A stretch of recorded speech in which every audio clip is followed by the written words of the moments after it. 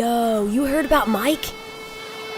Oh, they say he's like a giant, all decked out in heavy armor.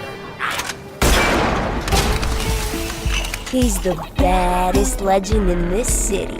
No cap. Straight up. Baddies bounce when they spot him. Dare to mess with him, you'll get hurt. Nah, that ain't it. Why? Okay, hear me out. He's got that never give up attitude and hands quicker than anyone. He's always working on every muscle and improving himself. He's ready to pop up wherever people need help. That ain't cool at all. Oh, trust me. When he pulled me out of that fire, he was hella cool.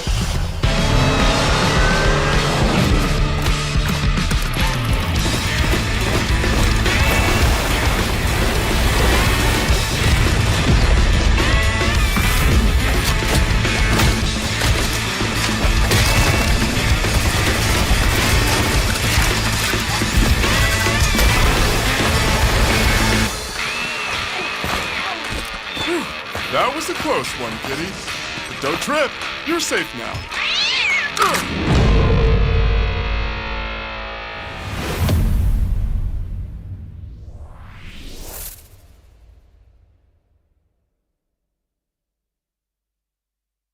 And then it went like a 1, 2, 3, 4.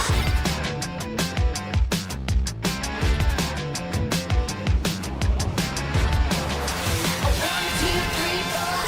It's fast, yeah.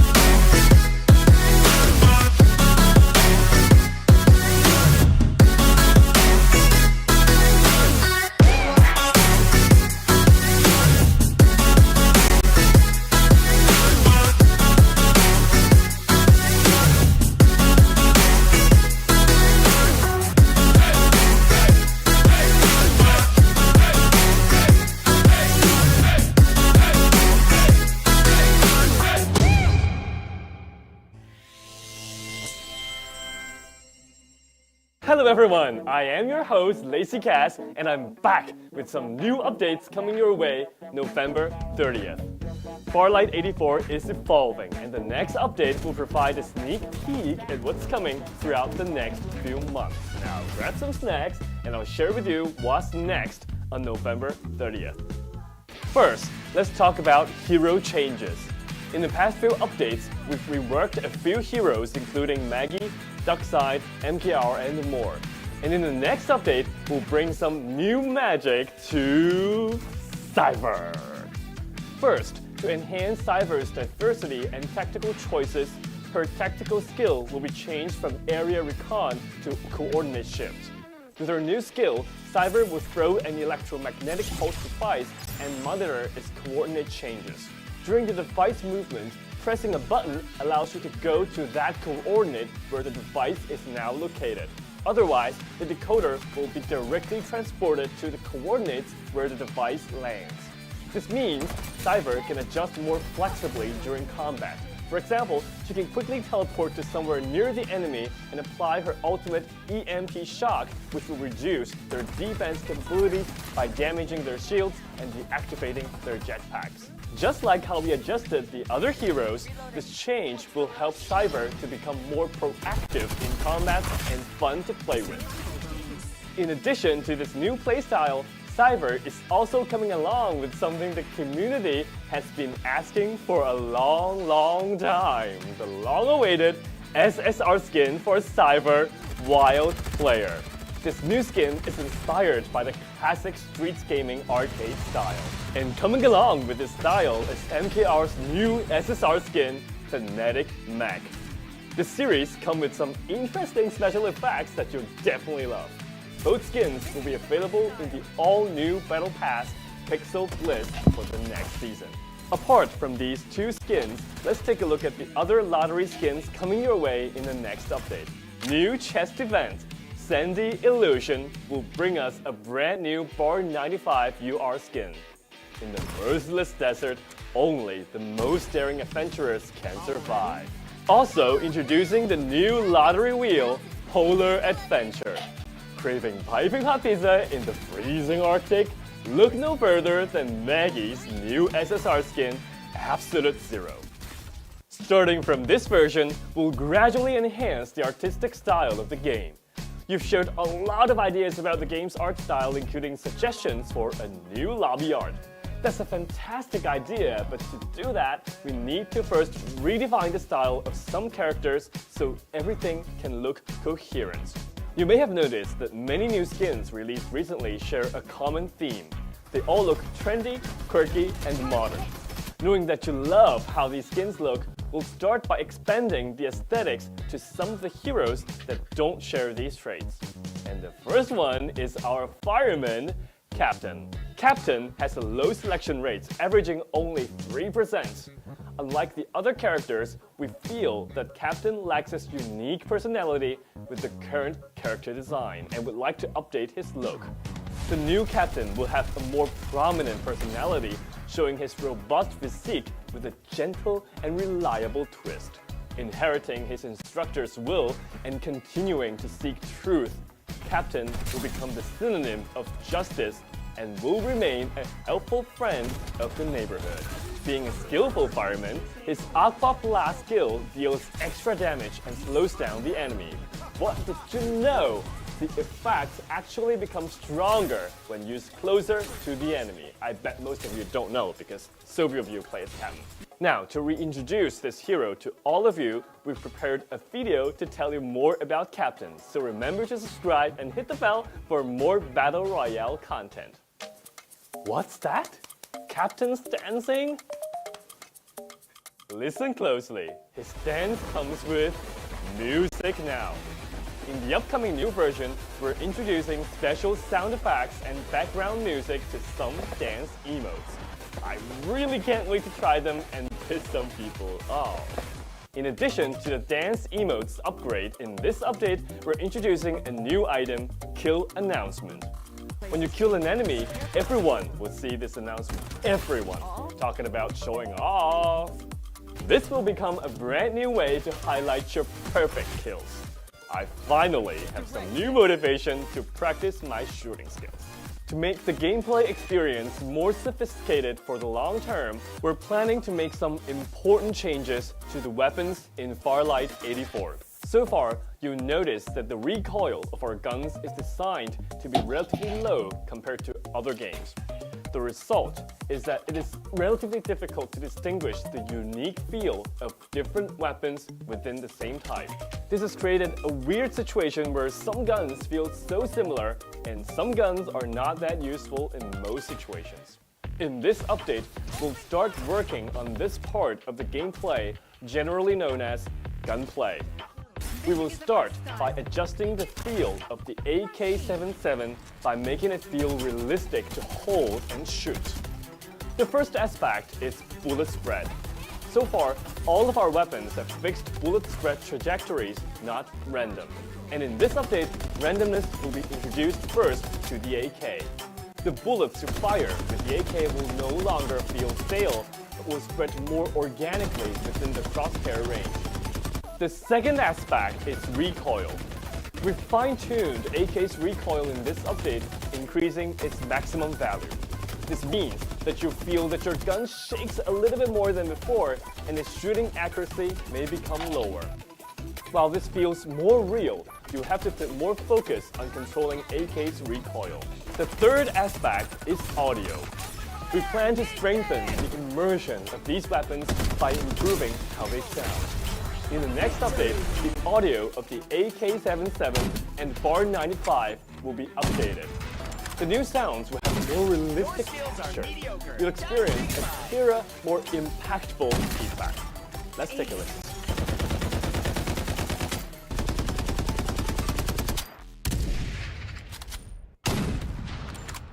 Overall, our goal with these adjustments is to raise the skill ceiling of gunplay, giving you more room to learn and master the weapons.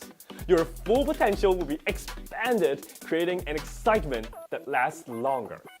You may ask, will that make it more difficult to play on mobile devices? We totally understand your concern, so the mobile experience will be optimized by recalibrating aim assist so that the experience still fits well in the palm of your hand. We're preparing a special announcement video to talk more about these upcoming changes and share some design thoughts on making the Farlight 84 experience even better. So subscribe and follow us to stay tuned. Next up, events. The event column is introducing a new announcement section. In the future, updates and announcements will be displayed right here, making it convenient for everyone to understand the details of the updates and know what's happening in the community. For example, we'll post anti-cheats updates right here for you. While we kept updating the ban lists every week on social, not everyone gets the information because of social algorithms. Now, these info will be shown right here, so every one of you get to know the latest news. And good news! Rewards are getting even better in the events. Now the daily tasks will provide you with new challenges and rewards every single day. At the same time, more rewards are now available for progression have also been increased. We've added the drop of Elite and Legend pack in the progression track, and you'll keep getting extra rewards even if you finish the whole progression. We have also optimized the chest event.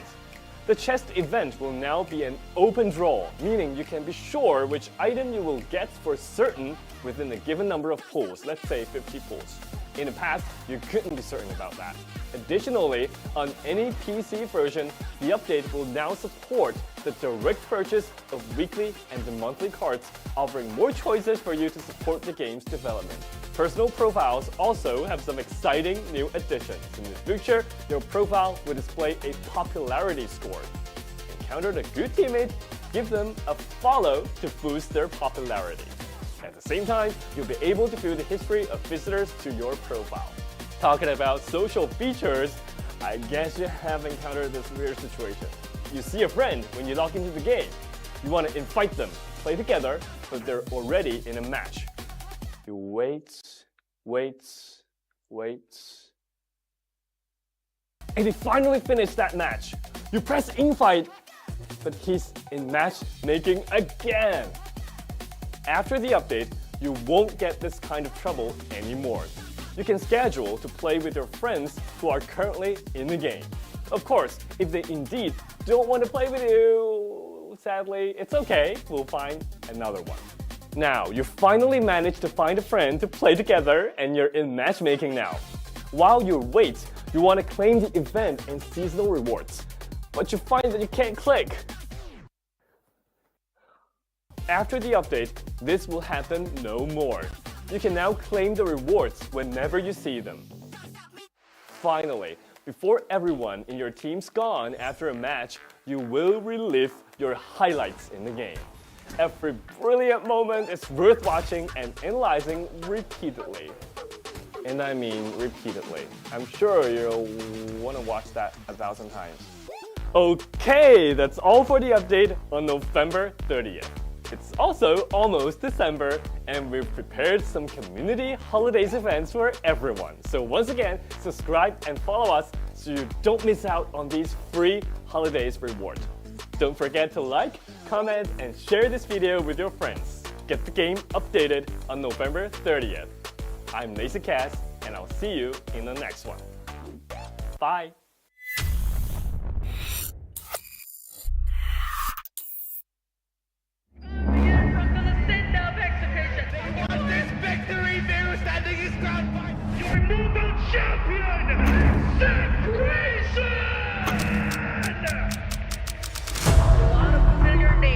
Battling for the top one here in FPC. The energy is rising up. Get the AMP stock available there to open it to make an attack. They've taken down one of their rats, now it's forward now. And one of their players shot down. And executed into the best time. Get that revenge play. Gravity with the help of the dead tower grenade as well. The perfect capture to finally end it. Second range and getting the kill on them. Now a perfect placement.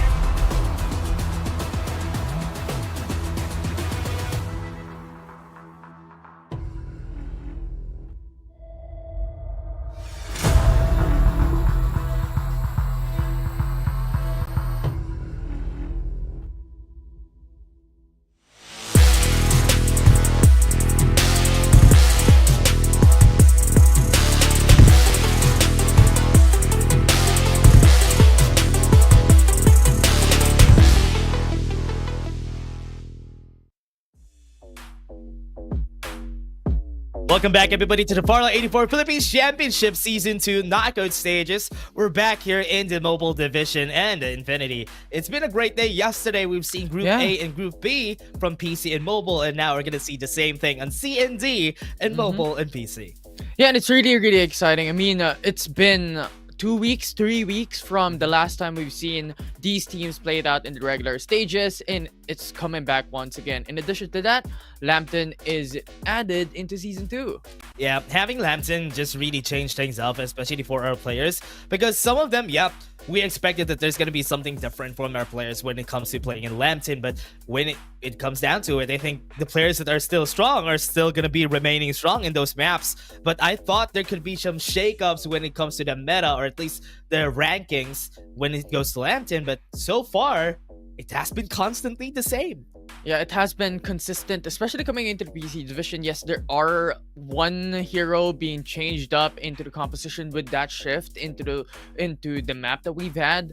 But thus far, it has been consistent. We're seeing the Sianas, the Momoys, the Embers come through right now in the PC. Yeah, I'm really surprised that Siana and even Momoy gets the competitive advantage here, especially when it comes to PC, just because of how long-range fights are always happening for the PC division. But in the mobile division, it's going to be a different story. A lot of utilities are going to be used here. You don't really need a lot of the attackers in the mobile division, but mostly a lot of utilities are going to be much more important here in the mobile division.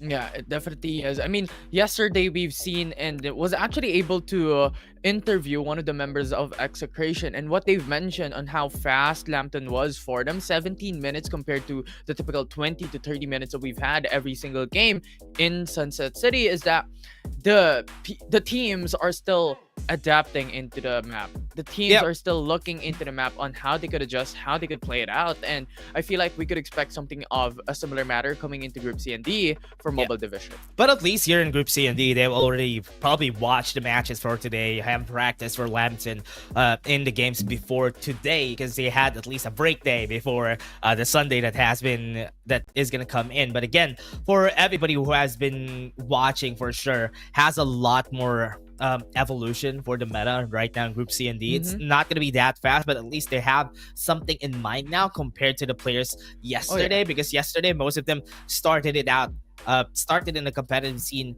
yesterday on Lambton, so that's a bit of a challenge yesterday. Yeah, it's so good. It's so good to see a lot of these changes occur especially when it comes to the competitive scene, because it really just brings out these adaptive systems from these teams as well to really just change up their game plan, change up their strategy coming into these games. And on top of that, as you mentioned, the meta has been evolving, right? We're seeing a lot of these changes when it comes to composition, but aside from that, guns are also adjusting, right? You're now seeing a lot of these AKs, as BK has mentioned yesterday, come through into the meta. Yeah, especially for what they said yesterday also for Burger Kim. She also said about the Embers being played right now, especially for some of the teams that we have here in the tournament, even in the mobile division. We've seen some Embers, even in the PC division, we've seen some of it, which is why it's honestly nice that we're seeing a lot of different capsulars, heroes are being played here in the games. And I'm kind of liking how it's quite different from what we expected compared to Season 1. Season 1, we have a set in stone amount of heroes, but now at least we have a lot of different ones. Definitely is. And you know what? Season 1 to Season 2, we have actually a very similar tournament format explainer that we're gonna have, like qualifiers coming through, and then the knockout stages that we're gonna have at the moment, and then coming through next is the finals, which is really exciting overall. Oh yeah. Now let's take a look at the tournament explainer for all of you who haven't watched and just watch right now, just tuned in to the FPC. We had an open qualifiers during November until December. Then we had the holiday break, which is like 2-3 weeks. And this is the continuation of that. The open qualifiers lasted for almost a month. 5 weeks. If you can correct me, Infinity, that was 5 weeks, right? 5 weeks of the open qualifiers. Weeks, yeah, around 5 weeks. Yeah, it was quite a journey for each and every single one of these teams as well. I mean, they were playing Monday to Wednesday for their daily matches during the qualifiers to really have that hopes to go into the top 60 for each week, to go into the weekly finals and battle up against the best of the best teams. And then right after, once that's done, when it happened in November up until December, right now we're already having the knockout stages, which is only in a span of 2 days. Then we're gonna have the PC semifinals and the finals next week, and then the mobile finals to follow right after. Yeah, mobile finals is gonna be next week. So the mobile players are gonna be having a big break, or rather a 2-week break before we head into the mobile finals, so they have time to practice. PC division would just have a 1-week practice before they head into the PC finals next week. It's gonna be a big challenge for those players, and for everybody who has been playing, they have a total prize pool of 37,500 pesos if ever they win this tournament. But all of you has been waiting for it, still have been waiting for an announcement for Season 3. Maybe the announcement is going to be during the LAN finals, so tune in. You might have another season. Definitely do. I mean, it's very exciting. We're looking forward into the next seasons, how these stories will change for each and every single team. Can the Uncrowned Kings now get their crown back here in Farlight 84 is like one of the storylines that we're looking at.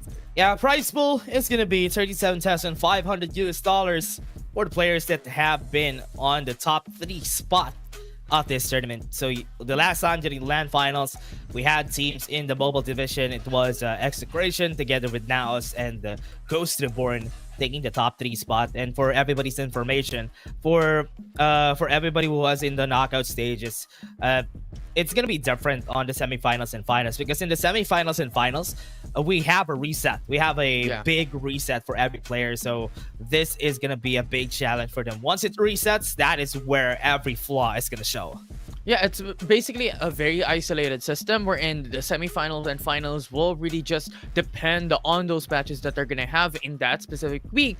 So that will be such a big importance for each and every single team to be able to really excel in their respective series. Yep, and that's what I like about it, though. Getting the reset there is just a big, could put everybody into zero, even if they haven't played a lot during the qualifiers, even the open qualifier is going to be a big difference. But now let's take a look. Group C. Group C is going to be Naos's group, and Group D is going to be Ghost to the Born's group. It's just almost the same as what we had from the last time, right? The last time we also had Ghost to the Born in Group C during Season 1, if I remember correctly, and Oasis and Naos were in Group D back then. So it's just a bit of a change, but almost the same as the last time. Yeah, and it's very scary of a group that we're gonna watch for these two, right? Because the thing is, Ghost Reborn has always been the bounty hunters of Farlight 84. Back then in Season 1, right at the get-go, they were almost the ones who got the first repeat finish, but was denied in the weekly semifinals. I believe it was week 4 that happened, and then right into the finals, Ghost Reborn always really performed out of their minds. So that is something that we could expect coming into Group D. From Group C, as you mentioned already, it's Naos's group. Yeah, ever since the LAN finals, I kind of just expected Ghost Reborn to have a very different playstyle compared to what they had during Season 1. Because during Season 1, when it came to the group stages, they had a lot of struggles. When they started, they only had one good week, which is week 1. Then after that, they started to dwindle down. They didn't really have the greatest performance. But once they head into the LAN finals, that is when they showed. They almost had it. They were so close on getting the spot against Execration. It's just that Execration just dominated the whole lobby during that time. And again, social media for everybody was looking to get into the FPC might be able to look at this. Farlight 84 and all our social medias. Just check a look at it for any announcements. Yeah, definitely. As long as, you know what, if you want to keep notice of what's gonna happen here in the FPC, especially that FPC finals for the PC division and mobile division is just around the corner. These are the best social medias to be able to really get updated onto the tournament. And as you have mentioned, right, Ghost Reborn, it was just too close. I mean, one series was the whole dictator on how Execration will be able to get that championship, or Ghost Reborn even to be able to take that down. But Execration just got 3 series out of 5. Like, who can stop them from Season 1? Yeah, and now it's quite different right now, right, Infinity? It's a different playstyle, it's a different landscape that we have in the tournament, because honestly, we have Sunset City, we have Lambton. Even during the finals, we're also going to have those maps. I think if we're going to think about it, Map 2 and Map 4 are going to be Lambton maps on that best of 5 that we have for the finals. So I'm kind of excited at how it's all going to go, because it's not always going to be Sunset City. It's not always going to be Sunflower Shopping Mall for Execration, because they will have a different spot in Lambton. Yeah, definitely so. I feel like Lambton will be that game changer coming into these finals, even in Season 2, right? Because this will really just state who has the best adaptability coming into these games, coming into these maps. Like, who will be the king of Sunset City? Who will be the king of Lambton? Yeah, what's going to be the greatest? That's going to be a question when it comes to the tournament that we're going to have there for the LAN finals. But again, Group C and Group D, that is where we're going to go. Don't forget our sponsors. Thank you very much to ROG and for Fantech for sponsoring this event. We wouldn't be able to do this without you guys. So get yourself, everybody, an ROG phone for those who dare. Because in the LAN finals, you're probably going to see the Fantech seats that we have there, and also the ROG phones that our players are going to be using. Yeah, most comfortable seats right out of the get-go here for Farlight 84, and of course the best phones in the game. Yeah, and again, everybody, that was just our pre-show. We're gonna be going into the game after the short break. See you guys in just a bit. Bye-bye.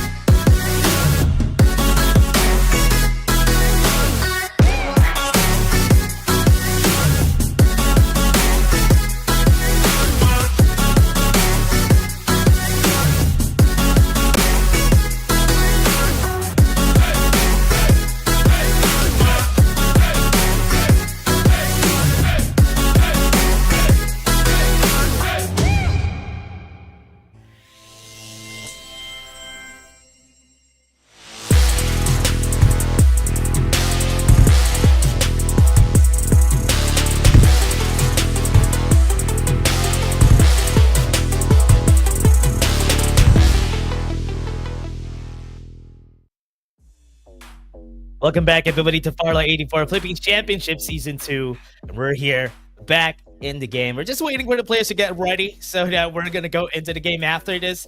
It's been quite a great day, honestly, today, Infinity. It's quite hot a while ago, but now it's getting quite a bit colder. A great time for us to watch some Farlight 84. But you mentioned that it's now gonna get hotter again. We're jumping into Sunset City. The sun is going down. Is it setting? Yeah, It's it's setting yeah. down. Yeah. Maybe it's gonna get colder. Maybe it's gonna get hotter. We don't know. It is gonna get colder because it's sunset. But again, Well, fair enough. okay, yeah. But again, for everybody out there wondering who's the group that is gonna be fighting for today, it's gonna be Group C. So for all the players out there, I'm kind of excited for the teams that are gonna be fighting. So we haven't talked about it. So let's talk about the teams here. Now, Yeah. esports is the strongest team in Group C. So they are the top 3 team overall in the whole FPC Season 2. But there's also very familiar names here. Very familiar names, right? One of the first teams that we're gonna look at as well, aside from Naos, is NRX Blackfire. NRX Blackfire is one of the teams that was able to get that repeat finish for the very first series, for the very first group that we've had during the qualifiers, during the regular stages for Season 2. So that is a team to take note of coming down here into Group C, aside from Naos. But in the likes, we have X Beta as well, DTKX1 performing out of their minds coming into the prior week. So a lot of expectations on the line across these teams. Yeah, and also something to really point out is that VBXP is also one of the things to look at, because even though they haven't had any great podium finishes, they were able to get in a consistent spot when we started the whole tournament. Yes, Blackfire and even now esports has a lot more points, but VVXP shouldn't be counted out because the consistency that they have could definitely trip up some of these players though. So I'm kind of excited to see what's gonna happen. Yeah, I'm really excited as well. But you know what is something that these teams has to for these viewers to be excited for is the in-game reward hashtag that we have. Really exciting stuff. Yeah, for in-game reward, just use the hashtag Farlight84, hashtag FPC, hashtag Create Your Saga, and hashtag FPC2. Don't forget to share the live streams that we have so you can see you guys right there, and also for you to get your in-game rewards right there on your games. Yeah, it's just a lot of skins to be given away. I mean, yesterday we have given away Generator skin, I believe, and also I believe it was Maggie skin on top of that. So maybe this will be changed today. We don't know, but it's for the viewers to find out later on. And for all the viewers out there watching, don't forget to share this to your friends, because we are looking for viewer milestones, and once we reach those milestones, we're going to be giving out the skins, and that is when the redeem codes are going to come out, and usually it comes out randomly, so you just need to tune in and just watch, because you don't know, maybe we're going to be giving some redeem codes later after this game. Yeah, maybe after this game, after the series, there's just a lot of opportunities, right? Every single time we have been giving away golds, diamonds, skins, so a lot of expectations for the viewers watching at home. And on top of that, the TikTok drops are also available coming into the viewers at home watching FPC. Yeah, and for everybody out there watching, don't forget to bring out your snacks, because we have a lot of groups that are going to be playing for today. Yesterday, we had a long time of Farlight 84, but it was really fun to see, especially for the viewers that still supported until the end there, still watch until the late nights when we still had the game. So thank you very much. We really appreciate you watching together with us, the players, and also them creating their own saga here in Farlight 84. Yeah, it's the opportunity for not just the teams, but also to the viewers watching at home, to the community, to create their own saga in game in Farlight 84. A lot of exciting stuff. But as you mentioned, Dash, this is going to be an intense place. This is going to be a chaotic group that we have on our hands right now for Group C here into the mobile division. And the stakes on the line for the viewers watching at home are massive, because teams and dreams will be crushed this week, and the top 60 teams alone will be proceeding into the PC and mobile finals into the next 2 weeks that we've had. Yeah, and also we're gonna show it by the end of the mobile division later on. So we're gonna see who's gonna be heading to the semifinals for the mobile division. So after Group D, because we have Group C for now. Then after that, we'll have Group D. When we have Group D, we're going to be showing the top 30 teams who are going to be joining us on the semi-finals. So Top we're going to 30. see it after. So this is going to be really, really sad for those players that are not going to be joining us. But again, Yeah. we still have another season, so don't worry about it, everybody. We're still waiting for the announcement, but we're all just optimistic on having another season. But again, everybody, we're going to go to the next game. This is going to be game 1 of Group C, round 1. We are back at home. We're back are. at Sunset City. We are back home. We are back to the olden days as we are jumping into Sunset City, as you mentioned. But right now, when it comes to the capsule pad, it's more leaning towards the east side of the map here. So expectations are going to be Carnival, Nova Planetarium, and Iris Ranch towards the west side of the map, along with Sunflower Shopping Mall, as always, to be consistently occupied. But going into the west part of this map, there is only 2 teams that occupy this. NRX-NM for Riverview Park and X-Beta going into more of the southeast part of the map, which is going to leave a lot of options open for the likes of NRX-NM to really just occupy the likes of Sunshine Tower and the buildings in between. Oh yeah, and we were seeing not a lot of people, but look at Tower 3 Station. House is still gonna go there. Something to point out, a little bit of trivia for everybody who has been watching, even the PC division. Now's esports, they're always gonna be dropping in Tower 3 Station. When you see Naos, they're always gonna be at Tower 3 Station. May it be a PC, may it be in mobile, they're always gonna love this area. Yeah, and the characteristic of Power 3 Station really just supports the playstyle of Naos, right? Because the thing is, Power 3 Station has so much gear XPs, given the fact that you have one of the most golden chests available in the whole map in Power 3 Station. And yes, consistently they are non-existent when it comes to Shield XP devices before, but the patches have been changed, so there are a couple of times where the rotations come through. But the fact is, Power 3 Station is one of the best spots to drop on if you want a lot of loots right out of the get-go.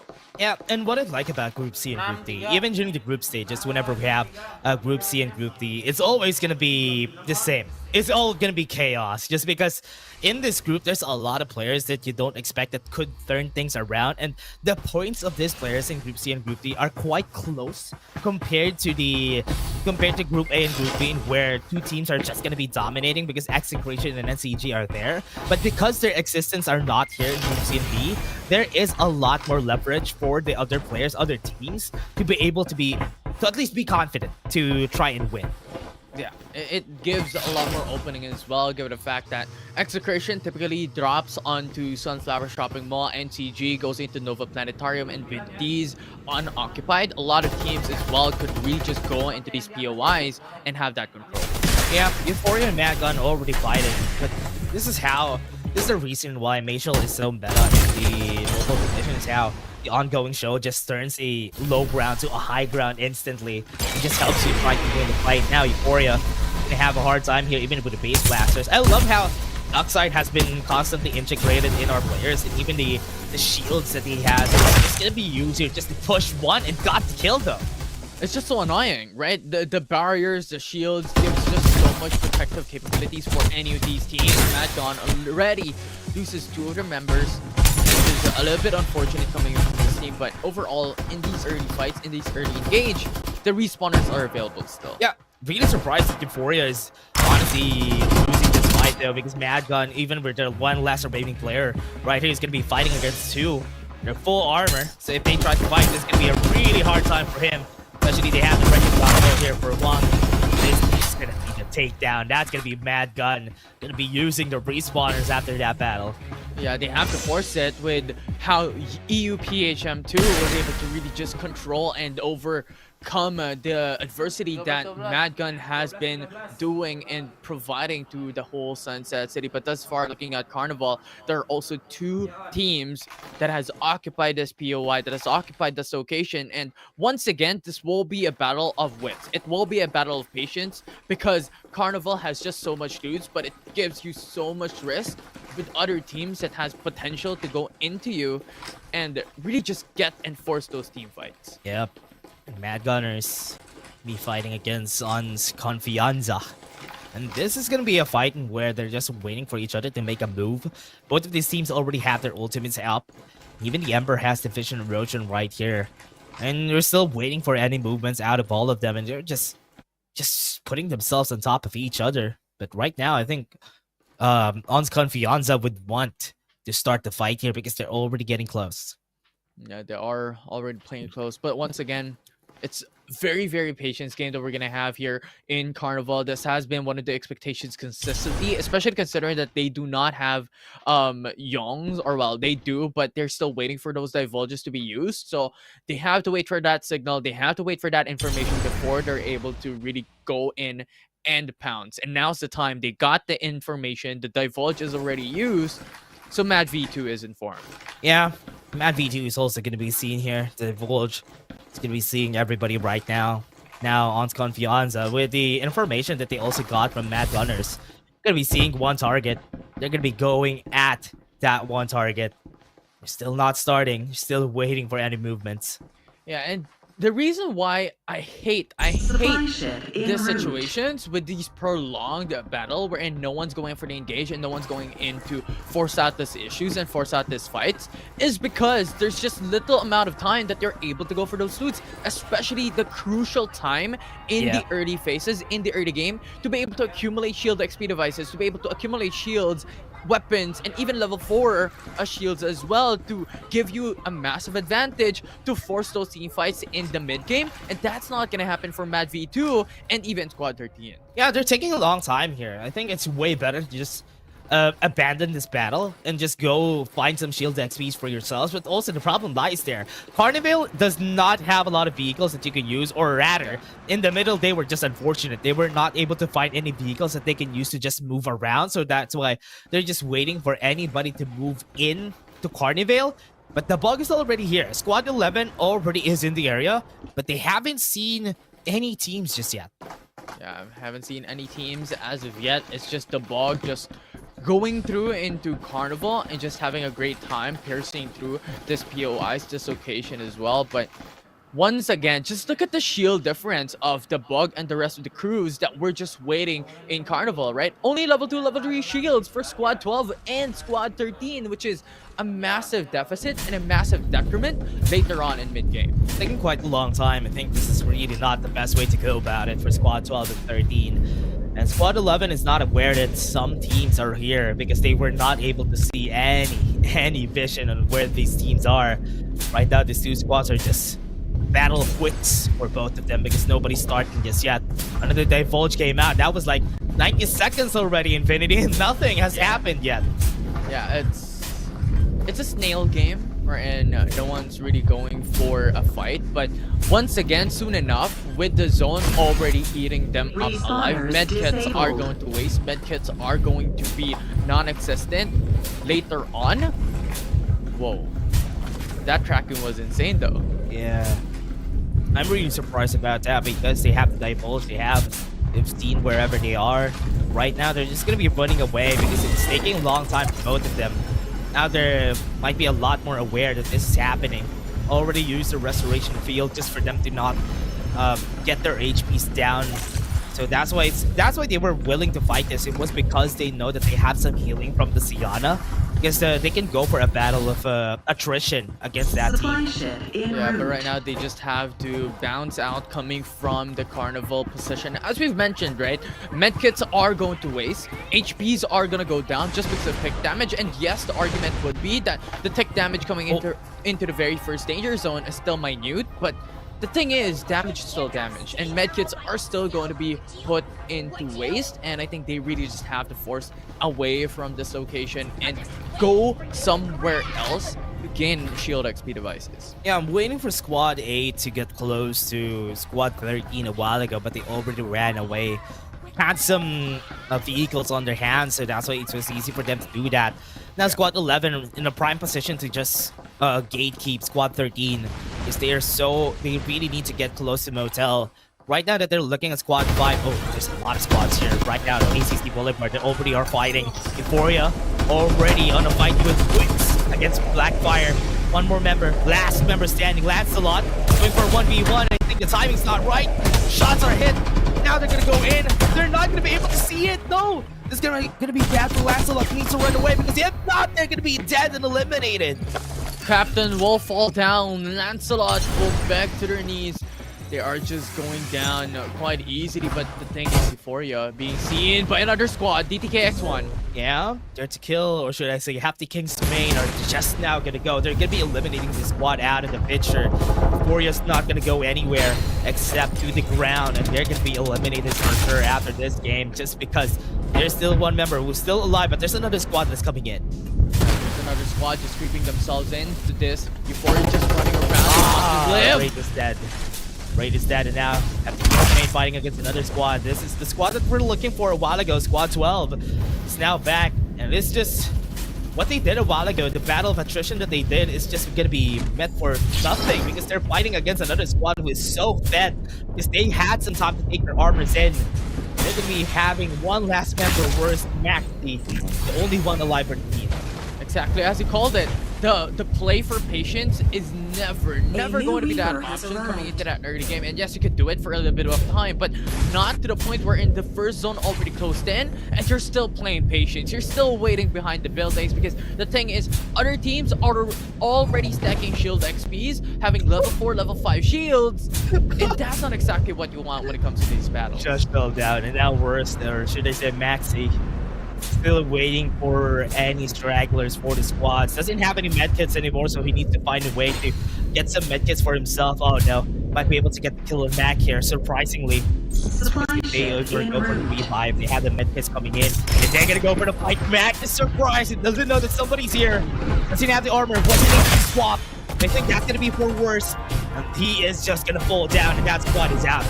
Blinding mark was not enough. Those back and forths was able to really just push it out. 10 teams remaining coming into map 1 of Group C here in the mobile division, and once again looking at it, Euphoria and a bit of a deficit here in the midst of the danger zone. Playing on zone edge gives you a lot of comfortability to play it late, but not like this. A lot of teams already gatekeeping you to enter the safe zone.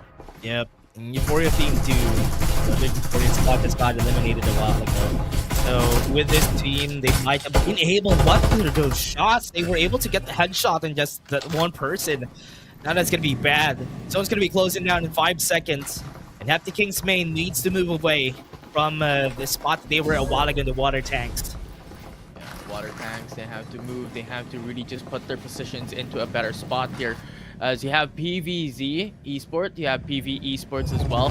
Just having control over this bridge, having a control over the southeast part of this specific island here, just west side of the land of the dead. But thus far now, esports, as always, when it comes to their strategies, having the initial point, having the initial control over the center of the safe zone. This has been consistent when it comes to the PC division and mobile division. It has netted them a lot of wins, but the question is, will this net them the benefit once again here in game 1? They've heard Viva Express fighting a while ago. Now with the divulge, to get information of where they are, PV Esports were able to sniff out Squad 3. They're dealing some damage against them with the defenders. Right now, they're still not starting anything soon. They might be able to go in if ever they need to. They have the War Falcon on their hands. Even using the EV shock themselves inside, but nobody's pushing. Already got killed, and one St. Captain is down. They might be able to go for more. Yeah, they will be able to get that one kill that they wanted. One down already for PVZ. VVXP is just shooting from far away. This will give them a massive disadvantage. Viper, ongoing show. Yep. Optic ongoing show. Has advantage beverage trying to fight. They'll go for the revive whenever they need to. PV. Oh wow, they got the revive though. That's not gonna be good for the other squad. No, never mind. They did not get the revive. They just used an ongoing show. That ongoing show just got destroyed. Yeah, they're just out in the open. They couldn't fight up against the likes of that team that was just waiting for them, right? So that's the only option that they could do. Go into 10-man industrial, considering as well that the safe zone is already closing in into 10-man. Having that initial position into safety onto one of these boxes into 10-man industrial complex will be giving you a lot of advantage coming into that final zone, coming into that late game. Yeah, I love that Sienna has been shaking up the meta here. That even in this composition, they've even dropped the Cypher. They drop the Cypher, they go for the Sienna. So this is interesting, especially when you have a playstyle like this and where you're gonna be using defenders. That is how the PC division has been playing ever since. But if you have a playstyle that is almost the same as the PC, where you have defenders on your side, this is also gonna be good because if somebody gets eliminated from long range, that is a Mediax could definitely just lift them up.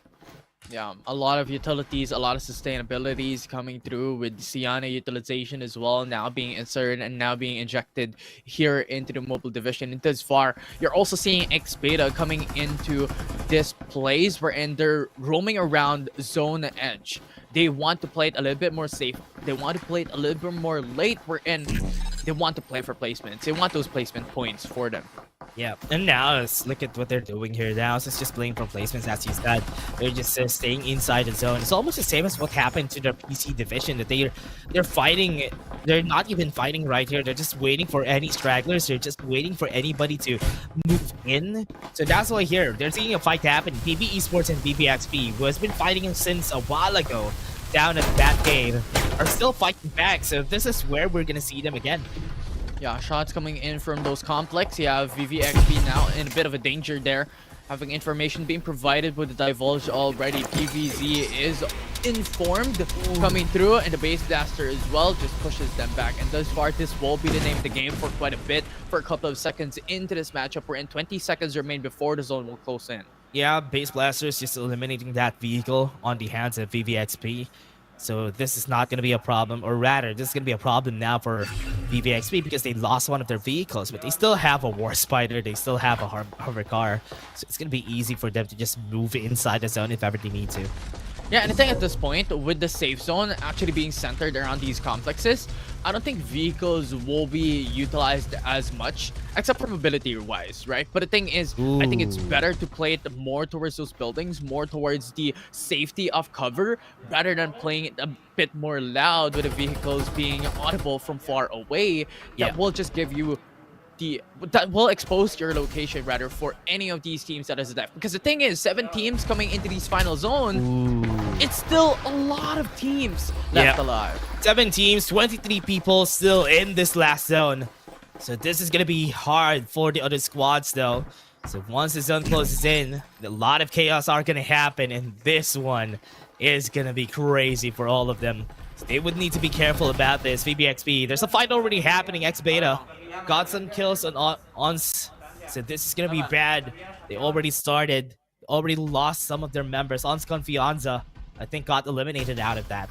Yeah, 6 teams remaining coming into this. 20 people left standing. Viper and CG brought down by Naos. Oh no, they got one more though. So now there's still only one last member standing for their squad, and they are gonna be eliminated by Naos.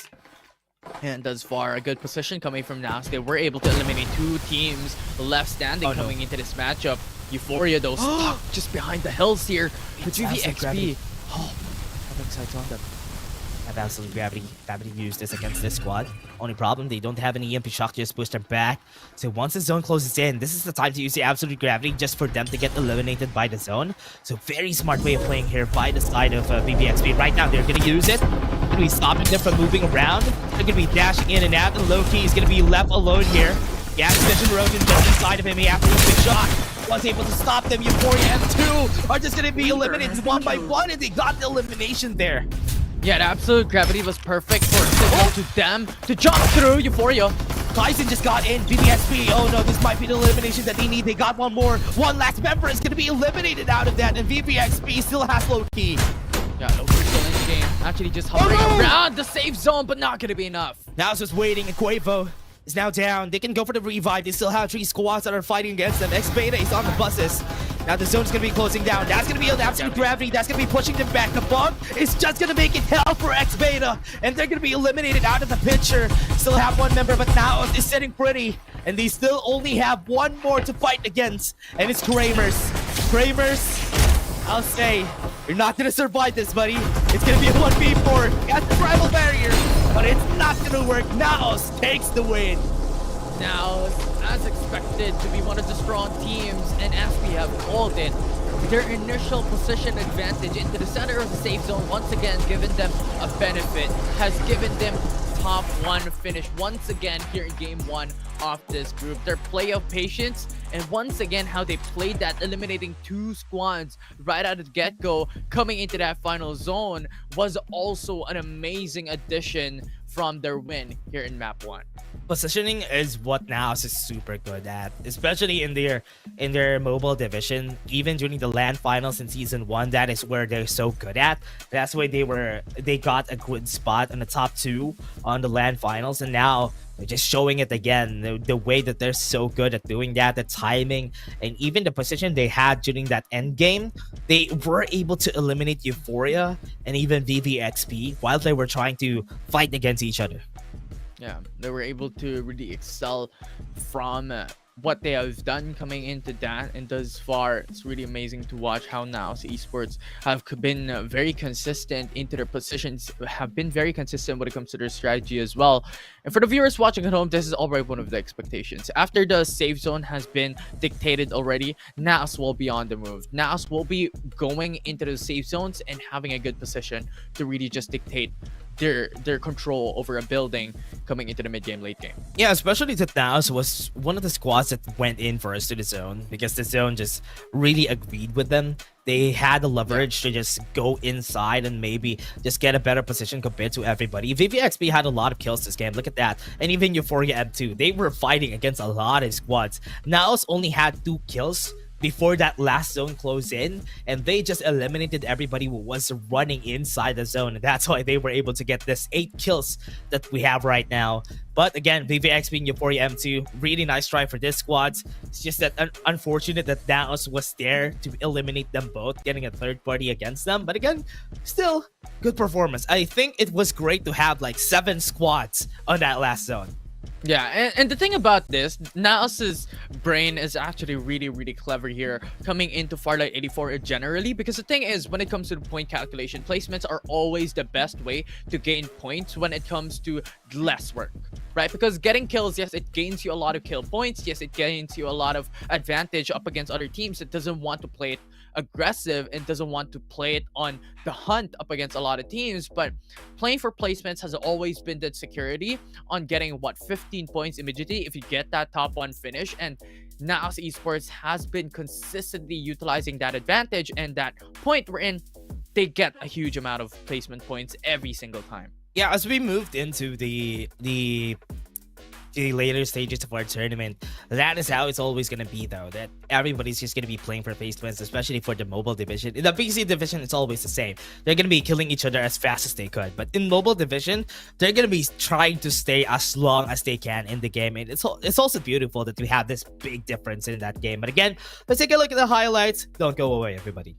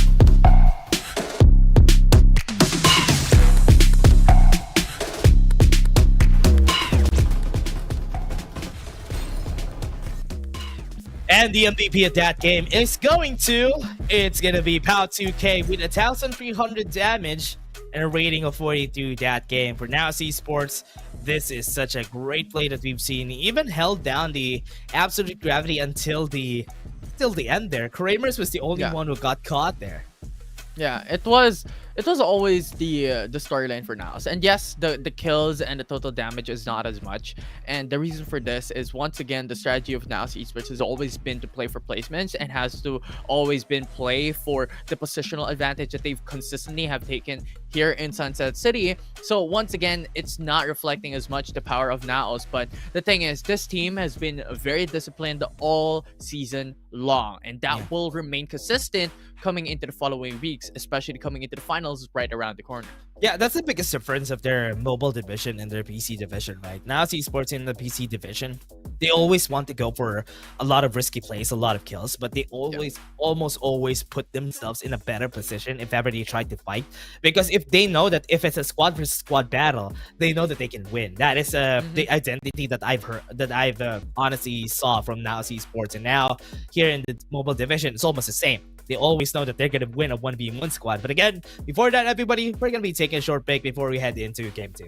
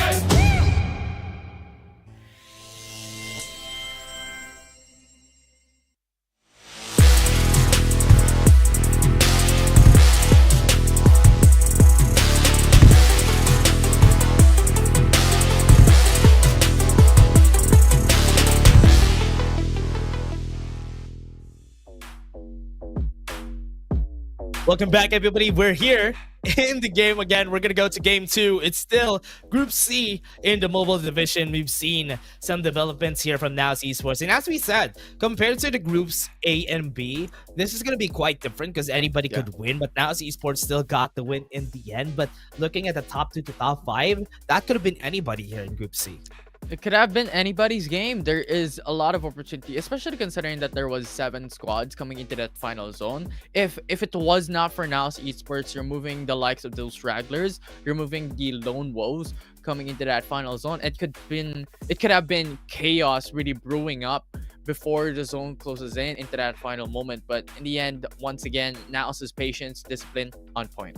Yeah, there always has been this discipline that they had ever since, and always they're just gonna be positioning themselves well inside the zone before they try to start any fights. So that has always been their thing. That's why Power Tree Station has always been their drop, is because if ever the zone is not gonna be on their side, they're just gonna be able to rotate away from everybody once the zone closes in on the other side of the map. Yeah, it definitely is. And this is what excites me as well, is from what we have seen in game number 1, even in the past weeks, even in yesterday's matches in the knockout stages, how the capsule pass has really been evolving as well. Like, it sounds so weird because capsule paths are pretty much towards the game itself and a bit randomized, but thus far, coming into the likes of season 1 into season 2, it has been a lot different as well. And thus far, this will really dictate how these teams drop onto these points. Yes, now as esports really has this favorability still on the Power Tree Station, but their initial drop point is towards Iris Ranch. Their initial drop point is towards the further parts of Power Tree Station, which is really exciting overall. Yeah, especially the zone a while ago was quite, or rather, the capsule was quite far away from Power Tree Station. They still went to Power Tree Station because here in the tournament, we're always gonna see some players try to contest the teams that are already established on a certain POI, and that is gonna be a problem because that is their comfort zone. And once you try to fight them under POI, that is where they know that they're gonna win. But again, it's always good to try and contest them too. It's always two sides of the coin, because if they try to contest them, they're not gonna be comfortable on winning, or rather on that first parts of the game, and that's gonna be a bit later on the rotation after that. And you know what is not comfortable for a lot of these teams as well? It's a new map in the mids here.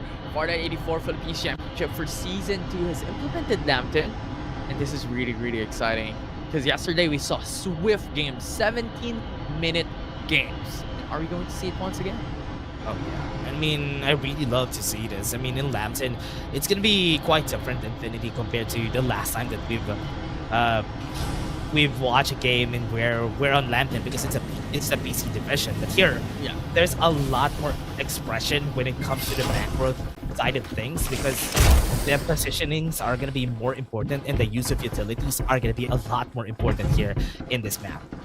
Yeah, and once again, right, I love Euphoria's drop point, right? It's more towards Nova, and the thing is, this is also hot drop. Right after, they could go to Old Town, they could go to Staff Dorm, they could go to Maintenance Center, have a full circle of their rotations, and just have a lot of routes. But regardless, looking at these maps, there's also a lot of heat going into the likes of Blackfire, Madgun, VVXP down into the southwest part of the map. So really the expectations is early aggression rather could be predicted here coming into these 4 squads around the corner. Yeah, and compared to the PC division, I would also want to know what are the heroes that they are going to be using here in Infinity. Because in the PC division, it's quite different, right? They have a lot of Sianas on their games, but that's also a hero that they use even in Sunset City. So here in the mobile division, there is a lot of duck sides from what I'm seeing, even in for Wang Yeji, especially for Euphoria F2. I've been using this a lot. Oh no, that's gonna be hover car running away. And what? On's country Onza was able to run away. Yeah, I was able to go back into the buildings. Very low HP though, but Euphoria is going to catch up. Coord Shift will not be enough, so thus far, he will still be safe in the midst of that adversity. But once again, look at the amount of squads as well. Going down into the southeast part of the map, there's just a lot of teams going into this horizon. Given the fact that these is also 2 POIs, it has so much loot. What? They're still chasing them though. Look at this. They're really just going at it and just gunning on those squads. Euphoria M2 doesn't even have a chance to have a break here. And what we're seeing here, Widgie still actually just gonna run though. But now, let's take a look at how the map is gonna go here for everybody. There's a lot of people at the logistics hub and even in charging station. But here, we're already seeing a fight right there at the middle. This is really surprising for me that they're already fighting right in the middle of the map. The Leons, there's not really a lot of shield XPs here unless they go to maybe Rubber Fortress and Remnant Camp. But from what we're seeing, Wang Yeji gets the kill there. Yeah, will be able to take that elimination. And once again, we saw a glimpse of what Sienna's power can do. Like that sustainability overall. They don't have to use any medkits to really put back their HP up when it comes to those fights. So it's really a good sustainability tool for a lot of these teams. Yep, squad 13. Even squad 4 is quite close. Kaizen gonna be left alone here. Some of the members right here of squad 9 are already running away. Gonna be leaving him alone. Next beta is gonna go in. The damage was there. Kaizen is just gonna be running invisible. He's just gonna get killed here for sure because one more shot to the head and that's gonna be enough. Kaizen's gone. X-Beta will have that advantage up against Euphoria. Just behind the rock. This will be a difficult time for them. The 2 flanks will be taken. Oh no, but Bond is gonna be down and that is it. Euphoria M2 still has 2 members that was able to run away a while ago, but they still have some respawners back up. Yeah, respawners is still available coming into this matchup. As you have stated, there's still 2 zones that we're waiting before that loses its availability coming in for each and every single team. But thus far, X-Beta getting themselves 2 kills coming into that early game is really massive. And once again, you know, stacking up those shield XP devices coming into these early matches, coming into these early phases will be of such a big importance and significance coming to each and every single team that will lead to a possibility of a better chance of success in these games. Yeah, and for X-Beta, what they want to do here is maybe just find a way to just get there on the upper side of our map. Look at this. Matt V2 is already rotating on the northern side of the map, and a lot of members that are on the southern side are gonna have a hard time, and for sure they're gonna be meeting each other, thinning the crowd before they get close to each other. Because the fight is happening at the ongoing show already. This is gonna be pulled back by the ult right there, the absolute gravity on both sides. Just not making it work for the Fog. Already 2 members down. 2 for 1, followed up by another. The Fog in danger. That Loki's gonna go in, get elimination. 1 more to take them down. They're just gonna go in, and the Ral is gonna go in, gets 1. It's gonna be a 1v1 between him and Loki. Loki's still alive, shooting from far away. You have the vertical dashes to be able to go up and gain that verticality and reset. Oh, he doesn't have the information of where he is. Might be a bit of time, and now in the said Loki didn't know, and he's gonna be eliminated here. It's a good thing that they still have some respawners, but the Bulk was able to win. That was really good coming in from Generaldo, just jumping and climbing towards the wall. There's no information provided from the opposition, and that will just net them that initial 5 kills that they wanted. And this will remove one of the respawners coming in from the opposition as well, which is an amazing ideal situation coming from the Bug. So another squad is gonna come in, the go in, try to fight back Sangria. Here, another squad that is gonna come in. Squad 8 might be able to get the elimination against both of these squads. 2 squads that are on top of them on the high ground. They still go for the revive if ever they need to. They still have some medkits. Respawners are not yet available already for Shippo. General, yes, they have the respawner availability, but as you mentioned, Squad 8 is just around the corner here. This is 3 members coming from PV Esports. And once again, if they took the opportunity with level 5, level 4 shields already, this will be massive. Yep, respawners are used. Some of the members of the Fog here. Gonna get the elimination on Loki. Loki is gonna be out now. Right now, Squad 8 is gonna go in. The timing's just perfect. Some of their members doesn't have a lot of HP yet. Can go for the medkits, but it's still not gonna work with the travel barrier on front of St. Gavin. Could just go in. They see the travel barrier from outside, and they just want to run away.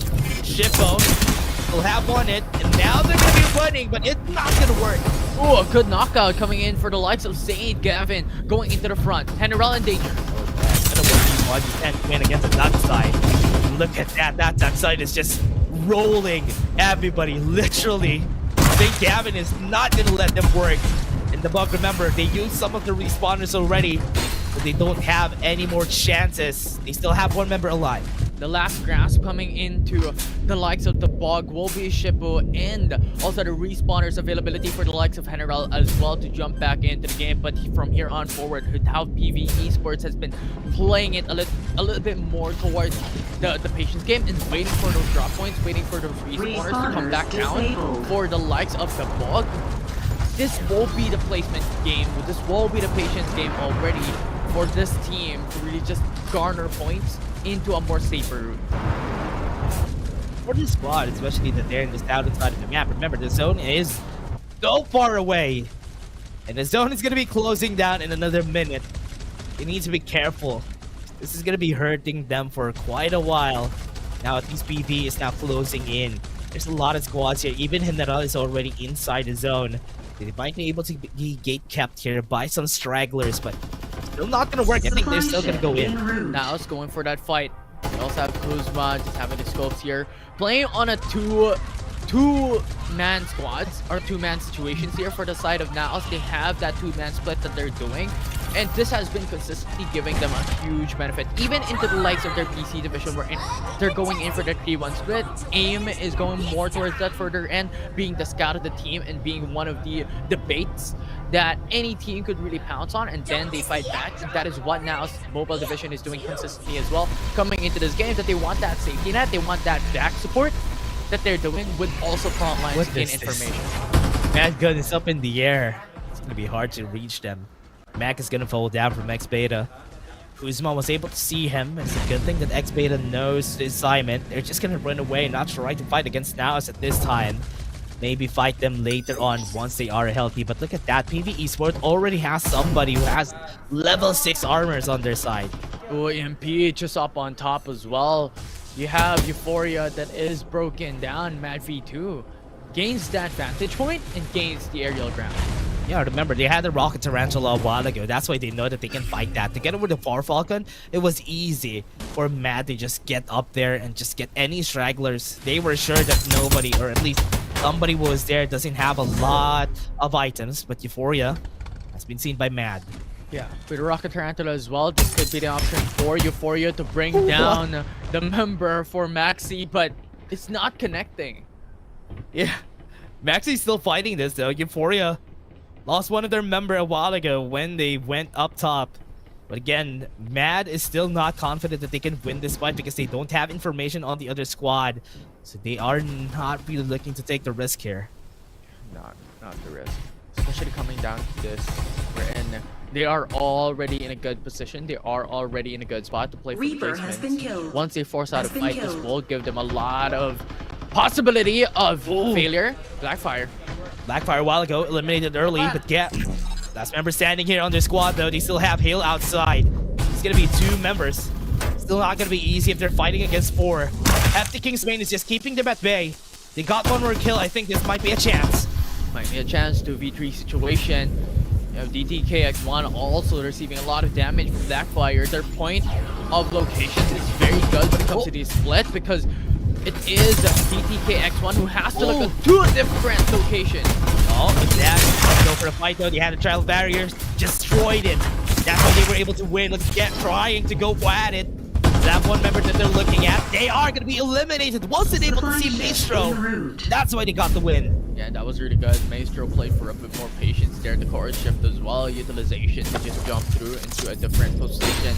And now DTKX1 will be able to really take that win, but loses to their members in the process. Oh no. Outside of gravity, you have information where Maxi is. But how are they going to go up top? Not going to work. If they have the War Vulcan, maybe. But I think that's not going to be possible. It is not. I mean, the absolute gravity as well was in hopes to bring down the member of the opposition on the rooftop, but he was just walking. He was crab walking into a wall there, which really denied that possibility of him going down. And so far, my V2 is in a very good position. They have placements secured already with one of their members just up on top, which is Maxi on the roof. And you have 3 of the members being united into 2 buildings as well, having full control over this position. So whenever a fight occurs, they still have that advantage. Yeah, especially Mad V2 here, just going for a war of attrition against Euphoria. It's a good thing that they're still inside the zone, both of these squads, but Squad 6, or rather Squad 5, could go in at any time, and even Squad 1. So they might be able to see this thing happening. Hefty King's main having a hard time getting inside. And they are fighting against them right now. Infinity, I think that divulge could be the reason why they might be able to win this. Yeah, DTKX1 now going swiftly into the safe zone, but there are 2 teams. Cinco's gonna be down, yeah. That's gonna be a failure for Cinco. And now Hefty King's Bane wants to get more. They are inside a building. it is still not gonna work because Naos is gonna go to that same building. They might get eliminated right now. That's gonna be the elimination that they're looking for. Kong is gonna get damaged, but Maestro is gonna fall down, and now that team is out. Yeah, it's very, very good coming in for the likes of Naps as well. Have you seen how they engaged onto that? It went in for a two-person squads or two-person teams, 2 teams to be exact, coming into that engage. So it really just buys them a lot more capabilities into having that 2 front lines and 2 backline damage that Naus has been doing. And thus far with that elimination, they stack up onto level 5 shields across the board, gives them much more advantage. Yeah, man, it's gonna be Steam here. Don't have advantage on going show. It's gonna be used. They even have the Blaze Blasters on their side. Still not gonna get the kill. Raid is gonna fall down. Great timing. Still have somebody in the air, and that's the reason why they're winning. Yeah, it's very good. You have that high range damage with the Invader coming in from Maxi as well. There's just no possibility for the opponents to really just bring him out. But the thing is, the fortunate part about the other teams here coming into this game, that the save zone is not towards Maxi, it's not towards Mad V2. So eventually, Maxi has to go down. Yeah, Naos was able to dip into the fight. Third-party Central Nairobi. It's just hiding inside this building. Still looking at it, Euphoria. Oh no, Nairobi got eliminated. That squad is now out. Euphoria is stunned. Mad V2 is still alive. Mad V2 is still alive with Maxi on the roof. This will really be good and amazing. But the thing is, zone closing in already. This will be over 20 damage per tick. So it will be very, very dangerous to stay put onto the danger zone once the zone closes in, because that will really just deplete the medkits of your team, the medkits of your individual inventory. And that's not something that you want, especially coming into these placement matches. Yeah, though. Mark was able to see it, and that's gonna be the destruction that they needed. Now, Kong very healthy with 10 kills. Even in Lambton, this team performs. Yeah, and this is what we mentioned, right? Eventually, these players will go down, and it was just really unfortunate that the safe zone was not in their favor as they hoped to be coming into that rooftop, which gave them so much advantage into that fight. And right now, Maxi falls down. No. 6 squads remaining into this game with 18 people left. Yeah, still have one though from Euphoria M2. One more straggler, Widgie. We're seeing him in our maps. So if ever he gets eliminated, we're gonna be down to 5. So at least now he's gonna be surviving. And now esports on the highest ground that we have here. So they have a really good view of where everybody is.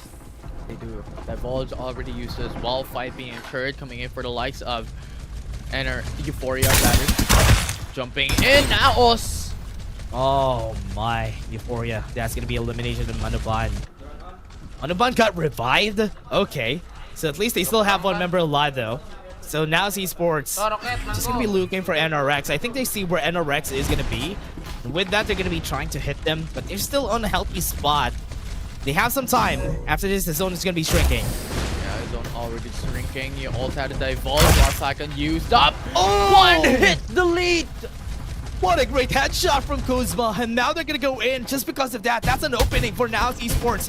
Still doing the patience game. Edge of the zone is gonna be closing in. They're already in a great spot, and they are on looking everybody on this high ground. Naos got themselves under the kill on top of that. And right now, it will be Naos who's just utilizing this hill, utilizing the high ground to their advantage. And thus far has been giving them so much advantage up against any teams. Everybody needs to close the distance, but Naos just made them have less options. That's why they closed the distance and all of the squads. It's a good thing that they're still inside. Still have the high ground for themselves. PVZ might be in a big disadvantage if ever they try to close in the distance against Naos. PV Wait, what? Esports, very Luigi? close to Naos. Going for the cover shift, that's not exactly what you want. No, was able to go in. He was in the middle of everybody. That's why he got eliminated now. PVZ was able to get 11. Now is in the same spot, in the same amount of kills. They also have somebody who has a level 6 armor on their side. So PVZ, what they can do here is just wait, be patient. They have a building on their names. Naos doesn't have any. Yeah, but the thing is, with how close quarters these buildings are, one EMP could really just disrupt how PV Esports wants to play it out. And once again, Naos has the advantage coming into this game, because the thing is, they have the high ground, they have the hills. Yes, there are no buildings coming into these mountains, but given the fact that they are so much higher than PV Esports and NRX and M, it's just gives him so much more view of what's happening on the ground. That's information, PVZ. Bit too impatient. The zone is closing. They want to go inside. They went to the low ground. They could have had an option to go to where Naos is, but they didn't. And now Naos and also NRX is looking at them. Right now, PV Esports as well loses one of their members already. Now, still complete 4-member squad. That ball just used by everybody. They have information on where they are. One more EMP shock could honestly start the spy for Naos. They have the hologram guy. They're gonna go inside. They know that everybody's here. Ultimates are already used up, coming from NRX and M, along with other teams. Now it's time. Not even using the EMP shock just yet. They're just getting information, waiting for everybody to go in. Look at the patience coming from this squad. Kuzma gonna go up top, and here comes the EMP shock from Naos and NRX. He's the one, and they know where it is. And that's why Naos is cleaning house. They're cleaning everybody. They're exterminators right now, and they are just taking them down one by one. Now there are only a couple of members left. One member goes down once again. Oh, it's gonna be Onza, the last one standing. That's gonna be one down, last one, and that's gonna be the kill. Now esports takes another win. What a play of precision, the play of precision, the placements. Once again, how they're always consistent into getting a better edge against every single team in the game just because of how they're able to secure a better advantage, a better position than all of them. Oh man, what is this? This is such a great time for Naos esports to be getting back-to-back wins. Now they're closing to having a three-peat on this group.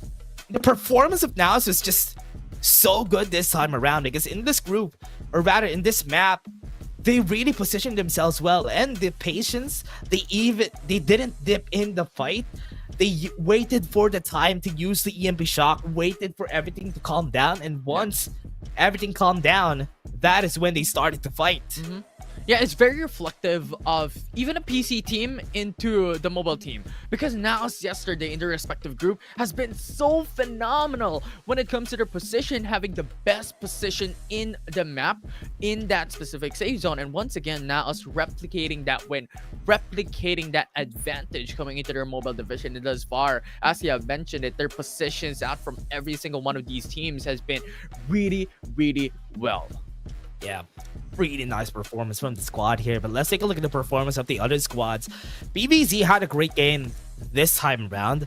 I really like their performance this game, but they were not able to finish it. The decision that they made to not try to fight Naos was smart, but they had to cross a distance in where there was a big open space, and that's why everybody was looking at them, and that's why they got eliminated at the 4th place spot. Yeah, it was clever to not fight up against Naos because Naos is just too strong. But given the fact of how their positions were going into that match, you already called it, right? They were going into the middle of actually nothing, like trees just in between, but they were wanting to fight up against NRX and M, which was not exactly the best option. I think they could have gone better into going up against Naos, up the hill, uses up their jetpacks, and gain that advantage with those EMPs, with the cohort shift as well, to gain that possibility of really winning up against them. Honestly, could have been more productive if they tried to fight against Naos. Yes, Naos is a really strong team, but if they tried to fight against Naos, that could have denied Naos of getting this win if ever, because NRX could have had a chance to fight against them. But because they just went into the open, they were not able to do anything. They were not able to do anything when they went there because they got eliminated right there because NRX, Ons Confianza, and even Naos was just looking at them, and that was just easy enough for everybody to just get one elimination for themselves. Yeah, and that's the thing, right? 2 members were already immediately eliminated because they were wanting to really just cross over onto the next building to fight up against one of the remaining teams aside from Naos, because they want that safety net, which is for sure is something that any teams would consider to not fight up against Naos, given the fact of how strong they are over the past weeks in the regular stages. But having that long distance to come through is not really the best. Really not gonna work though, especially it was Lambton that we're talking about. But again, everybody, let's take a look at what happened again that game. It was such a nice time to see, so let's go to the highlights.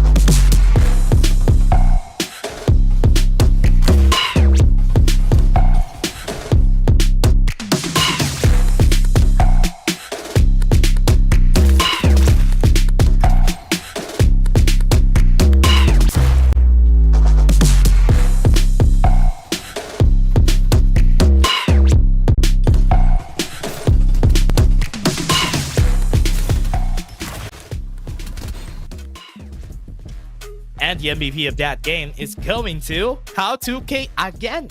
With 1,573 damage, 7 kills, and a rating of 50 this game. Yeah. Great EMP shock. That's why they were able to win against NRX. Yeah, in addition to that, in addition to what they've did there, is that Now's Esports was very, very patient from what they've done into that final zone. They really just waited for those teams to be able to really just fight first before they came through, which was clever. On top of that, one of the things that we have seen as a pattern there, that ultimates are already being wasted. Ultimates are already being casted just because you have that initial fight that really just gives so much more advantage and much more power onto the hands of How2K to utilize the EMP because there's no more denial coming from the opposition. Giving you information on that, the ultimates especially, is the reason why some of the ultimates here, especially the big ultimates that we have in the game, are so important. Because if you don't really think about when you use it, you're gonna have a hard time. But again, everybody, 300 views, thank you very much. This is gonna be the first redeem code that we have here. That's why we told you, just need to tune in. You're gonna have a redeem code. You have 1,000 gold for you guys, so put it in your CD key and redeem this code. Yeah, a lot of gold, a little bit more of those baby steps to be able to conquer another hero into your roster for those people that are huge fans of other and multifaceted hero users here in the Farlight community. Yeah, and for that, everybody, we're just gonna take a short break before we head into Game 3. Game 2 was fun. I hope we see a lot more for Game 3. See you guys in just a bit.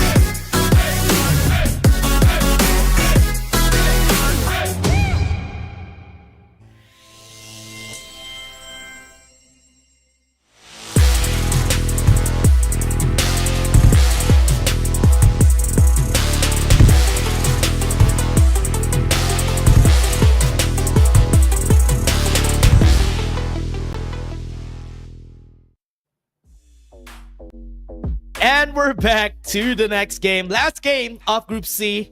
Quite different, right? I think we're going a bit faster compared to the last day. That we're just really cruising through all the games that we had today. Yeah, we definitely are. It's been very swift. It's been very quick. I mean, the games are quite a bit long because we're going still into the final zone, but thus far it has been going very smoothly. And from these teams, now as esports dominating this group, 2 wins already in a 3-game series. Oh, yeah, and also, especially with the mobile division, it's gonna be very, very long because everybody wants to stay until the last zone. If this was the busy division, that would be a lot faster because people are just gonna be killing each other as long as they see anybody in the map. But again, I hope soon enough as we reach onto season 3, I hope we have another map. So map 1, map 2, and map 3 are gonna be different. I want it to be that way, just so we have different maps every game. Yeah, and then eventually we're gonna have bans on heroes as well. Oh yeah, maybe. Very The interesting. longer we go at it, right? Yeah. I hope we have some of that, or maybe even just one map that we're gonna be playing for the season. For example, like for this season, we only have Lambton. For this season, the 3rd map is gonna be there. So yeah, there's gonna be a lot of things that's gonna happen with Farlight 84, and we're all gonna be up for it because I'm kind of excited on what's gonna happen this year. Last year was a good start for Farlight 84, and this year it's just gonna be a good evolution for the game itself. Yeah, and Sir Stanley was the one as well who introduced like a lot of these plans coming into the future, coming into the LAN finals last year. He was the one who sneaked in and teased about season 2 as well. So it's going to be really interesting on how LAN finals will happen coming into this year, coming into season 2, how the future seasons will also occur, how the new patches could also really dictate how these changes would change the landscape of the competitive scene. I also want to know what Sir Stanley is going to say now. What surprises does he have for the LAN finals once we go to the LAN finals, right? So I'm kind of excited if ever we still have that time together with him once we head into an interview, right? So I'm excited for that. But again, everybody, we're going to go to game 3. We're just going to go at it. Sunset City, we just had a bit of a vacation in Lambton. So we're going to go back to the map that everybody loves. So Sunset City is going to be going underway. Yeah, and now it's gonna get a lot colder, right? No?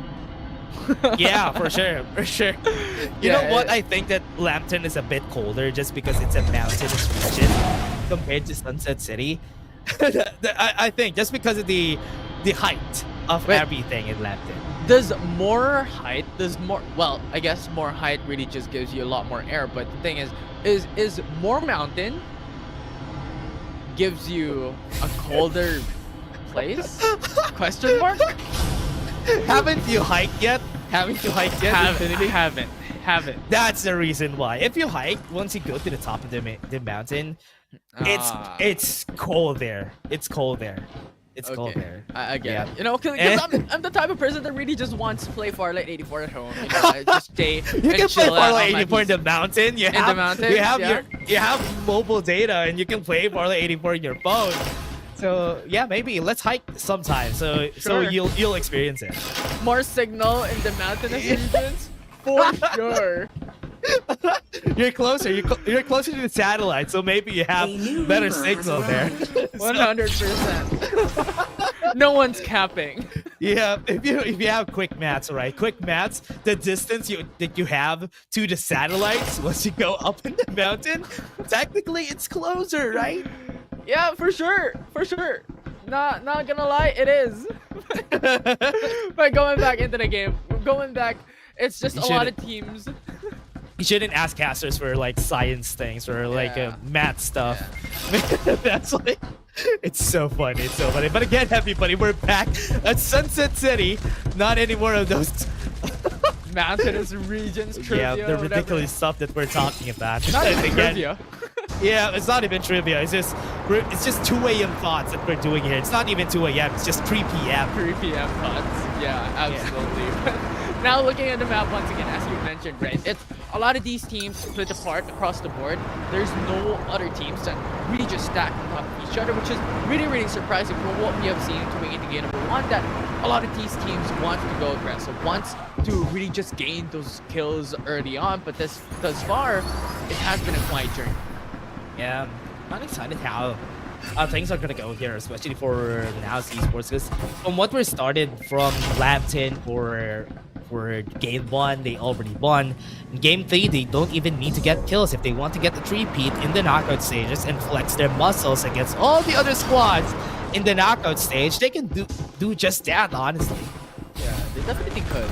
They definitely could. But coming down into this Sunflower Shopping Mall, as always, has been one of the central point by a lot of these teams. And the Fog getting a couple of kills from here on out. Yeah, Fog's already starting it. And with that, Fog got some kills. Some of them, one of their members got killed. These ones are going to be back up for the squad.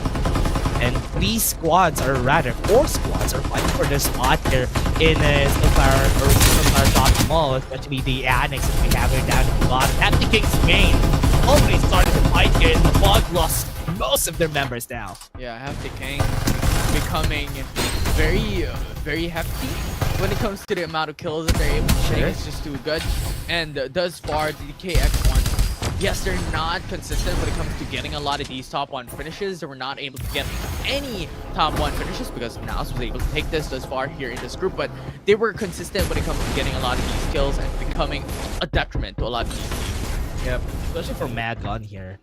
Macnnonade, I thought they were going to start to fight against this squad, but yeah, they are starting. They're already caught in the eyes right there. They're blinding part not too easy for them to move around. That's good kills already. We need to shock on their side for M2. Are just going to get some kills for themselves. Yeah, now the zone will close in pretty much soon as well, but it will take a little bit more time. It does far. Getting a couple of kills from here on out will be a little bit more of a big importance, as well as to be able to stack up a level 4 shield. Oh no, not going to be able to make it work for themselves, though, with Macnnonade with 2 last members. Still have some respawners, so it's still good. The Bug went back, got some kills. Now with that, they were able to still put themselves in a great spot.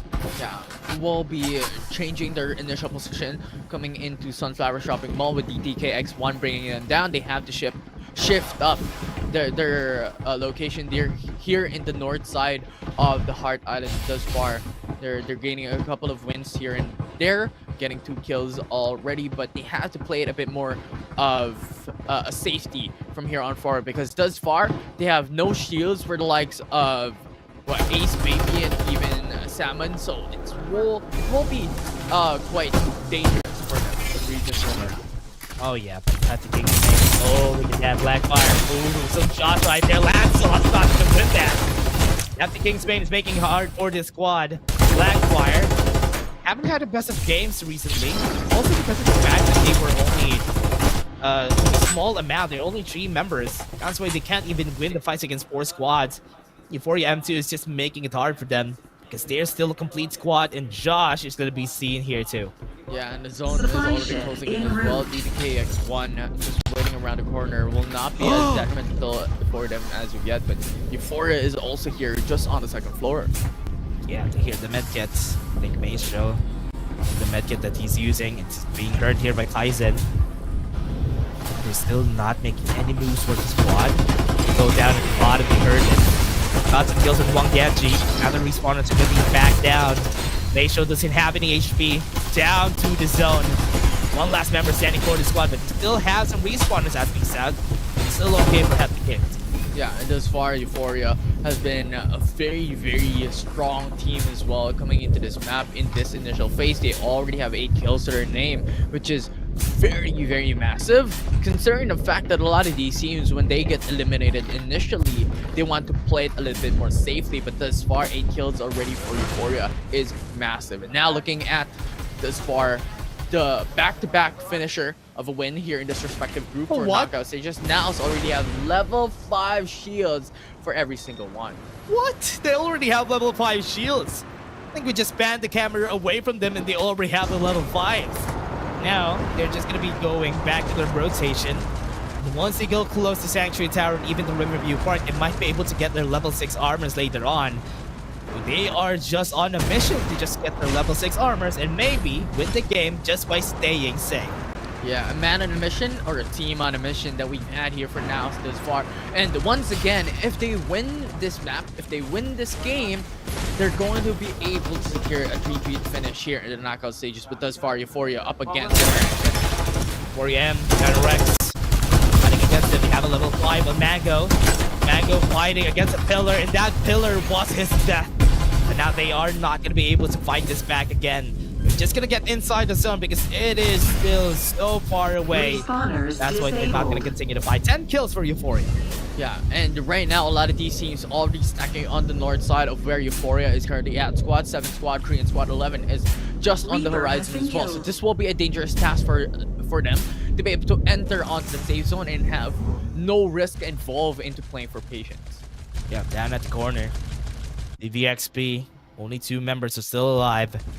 Euphoria is gonna be seeing where they are. Quite afraid. No, somebody's running. They need to use the War Spider to run away. No, they just got bumped on the road. Samria wasn't able to get inside.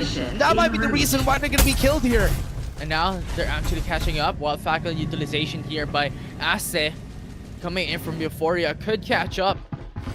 But the thing is, there's also another squad on the horizon. That's Squad 7 just on the right as well. So a lot of risk if they overextend. If the XP was able to run away, they're gonna be seeing some members of NRX. That's the squad that they were trying to eliminate a while ago, but the Bog was able to get 1 elimination on them. 2 members are still alive here for the squad, but X-Beta are already here and are already on looking on where they are. They have an idea. They can go in anytime, and Kramer's is gonna go. They have the EMP shock, but it's not gonna work against the duck side. EMP was a little bit too late when EMP shock was already brought out. 1 member of the opposition one already taken down by Kramer, so a really good start here by X-Beta coming into the fray, into this position. A massive win coming from them. 2 level 5 shields already, 2 level 4 shields. I love how they always know that they're going to be winning the 1v1s, especially when you're playing a duck side. Even without the travel barrier, he knows that he's going to win because he knows he has technically higher HP than most of them, and that's why he had to take that risk. Because of that, they were able to get some kills, 7 kills. This is kind of a high kill game compared to the games we had a while ago. Definitely is a lot more aggressive, as we have observed, right? And the thing about defenders, for the viewers watching at home, is that when it comes to the recent patches, they have more HP now, especially when the gear XP builds up. It's going to be a much more difficult time for any opposing teams to be able to take them down that easily. And on top of that, you also have a lot of capabilities for a duck side to be able to survive with the wrecking duck build that gives you a lot more defensive capabilities, and also even barriers as well that really negates these bullets coming from far away. Yeah, especially if you add the travel barrier, you can definitely win a 2-man's worth of battle. That's why, oh my, shots from Kane. And Basic is going to be down, and NRX is going to be left alone here. They still have 1 member alive before they get eliminated. Yeah, 1 member alive coming from this team, as you have mentioned, but that gun dying from the zone, very difficult time. Now Divulge as well being prepped up by X-Beta to gain information, but you still have a lot of time. You have 1 minute and 20 seconds before they have to really force an issue here, and thus far the play that every single team has opted to do back in the regular stages is when the zone closes in this stage is to play it a bit more closer, a little bit more safer rather, because they want to play for placements. Everyone wants to play it more towards an easy time, gaining a little bit more points without any risk. Now up in the air. Look at that. Look at the damage coming in from that MG7 that Kuzma is holding. Ouija had to run away from that War Falcon because that War Falcon is already going to explode. And that is just the power of the MG7 in this meta. I hope that we see the... Oh, wait. What is that? Okay, they're already at the top now. X-Beta is going to go for VPXP. That's going to be a kill for them. Yeah, an easy takedown. That will be 9 kills already. An opportunity for them to be able to go in for the revive as well for Lucinda, which will be quite a big importance as they want a 4-man squad complete coming into the latter stages of the game, especially considering how now esports already have secured level 5 shields across the board, as we have observed a while back, and how a lot of these teams are really prepped up when it comes to shield XPs. Yeah, I hope to see the Rhino again sometime soon, right? I'm kind of excited how everything's gonna go once the Rhino comes back into the game together with the MG7. How are the players gonna be able to use that the next time around? Because with the way that the players are playing, everybody has already adapted to how to use the MG7, and the MG7 is so good, especially on those vehicles, especially to the against the War Falcon though. Oh yeah, and right now we have 2 Euphoria squads. Euphoria and you also have Euphoria T2. just on this hill. They are stacked on top of each other, which is going to be a huge detriment for these two sister teams that we're going to have here coming into Group C that Volge already used. Yeah, remember, Euphoria M2 has a lot of points because they were able to perform so well in the last games that we had. War Falcon's going to be used.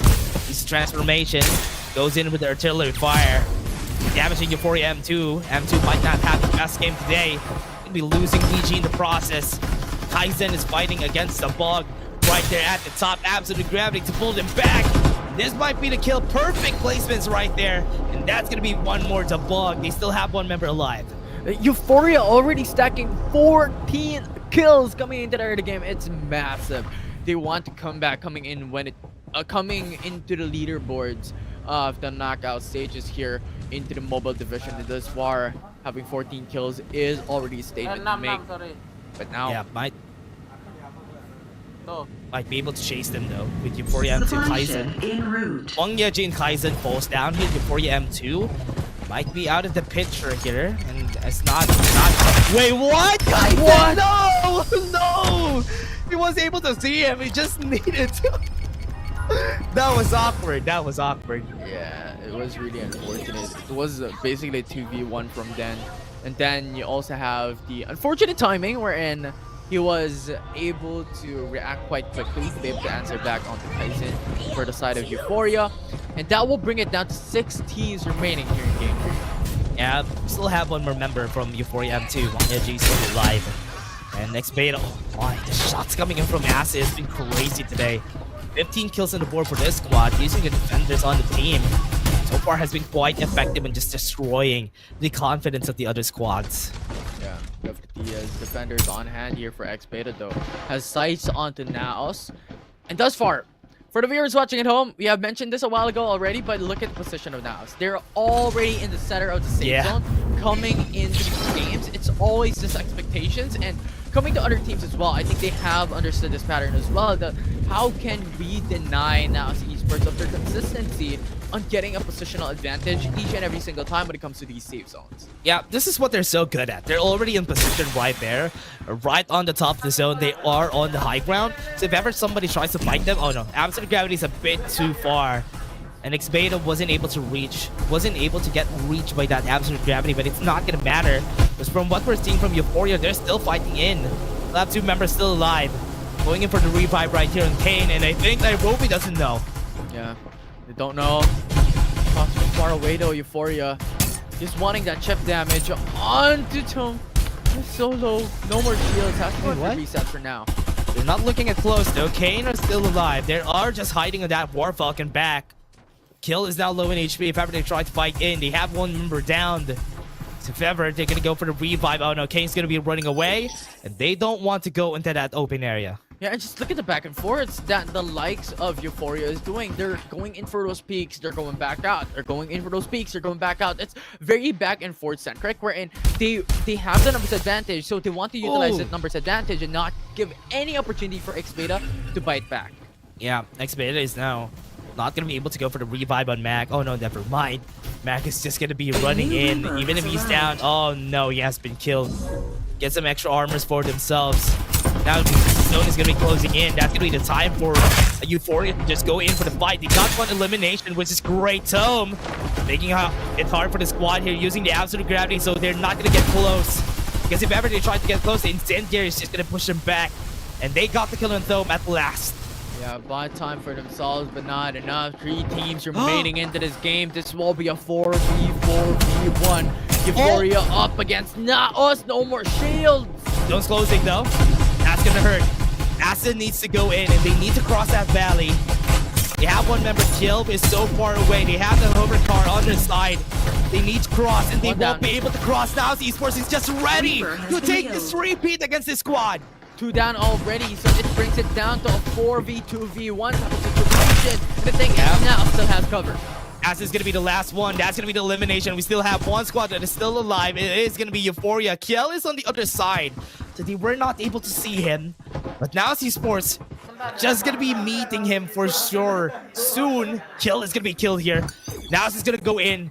Kuzma already has an idea. He goes in, jumps up in the air, but it's not gonna work against this squad. Even with the hologram fight, they're gonna punch him. 4 members right there are gonna punch him. He's gonna be running around. He's gonna try, but it's not gonna work against 4 members. That punch, it's a one-hit delete. It's one punch, man, coming into now's esports side. But as you mentioned, it was just so good from what they did. Once again, emphasizing the characteristic and the advantage that Naos has been consistently doing and showing here in FPC. It's their position in the safe zone. It has given them so much benefits, and this will net them another 3-peat finish here in the FPC. Oh man, I'm really surprised how people are just so good at this, especially now, especially the positioning that they've been doing in this game. Yeah. Really surprised that they were able to do that time and time again. A 3-peat at that, everybody. They had 3 wins this day in Group C, and that's the first time we had for the knockout stages. Yeah, it was so good. It was so clean as well on how Naos did there. And the thing is, Euphoria, unfortunately, they were having an opportunity for themselves to be able to be on par up against Naos into that map number 3. But there are 2 situations wherein they were at a disadvantage. One thing for sure, when we look at it, it was position. They were out in the open. They were on the hills. Naos has clear view and has clear information of where they're at. Second, is that they were fighting up against another team before they went through up against Naos. So that means their tactical skills, their ultimates are still on cooldown. Yeah. That's what's super good about Naos Esports, is that the patience that they had, especially this mobile division that they have here, does have the patience, and they always don't take any risk if ever they know that they're going to be losing position-wise. And that's why they're still winning time and time again. A 3-peat is going to be where Naos is. Another first place finish for this squad. Blackfire got a 3rd place finish there, even though they're only 3 members. Yeah, it's like the risk versus reward scenario, right? And Naos Esports has been very leaning towards those rewards rather than those risks, because they do not want to play that high risk, high reward type of play style. They want that low risk, high reward type of situations wherein they completely have the advantage. Yeah, and it's so good there for the squad right now that they were able to get this win time and time again. Now Esports very low-key, even during the season 1, they were one of the squads that are very what do you call that, surgical, and they do things step by step, and they always want to position really well, and that's one of their strengths and the reason why they got the top 2 in the LAN finals. But now here in the second time, how are they going to be able to do that once they head into that LAN finals again? Because if they don't, Execration and NCG right now are really strong, so I hope they have something in mind against those squads. Yeah, and I love it. You've mentioned about NCG, you've mentioned about Execration. NCG has always been down crown kings. Coming into ACC, another team stole away their crown coming in from that tournament. And then you also have FPC Season 1, where NCG fell down a bit and was trying to come back onto the midst of the grasp of Ghost Reborn and even Execration, which was so good coming into Season 1, into the finals more specifically, and thus far, here in Season 2, they're rising to the occasion. Yeah, I'm really surprised that they were able to consistently do that, and again, cementing themselves in Season 2 as a powerhouse, because during Season 1, we don't see them as that, but during Season 2, they were not subtle on how strong their squad is. Yeah, and they were really acting towards their advantage, and that is just so good coming in from this team. But you know what is good is coming in from Naos getting that 3-peat. And let's look at the highlights coming into Game 3.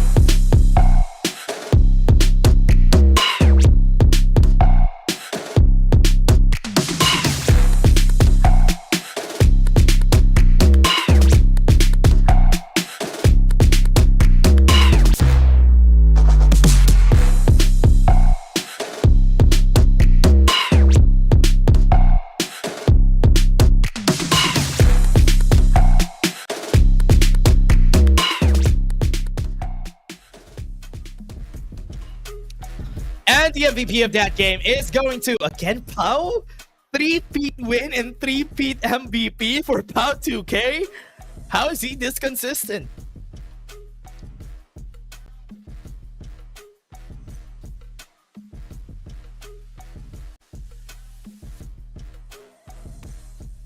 Very consistent as a player, very consistent as a team, and it's just really, really good. And as we have mentioned, right, how Pau 2K has always been performing, not just the amount of kills, the amount of damage, because this does not speak volume of how strong they are, but the fact is how they play for placements, how they play very patiently, has been giving them so much wins. I think this is so good, and also this is going to be a testament to how good NAS Esports is, especially Pau 2K, using a lot of heroes to when playing the game. Even the Lucinda a while ago during game 1 was really great. Using the utilities are also going to be important, especially in the mobile division. That's why these players, especially the Cypher players, gets a lot more love in the mobile division compared to the PC. In PC, Maggies are always going to be the MVP, but here the Cyphers and Lucindas are always going to be the top 1 players or the MVPs of the teams. Yeah, it's just a lot of utility coming in through, and we always have to remember that EMP also does a bit more damage coming into those shields, so it's an addition coming through into the utility centric type of playstyle that we've had here in the mobile division. Yeah, that is true. That is true. But again, for the players out there, we're looking to purchase a phone. Check yourself an ROG. ROG is super good for those who dare. This is also the phone that the players are going to be using during the LAN finals. So thank you very much to ROG for sponsoring this event, and also for Fantech for sponsoring this event. You're also going to see it during the LAN finals that they're going to be using Fantech gaming shares all throughout the players right there on the LAN finals that we're going to have. Yeah, Fantech is just really amazing when it comes to peripherals overall. It lasts a very, very long time. So if you guys are looking for peripherals, Fantech is the brand for you. ROG as well, as you have mentioned already, Dash, very, very amazing and fast phone for FPC fans and Farlight 84 fans out there. But what a group that we've had, Dash. What a group that we've had for NOWs. Yeah, honestly, for NOWs Esports, they were so good. I actually expecting the same thing for Group D. If Ghost Reborn would want to show how dominant they are in the group, they could show it in Group D. But most of the time, we always expect that Ghost Reborn is going to go 50-50 when it comes to the groups, because they have this very aggressive playstyle that works and sometimes doesn't. But they are good at playing, especially when it comes to those fights. They know that they're going to win. And that's the thing, right? NOWs Esports and Ghost Reborn are, I believe, is polar opposites. NOWs is playing for low risk, high reward, and the thing is, Ghost Reborn is playing for high risk, high reward. And the thing about their high risk, high reward is pretty much high risk, literally, of how aggressive they are coming into the mobile division. It just speaks so much risk involved in their playstyle, but they consistently make it work. They consistently gain over 20 kills each game.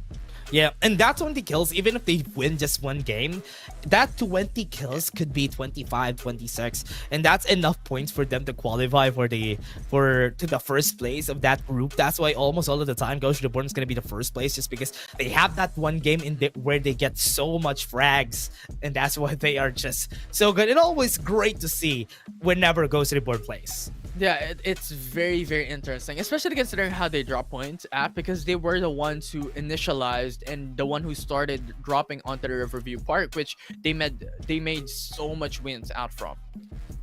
Yeah. Oh man, I don't know what to tell you though, because Ghost Reborn had a hard time during season 1, but in season 2 I hope it's gonna be quite different. In the LAN finals, I'm expecting that they're gonna be performing well, like what they do all the time. But here in the knockout stages, I hope they would be able to take home the bacon for themselves. Yeah, it's very interesting how you mentioned about Ghost Reborn's journey, right? Because it's a little bit ironic. Coming into the qualifiers, they had a hard time. Yes, coming into the weekly semifinals that they've always performed in their respective groups, but when it came to the weekly finals, where in the top 15 top 30 teams were left standing, they had so much more difficulty. They had so much more hardships coming through into taking the bag of top 1 to top 3 finish into that series onto the mobile weekly finals. But when it came to the mobile line finals, things changed, right? They were performing out of their minds. Yeah, and if we're gonna go back at it on what happened for them during the LAN finals, the reason why NCG wasn't able to get a lot of points during that time too was because they were not able to see anybody during that game. Because remember, Execration and NCG, both of those teams go to the western side of the map. What the whole group did was they went to the eastern side of the map so that they're not gonna fight both of those squads, and that's the reason why Ghost Reborn was able to rack up a lot of points because they got a lot of kills on those groups. Yeah, and it's very interesting. And the thing about Ghost Reborn, they have a kryptonite. They have a weakness coming into Farlight 84 Philippines Championship, and that is what we have observed coming into season 1 as well. Wherein, if there are so much teams concentrating onto the east side of the map, we're in Riverview Park is being contested, Sanctuary Tower, and the likes, it's much more difficult for Ghost Reborn to be able to really excel into the respective group. Yeah, now we're gonna go to the team rankings and let's see who's gonna be at the top of this whole group, because in this group it was a lot of fun. Now esports was able to get a 3-peat, so for sure they're gonna get top 1, right? Yeah, there's no contest. Even if they did not have gain any kills as much as other teams have would, that 3-peat finish onto the top 1 just gains them so much placement points. If you're gonna look at it coming down into the series, I mean, look at the placement points, right? 75 placement points. So it's not even 15. It's what, 25? It's massive. Yeah.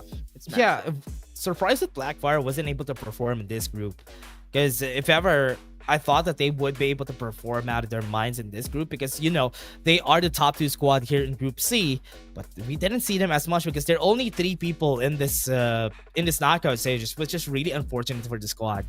Yeah, really unfortunate. Euphoria was getting the better end of the stick, especially coming into game number 3 as well, where Naus just brought them down with ease. X Beta was also going back and forth with these punches up against a lot of these teams, but once again, there's just so much more difficulty to battle up against this group, specifically from what we have discussed a while ago, that any team could actually take it down for a win. Yeah, anybody could definitely win here. That's why here in Group C, it is honestly expected here for them to be able to win. If Naus Esports would be able to perform like this, they might be able to snag the win against Execration and NCG. But we know how both of those teams just shake up everything whenever they're trying to fight back. But again, Ghost Reborn is going to be next here for Group D. Anybody could definitely win. But we still have an interview. We still want to hear the thoughts of our players from Naus Esports. So we're just going to be waiting for it in quite a while, everybody. Yeah, and the thing about Execration, because of the moment that we've had, I think it's a better time to be able to discuss how these teams actually work. Execration is always dropping on Sunflower Shopping Mall, and the characteristic about Execration, I believe, is to be a little bit more towards that passive aggressive. They know when to really go aggressive, they know when to go all in, and they know the rotations, right? Where is the safe zone gonna go? Is it north side of the map? Is it what, east side of the map, west side of the map? They know when to rotate. Yeah, they always know. They always know. Execration always know where to go. Especially Sunflower Shopping Mall gives you a lot of options. You always have a lot of options going to the north, going to the east. So you can just reverse that, get a lot of armors for yourselves. But most of the time, they always have somebody to go to, because once they go to the eastern side of the map, they're going to be seeing a lot of teams, especially teams that drop on Tin Man Industrial. But now, a lot of teams have recognized that Tin Man Industrial is a really hard place to go to, because there's not really a lot of rotation options. That's why some of the people don't really drop at those areas anymore. Sanctuary Tower and even the Riverview Park side of the map almost always gets a lot of players. Yeah, it definitely is. I mean, the Land of the Dead, right? We constantly have entitled this the Land of the Dead with Tin Man Industrial, Todd's Hot Rod, generally in this specific island, because it's just a lot of teams go into the specific location and dies. It's just too much concentration of these teams dropping onto the single point that chaos literally breaks loose and it becomes a graveyard. Yeah, and that's why it's really, really hard to be dropping at Tin Man Industrial. Right now, there's now a different spot for every person, but we still know those top squads are always going to go to the same places, especially Ghost Reborn always goes to the Riverview Park, and it has always been effective for them, even if they're spread out around the area, and it is constantly working for the squad at least. Yeah, it definitely is, and it's really exciting looking into our discussion, like how these teams perform, how their characteristics are going into the finals. Can they retain this type of strategy that they do? Because the thing is, this are the best of the best that we're talking about. Yeah, that's gonna be the question though. I want to know how now esports thinks about those last fights that we had. So that's gonna be the question. But let's go. We're gonna be throwing you guys to the Tagalog broadcast for the interview. Dito sa ating mga screen. Kaya naman ngayon, again, congratulations sa ating mga pambalagbagang mga performances mula na nga sa side ng Naos Esports. Hello po! Hello po. Ayun, dinig naman sila. Sorry pero introduce naman kayo. Sino yung hindi kasama? Wala po si Kasama Gomez. sa Discord. Si Ko. Okay, sige pa-introduce naman. Sino tong naka-hoodie? Ako si Auto-Way po. Si Pao, yung MVP. Nasa gitna. Kuzma po. Yung nasa gilid. Quavo. Quavo po. Quavo, ayan. Kasi yung mga... Yan, sige, itapat nyo na lang si Kong dito. Itapat nyo na lang. Ay, yan, itapat nyo na lang siya. Unang-una sa lahat, congratulations. At ang ating first question, diba? So, syempre, masaya tayong lahat. Sa tingin nyo, sino ba among all the other teams yung kinakailangan yung patumbahin or yung pinaka lagi nyo nakakasabay kahit sa RG or sa scrims, yung parang nahihirapan kayo? Halos lahat naman po ng team po nahirapan po kami. Pero kasi po lahat naman po sila magagaling. Kumbaga, depende na lang po siguro. Kita-kits na Very lang po sa artista. Very artista yung sagot, ha? Grabe Ano ka pa. lang, mga pa-safe lang muna daw sila. Pero yun, speaking of sabi nga dito ni Kuya Pao 2K na nagkaroon nga kayo ng struggle laban dito sa ibang mga teams dito. Pero syempre, chikahin nyo mo naman kami kung paano yung naging struggle nyo para mapanalo nyo pa yung Lambton map. Dahil syempre, game number 1, you played out slow. Game number 2 naman dito, naging naging mapusok ang damdamin ng Naos. Paano ba nangyari yun? Kwentuhan nyo naman kami. Ayun po, hindi nga po pumabor sa amin yung linya ng aeroplano pero nagawa naman po namin ng paraan. Tapos yung rotation po namin, nagawa rin naman po namin. Kaya naging okay din po yung outcome ng game po namin. Sino ba nagsha-shot call para sa inyo? Halos lahat naman po kami, pero pag nagko-command po, ako naman po, nagkasuggest naman po kami. Wow, okay. So, para sa huling question, of course, shout out na lang pala para dun sa mga gusto nyong pasalamatan na sumusuporta sa Naos kasi mainit yung comment section. Kanina pa nagwawala. Shout out po sa families namin na sumusuporta and sa fans po namin. Especially po kay Boss.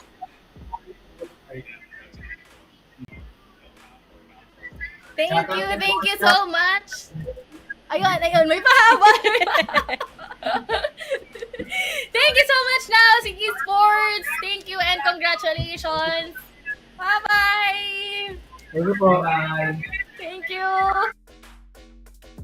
Very, very humble players coming in from Naos Esports because honestly, that's the answer that they always give whenever you go to interviews, right?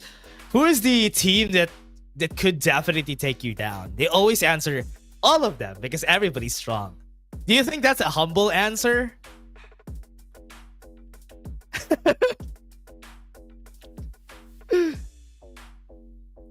Yeah. They're looking at, Yeah, right? what teams are looking at. It's a silent strategy that we're not gonna give any hint on what teams we're gonna look Yeah. out for. Yeah, we might give them information that we're targeting them, right? So I think that's a good strategy too. And Now Esports is a team. Even back then, during the LAN finals, we had an interview with Now Esports for Farlight, I remember. And Now Esports is I think they're very shy as a team. They're very humble as a team. You could definitely see by their body language. So that's why I honestly love seeing this team, especially during interviews, because at least they could talk a lot more. But again, everybody, that was just our first series. We're going to take a short break before we head into Group D. See you guys in just a bit.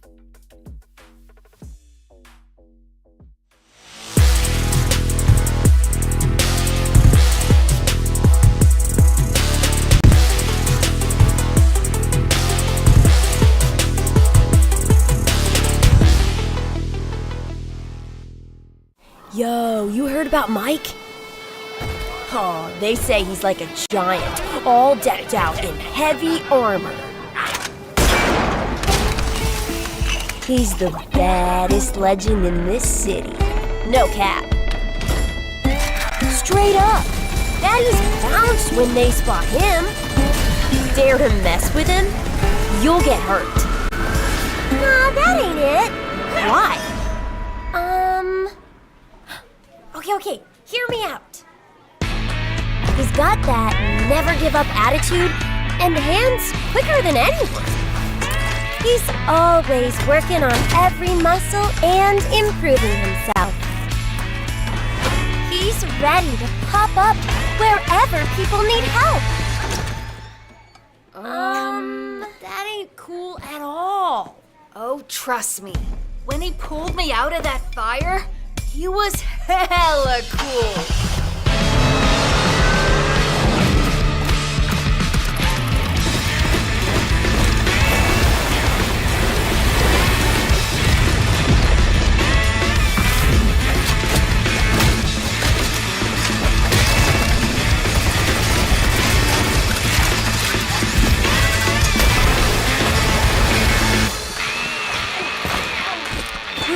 That was a close one, kitty. But don't trip. You're safe now.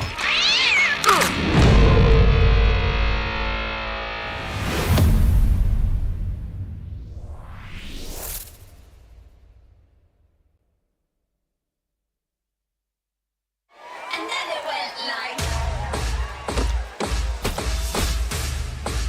a 1, 2, 3, 4.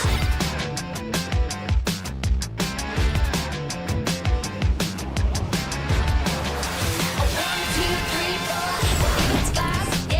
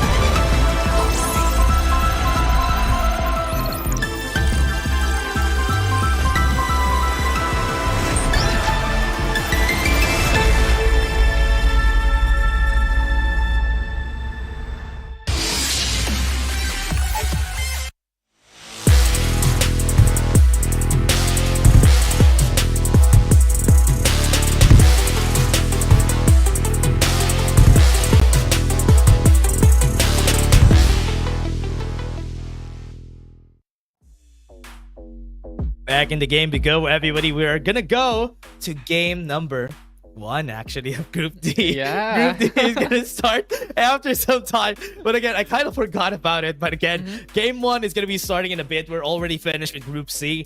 And it was such a nice finish because 3-peat for Naos Esports, the first time that we had it in the knockout stages. Yeah, the first time that we've had, because yesterday there wasn't. It was Execution was hoping for the 3-peat finish, but was not able to successfully do it. But thus far, Naos Esports was able to really just execute that 3-peat finish coming into the respective group. But coming into Group D as well, it's going to be a heated battle because Ghost Reborn is here. I want to know the team list for Group D. We have seen it a while ago, but we need to do a recap on the teams that we have right here. Because honestly, the teams here could definitely be anybody's game with the teams that we have here. We probably know some of the teams here, especially Oasis Gaming, who has a really great spot for the team, or at least for the mobile division during the last season. Yeah, they definitely do, right? Aside from Ghost Reborn, you have Oasis Gaming that really could excel coming into this matchup. And you also have a lot of names that are familiar. NU Complex, for one, has been there ever since the beginning of time. And I feel like NU Complex could really do it as well when it comes to these matches. And you also have a lot of teams coming right through. So it's very interesting to really look out for that. And also Master. Yeah, even Aquila is also one of the teams that has one great performance during 1 week that we had here in the group stages. So it could definitely go any way if ever Ghost Reborn doesn't win the 50-50, the coin toss. That's usually what they do whenever they try to do the high risk type of play. So if ever they make a mistake, those are the teams that we do expect to try and take the win, like Aquila and even NU Complex, as you said. Even during the last season, they were one of the better performers that we had in the top 15. I think NU Complex was able to get there. Yeah, and I'm wondering, right, if the Lambton map comes through, what will be the drop points of these teams, especially coming into Ghost Reborn? Can they replicate their bounty hunter selves into Lambton? Yeah, and for everybody out here, in-game rewards, #Farlight84, #FPC, #CreateYourSaga, #FPC2. Put it on when you share the stream. Put it on there so that you will get in-game rewards for yourself. So again, everybody, thank you very much for supporting the whole tournament and also for watching. I hope we hit some milestones. Maybe later on, we're gonna be giving another code by the middle of this of the series. Yeah, we have given away 1,000 gold already a while ago, so diamonds are still in the rough. I mean, diamonds are still on the horizon here. Skins are still going to be something of an expectations here for the viewers watching at home if ever we reach that viewers milestone, as you have mentioned. So I'm really excited. I mean, overall, Group D is going to be a heated battle, as we have mentioned a while ago, and I'm looking forward. Yeah, I'm really looking forward to how this is all gonna go, especially with the way that things went for the games that we've seen from Group C and even yesterday from Group A and Group B. I hope that some of the teams here would be able to step up and not let the top 1 team in their group just dominate. Because so far, Group A to C, the top 1 teams just dominated their groups. Yeah, they definitely did. They definitely did. So it's going to be really, really exciting to see like how chaos will be brewing into these matches that we've had for today. And once again, Ghost Reborn always consistently drops for the viewers watching at home that are new into Riverview Park. So this is already one of the expectations, and Oasis onto Carnival. Now, who is going to drop onto other points in the map? We don't know. We'll see. We'll find out coming into this game on what the comfortability is. Yeah, I would like to see that though, especially for during the last series, or rather the last series, Group B, NCG didn't get 2 wins during that time. I think NCG only got 1 win, and some of the other squads was able to get 1 win again. That's what I want to see here in Ghost Reborn's group. Even if Ghost Reborn gets a lot of kills, I do expect some of the squads be able to just stay it out until the end, because that's the risk of getting a lot of frags, getting a lot of kills for the squad. So that's what I kind of expect here for Group D if ever Ghost Reborn makes a mistake or at least trips out while they are trying to get kills. Yeah, and I was about to say, right, I believe you read my mind, because the thing is, there is more opportunity, there's more chances that a lot of these teams could get the top 1 placements. And despite that, Ghost Reborn is still going to wreak havoc, is still going to get a lot of kills. So I think, given that information, given that situations, yes, Ghost Reborn could be denied of the top 1 finish on these games, but they still have that fighting chance for the top 1 finish here in this respective group. Yeah, especially in Group D. I would really love to do that. I mean, as you said, we've said it a while ago that Ghost Reborn, yes, has a lot of kills, but sometimes they do make some mistakes, and that's why it's always maybe they're gonna go up in the rankings, maybe they're gonna go down in the rankings just because of it. But again, we also have Lambton in the area, so this is also a first for everybody here in Group D compared to maybe the teams that we had yesterday. I think the group here, Group C, a while ago, I think everybody just adjusted to Lambton a bit faster compared to yesterday, so I think that's a good sign. And quite honestly, it just comes, right? It comes with a high risk, high reward playstyle of Ghost Reborn, wherein they're very, very aggressive when it comes to those kills. Once they are done with Riverview Park, now they go on the hunt. So it's going to be really interesting to see, like as you have mentioned, it possible that they're going down when it comes to the leaderboard in their respective group, and sometimes they are on top. Oh yeah. That's why Ghosts Reborn really, we can definitely call them something else just because of how coin flippy their playstyle is. I don't know what we could have them as a moniker for the team here, but again, we're gonna think about it while we're going through the games. We're just waiting for the players to get ready before we head into game, because the players are not ready yet. They're still just joining the lobby just for them to start the game. But again, so far Infinity, I've been loving how we're seeing everything unfold here through our eyes, that some of the teams, while this is all are happening, some of the teams are going to be eliminated later.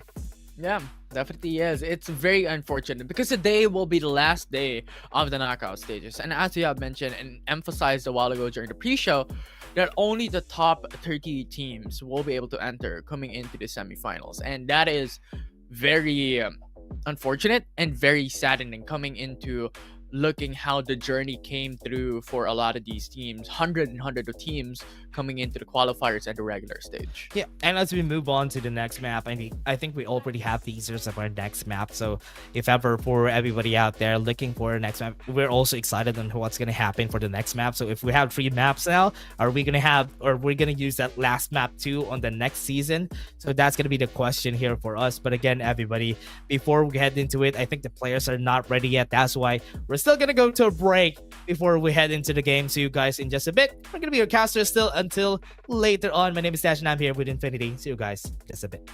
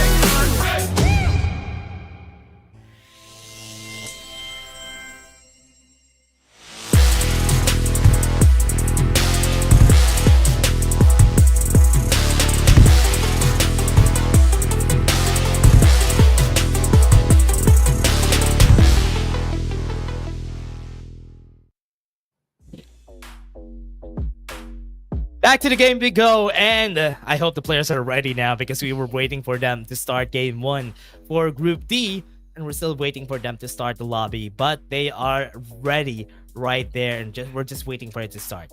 Yeah, we're waiting for the players to be able to come in into the lobby and jump into Sunset City. But as you mentioned, it's gonna be a very exciting lobby that we have on our hands right now. For the viewers watching at home that just came through, it's the Ghost Report lobby, it's the Oasis lobby. These are the two teams to really look out for on how they performed back in Season 1 coming into Season 2, but there are also other notable names coming through. If I remember correctly, Oasis also changed their POI. Back when they were in Carnivale, Oasis changed that to Motel. I don't know if they also have another option going into this game, because I've seen them change some of their POIs just because Carnivale hasn't been working for them that effectively. Yeah. So I think that is going to be a good start for them at least. Carnivale has a lot of resources, yes, but you don't really have a good rotation going from Carnivale because you have static shield devices on Nova Planetarium, you have one on Iris Ranch, so most of the time it's going to be awkward once you try to move in.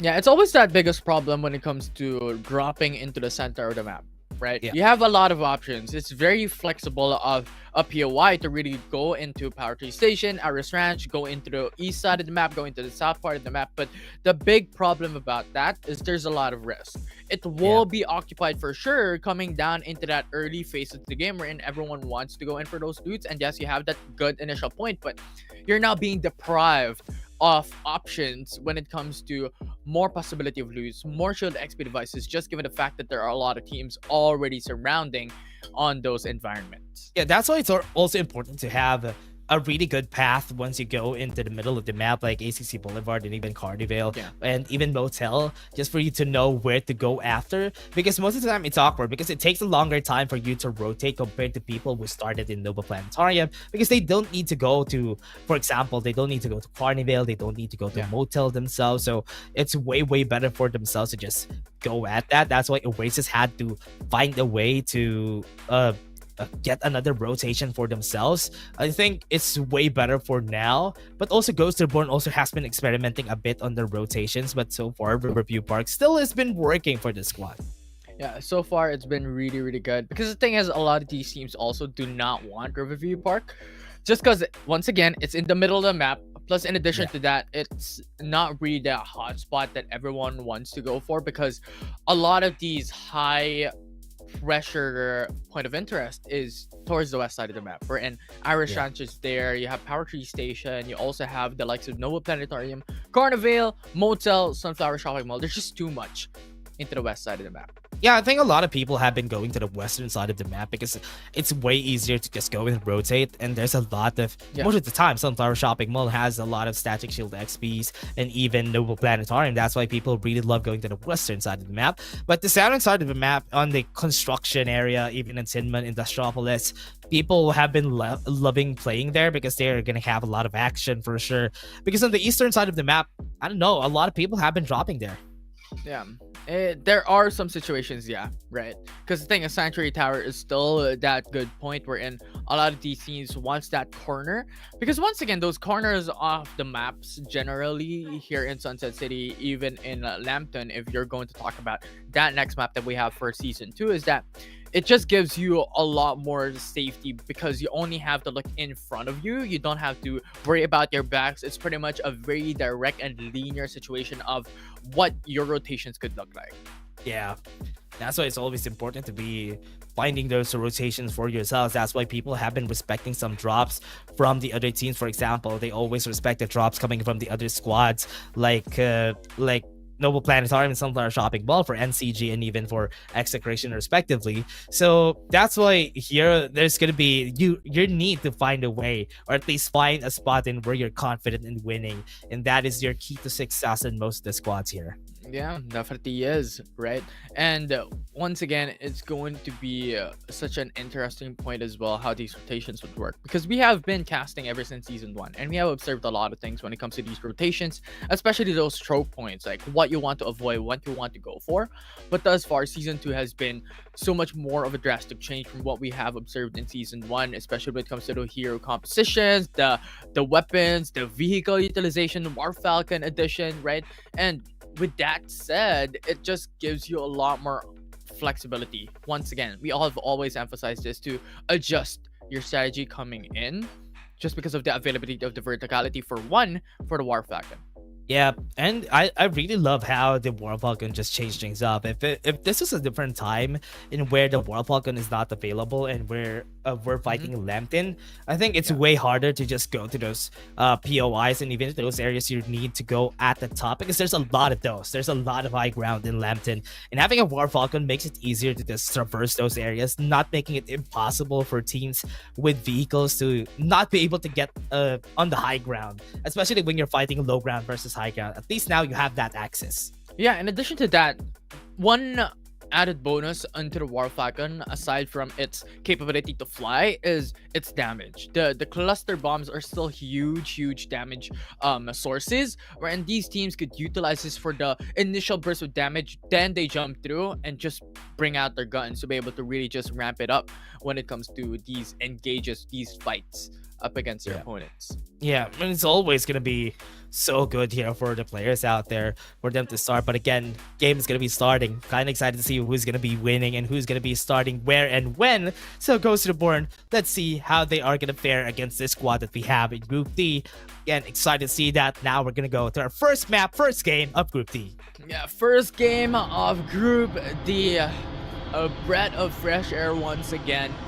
Right now, Capsule Path, once again, huge emphasis. It's leaning more towards the east side of the map, which is very interesting. And now this will be a huge detriment for the likes of Ghost Reborn, because what they wanted consistently has been the review part. With this type of Capsule Path, it won't really hinder them being able to have that control. But thus far, no one's opting to go for that location.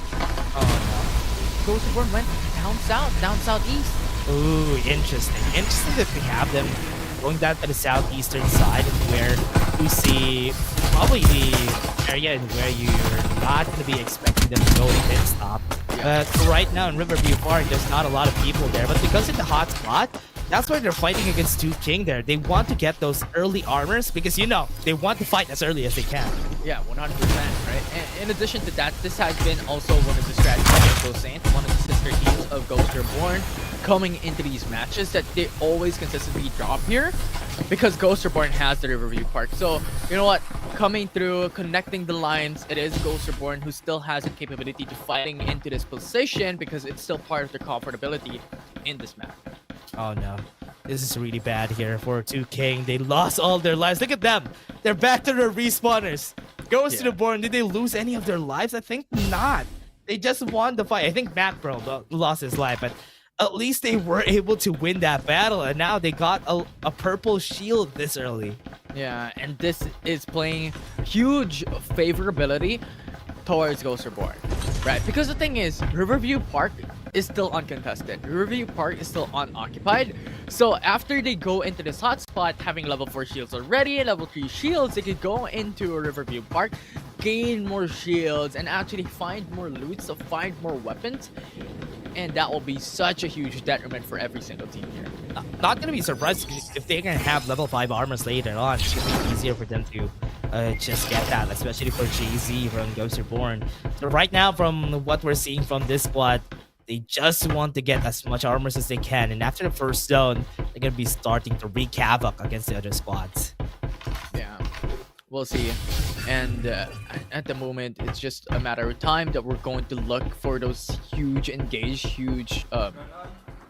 firepower coming in from each and every single team. But at this point, a couple of rundowns, a couple of battles coming left and right, and something very interesting, right? Because the expectations was that a lot of these teams will be dropping onto the east side of the map given the capsule path, but they still opted for the west side, which is very, very interesting.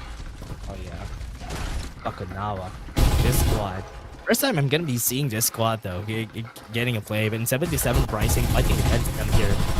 So here in Irish Ranch, 2 squads fighting against each other. Squad 11, squad 12. Remember, the base blaster is not gonna work out for this squad. But this early in the game, right? Irish Ranch, we're seeing 2 squads already in this area, and they're starting to fight as early as they can. Yeah. And the thing is, this is not even part of the safe zone. It's just one of the high point of interest. It's just high pressure points. It's just one of the priorities coming from these teams. And thus far, it just gives you so much more capabilities into getting a lot of boots.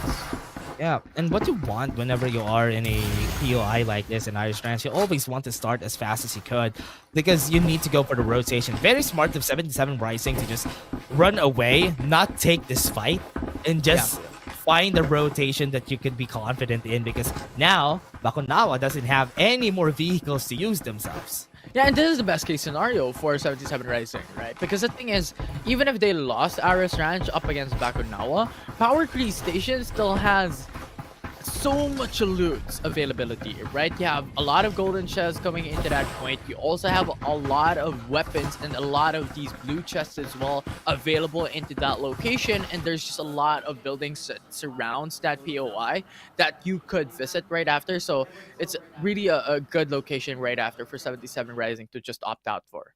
Yeah, even Aquila here. What we're seeing from Aquila, they're still at the standstill against the other squads. And this is not what you want whenever you're fighting against another squad. Squad 6 and Squad 10, really close to each other, just waiting for anybody to move.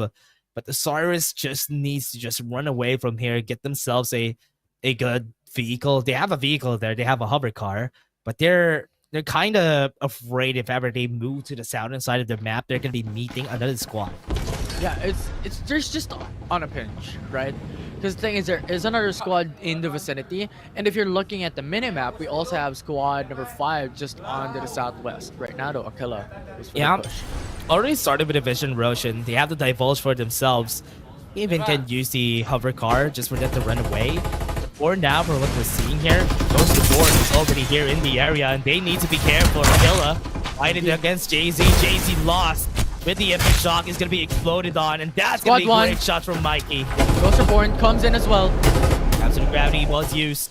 Two members have been pulled back. Jay-Z's going to be revived. Aquila was able to destroy that, but he's fighting against 2. Not really a good spot to be in. Assassin is down. Squad 2 is coming in as well. There are 4 squads in Tin Man Industrial for this. Yeah, Oasis might be able to eliminate Ghost Reborn. Remember, it's still a good area to be in. Mikey doesn't have any bullets. That's why he got eliminated. Then Setsu got him. We'll have some respawners back up. And Oasis is there as well to place. Jar is on the top. They have the high ground, and Ghost Reborn is just pincered out off Sunset. Yeah, they need to run away from here, though. Ghost Reborn, but Oasis just there to clean house. You'll be seeing the sets too. Even with the War Falcon, it's not really going to help because the shots are going to hit her for sure, and then Tetsu is going to fall in the air. Oasis still wants to go for more. They're bloodlust. Coming into this matchup, there's so much kills. 3 kills already to their name, level 5 and level 4 shields coming in hand. Those Reborn lost their advantage just because they lost that fight. They were fighting against 2 other squads. That's why it was unfortunate for them. Now Tin Man Industrial is going to be met with so much squads. Squad 5 and even Squad 6 are here, so it is going to be a hard battle for all the squads that we have here. Now they're just going to be running away, knowing that there's a lot of people. NUXL needs to respect that. Yeah, they have to give respect coming into the power, coming into this one. But NUXL will be able to meet one of the lone wolves by Aquila. Will be able to really just erase him out. Jay's got eliminated. Now Squad 7, bit to Fed. Right now has a lot of the armors on themselves in Oasis. Or now, with what they have, I really like they have a Momoy on Alexander. Not even having Lucinda for their name. So that just takes it off. The meta that we have is quite shifting away from a Lucinda right now. Yeah, we've seen it a couple of times wherein Lucinda was traded in for the likes of Sienna. Okay, great shots, Young. After they push, information, and they still get the kill. Yeah, they were still able to take that takedown up against their opponents here. NUXL already with 8 kills. Is massive coming into the early game, and thus far though they are fighting on a pinch. They have to move quickly, but Phase 69 will be able to bring down 77 Rising on the rotations onto Power Creek Station for what we have seen a while ago. There's one more member alive. Is he's gonna die? No, he's not. He was able to survive and could get the revive on his teammates. So we're gonna be seeing Phase again later on. They still have members that could be revived on their boxes, so it's still not done for that squad. Yeah, it's still not done. It's not over until it's over. And thus far, NU Complex is playing it more towards the south part of the map. They don't have to move as quickly because the thing is, That's gonna be 7-7 rising down. That's gonna be one more squad out of the picture. 12 squads right now. Yeah, and the safe zone is going towards more of the southeast part of the map, so they could just wait onto the construction site and play it more slowly and play it towards late. This is what we're talking about, Ghost War, right? They lost one of their members. This could potentially be the reason why they're not going to be winning this map, is because they lost one, and Mac Pro is out of the game. So with that, they only have 3 members. They have 8 kills. So this is a challenge for the other squads to turn things around here. Yeah, and Akala just got removed, and Sesetsu nowhere to go, nowhere to run. That will remain 12 teams in the game. Yep, still have one member from Aquila. That's why they still haven't been eliminated. And XGZR, this squad has a big chance here. They are very healthy. Doesn't have a lot of kills, but at least they have a lot of shield XPs. They have a lot. They have a ton. NUDV batting up against another team as well. If you're looking at a map, there's just so much teams now haggling into a better position, haggling into a better spot into this map. Yeah, NUDV correctly running through the war pocket, waiting for the transformation to go. You're not going to be able to do it. NUDV is just pushing them back away, but hasn't worked so far. NU Divinity would be going for NUXL, and I'm kind of seeing where they're going. Taki at the back. Yeah, though this is really unfortunate because the thing is, it's 2v4. They have only 2 members left coming in from NU Divinity, so it's bad news going up front into an all-in fight, because that will not give you an optimal situation. Phase 69 though, batting up against Bakunawa. Yeah, Bakunawa still alive with 2 members, but FaZe was able to get the revive. Oh, look at that. They have 11 kills already. This is a good spot to be in. They didn't see much of the other squad, so this is really unfortunate for them. Using the Wrecking Dockball to just get information and not get damaged a lot. So looking at that, Bakunawa could be gate capped here by FaZe. It's very clever. Like, Phase 69 does not have to really force out the engage, doesn't have to force out the shoot. You can just wait and shoot down their opponents, which exactly what they did. Oh no, they still have one member, Bakunawa. They can go for the revive if ever they want to, if ever FaZe doesn't wait for that one last remaining member. Because they don't know, they don't have information on where they are. Squad 11 is still in the area.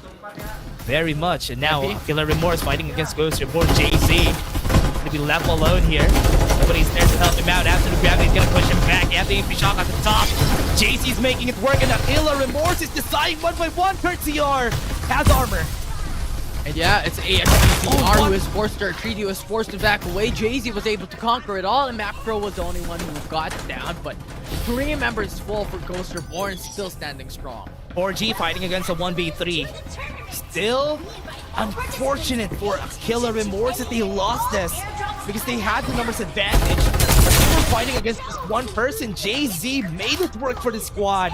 And even if we told everybody that 3v4 is not a fight that you want to be in, it's Ghost Reborn we're talking about here. Yeah, and the thing is, even despite having lost a couple of team fights a while ago, only having 3 members left coming into the squad, they still have 12 kills, and we're still not even the late game.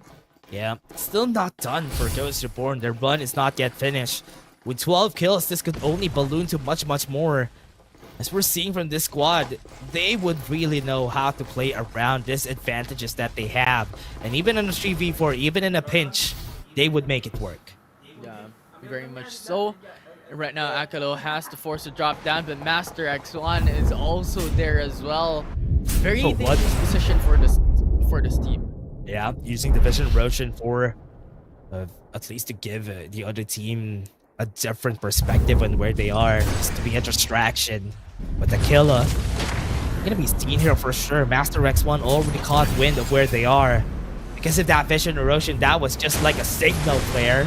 And Assassin is gonna be chased down because of it. He's gonna die. Yeah, Assassin is seen. Master X1 will be able to get that elimination. Assassin falls down. Aquila is dead.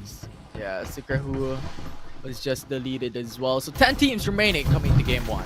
Yep, the Oasis is in a good spot. They're in a spot where they don't need to cross an open area.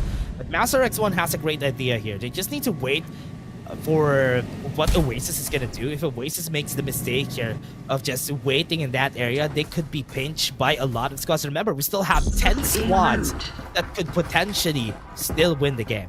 Yeah, and if you're looking at the map at the moment, the Land of the Dead has 4 squads, 5 squads even, as Osiris is also there. You have Master X1, NU Complex, Oasis, and even Ghost Reborn, the bounty hunters of FPC, is just around that location. It will be devastating. It will be bloodshed raining down on this specific location for these teams. And 20 seconds remain, so a lot of these teams have to move soon. Yep, they need to cross the bridge here, or rather the river here. Hastja is in a very great spot if ever they try to go in. NUXL going in. Damage is gonna be there. They got the elimination on Osiris. Now we have 9 squads. 9 squads remaining coming into this game. 11 kills already for NU Complex. It's quite a lot to really take in, especially coming into this to the likes of batting up against Ghost Reborn, batting up against Oasis, and stacking up over 10 kills is already a statement. Now, the big hurdle next would be beating these teams down, getting the top 3 finish from here on forwards, as Master X1 is playing on zone edge, which takes a lot of risk given the fact that there's just so much gatekeepers. Yeah, Master X1 lost. Oh, I thought they lost one of their members. 5 is in 1 HP. Still survived, didn't die. They need to cross the bridge here. They need to cross an open area. 5 could be taken down here. He is now pincered by 2 squads. That's just going to be coming in at his back. This might be the elimination of one member of Master X1. Okay, 5 is down. Divulge already used up, gives information to the likes of Squad 13 as well. A very devastating point, but 7 squads remaining. Oh, goes for the EMP shock, surprises them. Not gonna be seeing where they are. Armor drain's not enough. Master X1, they still are not going inside the building. They know that NUXL is here. They're not taking the risk. They're gonna go for the revive. They're gonna go for the kill. And that's Syra getting 1, and they are gonna get more. One last member standing. Pansy is gonna be jumping left and right, but it's not gonna work. He's gonna die to the hands of Master X1. Master X1, what a play that they did. 6 kills already that they were able to make, but the surprise factor that they were able to do into that engage was able to really take them down for a win. Eloy got killed outside. It's unfortunate. They can still go for the revive here. They still know where a 5 is, but it's in the open area. They need to cross the bridge here. Ghost Reborn is gonna have the same problem here. It's so good that Oasis is inside the zone. How unfortunate for the other squads. Yeah, very unfortunate, but the Squad 2 now has the best position coming down into these final zones, and now this will be the forced out a play coming from Ghost Reborn that they have to relocate and go and pursue Oasis. Oasis fighting against Astia. Astia's in a pretty good spot, but in the air phase. They're fighting against 2 squads, so that's why Oasis is not really in a good spot here. Squad 1 is also going to come in. A lot of squads are going to go and pincer Oasis. And the thing is, if they force out the issue, if they force out a fight, they're leaving their back door. Oh, JC got a kill there. They got NUDV. Now we are down to 5 squads. Oasis still playing around the area. Playing around the area, waiting patiently, waiting for their time, because the thing is, the safe zone is with them. Ghost Reborn. Payne has been killed. Mikey is still alive. Still go for the revive whoever they need to with Oasis. Sitting on the spot. Oasis is not letting them be confident in where they are. Need to be afraid. And you have the instant Gary Molly as well to gain information, to gain damage as well for extra bit, but not gonna connect. Yeah, this is the worst part to get information though. Oasis need to look at every angle. It's a good thing that they're spreading every member around so that if ever an absolute gravity comes out, they are still gonna stay alive. Ghost Reborn stayed for so long, even with 3 members. Still have 4 squads. Yeah, still have 4 squads, still a lot of players as well. There are a couple of teams that are scattered across. 4 members though, for the likes of FaZe. Right now, super low. Patience game. Yeah, Tobias super low. He needs to heal up past Sha. It's also on the side. Once the zone closes down, this is where Oasis needs to be careful because FaZe could go in anytime. These 2 squads that are ratting outside the area could potentially be able to win this as long as FaZe and Oasis goes into a full-blown fight. Yeah, 4v4, v2, v2. It's going to be an interesting take here, especially how Ghosts Reborn is only 2 members left. We've expected them to really excel, but the Re roster has shifted their strategies to play it a bit more methodical this time around, despite having a lot more kills once again coming into their plays. Oasis. Get information. There's Sijara. It's gonna be seeing where they are. Divulge is gonna be used to get information. Goes to the board. A bit too impatient on. There's Hydro. There's gonna be the fight in his face. The static got taken down. This might be the time to swoop in. JC is looking at him. Oasis lost 2 members already. Yeah, Oasis lost 2 members and Alexander is brought down, but revives could still happen. 69 shooting from the windows. Oasis is gonna be killed. Hesha is gonna be eliminated. Number 5 Ghost Report got eliminated instead together with Hesha. FaZe is still healthy, and Oasis doesn't have everybody. Yeah, this will be a 3v2 type of situation. Revives are coming in, but is that enough? Absolute Gravity pulls back his body, and that is going to be bodies on the floor. Oasis is going to be losing their members, and that's going to be it. That's going to be the win for FaZe. FaZe will take it down with 20 kills to their name. It's a lot of kills that they were able to stack up, especially when it comes to that latter part of the engage. They were able to eliminate a lot of these stragglers shooting down from the windows from far away, and thus far, FaZe 69 has been showing a lot of signs of life in game 1. FaZe was able to get a lot of kills too, together with it. Ghost Reborn got eliminated at 4th place. I thought they're going to be placing higher, but they lost the fight against Hesha. And there, in the end, Oasis, as we said, even if you have the best position in the game, when you have a lot of squads that you need to look at, you're going to be expanding a lot, or at least expending a lot of your resources before you go into that big fight. And that's why FaZe was able to just take them all down once it came down to it. There's always pros and cons, right? Getting the initial point of the safe zone gives you capability to really just stay there. But the thing is, there's also a lot of risk wherein you're gonna get sandwiched, you're gonna get pincered, you're gonna get pinched out by a lot of these things, which was what happened to the likes of Oasis. Yeah, really sad for them to not be able to win it in the end there for Oasis. But FaZe, this is what they needed. They needed to take a win against Ghost Reborn and Oasis to just show them that even in the 3rd place, they would be able to get a win. Yeah, and on top of the top 1 finish that FaZe 69 was able to really take down and secure, they were also able to take 21 kills coming in from that map, which is an amazing feat. Yeah, I mean, it's really unfortunate here that they were not able to get it. But again, still a great chance. We still see a great amount of kills from Ghost Reborn, even though they didn't win the game. 15 kills is not bad for 3 players just playing. But on the other hand, Oasis wasn't able to get a lot. FaZe was able to get a 21 kill finish in the end there. Yeah, only 6 kills for the likes of Oasis. And this is one of the sad parts of playing it very safe, that you're playing for placements. Yes, you secure a lot of points just because you have that initial placements into the leaderboards, but those kills really do change things up. And if you're looking at Ghost Reborn, they stacked up a lot of kills, and surely they're at least in the first half of the Group D rankings. Yeah, and that's why they were able to get the win there. Really great to see this squad.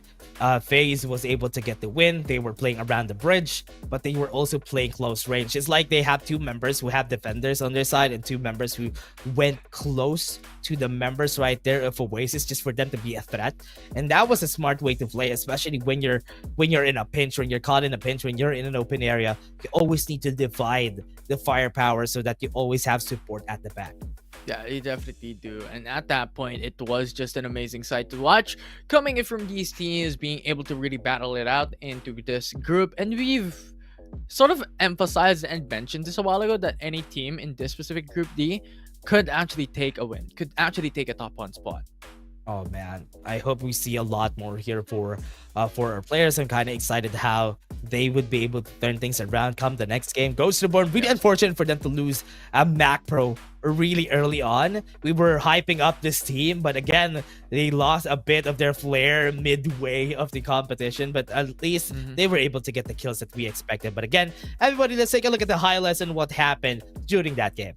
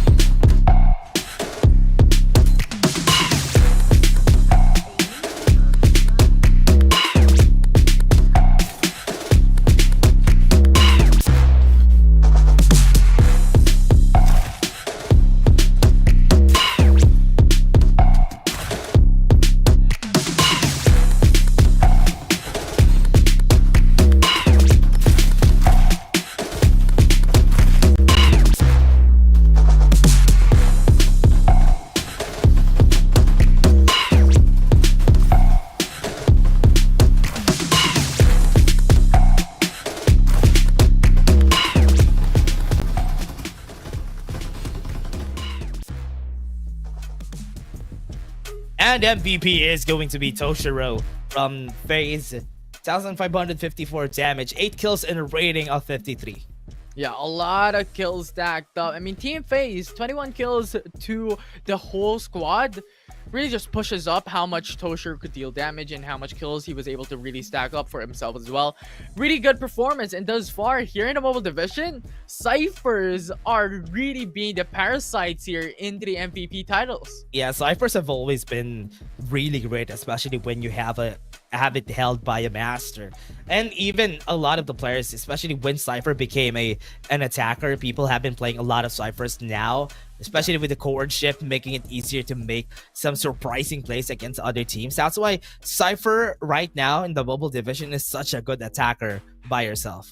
Yeah, and the thing was, before pre-patch, it was still the area recon, and this area recon is very usable, but cohort shift just gives you the more capabilities into jumping into those team fights and immediately deliver the EMP shock from a long range distance. That is just so good of an adjustment that FPC did, or Farlight 84 did rather, when it comes to the whole kit of Cypher innately.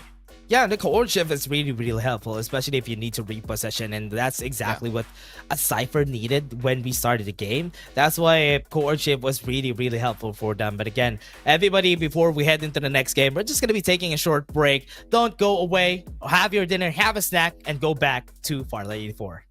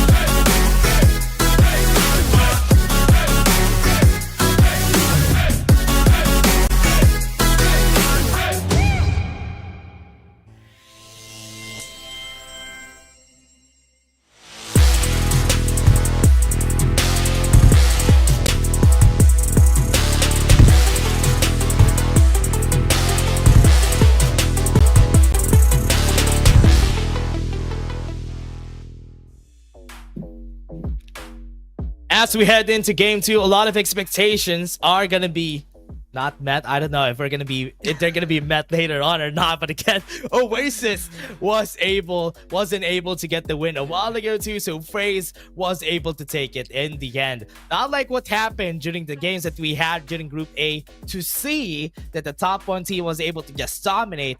Now anybody could definitely win this on Group D. Yeah, Oasis was not able to take a win. Ghost Reborn was pretty much initially eliminated coming into the middle of that fight. They were able to really just survive for a bit, but they were also not able to secure a top 3 finish coming into that fight. So it's going to be interesting how Game 2 and Game 3 would work out, but similar expectations when it comes to the drop points though. Riverview Park for the likes of Ghost Reborn, as this is one of their comfortabilities, and even the other teams as well dropping into their own POIs. Yeah, I'm gonna be expecting a lot of the POIs could be different. Riverview Park, as we said, even at the pit stop, that is also where Ghost Reborn fought against another squad and was able to win, even with that early game advantage. Yeah. If they don't approach Tinman Industriapolis cautiously, what happened this game is gonna happen again. Oh yeah, 100%. And I feel like that's the reason why I want to see another location as well when it comes to the safe zone that we're gonna have. Because the thing is, if it comes down on north side of the map, this is where the Ghost Reborn that we've seen really shines through. Because what they've constantly done is after they went out to Riverview Park, they go up on north side into Sanctuary Tower and go into the northwest part of the map. So that could be one of the expectations if the safe zone goes into the likes of Iris Ranch. Yeah, they're so good at playing against, teams that go to the Sanctuary Tower. That is where they usually shine after going to Sanctuary Tower, going to Iris Ranch. That is the rotations in where it's a Ghost Reborn win that you expect. So that's why, if ever it's not going to go their way, it's really going to be unfortunate for the squad because it's going to be way harder for them to move around, especially if the zone goes into the western side of the map. It's way harder for Ghost Reborn to play around that. Yeah, definitely so. And for the likes of Oasis, what they have done is also very patient. It's a very patient-centric matchup that they've done into game number 1 in the prior game that we've had. They did not stack up a lot of kills. I believe they were only getting 6 kills out from the whole game with level 5 shields even. So it was a little bit unfortunate, but this is one of the strategies that's been standard through a lot of teams already, even back in season 1. But now in Lambton, how is it gonna go for Ghost Reborn? That's gonna be the question here for game 2. Now that we're gonna go to Lambton, game 2 is gonna be underway. I want to know where these teams are gonna drop. Ghost Reborn, FaZe, and even Oasis. These top 3 teams that we have, where are they gonna go? That's gonna be the question. Yeah, Ghost Reborn is a team that I'm really looking out for. Like, what type of location are you gonna drop? What type of POIs are you gonna have that security for? And you know what? It feels like very reminiscent. If they drop onto the likes of Random Camp or even CD Plaza, it's actually not that bad, because the thing is, there's still more towards the side of the map. They could rotate towards the southwest part of the map, which is one of the expectations we've had, but overall, this is really good coming in from them, especially considering as well that there's no one surrounding them. Oh, it's a hot zone too. So that's why they're gonna go to Remnant's camp. That's why they always go there. Ghost Reborn really loves taking the risk, right? That's why a hot zone, that is where they're gonna go. As long as they get any early advantage that they can, Ghost Reborn is gonna be taking that. And nobody is here. Everybody's so far away from them. So the rotations that they could have here is going to be easy, because most of the time, whenever you have Remnants camp there's always going to be static shield devices there. And even in Roman Fortress, the Pickers, and even Deserted Village, there's a lot of static shield devices that they can rotate onto. Yeah, definitely is a lot, as you have mentioned, right? And right now, it's very interesting to look at the north part of the map and even the east part of the map. Surprising. Scar was not able to hit. That's why he's not going to be able to finish it as fast as they could. But still, great spot here for Killer Remorse. I hope we see more of a Killer Remorse. Like Killer Remorse and Aquila were the teams that I would really surprised in this, because they could really perform really well, especially against other teams. But a while ago, they weren't able to do as much as expected, because they were not given the chance to. Yeah, they were not. It was a lot of unfortunate things for them, but maybe Lambton is their map, right? This is the one that we're saying a while ago, that when it comes to these maps, a lot of these teams could have more favorability to even Sunset or even Lambton. So we'll see how these teams are able to adapt to this change into Season 2, having this addition of map. They got information into King. They used the Divulge already. Killer Remorse, especially with this fight that could happen anytime soon. What they can do here is just to play it safe. Just play around them. Now with the travel barrier on this guy, oh, that's gonna be one kill already. Few with the Ancient Star was just able to just push them out. I was able to push them out. The XGZ are currently still 4 members alive, but not anymore. Few! Aggressive play, but now Few has been taken down, but he revived still. That's going to be a respawn as backup for Squad 8. Yeah. They still have respawners available. They could also go in with a manual revive.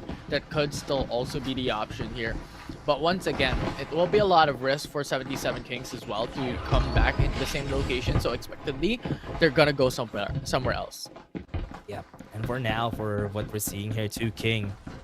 Look at where they're going. A Killer Remorse is just following where they're gonna go. They have some vehicles on their name, so they could use that for themselves, just for them to run in towards where this team is gonna go. And they're trying to get the information as much as they can, but there's another squad that is quite close against them, and it is Squad 3. Yeah, Squad 3 is there as well. So if ever, it's going to be really how AXGZ are place this out, because if you're looking at this Aquila just chasing Bakunawa down. Yep, Aquila just got the kill there. 7 kills on the board already for the squad. And as we were talking about the Killer Remorse and Aquila, both of them got a lot of kills this round. Yeah, they definitely did. And now Osiris as well is on the hunt on 2 King. Ooh. Right, and that's pretty much it. Real unfortunate for 2 King. 2 King was fighting against another squad a while ago. They're not even given a chance to just recuperate themselves, and Osiris just got eliminations for eliminations against them.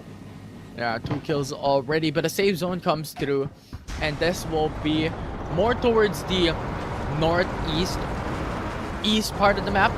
Right, so it will be interesting how these teams will rotate, and expectedly how Ghost Reborn is going to maneuver around Dampton. Yep, Ghost Reborn. Seen some fight. Hestia with the War Falcon. Mikey had to go and get the shield recharges back. Master X1 wouldn't be able to fight against them. They need to be afraid. Actually, LA here. Incendiary is going to be thrown in. Oh, going to be chased down by Mikey, and Mikey's just going to get an easy kill against him. Yeah, one jump, the Incendiary forced out the location. That was just really smooth coming in from Ghost Reborn. Another squad though, or well, another teammate. Ooh, Macro got the elimination, even with the Mediacs. Not going to work out with that squad. They get eliminated time and time again. That Mediac is annoying for Macro. Might get eliminated. It's a good thing he was able to get the armor swap. That's going to be Shin. Out of the picture. They still have some respawners. Yeah, that was really good. The Ghost Reborn still into the matchup. They have 6 kills already coming through. And currently, they're still on Roamer Fortress. This is one of the expectations that we've done already. And coming right after, they could go into Lighthouse. They could go into the northeast part of this location to go towards the safe zone. This is what they've done. This is what they do. And once again, they could replicate what they have been doing in the past seasons here in Season 2. Yeah, and NUDV, them, even in Golden Ranch, they are not going to be able to get a lot of resources here. This is one of the problems with Lambton, right? There's a lot of buildings all over, but the distance you have to cover to go from one house to another is really high. That's why it's really hard to just get resources, especially on those areas which are not POIs themselves, because those places does not have a lot of resources. It's like Iris Ranch, right? It's like Iris Ranch wherein Yeah. the distance between these barns are so huge. Yeah. It's pretty much an open field. It's like Iris Ranch, the map. That's why. This is why it's so hard to get resources. But again, CCR. there's a lot to waste this. Fighting against them. Killer Remorse. Oh, wow. That's great shot coming from their side. Oh, they get the eliminations against the Killer Remorse. They're still not done. Get one more. Alexander, what a flashy play. And right now, you only have 1 member left. First. Oh, no. Shaolin Bang's going to pull it down. They'll have some respawners, though. So they can still go back if ever they need to. They can still go for the revive view. It's going to be a revive, but here comes the Waste. Is going to come back. They're going to come back. Tamayo is first. Yeah, Tamayo's going to go in.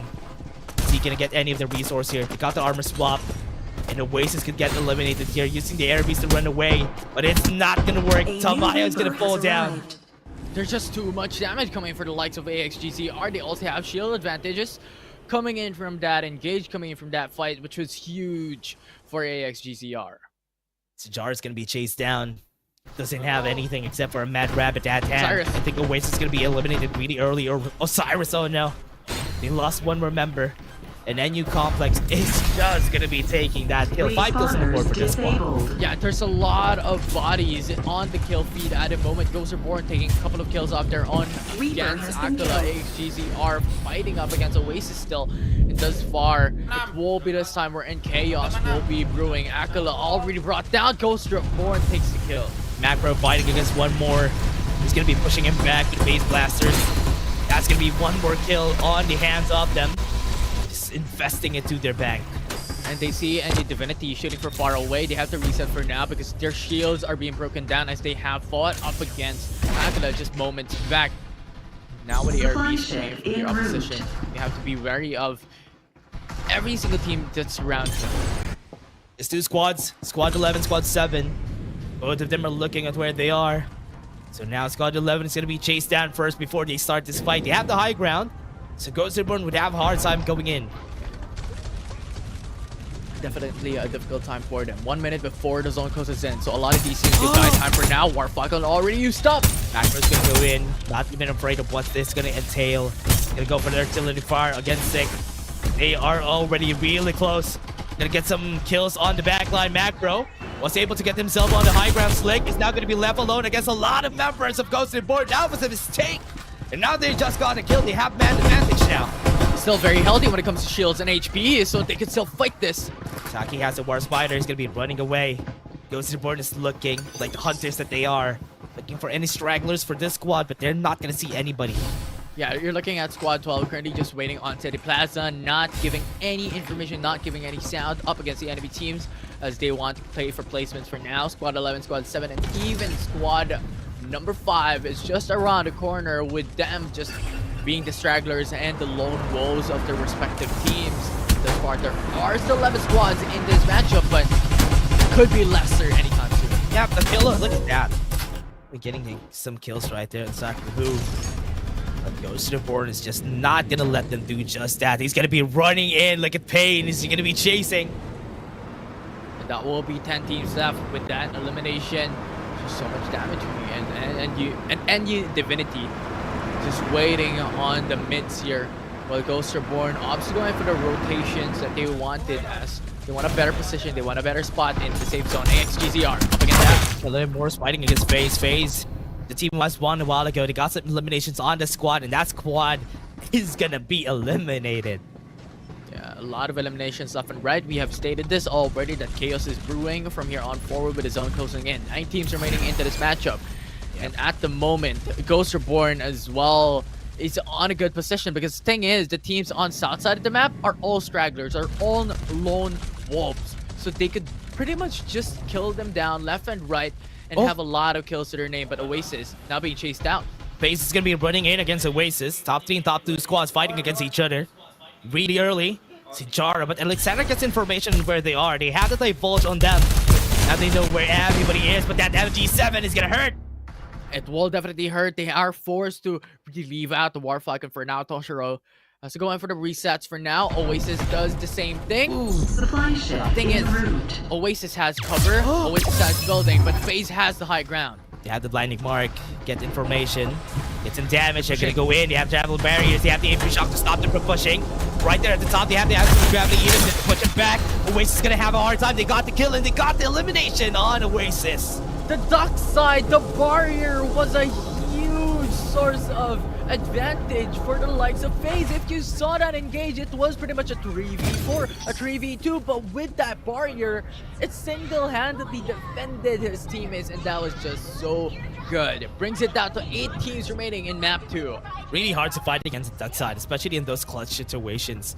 That's why it was made like that, because you can't really win a 1v1 against him. That's why whenever he tries to tank damage, it's so good. That's why here we've seen it in action from their side. FaZe again showing the other squads who's boss. Once they meet against a well-fed Ghost Reborn, that is where we'll see if they have what it takes to take them on. Yeah, and FaZe is on the summit of this mountain, slowly creeping back down to be able to fight up against others as Osiris is waiting downhill. Oh no, only 2 members. They have the incendiary grenade. Gonna be pushing Yori. He needs to use his dashes to run away from the incendiary burn. That's gonna be enough. They're not gonna meet the last member of that squad of Osiris. Gonna be seeing a lot more stragglers here. Oh, a little bit too early there. Tomsky died, and that will be the elimination onto Oh. Osiris. 7 teams remaining into this game. And thus far, every single team, aside from a couple, have been scattered, have been shattered. Only a couple of members in to each and every single squad. It's gonna be hard though. Master X1 also meets Toshiro. 5 FCC. They're gonna be meeting with 77 Rising. Even have the divulge on their side. Look at the 1v1 that we're having here. Akihiro fighting against one person in this building. He's gonna be looking for him, but the problem is, FaZe already knows that this is happening. And they're gonna be seeing, they're gonna be pushing this. That's just because of the divulge that gave information onto the opposition that, you know what, we have to move. That 77 Rising has to go.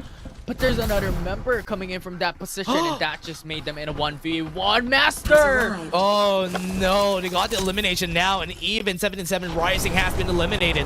You see, have one member still alive. And you Complex. This squad wants to have it, wants to take it. Now it's Hayes out to the open with a rock back and have that initial information going through. Absolute Gravity comes in. Goes in, Absolute Gravity with the MP Shock. It's going to be stopping that Absolute Gravity from going through. They'll have one member alive though with the Vision Erosion. It's going to be hard. Absolute information on where they are. This is going to be good. It's going to be easy for them, but at least FaZe moved around. They know the assignment whenever there's a Vision Erosion outside. They're now going to push in with Vision Erosion down to 9. Yeah, Hayes is going to be killed. Watt is still alive. Still have one outside, but Fuat's gonna fall. They still have one member. Tomsky fighting against 2. Travel Bear down. They still have MG7. Yeah, 1v3 situation here. New Complex has the numbers game advantage coming into this. War Spider comes in. Those who are assuming that this is happening, they know that somebody has no ult. And FaZe was able to win one. Tomsky is gonna make it hard for this squad. And they got the elimination again. And NUXL has seen it. And NUDB is the last one straggling squad here. Now revives are coming through. They have to buy time for their cooldowns to come back up once again, especially the likes of the Absolute Gravity, which will be key when it comes to that 4v4 situation. Onto the Bounty Hunters later on, as Ghost Reborn is still a full force 4-man squad. Full force, full squad with a level 6 armor on their side. Still go for the revive, going for the supply drop. They're gonna go to the high ground, which is good. Good try here for NUXL. They're gonna be seen here by Ghost Reborn, but remember, they don't have a lot of ultimates. Yeah, and now you have the Air Beast as well. Just long-range damage, long-range engage. They're breaking down. The War Spider denies the mobility aspect that New Complex has into this engage. This will be quite devastating for both sides, though. Ghost Reborn has pretty much the lowest of lows of ground, and NUXL has the peaks of peaks. Yeah, the only time, Lambton. only time that this is gonna be good is also if ever they try to push this, they already have their place on the zone. Look at where Squad 1 is gonna go. They're going for the flanks. And I think this is a very, very smart play coming in from Ghost Reborn. Yeah, but the relocation coming from New Complex is really good as well, going into cover onto the buildings. Ponzi's left alone though. This is gonna be their chance. If ever they kill Ponzi here, this is gonna be a chance for them to win this fight. Pain is gonna be seen. You need to approach this surgically a bit slower. Lightning Mark is gonna be used. They're gonna be seeing where Ponzi is. Lightning Mark themselves. Pain is gonna fall down. On New Complex was able to take down one member, and now Ghost Reborn is a bit of a danger. What? Salty 69 though was traded down by Mikey. Salty got killed, and now they're gonna push. Still have some ultimates to work with. They even have the oncoming show. Macro knows that he can win the big shots go in. The Impy Shock's gonna be used. Kizoi was able to win the fight against JC. Even with the Impy Shock, you don't have information. They don't have a Young. Brings it down to a 3v2, and now it's NU Complex who has the advantage. JC is gone, JC is down. Macro wants to go in for the revive, but Ponti's pushing. Yeah, Ponzi's gonna be seeing him. Have a range advantage right here. They're gonna be going down the mountain. Don't have spot. Ghost Reborn Macro was able to win. They have the absolute gravity. They're gonna be pushing them back. And Ghost Reborn is gonna be losing the fight. That's gonna be good. NUXL still has this in the back. Once again, 2-for-2 trade, brings it down to a 2v2. What a great kill though. Mikey is gonna come in. That's gonna be a kill, and they're gonna eliminate NUXL. And they still have one more. Squad 7 is still alive. 2v1. The Straggler coming in from Squad 7. This is the dark side that we're talking about. There's still an opportunity for them to fight back. 2 members left. Breaking that bone trap. Barrier is gonna be used fighting against 2. That's not gonna work even in 2v1. And that will be Ghost Reborn, the bounty hunters that will come out on top in map 2. Yeah, 2v1. And rather, what they did there was very smart, playing around the building. And NUXL had clear advantage when they were fighting against Ghost Reborn because they had to go down the mountain and they were exposing themselves through that area. But because they divided themselves away from each other, NUXL needs to look at different things. And that was the reason why they were able to win. Yeah, it was tons of back and forth. Like, in one moment, it was a 3v4 situation. In another, it was a 3v3. And it brought down to a 2v2. It's just so much of these back and forths. But Ghost Reborn coming into these plays was just able to go in for those revives to gain the numbers edge still up against NU Complex. In addition to that, they were onto the second floor of that building that gave them another advantage. Yeah, and that's why they were able to win there. It was a good try. It was a good try for NU Complex. They did so much this game. I thought they might have been able to take that win there, but because of how Ghost Reborn played that game, they were just able to stay on top. Yeah, and that was just a good win coming in from the bounty hunters of FPC from here on forward. It was really good, and looking at those kills, it was 20 kills overall across the board for Ghost Reborn. Yeah, as we expected from the squad, right? Ghost Reborn really loves getting those high frag wins. And even in the end there, Mikey and Micro was able to survive, and that was the key for them to win. Look at the damage that they have here. Everybody has a 1k plus damage in their squad. It's very balanced. I mean, every single one coming in from Ghost Reborns are pretty much born bounty hunters, right? They know how to kill, they know how to hunt, and if they are left standing, they can still perform each to their own rights. Yeah, and that is what's good about Ghost Reborn as a squad, right? They really are a very good hunter type squad that is going to be crazy whenever they need to get those wins, and you expect them to take that whenever they need to. And XL, look at them, they still have like 14 kills overall as a squad. Still a nice try for them. Yeah, it's still really good, but the thing is, Ghost Reborn, we have to emphasize coming into the Lambton that they were able to go into the hot drop. They were able to go in to have a free time into the southwest part of the map, wherein there were 3-4 POIs that were solely in their favor, solely in their control, which gave them a huge benefit when it comes to the shield, gear XPs, and even weapons that they had. Yeah, they were given a lot of time. They were given a lot of space by the other squads, and it was also because they know how to play their low ground. That's why they were able to win against the other squads. And XL, what they did there was they needed to go as fast as they can in the only cover that we have in the zone, and it's a very smart play. It was just spoiled by Ghost Reborn because they know how to play outside the buildings. But again, Ghost Reborn, that is the reason why they're good. When you're fighting against another squad, they know that they're gonna win. Oh yeah, definitely yes. It was just too good coming from Ghost Reborn, still aggressive as always, and still being the hunters that they are. And now it will be interesting on how Ghost Reborn could now act up, because a while ago in game number 1, they were not able to really perform out of their minds coming through because they were eliminated early on in Tin Man Industriapolis. So this time around, coming into the next game, they bring the momentum over. Yeah, now, but going back to Sunset City, that is where they need to redeem themselves as a team. But again, we're going to take a look before we head into the next game.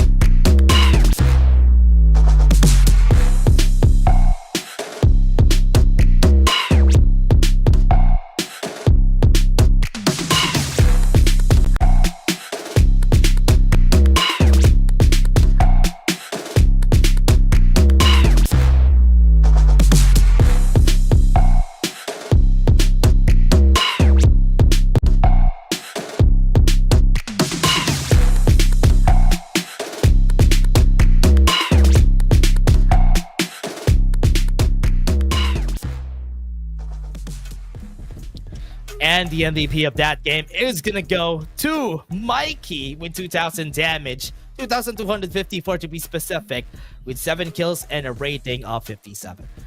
What a sight to behold. I mean, when was the last time we saw Lacenda come into MVP, given the fact of how many ciphers we've had dominating the MVP titles here in the mobile division? Oh yeah, in honestly, I'm really surprised that we have a Lucinda again. We have a Lucinda, we have a Cypher that's gonna be the MVP, and that's what we're always gonna see here in the mobile division. Yeah, for sure. That will be, once again, the utility aspect of things into the mobile division in Sunset City, whether it be D's map or even Lambton as well. It's just utility advantage every single time for this team, for this platform. Oh, yeah. And I'm kind of excited on how everything is going to go here for the mobile division after this. We still are going to go for a break before we head into the next game, everybody. See you guys in just a bit. Don't go away because we still have more games for you.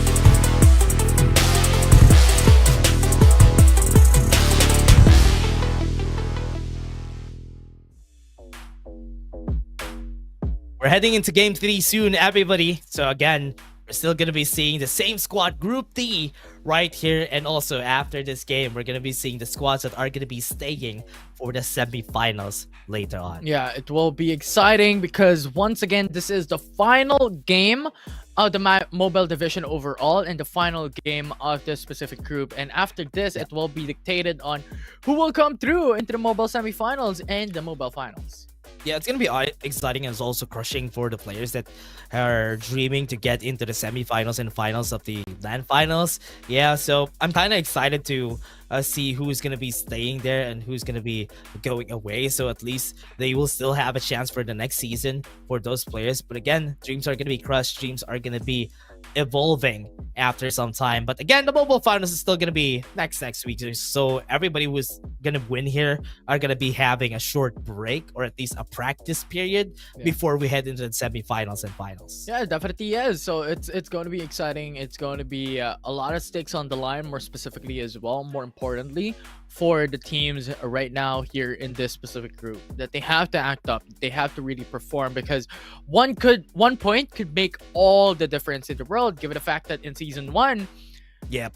The champion in the PC division and the first runner-up only had 1 point difference. Yeah, that was a close call. That's why Dream Team was able to get the win there. That was just 1 kill away from losing their spot, but at least they were still able to get the win there in the end. And it was really good for that squad to be able to take that in the end. But again, for everybody who's watching, we still have a surprise for you, everybody. So what do you think is the surprise, Infinity? Is it a skin? Is it? No, it's not. Oh, it's It not. is gonna be Diamond. It's gonna be Diamonds. We're the Thousand Views. Thank you very much, everybody, for watching and sharing this to your friends. Remember, after this last game, we're still gonna be talking to the winners, or at least the top one of this group. And also, we're still having a Group C and D for the PC finals. If you're looking forward to the PC finals, it's gonna be, or rather, PC knockouts. It's gonna be after this mobile division. Yeah, there's still a lot of changes that could be made, especially considering that we have seen Lambton being played out in PC, and it's a lot more of a difference maker coming into comparison with Sunset, just because you have a lot more movement, a lot more maneuverability, and also given the fact that it's all about aim game. They're in the PC division, so a lot of expectations going to C and D as well into that platform. Yep, and for everybody out there who's really excited to see how this is gonna work. After this, we're gonna have the top 30 teams be able to join the knockout stages. They're gonna be divided to 2 groups again, and whoever is gonna be the both of the top 7s are gonna be going in, and the top 8 from each group, whoever has the higher points, will be going for the final. So yeah, there's gonna be a lot of skill expression, especially that everything is gonna be reset come next week. Yeah, that's also something that I'm looking forward to, because the thing is, after the semi-finalist for the PC and even the mobile division has been already dictated, the points will reset, and this will be the time wherein the teams should really just put their best foot forward and just really put their best out there, because the thing is, this will be the most important aspect to FPC now going into finals. Yeah, question is, how are they going to be adapting for the next ones, especially that Lambton already is here. I still can see the same thing, even though Lambton is here. I thought it's going to drastically change the meta. It's going to drastically change how people play.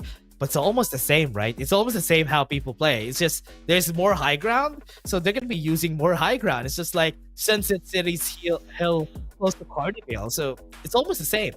Yeah, and the thing is, surprisingly, we haven't seen as much Mayshell anymore.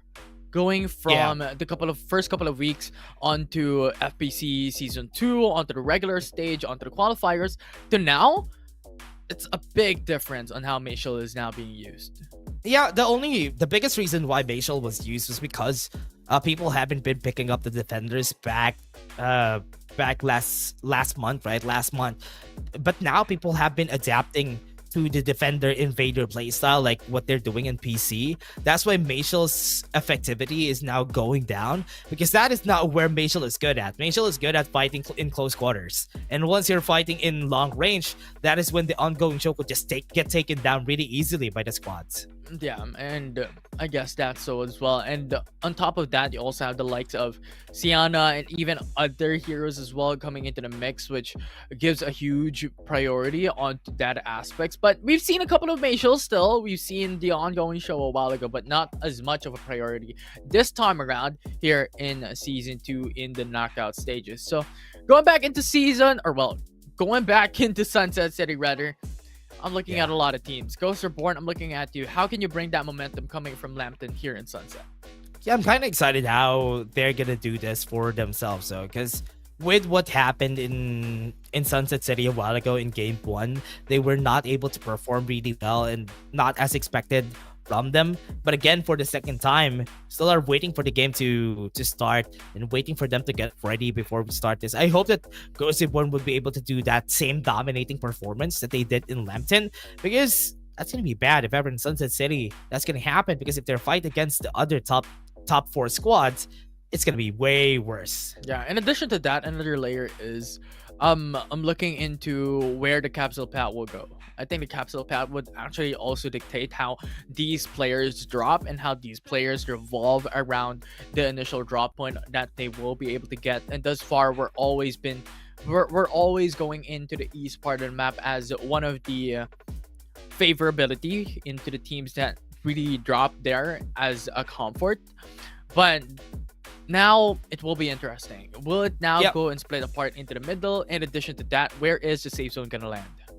Yeah, and I'm kind of liking how it's quite different from before, right? Like before we always had the capsule go to the middle, always gonna go to the middle, but now it's a bit more extreme, going more to the eastern side or northern side, for example. That's why it's so hard for some teams to be able to reach their POIs. For example, it goes to the northern side, it's hard to go to Sunflower Shopping Mall, which is one of the problems that you have whenever you start a bit slower from the other squad. So yes, the capsule is also going to affect how these games are going to be, the momentum of these games are going to go. Yeah, definitely is, right? And at this point, I feel like we've talked about the capsule pad, the drop points, the save zones, the patterns, and it will be interesting how these will be reflected coming into the games later on as well. Will there be any drastic changes now that we've had it? Because from what we have seen, even in the prior series, coming into the final game, coming to game 3, a lot of these teams adjust. A lot of these teams wants to not play aggression into the early paces. That's why they change their POIs and their initial drop points. So that could also happen here. Yeah, or are we gonna be seeing Ghost Reborn? I mean, they always drop in Riverview Park, right? But if they see another hot zone, and if it's not in Riverview Park, are they gonna go there? Oh, yeah. That could be a specific playstyle that Ghost Reborn could be so good at. The addition of that hot zone could be a good way for them to use the early game, utilize the early game for them to get early kills. Yeah, and I'm glad that you mentioned about that. Because the thing is, their playstyle is always that early aggression. And if they go into the hotspot, they get those level 4 shields already on. It's going to be a feast for them, yeah. Yeah, that's going to be a good spot for them. And so far, Game 1 and Game 2, they have been doing that. And I'm kind of liking that they've been doing that because they have been punished during Game 1. But in Game 2, they were able to just reap the rewards from that. Yeah, it definitely is. So yeah, a lot of expectations already being set coming into this game 3. Let's see if our brains connect, our wavelength go through into the knockout stages game number 3, because once again, this is the final game of the mobile division here in the knockout stage. They're not gonna go to the hot zone. That is just unfortunate. It's so far away from the review for it. That's why they really didn't go for it. Right now, the hot zone is going to be on the southern side of our map, and we're already seeing some squads going back to their respawner. 77 Rising already went back. Oh yeah, they went back, and Ghost Reborn now has complete control over the review park, and I like these adaptations. You know what? NUXL is now going into the south part of the map. Hot zone still uncontested. No one's going for it as of yet, which is very interesting. Yeah, really surprised that Pit Stop, compared to the other groups, hasn't seen a lot of play. I mean, Pit Stop, the upper area, but the lower area where you have the houses there down at the bottom, closer to Tin Man and Destropolis, could be a really good spot for you to get resources and a lot of vehicles, but nobody has been going there so far. Definitely no one as of yet. And we'll see. And what we have mentioned, right? What we have mentioned about Ghost Reborn is, when it comes to these early games, when it comes to generally, their weakness is a lot of these teams revolving around the east part of the map. But thus far, there's no one going to east part of the map, with maybe an exception to one of the teams that went into Sanctuary Tower. But aside from that, there's no one. So this will be a really, really good advantage for the likes of Ghost Reborn. And Oasis going back to Carnivale. They already have their kills and they already got the advantage. This is what you get whenever you have two spots that you're good at. That's why Oasis really just makes sure that the other squads that are gonna try and go in their comfortable spot are gonna get punished. Yeah. It is, and now Carnival as well. Being the point where in Oasis, this is pretty much already expected. This is one of the drop points that Oasis is very comfortable to. And now what the next step is now going to be the perspective that we have to really think about, right? Because Carnival is the middle of the map, and now Oasis has a lot of options. They could go into the north part of the map, left, right, or even down south. So it now depends on where the safe zone is gonna land. Yeah, that's gonna be a question here for all the other squads, but now... Oh, Safe Zone's gonna be on the top left side, Infinity. So Ghost to the board needs to rotate around it. So it's gonna be good for them because at least they would be able to rotate around Sanctuary Tower, then go to Iris Ranch. That is something that they're so good at. And right now, NU Complex fighting against 2 King as well in this building in the Heart Island.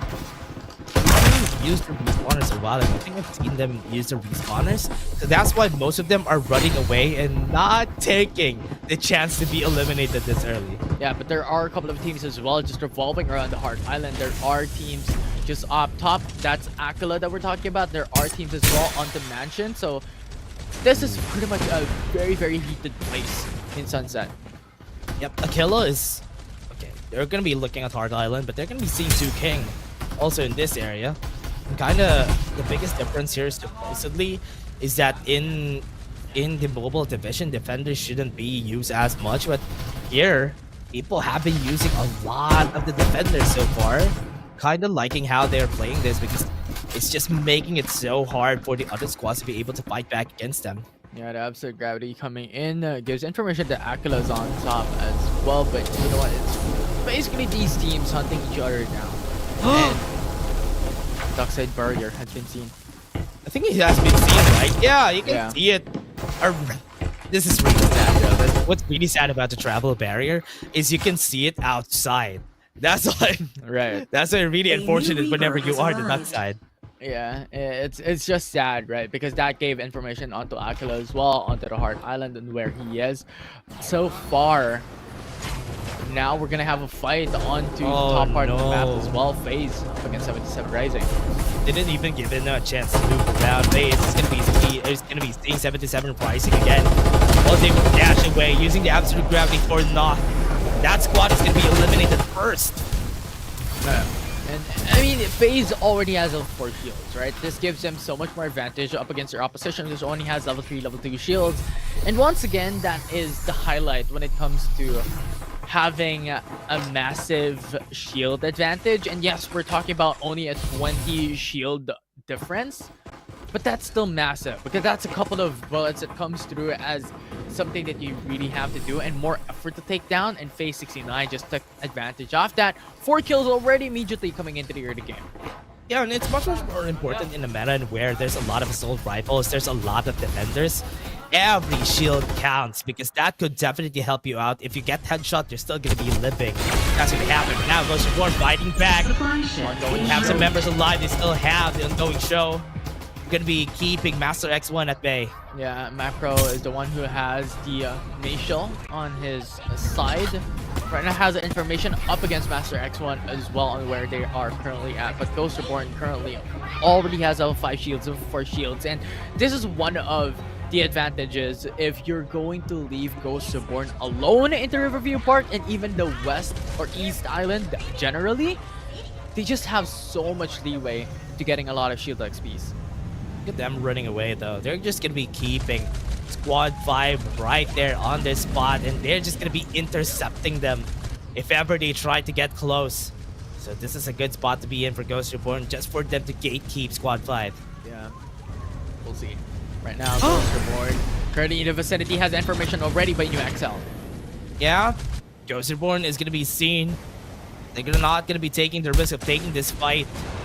Have some damage coming out, but they are just gonna be running away.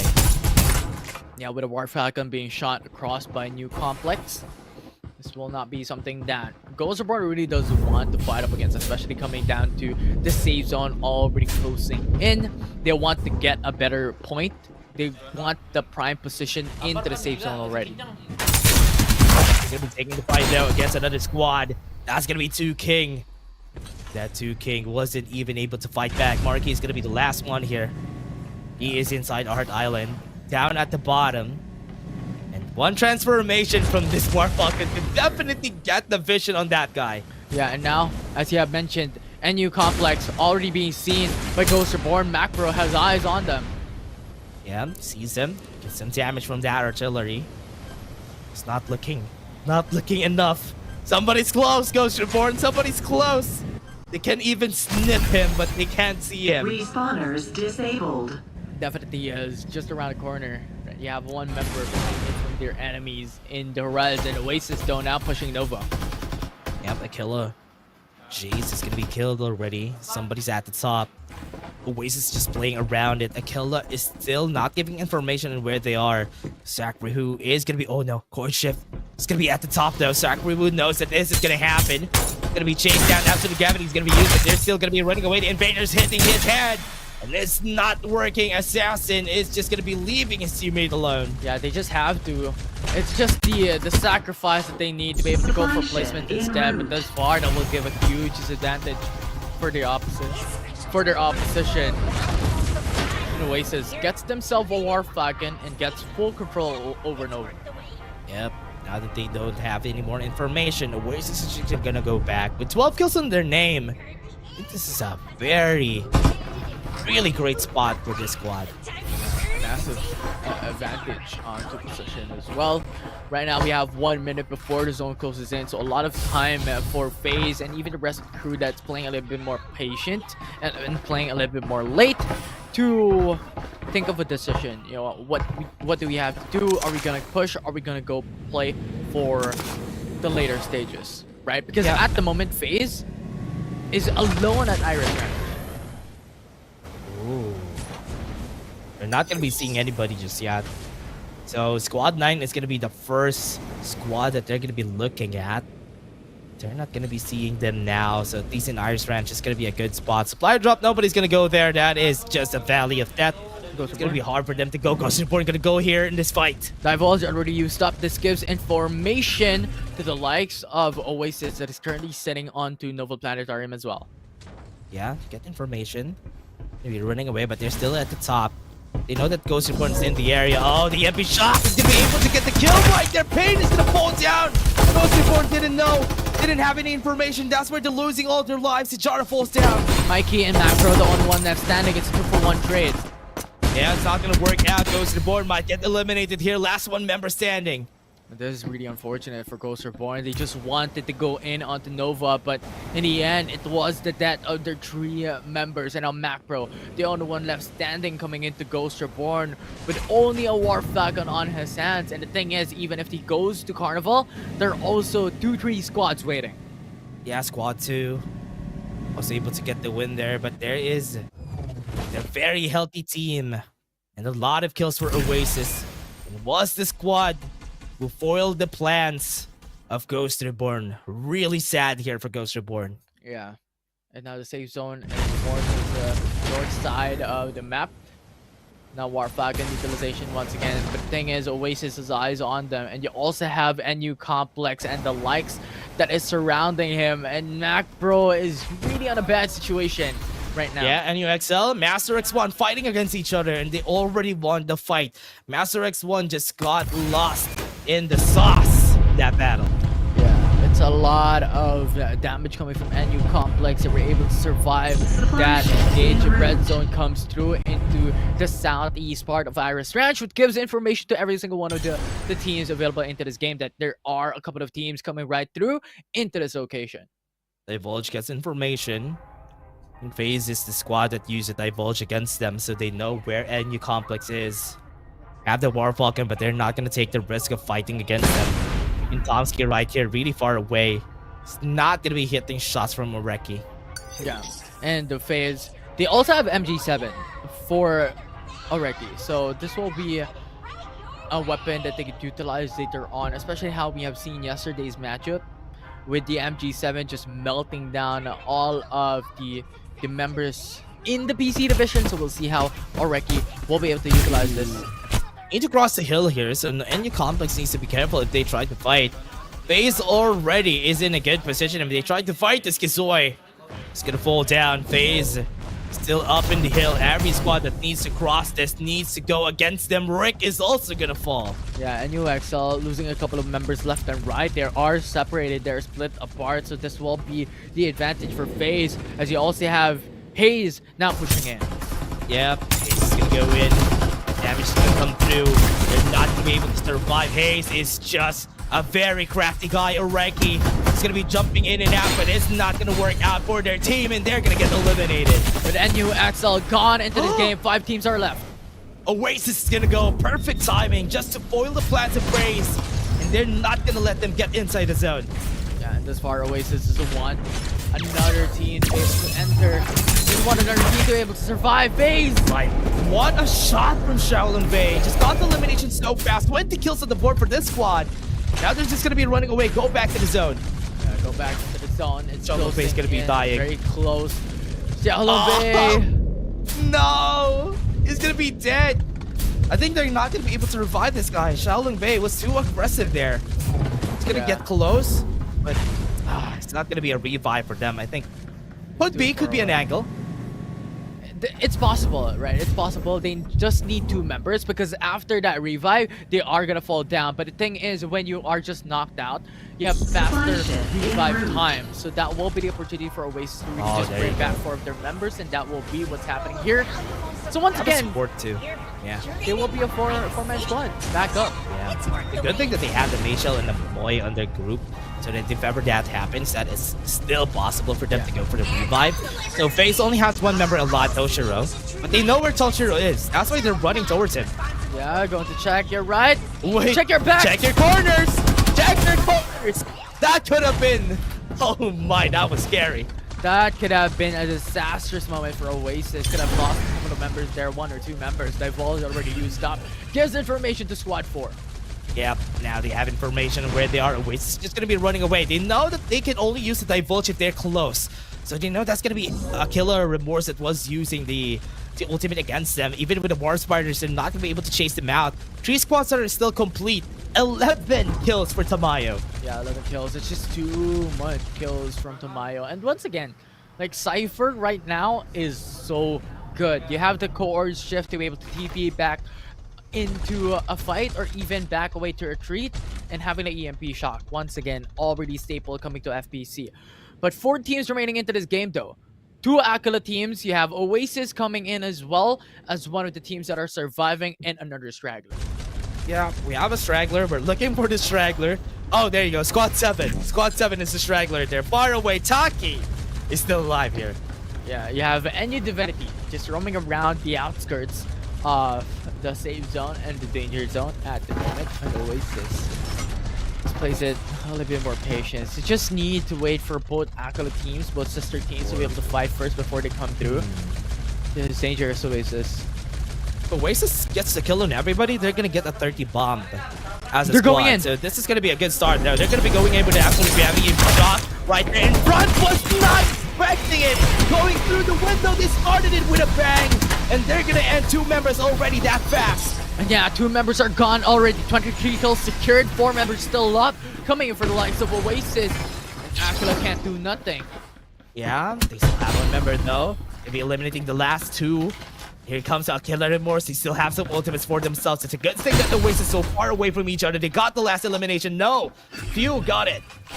3 teams remaining coming to this fight. Killer Remorse still up into this engage. Jara, no more shields. Got the headshots, Jara. Now low in HP. Members of a Killer Remorse. Armor advantage right here for Oasis. So if ever they try to fight, these purple armors are going to be hard to fight, or rather, just level 6 armors are going to be hard to fight against. The only disadvantage that Oasis has at the moment is that they used up their ultimates already. So when it comes to this fight, AXGCR has that possibility of going in for that engage. But we'll see. Oasis, how are you going to do this?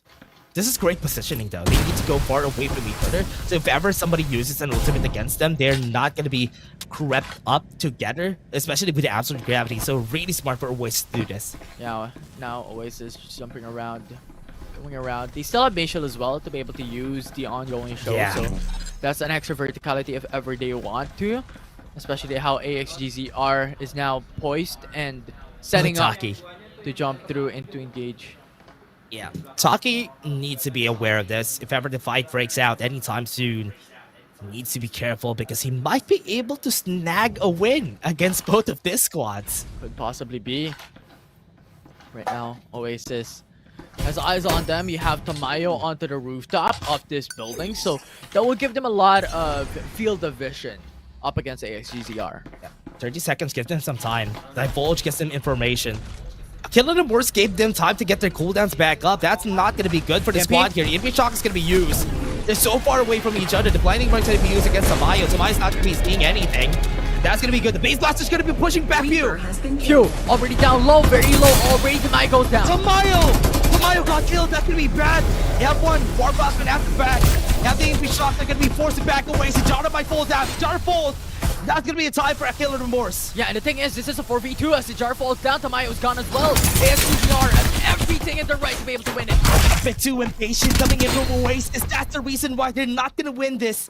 Still a 2v1. Kurt is still here. Might be able to still find a way to get the win.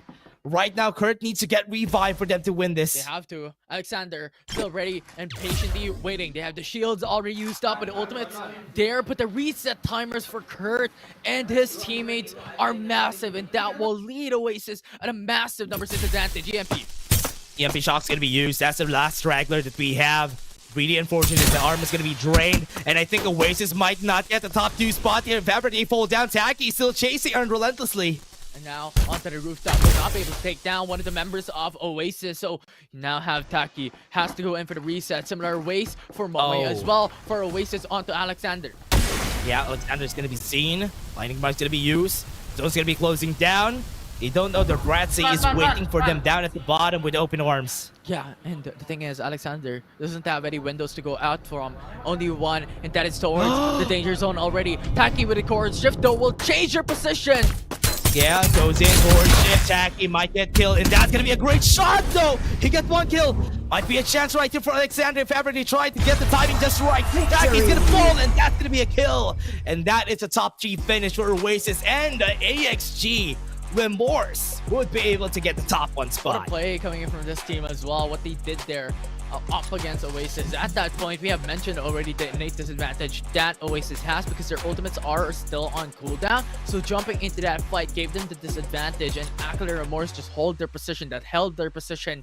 And even then, the numbers advantage, the numbers game that Acolyte Remorse was able to really just conclude into that fight was amazing, and overall they were able to take it down, with Oasis only being able to secure the top 3 as you have Taki getting the top 2. Yeah, I think Oasis became too impatient there in that battle.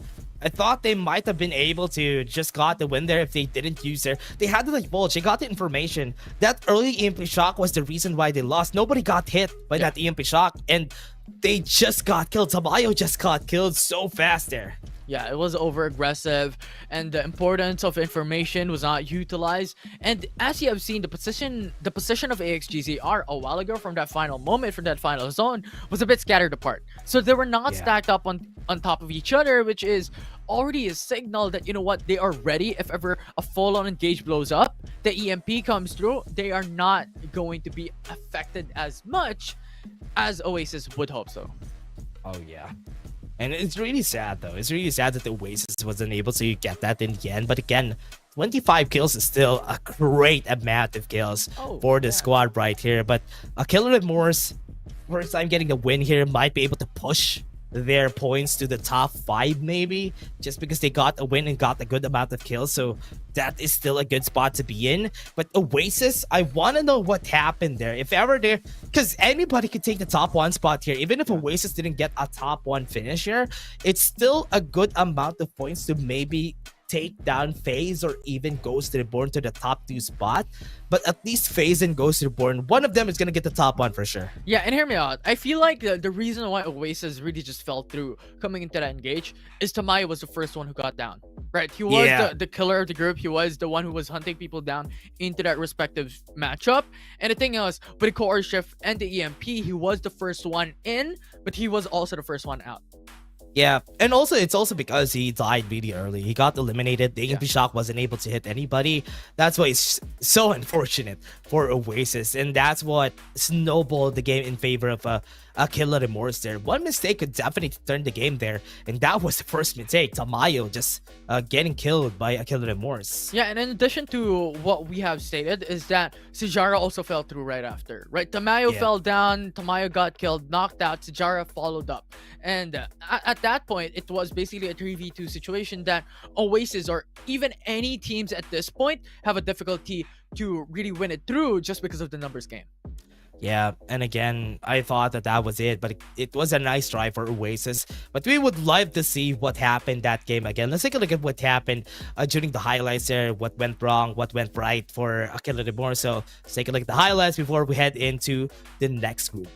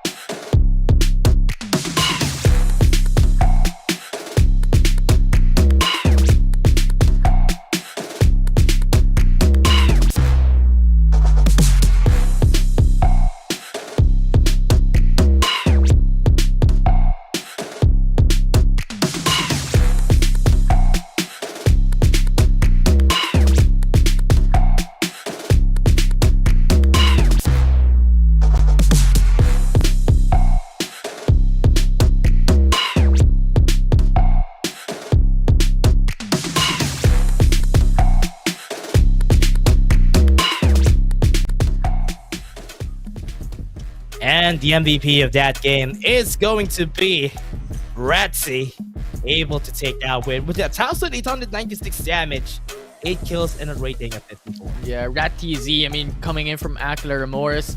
Lucinda, once again, doing a lot of job coming through into that fight, especially those absolute gravities. Pinpoint perfect consistency, and it was just AXGZR's patience and, of course, their ultimate advantage coming in from that fight. The over-aggression coming in from Oasis was punished, and once again, AXGZR just pounced them up. It was really good overall. Oh man, yeah, it was a really nice performance here for Rat PC for Akila de Morse's side. Because if not for the absolute gravities and even for the destruction that they have been doing, I kind of like how the playstyle has been going there. The evolution of the playstyle that somebody's gonna be going at the backs just to use defenders for themselves, and 2 members are just gonna be going at the front for them to get information and at least to distract the enemy team. Yeah, it was a bait and switch type of strategy that really worked out for AXGZR there. It did not work out well for the likes of Oasis. Unfortunately, from what they wanted to do, it was a little bit of the overextension coming from Tamayo into that engage. But overall, this is something that we have talked about a while ago, right? Any of these teams could actually take it down. Ghost Reborn could be snatched away a couple of top 1 finishes, and lo and behold, Sunset City is not their map at the moment. Lambton has been showing a huge dominance for Ghost Reborn, but when it comes to Sunset City, they were faltering quite a bit. Yeah, they got eliminated by Oasis really early in the game. They were not really expecting them to fight in Nova Planetarium, and when they got caught by surprise, everybody just got eliminated one by one already, and that was just how it all worked out in favor of the other squad there. And now, for the question here for the players, who is going to be top 1? Because honestly, I don't know who's going to be top 1 here in this group.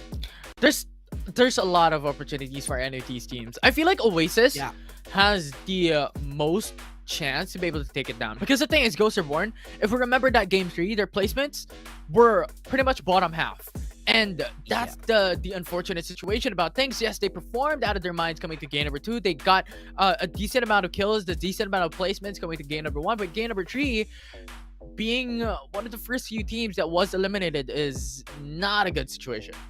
Yeah, and also FaZe could have a chance at taking the top 1 spot, because game 1 and game 2, the performance of FaZe was also nice, but in game 3 we didn't see much of them. I think they got eliminated early during game 3, but during game 1 and game 2 their performance was nice. So we could definitely say that this top 3 squads, the ranking could be shaken by this top 3 squads that we have in this group. Yeah, and it will be crucial for these teams as well to really understand like where they're currently positioned at. Once again, Yeah. this is the final game. This is the final group. This is the final series that we've had for the mobile division. It will dictate where the leaderboards is currently at for the top 30 Yeah. teams that will come through at the semifinals, which will be interesting to take a look at. I think we're gonna take a look at the team rankings first before we head into the interview. I want to know who's gonna get interviewed too, because we don't know. Because a while ago, Group Yeah. A to C, we knew who's gonna get interviewed because we know who's gonna get top one. But here, once we see the team rankings, that's when we'll know who is gonna get interviewed here for the group. Because we also want to know what is the mindset of these players here going to Group D. Because compared to the other groups, being placed in a group in where Ghost Reborn does not have momentum gives you a lot of opportunity. Yeah, a lot of opportunities, a lot of space to be able to excel into your own right, into your own Yeah. team's capabilities, into the semifinals coming into the next 2 weeks as well, given that fact. So it Yeah. will be interesting. It will be interesting from what we could really look into the mobile finals in the upcoming weeks. Yeah, and for all of the players that are excited to see how things have worked out for the game today, honestly, you still have some games. For people who are waiting for the PC finals, we still have the PC finals, PC division of Group C and Group D. We still have it later on, so don't go away if ever you're still waiting for that. And if you're waiting for the mobile division, for the mobile finals, it's gonna be next week. Yeah. Next week for the mobile finals, and then next week for the PC finals. And it will be an interesting situation as well. Like, who will win the PC finals, given how Yeah. season 1 turned out with only a 1-point difference for the champions and the runner-up? Like, Yeah. it will be such a coin flip of a division. Yeah, especially for the knockout stages. We haven't seen a lot of great big performance during Group A and Group B yesterday. Maybe in Group C and D it might be a bit different. So we would like to see how Group C and D are gonna go for the PC division. This next couple of weeks are gonna be interesting because we have some finals that are gonna happen, everybody. So tune in. That is when also this season is gonna end. It's like season 1 was fast and season 2 was quite faster, right?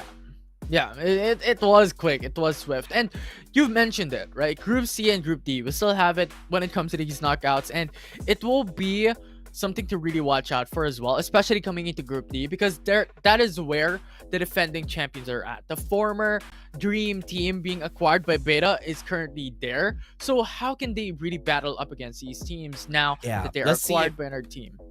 Yeah, let's see if ever they still have the same spark as a team there. That's what Yeah. I want to know for the squad here. But again, let's take a look at what happened in the team rankings. I'm excited. Mobile Group D, we'll see. I mean, expectedly, it will be the FaZe team. It could be Oasis that comes out on top, but it really is. FaZe was able to really take out really? so Wait. much points. Oh man, FaZe is able to get the top spot here in this group. Really surprised that they were able to actually take down the squads right here. Really surprised. But Yeah. again, for the squad, what can they do here? FaZe, we want to know who's gonna get interviewed with this. And Ghost Report not taking the top 1 spot.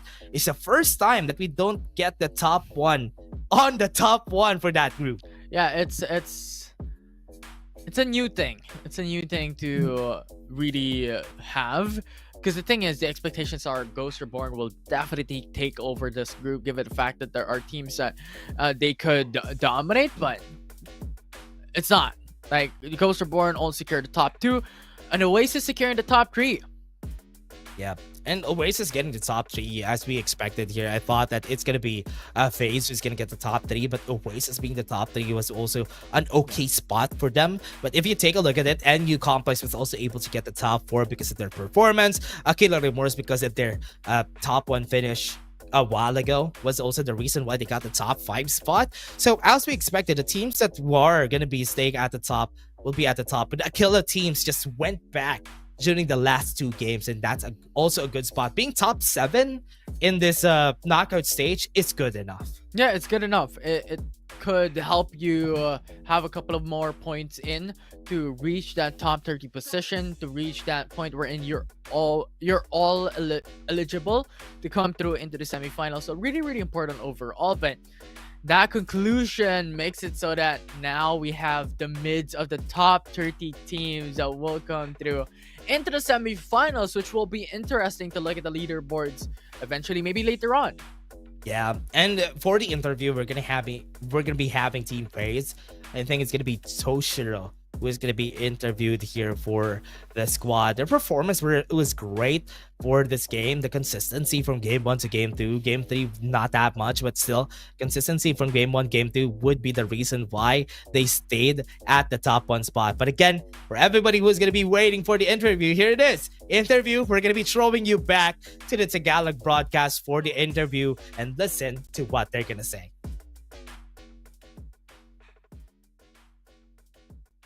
Hello, Toshiro! Grabe naman ang ngiti nyo dito. Again, congratulations sa inyo and well-deserved win and top ranking ang naganap na nga para sa inyo. Ito naman ang tanungan namin ha. Kamusta at ano ba ang mga naging mindset nyo kanina to win out a game? Dahil syempre, hindi lang madali ito lalo na takakalaban nyo si Ghost Reborn at Oasis Gaming kanina. Ano lang po, kumpiyansa lang po, tiwala po sa isa't isa ng mga teammates ko po. Yun lang po. Yun, napakahalaga nga naman kasi nun, di ba? Batak, ako naman, ang question ko, batak ba talaga yung team nyo sa Lambton? Kasi di ba may mga scrimmages, yes, pero hindi ganun karami yung nagmamahal sa Lambton eh. Kayo ba? Ano lang po, sakto lang po. Madami din po kasi kaming errors kapag nag-scrim po kami sa ibang map sa Lambton po. And inaayos na lang po namin, just may second drop point po kami. Kumbaga kasi pagdating nga sa Lambton 'di ba? Mas maigi nang magkamali kayo sa scrim para dito pagdating sa mga tournament, magiging pulido na nga all throughout. And ito naman Toshiro, ito yung gusto ko maitanong talaga kung paano nyo nasagutan dito na kaya nyo palang palagay na sina Ghost Reborn or kaya sina Oasis. Paano yung naging mindset or yung naging sagot nyo sa kanila dahil syempre sinatamayo yung nakuha nyo. Ano lang po, yung tulad nga po nasabi ko kanina, kumpiyansa lang po, just tiwala sa sarili, tsaka po sa mga kakampi. And ano po, usap-usap lang din po, comms namin. Ayusin lang po namin yung mga error namin bawat game. Yun lang po. Okay. So, since first time din natin nakausap ang team face, ano ba ang iyong shout-out or meron ka ba mga kinakailangan pasalamatan dyan, lalo pat nasa comment section? Meron po. Eto, shoutout po sa namin, sa handler namin, kay Ate Mai, just kay JJ, tsaka po kay Tomski, kay Hayes, kay Shroud, tsaka po kay Iwa. Lalong-lalo na po kay Tita April, shoutout po sa inyo. Sabi ni Tomski. Yun. Ilang po. Parang kinikili. Buff ba? Buff. Baka may gusto ka. wala na bang may ichichika na buff dyan? Sino bang buff natin dyan? Ay, wala po buff eh. Okay lang. At least ang buff niya dito yung family niya, di ba? Again, congratulations, Toshiro. Maraming salamat. And again, let's hope for the best para sa ating top ranking. So, goodbye. Thank you. Thank you po. Thank you po. Really, honestly, that was perfect. That everybody is still adjusting to Lambton. They always say it, that they always are adjusting to Lambton because Lambton is such a hard map to play if you are accustomed to playing Sunset City. So for them, confidence. If you don't know the word confianza, it is confidence, everybody. I had to Google that. I didn't know what it means. Both of us were wondering, like, what is that word translating into English? Because we were had able to Google get it, that. everybody. Yeah, We're we had to sorry. Google is our friend going into that interview. But aside from that, as you mentioned, right, just because it is new, like Lambton is brand new coming into the competitive scene, and as always, change is something that is hard to come by, and it needs time to be able to adapt into that. So as we have seen coming in from Toshiro, coming in from Team FaZe, they were able to adapt quite slowly, bit by bit, just building up their confidence coming into FPC. Yeah, we really want to know who is the teams that before we head into the ending part of the mobile division, we're gonna be seeing who's the top 30 teams. That's what I'm excited for. We need to know who the top 30 teams are gonna be, because that's gonna be Yeah. this is the D-Day of the mobile division. Yeah, the doomsday for the mobile division. Like, who's going to say goodbye, whose dreams are going to be crushed, and whose dreams are going to still be alive coming into the mobile finals as they have been eligible to come through into the semifinals. Yeah, and this is gonna be the top 4 again. Is the same top 4 gonna stay at the same top 4 spot, or the rankings have shaken? That could be. Ghost Reborn could be the only team that could be shaken on the rankings, just because they lost the top 1 spot in their group, because the other three are gonna be constant. That's not gonna change, because they all got the top 1 spot. So Ghost Reborn could be the only one who could be down to the top 5 spot. Yeah. I hope not.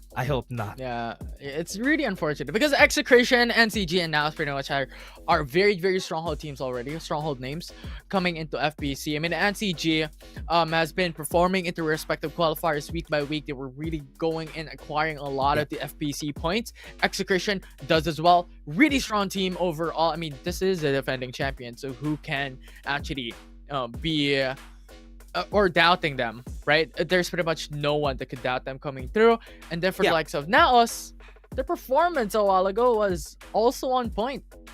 Yeah, it was so good. Getting 3 wins on the knockout stages, that is really great. The group stages, yeah, sure. But in the knockout stages, that is quite a different spot to be in. But again, for everybody wondering, once we see the top 30 rankings, you should divide them to odd numbers and to even numbers, because the odd numbers are going to be fighting each other on the semifinals. The even numbers are going to be fighting each other on the semifinals. So that is how they're going to be grouped. So if ever that happens, NCG and Ghost Reborn are going to be fighting each other in the same group, if ever they stay in the top 4.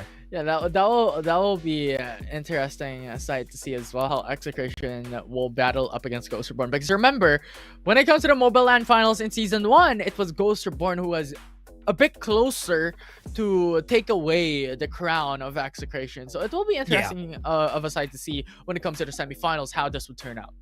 Yeah, I remember it was like Game 3 or Game 4 in where I thought it could be close, that Ghost Reborn might have been able to take the win there. Because if ever they started in Game 3, win that, snowball that in their favor, that could have been a win against Execration. But no, Execration, after that first loss that they had, the only map that they lost, then they won the next 4 or the next 2 maps after it. So they totally won 4 games on that whole series. And that's why Game 5 wasn't even needed, because Game 5, they already had so much points, nobody could chase those points. Yeah, the only situation that could turn things around is if Execration was the first one to be eliminated. They get no kills coming into that matchup, and Ghost Reborn was able to stack up every single kill in the lobby, which was very, very hard to do. Very hard to do. But Game 4 could have been it if ever they were able to do the same thing there that time. Now esports got the top 2 spot there, but we were expecting that Ghost Reborn might have been able to get it, because we know that Naos wants to play for placements, Ghost Reborn wants to play for kills. And the only way that they could win was to play for kills. And Ghost Reborn is a team that we expected to do that. But in the end, Execration did a win on that Game 5, and it was so funny that they still got that win in the end. Yeah, they got the win. They got pretty much 3 top 1 finishes as well in a 5-game series. It was so good to watch for the LAN finals, for the people who was able to watch it. Whew, that was a heated battle. Yeah, that was fun. Yeah, but honestly, I thought this season 1 could have been a different story, because during the start of the season, Execration wasn't performing that well in week 1. But when it came to week 2 to week 5, they came back. Execration just needed that 1 week break. And then after that, they were still able to get all the points that they needed. That's why they still stayed at the top 1 this season. That's pretty much what happened in Season 1, right? When it came to Season 1, what happened there was Execration was pretty much a team that was performing. They're a good team coming into the first 2 weeks, but they're not the team that really just shined all throughout FPC. But into the following weeks, into week 3, week 4, they built up their confidence, they built up their strength, and all of a sudden, they just showed up big time and became the top one, stealing away that position, that placement away from NCG. Yep, and NCG now back in the same spot. This is almost the same spot as we had during the last season, where we have the top 1, top 2, Execration, NCG goes to the board in the top 4, and Naos or Oasis on the top 3 spot back then. So now it's a very different spot. Naos now cementing themselves as a strong squad. How is this gonna fare out? Because if Execration is gonna be facing against Naos, Naos might have a chance to steal maybe a couple wins against them, because that is kind of what I expect, especially the playstyle of Execration and Naos honestly kind of are mutual to each other. Yeah, it is, right? So it will be interesting. As we have mentioned a while ago, for the viewers watching at home, we're only currently just waiting for the top 30 rankings to be shown on the screen at the moment, and it will be exciting as well, because the thing is, the teams that will be shown on screen will be the ones who's going into the semifinals in 2 weeks. So eyes on screens later on, because that will be something that everyone has to take note of into the semifinals. Yeah, I'm excited though for if ever we're gonna go there. So for the top 30, who's gonna be there? One of the teams that I also had a lot of expectations for was Kymex. If you remember Kymex as a team, I think those teams, Hasbula, Iska, that team, they are a really strong team too. The expectations were met during the LAN finals last time. I thought that they might have had a chance to surprise us because they got 1 win. I remember they got 1 win back then, and now coming into the LAN finals, is it gonna be a big change? But let's take a look at the reminders for the finals for everybody out there who wants to watch the finals. This is gonna be the reminder for all of you guys. Yeah, for the mobile tournament finals, we have it going to occur on 2 weeks time. So that is 28th and 21st of January, and it will be exciting. It will be something that a lot of these players, a lot of these teams will be looking into to really join and actually just experience how these teams play, how the energy of the fans explode in the venue. Yeah, for the mobile finals, we're gonna be having, oh, there you go, you take a look at that. That is how you'll know what's gonna happen, everybody. Group A and Group B, and upper A, lower B, upper B, lower A. You know what's gonna happen here for these groups. They're gonna be fighting against each other during the whole day. We're gonna be having tons of games, and we're gonna have a finals with 5 rounds. Yeah, finals with 5 rounds. A similar pattern from what we've seen coming into season 1 of things, right? We have the Group A, Group B, upper A, lower B, upper B, lower A occur as well into the same day last year. So expect similar pattern coming in to this year. Top 15 teams, everybody. This is the top 15 teams. We have Execration. Oh, look at that. Top 4 still. Ghost Reborn is still in the top 4 spot. NCG and Ghost Reborn are back in their, what do you call that, rivalry. Back again since the first tournament that we had. They had this rivalry. They're going to go back at it on the knockout stages. Although what I love to see here is Built Diff. Because the thing is, this is the first time that Built Diff was able to really acquire a mobile team going into their organization. This is what we have been talking to one of their managers, I believe it was Steven, that they're really planning to acquire a mobile team into their division. And so far, they have been performing, even to the fact that they're able to secure the top 6 spot into the mobile. PB's Iron is going to be seen here together with Org Please. Even Euphoria, 2 of the Euphoria teams were able to clutch it out to get up there.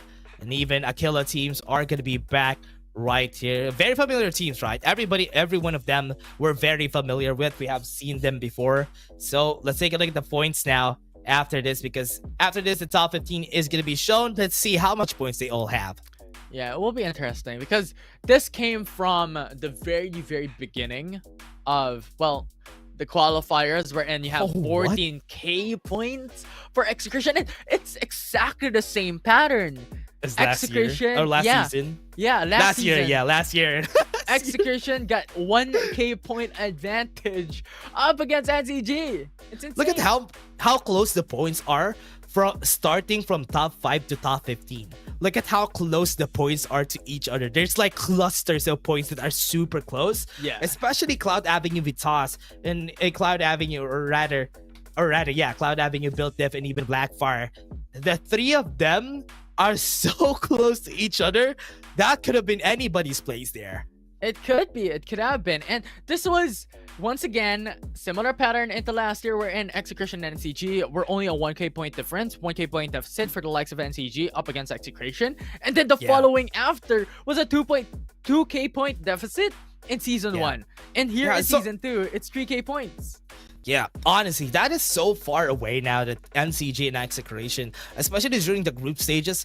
I hope somebody in Season 3, if ever we're gonna have a Season 3, in Season 3, I hope somebody pushes them away on that top 1 and 2 spot. It's like there's gonna be a hero that could take down both of those teams in the top spot. Yeah, we'll see. We'll see. Because, I mean, we have another season. We will have more opportunities for Rising Stars.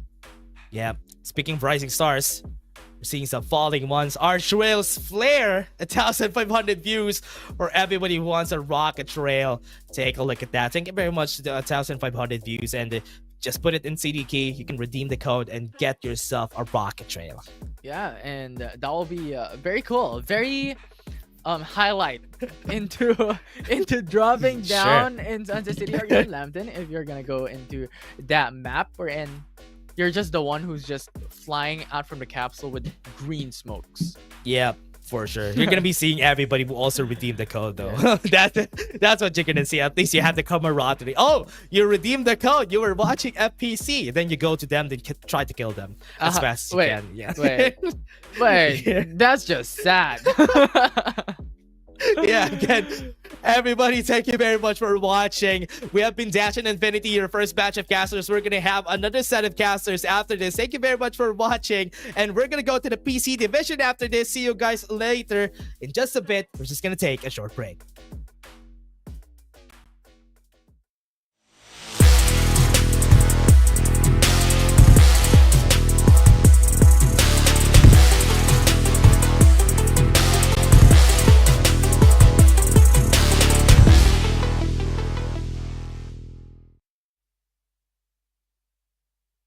Hello everyone, I am your host LazyCast, and I'm back with some new updates coming your way November 30th.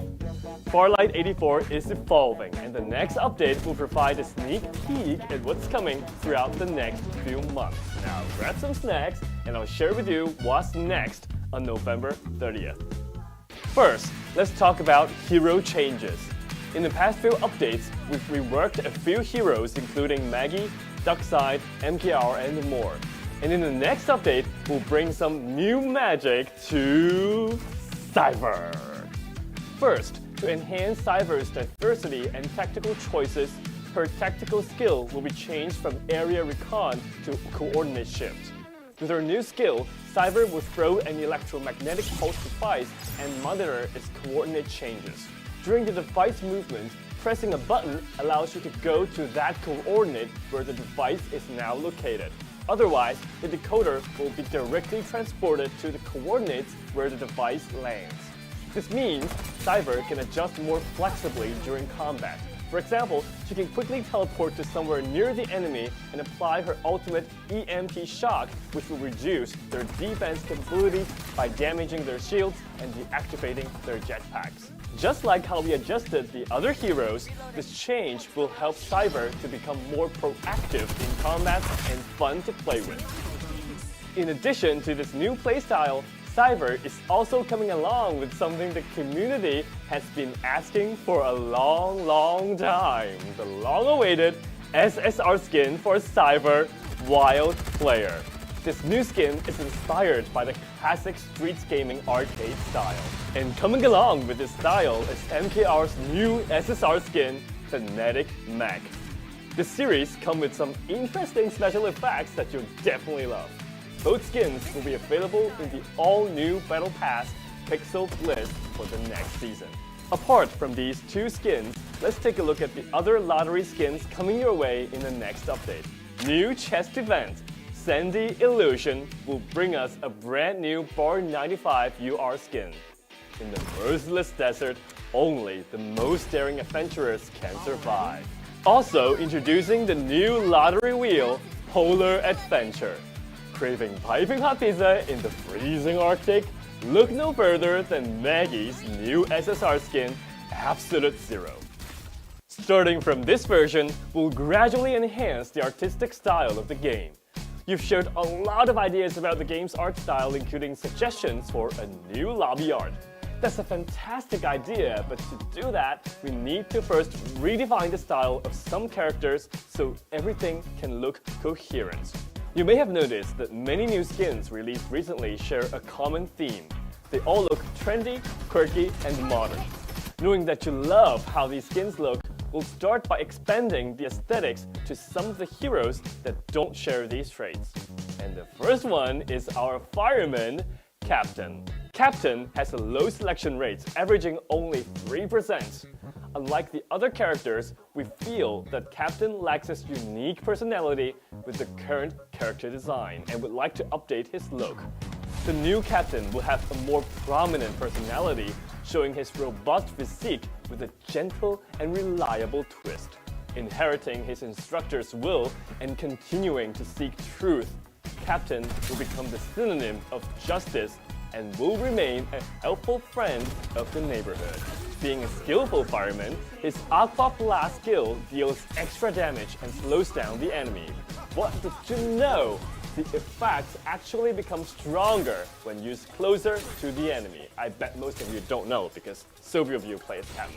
Now, to reintroduce this hero to all of you, we've prepared a video to tell you more about Captain. So remember to subscribe and hit the bell for more Battle Royale content. What's that? Captain's dancing?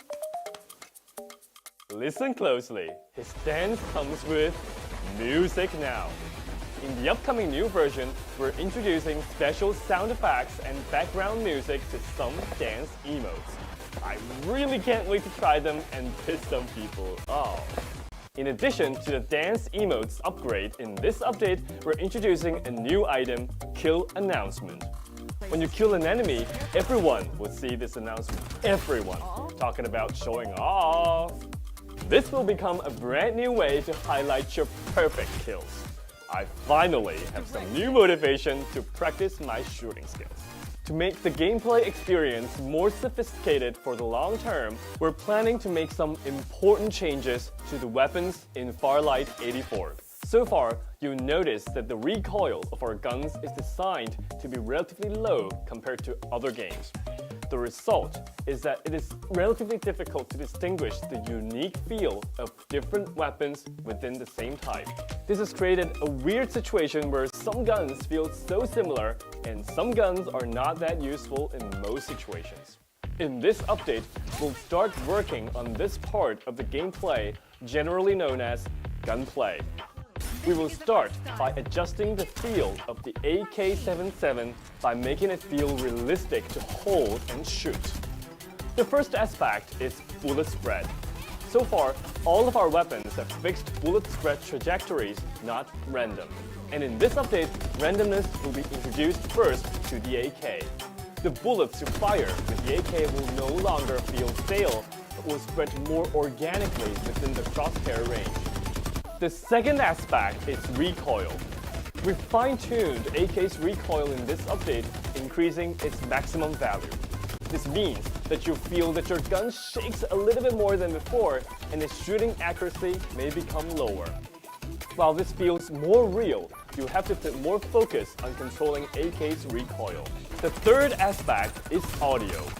We plan to strengthen the immersion of these weapons by improving how they sound. In the next update, the audio of the AK-77 and Bar 95 will be updated. The new sounds will have more realistic texture. You'll experience a clearer, more impactful feedback. Let's take a listen.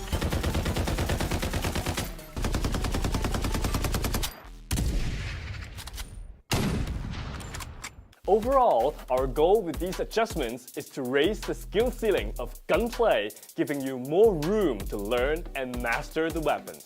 Your full potential will be expanded, creating an excitement that lasts longer. You may ask, will that make it more difficult to play on mobile devices?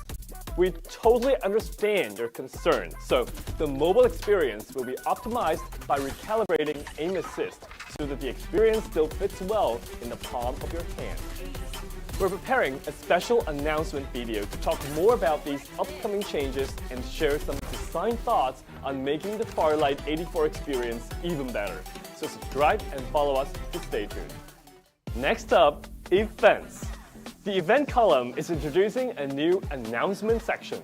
In the future, updates and announcements will be displayed right here, making it convenient for everyone to understand the details of the updates and know what's happening in the community. For example, we'll post anti-cheats updates right here for you. While we kept updating the ban lists every week on social, not everyone gets the information because of social algorithms. Now, these info will be shown right here, so every one of you get to know the latest news. And good news! Rewards are getting even better in the events. Now the daily tasks will provide you with new challenges and rewards every single day.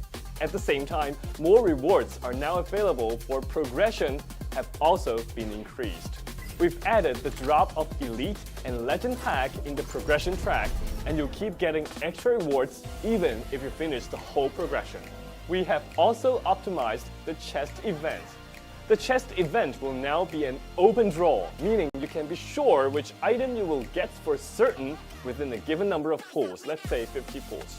In the past, you couldn't be certain about that. Additionally, on any PC version, the update will now support the direct purchase of weekly and the monthly cards, offering more choices for you to support the game's development. Personal profiles also have some exciting new additions. In the future, your profile will display a popularity score. Encountered a good teammate, give them a follow to boost their popularity. At the same time, you'll be able to view the history of visitors to your profile. Talking about social features, I guess you have encountered this weird situation. You see a friend when you log into the game. You want to invite them, play together, but they're already in a match. You wait, and they finally finish that match. You press invite, but he's in matchmaking again. After the update, you won't get this kind of trouble anymore. You can schedule to play with your friends who are currently in the game. Of course, if they indeed don't want to play with you, sadly, it's okay, we'll find another one. Now, you finally managed to find a friend to play together and you're in matchmaking now. While you wait, you want to claim the event and seasonal rewards, but you find that you can't click. After the update, this will happen no more. You can now claim the rewards whenever you see them. Finally, before everyone in your team's gone after a match, you will relive your highlights in the game. Every brilliant moment is worth watching and analyzing repeatedly. And I mean repeatedly. I'm sure you'll want to watch that 1,000 times. Okay, that's all for the update on November 30th. It's also almost December, and we've prepared some community holidays events for everyone. So once again, subscribe and follow us so you don't miss out on these free holidays rewards. Don't forget to like, comment, and share this video with your friends. Get the game updated on November 30th. I'm LazyCast, and I'll see you in the next one. Bye!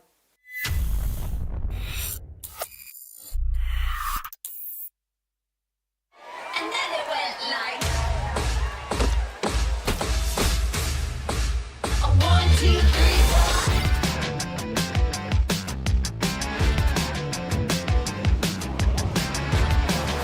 A 1, 2, 3, 4. It's fast, yeah, you're gonna shut already. Battle your battles, you gotta turn it out with a cure. Brave everyone.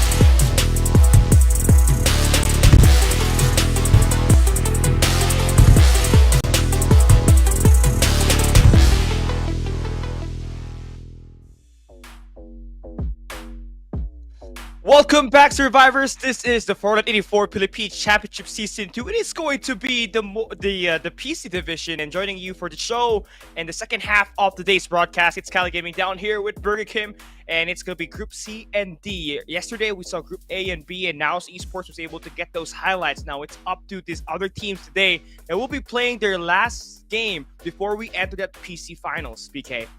Yeah, wow. Just one more week left for the PC finals. And for the mobile division, we finally finished all of the knockout stage. You guys will be seeing them in 2 weeks' time. So, you know what? Yeah, be sure to check out their streams. I know a lot of them have been doing that. And I think it just, I don't know, I can't believe it myself that we're down to our last 2 weeks of FPC2. And, you know, hopefully all of these teams will be the top reaper among everyone. And I think for the PC division, this is gonna be the first time that we're seeing, you know, all of these best of the best teams like going up against each other. C and D that you guys haven't seen just yet. You've seen A and B yesterday. So let's see, since we're also gonna be playing with the Lambton map and Sunset City, which you guys have seen glimpses yesterday. So yeah, let's see how it'll pan out for these next two groups.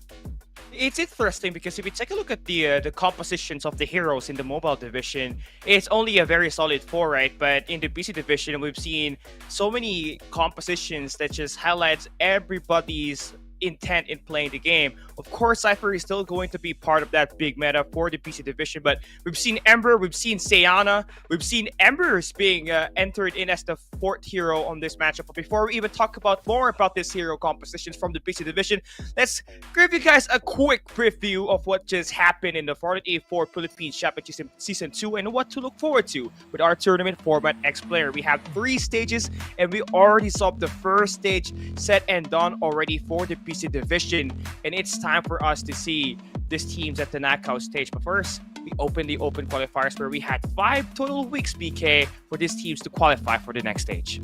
Yeah, a lot of weeks that you guys have had a lot of chaos, a lot of Farlight 84 action. We're done with this. The open qualifiers, it happened Monday to Wednesday evenings, and you guys have daily matches. So you've seen like some of the teams, the best of the best, try to qualify. And of course, eventually the top teams will be moving towards the weekly finals. The top 30 grouped into A and B every Sunday. So that is the top 30 for the weekly finals. And eventually, of course, after the weekly finals, the 4 weeks that we have done that for the PC division, we finally moved to our top 60, the cream of the crop here for both A and B. You guys have witnessed the knockout stage for the PC division yesterday, and now you guys will be witnessing C and D finally here today before we head over, of course, to the PC finals that will be happening next week. I will be crowning a new champion here. You know, the team that won the first season, Dream Team, is no longer part. You know, it's no longer a team itself. So it is a toss-up between the 30 teams that are looking to try to compete and play at the grand finals, where everything goes to a reset. All the points you accumulated all throughout the weeks will be turned back to 0, and it's going to be an equal field, and you got a chance to win tons of money. So these teams have registered for so long now, and they want to bring home the bacon here, BK. Yeah, the culmination of the Farlight 84 FPC2 here for the PC division will finally close next week. And I can't believe we're going to be closing it in the penultimate episode that everyone's waiting for. And it's going to be C and D here today, fighting for that.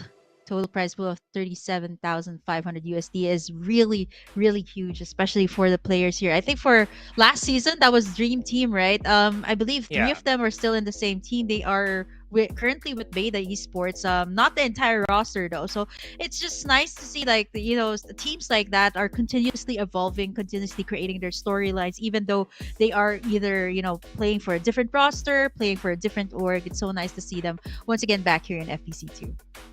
Yeah, and the thing with the current scene right now is that if you look at the season rank for the entire PC division, everything is just very close, right? Number 1 team is now esports, who has 5,526 points. And second to that is Built Different with 5,433. And we get to see the third best team in Group C, and that's going to be Eternity, where they are fielding Butcher and Poppy J, which are classic veterans in the PC division right now. And all these other teams are going to try to take that number 1 spot away from them here today.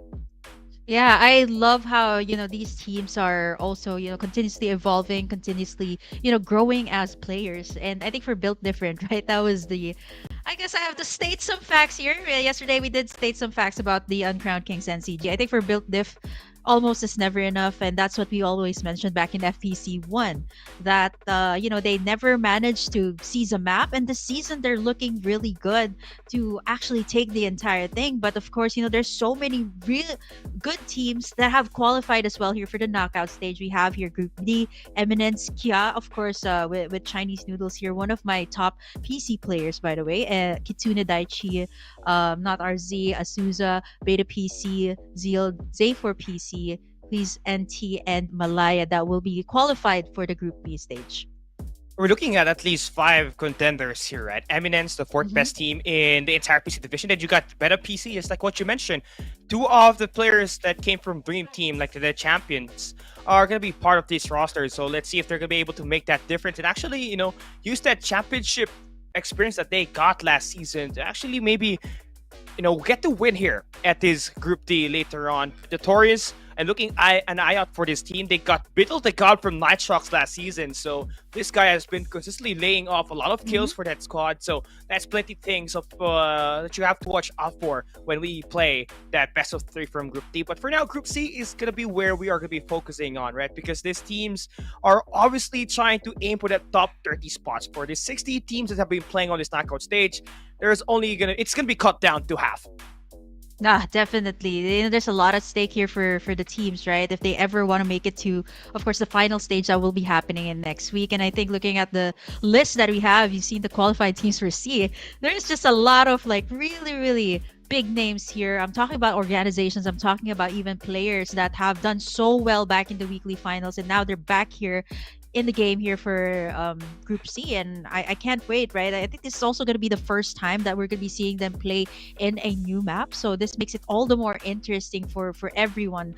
We've heard it from the players yesterday that they've been doing scrims in the Lambton map. Let's see how it will fare out for these players who have been preparing for this for quite some time.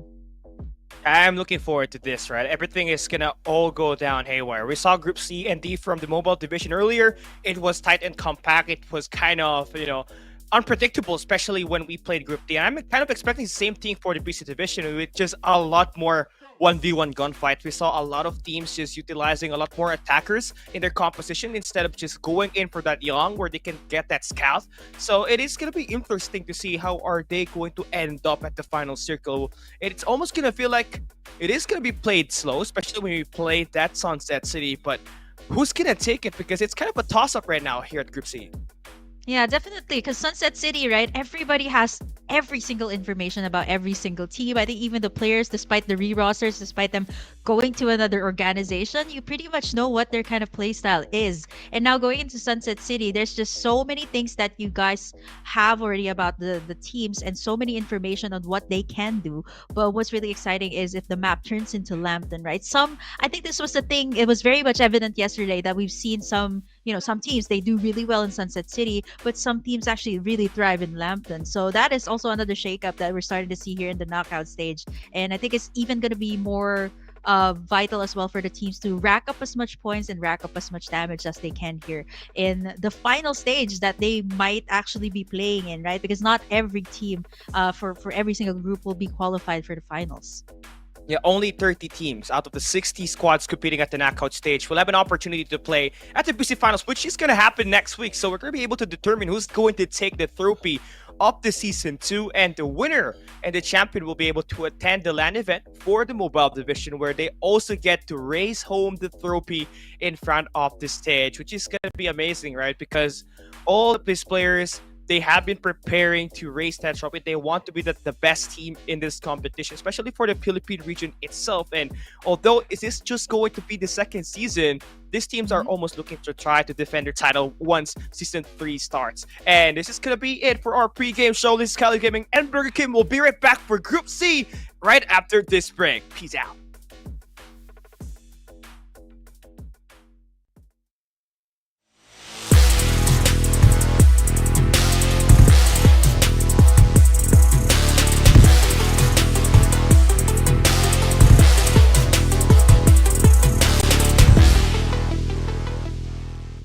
Yo, you heard about Mike? Oh, they say he's like a giant, all decked out in heavy armor.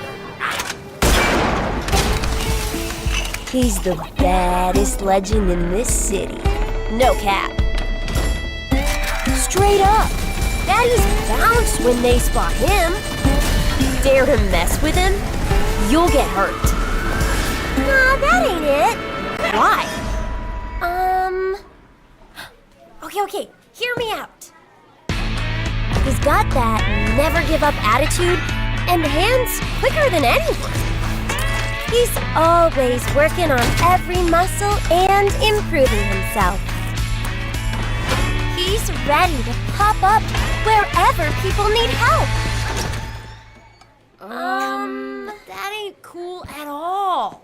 Oh, trust me.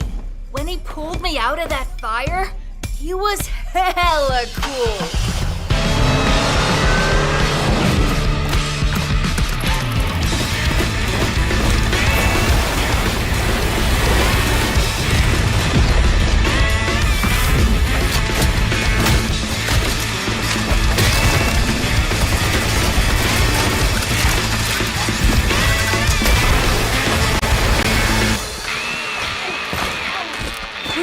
That was a close one, kitty.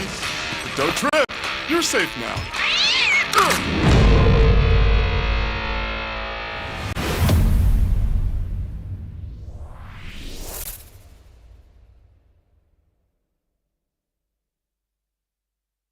And then it went like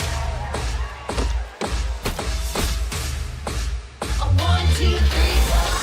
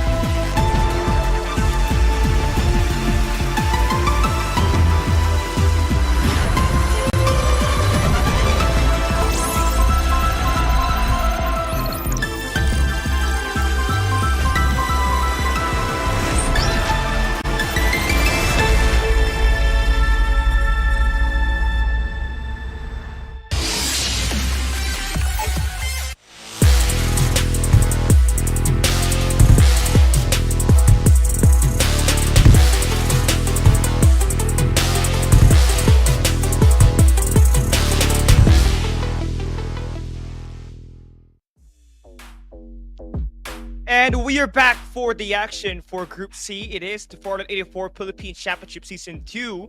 PC Division Group C awaits us. It's gonna be a best of 3. 2 Sunset Cities and 1 Lambton will be played in this matchup. It's gonna be crazy because we got Eternity, Terra Shinigami, and Build Different Easy Wipe in this lobby itself, and that is excluding all of these amazing teams that has managed to qualify in this stage so far. So there's plenty of things that they can guarantee themselves to secure this victory here, PK. Yeah, I think this is going to be a big factor for the team since this is the knockout. I think the name itself speaks wonders for a lot of teams, right? Like they want to head over to the finals, and yeah, this is the time to just get everything that you guys have practiced for the longest time and just bring it out here in the knockout stage, because this might actually just be the final time that some of you guys will be seeing the teams here in Group C. And yeah, unfortunately, as much as we want to have all of the teams in the finals, there can only be like the best of the best. We're going to be narrowing it down to the top 30. So let's see. Once again, let's take a look at the teams that will be playing here for the Group C stage. Let's take a look at the Group C team list once again to give you guys an overall picture on who will be playing here for our first 3 maps. We got Eternity, we got Dishpan, Azraith, then we also got Xpear, Tyrant, Build Different Easy Sweep, DDBA, Viva, XEZR, Quantum, Koru MX, A4US, and this is Ghost Reborn, PC, Digital Devils, and OBXFF that will be qualified here for C. Yeah, I mean, a lot of talents, right? Especially for Eternity, they got Butcher and Poppy J there. Amazing duo that can always give you a lot of kills when they play in every lobby. But I feel like the team that we cannot overlook moving forward here is Tyrant Shinigami. They've always been part of the top frag for every lobby that they play, but could not just finish it out. Maybe today with Lambton added now into this best of 3, we might just finally see them actually take a victory in this day. So I guess maybe it's just all about finding that right rhythm, starting off of the first map in Sunset City, where you got the default map being played, and it's just try to ease it down before they enter the game. Yeah, we're going to be starting it off with, of course, your favorite. Grab your jetpacks, because we're going to be heading towards, of course, Sunset City here for Group C. Let's take a look at the flight path. Wow, a straight flight path over at the western side of the map. Eastern side of the map rather, and that is going to favor all of the teams that will be dropping in Sanctuary Tower. And speaking of, that's Tyrant Shinigami heading straight towards Sanctuary Tower and getting it all to themselves. I like that no one's able to really contest him there, but later on, if we ever get to see some rotations going through, that's going to be Built Different Easy Wipe that could actually head over towards south to actually contest them and maybe take away their initial loot in this game. But Eternity, our number 1 team for Group C, will be dropping by the high tier loot, and that's gonna be by the Todd's Hot Rod. So potential 2 purple armors that they can get, plus the 3 static shield devices that they're going to acquire by the time they finish up all the loot gathering in the early stage of our game. So potential level 5 bomber off the get-go for them, and that's quite gonna be a tougher for the team that's gonna be nearby there, PK. Wow, this is really favoring either Tyrant and Built Different at this point, because looking at all the squads, they have dropped over on the western side of the left side of the map. So it took them a lot of time to reach their POIs. I don't think some of them have landed just yet. While Tyrant Shinigami and Built Different, they have already landed the moment the flight path was already made. So that's going to favor them really well. And speaking of the high resource area, that's going to be Ghost Reborn PC, gonna get it all to themselves. And look at that, level 3 armors for some of them already, and Todd's Hot Rod as well is gonna be, of course, one of the POIs here for the squads. Having that high resource area will be very, very much impactful to build up the arsenal that you want. Yeah, interesting now for LF Org. I mean, 3 of their players are going to be attackers, and they also have that 1 support in Cypher, which is almost basically an attacker at this point in time, with the EMP shock and the Origin wombo combo. Yeah, I think there is a recent update where she's already added into the attack side right now. This Cypher OBXF, they have spotted one of the guys from LF Org. They're not going to get any attack here because the EMP shock has been invested. Yeah, a very early ultimate. I'm not so sure what the idea was. Was it to, like, it does happen. Sometimes you accidentally push your ultimate and like, why did I do that? And that is, that's gonna be it. Like, the respawn pods are gonna be taken out. Power Tree Station as well. It's quite congested here. 3 squads going up against each other, and XP starting it off real strong. Having that vision erosion as well to disrupt the rotation here of squad number 10. Yeah, this is gonna be a key gunfight. Look at Bo just diminishing the health of Gavens in this altercation. And just like that, he was able to get that kill. And it's gonna be one team getting all of these eliminations, able to get that sweep onto the side of Eternity. And here we go. It is gonna be quite interesting who actually ends up with this as the grenades just go through. As Yana now will be invested here. That will keep this team's health in check and actually sustain their lives out there a lot better. And nice shots is going through now for Karoom. And this shot's gonna give them 3 kills. Wow, that is like 3 squads dropping in at the same time. Whoever comes up on top here is definitely gonna get at least a level 5. Some of them are definitely gonna get a level 5 armor after this one. That's 3 squads dropping down at Power 3 stations. A bit congested over here on the other side as well. We got Viva, TR cleaning up the work. A lot of ultimates have been invested, and they have finally secured this area for themselves. 5 frags for Viva TR. Yeah, I like that multiplication that they just did there. For so far for Viva TR, I mean, they can even rub all the way up towards Carnival, but it seems like they're just gonna slow it down a bit. We got some action here once again. LF4 now trying to get right back, not enough against OPX. Look at Josh the God getting all of these eliminations. He finds down 2. And they're able to complete the siege inside. Do they even want to contest if you just got bullied out? That's the question if you are LF4. Still do have some guys over up top, but it is just too much altercation here now. Nice stance coming in for Fuoco, but will not get that kill. The punch coming through for Newton. And OPX gets right back into it, get that kill. And nice shots for them. Actually gets that even trade. Man, Shin able to land down, but has only a tree for cover. And now, even after landing down, that is going to be so much pressure being caused there by Josh the God. And speaking of, we've seen so much Bo highlights here in the PC division, which is very much evident even in the weekly finals that we've been seeing. Bo has been, I would say, not overlooked, but one of the most underrated attackers, I would say, because the PC division really prefers the Maggie. So I love seeing that the boat has been utilized ever since the end of the weekly finals down to week 3 and 4, and even up until here in the knockout stage. So OBXF rather is starting out real strong.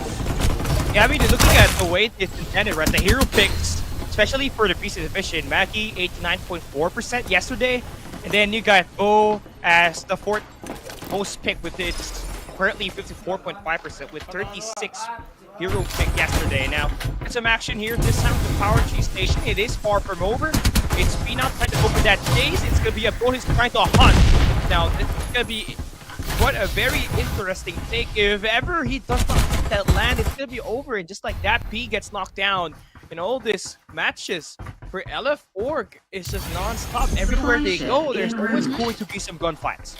Yeah, I was gonna point that out. Like wherever they land, it seems like they find someone in that area. Maybe it's also because they're dropping in these POIs that people really prefer in Sunset City. You know, Power Tree. This is one of the areas that was really congested earlier. At least like 3 squads have dropped there, and I don't think LF4 was aware of the drop spots of the other squads, so they haven't found their home yet. And unfortunately, a lot of them are getting a lot of pressure. And to think that some of them haven't even built anything yet. Like some of them are just working with Mad Rabbits and no shield. So that is really going to be a very difficult situation for them. And not to mention that the circle will be closing down south. Yeah, this one is quite to get compact moving southwards. It's gonna be Ghost PC heading into Tim and Industrial, just trying to find a way to get a good safety net inside of that circle, and maybe even go for a gatekeeping situation for the teams coming in from the eastern side. I mean, looking at their roster, right? I mean, they only have a Sunil, which is the only support that they have currently, and that the ultimate hologram guide is going to give them that boost later on to actually get more damage and a better movement speed when they're going in for those altercations. For built different wipe though, Mac the Demon and Adrian G. This is a squad again we know can top frag but could not get the job done. They're kind of missing out on how to close things up, BK. Yeah, this is a different, I think, a different roster of build. Oh no, it's Adrian Gia and Macnnonade. Okay, so yeah, build diff. I think they've shown so much promise here in this season, and looking at the feed here, actually, I think it was LF4 finally getting taken down, the first squad that was eliminated here in the Group C map number 1, and now we're starting to see tension build up here for build different. They're getting that War Falcon up, but that's going to reveal their position to other squads that are in the vicinity. Tyrant Shinigami that just came from Todd's hot rod there. We might get sandwiched in between Eternity and Tyrant Shinigami here for Build Diff. You can see the hot zone just highlighting on the lower right side of the map, and that really signaled Build Diff to actually move away and withdraw from the initial position they were taking, because they are currently in between teams, and you don't want to be sandwiched and be part of a third party and get just eliminated, right? So nice adjustments coming in for them. There's a good position in that circle now. For Crew, we've got some players that they're looking to surge forward to, and finally that's going to be confirmed by Yoff. And that's going to be Volko eliminated once again. LF Org still got some players here, so still not really eliminated at the moment. We still got Reiko. Is the final guy standing. If he gets eliminated, they're going to be the second team that will be out of this contention. Now, you don't want to be that one because you're not getting any placement points. You do get 5 points from your kills, but not exactly what you want to start the best of 3. Oh, so they were in different locations, because I thought they actually landed in the same spot. So I thought that was the elimination, but I will have to check who was taken out. But I believe that's probably 14 squad. So yeah, LF Org is really in trouble here. They do have one member. But speaking of trouble, Eternity is doing something here up against Viva TR, who's over at the Sunflower Shopping Mall. They got the dibs on this location first. But here comes Eternity shooting in the shots first. Yeah, here comes the grenades. The XP there, gonna have that high ground, able to take that one player, and nice shots coming through for Jazzer. Yes, that's going to be a 3v3 situation. The Aftershock is there, the Absolute Gravity Core definitely affecting the plays from Eternity, but look at those names being connected. But Butcher is just too good with the Maggie, able to dance on through, flies through Sephi, and gets that elimination. There's still one more player up top. I think they have that opportunity by AZ right now, going in for that third party. The War Falcon there to get that information. 2 players from the side of Eternity, and this is not going to be a great spot because now that Ness has that high ground, he's just able to spam these players, not only with that AK-77, but with the grenades that they have available. And with this high ground being sieged on through, it's BBT or Jazzer taking down Cons, but Miggy able to get that elimination, and that's going to be another squad eliminated. AZ Raid now getting their first 2 kills, but they still got one more guy to worry about, and that's the guy holding down that lazy turret that they got outside. So need to start that one quick and take down Butcher so another squad gets eliminated. Yeah, Butcher holding it out here for Eternity. He's forced out. Azray just timed that really well, coming in with the War Falcon, catching the members here of Viva TR and Eternity out in the open here. Butcher, 1v1 duel, tactical rollout. Wow, I mean, man, yeah, nice there's dance. nothing much you can do. A nice dance, but that was a 1v4, no chance. Here we go on the other side of the map, outside of the circle. It is going to be Eternals going at it against OBX. And it's going to be Dale Samo able to find those 2. They got a Zayana here, so they're not going to be affected by the zone at the moment, as it's going to be giving them minimal damage. And that's going to be, replaced in through by the Mediax that was currently in the hands of Eternals. There's still going to be one guy up there. I don't think he has a medkit anymore. He is just too weak right now. Oh, nice shots, but he's gonna get caught by Dale, and that's gonna be 3 kills for them. They get to revive their teammates, so they get to enter inside of the circle. What a cultural phenomenon this guy is. I mean, John Wick is everywhere. He's even here in the Sunset City. That is insane. I mean, he was able to get in some shots here, some pressure up against Eternals, but, up against 4, there's really not much you can do, not unless you're the real John Wick that we're talking about. But, I noticed the composition here of almost all of the squads here in the knockout stage for PC is that they're playing with 3 attackers. Either they go for a Sunil or they go for a Sienna, but it seems like Sienna is the top choice here for Group C.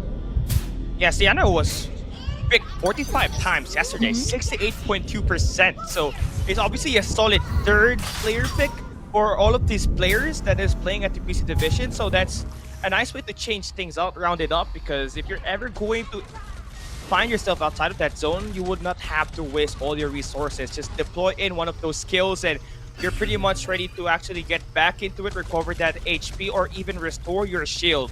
For now, Eternals are going to be blessed with a loot drop in front of ACC Boulevard. So I guess that MG7 is gonna work in pretty well for them, or even at level 5 armor.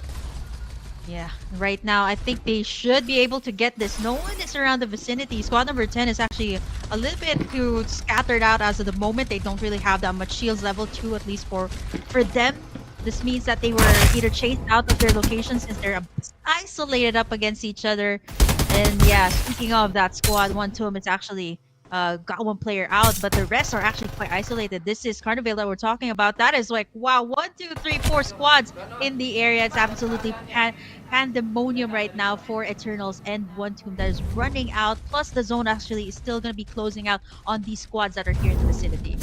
Eternals is just running away from the danger zone. They also get to speak down one player from 1-2. That's could be Gene being shot at the moment. That's 2 players. He's the last one up. Got their eyes on it. Yeah, so 1 player down, and that's going to be another squad eliminated. And also on the other side of the map across, it's going to be XEZR Chook. He's the only player alive for his squad, so he does get cut down, and that's going to be 9 teams remaining in this round number 1 at Sunset City. Make that 8 as Jin gets eliminated. Yeah, on across the map as well, we're seeing build different. Create pressure up against Ghost Reborn PC. I'm not so sure how many of them are left. They're also a bit scattered out in the map. So we're talking about some of the better squads here, built different. Tyrant Shinigami that is also still pretty much a complete squad here in Sunset City. And they're pushing real nicely here at the heart-shaped island. It is not going to be lovely anymore because there's could be some violence in it. Kurumex, whenever they do get spotted, they are a gunner. But loving the way that we're seeing here for the Digital Devils Taboo, they got 4 players with level 4 armors, and they are just spraying the guys at the heart-shaped island. And it's forcing Sin to actually bring out that Ember's Vision Erosion just to try to stop that bleeding. And Sin able to get some kills inside Kurumex. They got 2 players there. They're able to cleanly finish up Eternals. I don't know if this is it, but it's Sin, the last guy alive. Dale Sama needs to get revived back quickly. They do get that elimination, but it was just too bad. The damage is already made. Now they're gonna have to get their teammates back up, and they're gonna be part of the danger zone. So there are gonna be only 2 players by the time the circle closes up. Yeah, plus once they get out, you see squad number 14 gonna be greeting them, and they've already wasted up all of their resources just to take down that other squad. So they're out in the open here, and we're talking about squads like squad number 14 who's out there. They have to swim across the Sunflower Shopping Mall as well, so that is not gonna be the easy job. I would say it's like a 50-50 once you drop here to the Heart Island. There's just it's a good hiding spot, but at the same time, you know, you really have to swim over to the other side, which is really not an easy task right now. Eternals as well, you're facing so much pressure here from 14 with only a tree to cover. They're also inside the zone, so there's really so much pressure, making sure that they don't come out alive here. Oh, nice shots coming in for the side of Ember, but he gets caught outside of the zone. And that's it. It is gonna be over for him. Now, Digital Devil Cebu able to get their surprisingly only 2 kills so far. And we're down to our last 5 squads. So kind of a very interesting open map that we're gonna have in our final circle. It's gonna be heading way towards the Tiny Fortress. So long range wise, you're gonna have to use your defenders to actually break through some of these players holding these positions at the next circle. Wow, so that's 5 squads. We got Tyrant Shinigami that's up, alive, and complete. Azraid as well that had, you know, after that third-party play, they were just able to, you know, maximize their resources even more by getting in an orange shield here for themselves. And looking at our stats here, the one that has the most frags is actually no longer here. That's squad number 11, so they're already out in this game. So we're now down to build different, but there's only like 3 of them left here as of the moment. They weren't able to get the revive on the other one. So eyes are on to Azraid and Tyrant Shinigami that's still up, alive, and kicking here. But squad number 7 has already made themselves position themselves here in the middle of the circle. You're kind of putting yourself in a dangerous spot if you are AZ Wraith. I mean, you're trying to engage up against the Digital Devils, but there's another team actually going for that third party, and that's going to be Tyrant Shinigami now. They got 4 players able to go for that flood. By Supremacy, they are going to be out in the open, and this is going to be a bad spot for them because there's 2 teams converging into it. So now, what are you going to do? You don't have any control. You don't have that vision erosion to actually surround yourself because you're going to be pinched. Oh man, I think I'm gonna look forward to like what type of support is available here for the squads, right? And now squad number 7, they are in such a tight spot. Pressure from Azraid, pressure from Tyrant Shinigami, and if you ask me, Tyrant Shinigami is in a way better position than squad number 7 at this point, right? They got those sides to Yeah. cover, can try to go for the third party play in case 6 or 3 decides to go for the engage here onto 7. So they just again have to time it really well. And looking at Tyrant Shinigami right now, they don't have any frags. But later on, we might just see them rack up at least 10 here if they manage to play their cards right. Built Diff Life. They only have 3 players, but they have the best chance actually going in as the last player. But so far, they could be the team to win it. But AZ right now going to be engaged. They want one less competition to worry about. But Tyrant Shinigami now, that's going to be Kag getting that long range attack with that BSS plus the Uzi combination. That's going to be one player to worry about now. But AZ Raid on the other side of the map, just taking their time. Built Diff as well. And I love this one. Yeah, obviously for Built Diff, they're just waiting for all these 3 teams to actually go in before they go and pounce because they're the ones at disadvantage here. They don't have the numbers. Oh man, squad number 7. One member already down and Built Different also trying to find the right opening here as Tyrant Shinigami trying to go for the engage onto them. One member already down. Yeah, Tyrant Shinigami, they're trying to save themselves by taking down the lead, threatening team in this circle. And now that they have taken down 2 players from Built Diff, it's going to be quite easier for them to just resource it back up as the circle is closing in. It's going to be out in the open. Whoever has those ultimates are going to have the advantage. Closing its gap down. Tyrant Shinigami just pushing in real nicely, but Naz with the grenades connects those shots. Lazy Rates holding it down because 4 of the players alive and Built Diff Thermal now has been spotted on the clip side. He is going to get hunted down by AZ Rate. 3 teams remaining, and with 1 less player to worry about, you're only going to have to take down Tyrant Shinigami Kag, who is going to be on the 3 side. A 1v3 situation. It's not going to be a great spot for him. Gotcha Boy now takes down Ness, but Miggy confirms it, and it's AZ Rate taking round number 1 in a very chaotic open circle at the South of Sunflower Shopping Mall. That was probably the most messy, chaotic team fight that I've ever seen here in Group C. And what a way to close it out or kick things off here for Group C.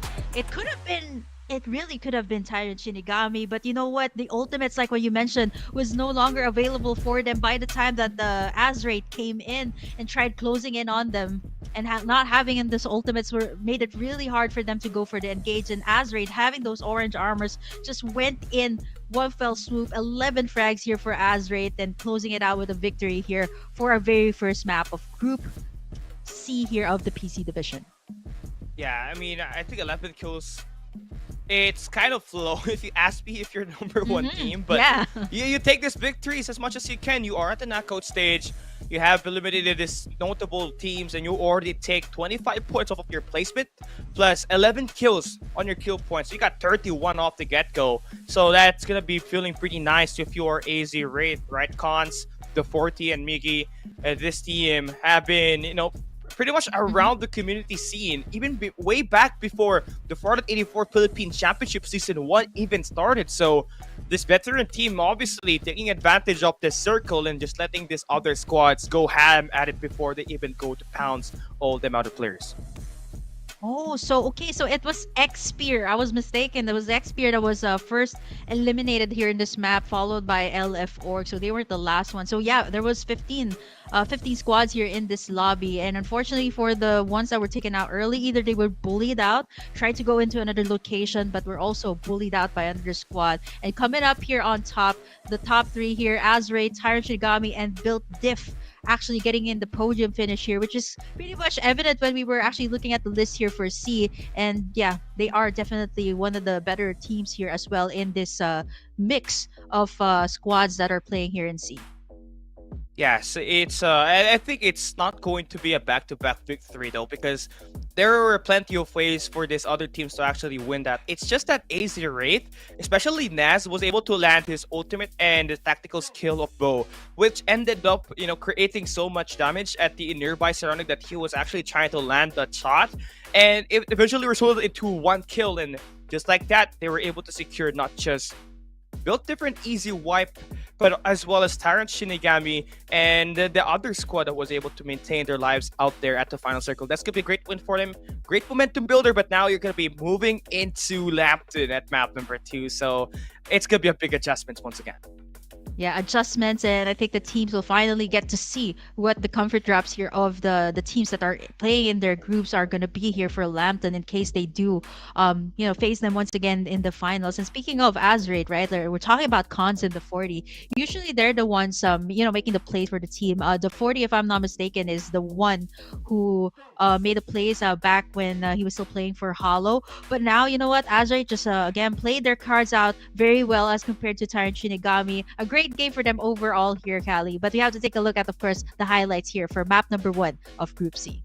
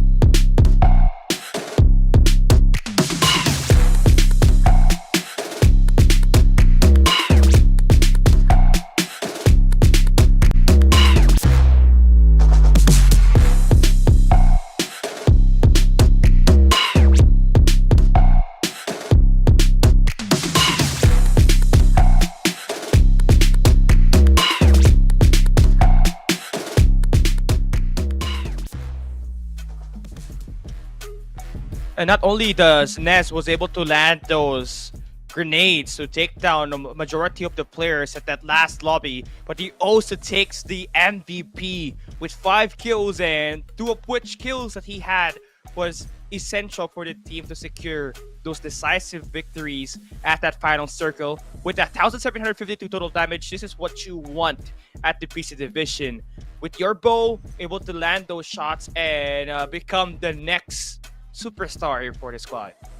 Yeah, Nez, I think looking back at the highlights, another thing to consider as well is he had that MG7, right? And he was taken down by the time that there was only one remaining member from the side of Tyrant Shinigami was left, and all the other squad members needed to do is once Nez was down, my job's in the air, you guys take over. It was Cons that took the winning shot and finally took in the victory here for Azraid. I think it's overall a really good game for them, but you know what? We're talking about a different map that these teams that will be playing in for the next round. So let's see how it will fare for them because we're just about to start here, Group C. So again, if they're a bit more comfortable with Sunset City, let's take a look at where they're gonna be dropping in later on at map number 3. But you know what? You guys have been great. Thank you so much for tuning in FPC2 every week. And here it is, the redeem code, the jetpack. I believe I don't have that yet.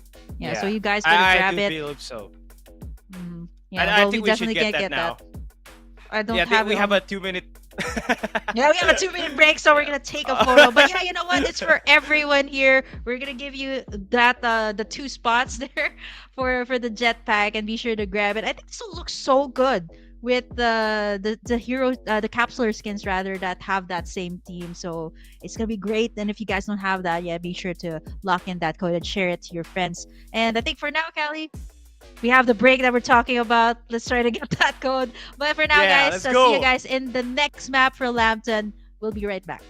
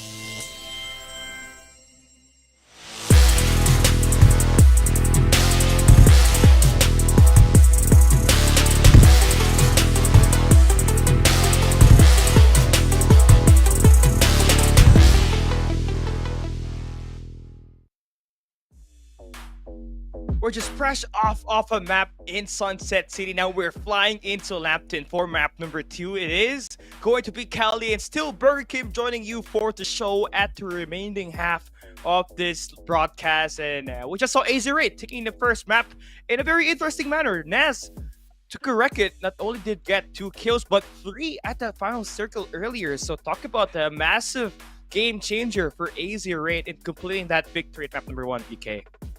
Yeah, Lambton is going to be very much different for these squads. I think that was very much evident when we saw yesterday in the mobile division a couple of teams that really were comfortable with Sunset City. But once it came to Lambton, it was a different playground. Not unless you're talking about execution, they were comfortable with both maps, and you know it's kind of understandable since they are the defending champions. But here for the PC divisions, we have a lot of new teams, some re-rosters. So let's see how it will pan out for them here in Lambton. And I think it's gonna take a longer time to actually close the game. I mean, I could be wrong because Lambton is huge. There's a lot of spaces. I think it's gonna favor the PC players as well. And you know what? Defenders are still a thing. Stellar wins. The long range combat will be very important here for the PC players, knowing that this has been the playstyle ever since it was Sunset City. You kind of highlighted it yesterday at the mobile division that when you play Lambton, you gotta use those vehicles not only to traverse and close that gap down, but having a War Falcon, especially in your vehicle selection, is gonna give you that high ground, right? And it's gonna give you a bird's eye view on whether there are going to be any players holding that high grounds at these specific buildings or either at these open areas that they're currently located at. So it is going to be an interesting dynamic because the mobile division and the PC division both has different game style, and you have already seen that way back last weekend, where a few weeks ago, where we had the Christmas clash between the PC and the mobile division in each region, and the PC division has always had the best left at the end of the journey because they not only have that keyboard and this mouse, they also got the PC, which is giving you 120 FPS every time, right? But now we're gonna be heading into map number 2, VK. Lambton is where we're gonna be flying at. Map 2 is ahead of us. Let's get it started. Yeah, be sure to grab your jetpacks out the right direction because it's another map that we're talking about. Don't let it fool you. This is not Sunflower Shopping Mall, but the Sunflower Market that we're talking about. Doesn't look like a market to me. Still looks like a mall to me. And this is Lambton that we're talking about. And looking at this Sunflower Market, speaking of that, Eternity is going to be dropping there immediately along with Azraid and Viva TR. That's going to be early gunfights for them. That's kind of interesting because Sunflower Market does not give you any sort of static shield devices at all. It only does give you those loot boxes in there, but basically apart from that, you're not gonna get anything. So I guess this is gonna be quite a very rough start for all the 3 teams dropping by the Sunflower Market. But if we're talking about good time, Tyrant Shinigami, they are by the industrial loot zone. So 2 purple armors are going to be secured at the Remnant's cap, plus the 3 static shield devices, which is almost the exact same thing that they had at Sunset City where they dropped by the Todd's Hot Rod. Yeah, that is a lot to take in for Tyrant Shinigami. It was the same case that they had in Sunset City as well. They got all of the high resource area and they got it all to themselves in the early game. Unfortunately, they weren't able to close it out really well. Now Viva TR getting in a lot of shots here from Eternity. That's a lot of pressure for them, and I think these squads are definitely willing to go at it. And I don't know what's the thing here for Sunflower Market. I guess everybody had the same strategy, and I did mention this in my content that if you want to go and build up your arsenal, you can immediately drop down once the flight path is up, and that's exactly what these 3 squads did. But I don't think they were expecting the other squads to be dropping down at the same time. And speaking of, look at Eternity and Viva TR, they're trying to chase each other out. It's hard to traverse. Lambton, I think you have to agree with me on that. Yeah, it's hard to move into other sides of the map, but luckily for Viva, they escape Eternity and actually move into a great spot at the Nova Research Lab. That's actually gonna give them at least 3 shields, so they better loot as fast as they can, get the optimal weapons. At least you get yourself a 4x scope for your AR, or even better, get an invader or the snipers that can help you get a lot of information at this long range when you're entering that mid game. Yeah, I think Viva TR has to thank squad number 1 at this point. Thanks for chasing us out, Eternity. This is actually a much better location. Yeah. Because there's 3 static shield devices. So once Viva TR comes out, they've already got level 2. So they should at least have a level 3 by getting in all of these static shield devices in the Nova Research Lab. So they got Eternity to thank for that. But on the other hand, we see Xpear here as well. I was actually looking forward to this team. They had stellar performances back in the weekly finals, but right now they actually ended up last place in Sunset City earlier. So let's see if they can do much better in this map alongside LF4 as well. Yeah, but LF4, there's a lot of LF4s. I mean, somebody signed these teams right now, but Tyrant Shinigami fresh off of that Remnant Scamp loot. Now they're gonna enter Hell mode. They're gonna be activating that up against Squad 13, and that's going to be Ghost Reborn PC. Now they got the high ground, which is nice. They also got this Jupiter 6 and 2 War Falcons. Doing back, that's gonna give them a lot of advantage and closing the distance down with these missiles. Wow, look at that. The War Falcon used to traverse and give information. Speaking of Xpear, wow, what a rough start for them. They just got here to the Nova Industrial Zone, and they are getting in so much shots here from 40, and one member already down, and that's still gonna be fine for them. I think they do have their respawn pods up, but this is definitely not a good place to be in. 2 of them already down, forced to use their respawn pods up, and that is gonna be 7 or 14 actually taking in the better trade here for the side of 3 squad trying to get into the industrial zone. Again, I don't know what's in this location. I don't think there's any static shield devices gosh. here. Yeah, I mean, there's some at some instances, but the teams really loves to play it aggressive. Now you got 3 squads here. Make that 4, honestly. 4. You gotta be aware of your surroundings here. As you can see, some of them are gonna be flying out of the way. They don't want to get any more chances here and lose their lives. Those respawners are going to be used up for Squad 14 and Squad number 5. And it's going to be Digital Devils by Supremacy that will get an opportunity to actually get 5 kills in that altercation, and also that amount of loot at the end of those fights. Ooh, speaking of the Nova place, some of them actually disperse over to this area, and the circle's gonna be closing in soon. So it seems like LF4 might actually just go for squad number 10 here. They got a couple of vehicles, but then again, you're gonna have to go for the chase. Squad number 10 does have their own as well, but look at this. The War Falcon definitely gives you so much more advantage here as they're shredding up LF4. Here comes the bow to the rescue here for the squad. A restoration field there now to get this field up for 1-2. Nice shots coming through for Reiku, but the high ground will belong to 1-2, and they are going to have one more kill in that one. His teammates are there to actually push out, but look at Coco just tanking every damage, but 1-2 is just a lot better in these gunfights, and they win that gunfight using that high ground, and the Medix restoration field allowed them to heal right back up, but Reiku test coming through there. While on the other side, it's Eternity taking down Viva. No chances that these guys are taking. They're going in for that beatdown and securing themselves 6 kills at the storage area. Yeah, Eternity at this point is like, we finally found you. Come on, they went all the way from Sunflower Mall all the way to this side and finally get this squad up. But now built different, as well as squad number 11 going at each other. They're gonna have to go over to the top and get Adrian G. Finally manages to spray them down. Having the high ground is really good here in Lambton, right? You're definitely untouchable at this point, but you're so out in the open as well and getting in shots from the bottom side as well. Looking at those scopes that the side of squad number 11 has, it's just so good to make those long range shots before you even go near the enemy. Well, interesting hero combination for Karumex, but are they going to be able to sustain these lives? Because it's going to be a complete siege coming in for Digital Devils by Supremacy. They're pushing up right now, although they not have that initial advantage. They do have that EFP shock that's going to stun these players one at a time. But we got this defense builds coming through, but Solo Boy now takes one down with a grenade, and they're pushing inside. It's going to be a complete siege. With Lolly Jam is able to sustain their ground.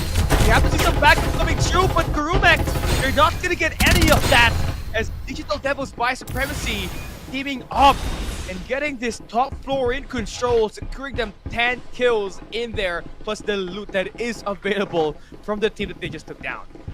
10 frags already for Digital Devils at this point.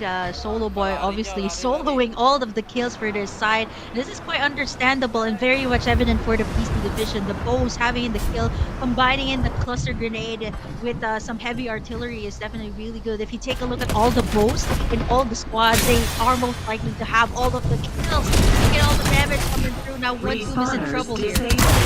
Yeah, Eternity now pushing up to get that kill. Butcher gonna take down Jin. Dashing way towards the enemy, but he's not going to be able to clear the middle through as he's gonna get knocked down there by Litina. But one team still having the high ground. They're going to be able to get some shots in. Secures that 10th kill for the squad. They do spot down one more player from Eternity on this building, and they're going in for that search. They don't have any information where he is exactly, and that player is just gonna back away and want to look at their shield. They're pretty healthy going into mid-game.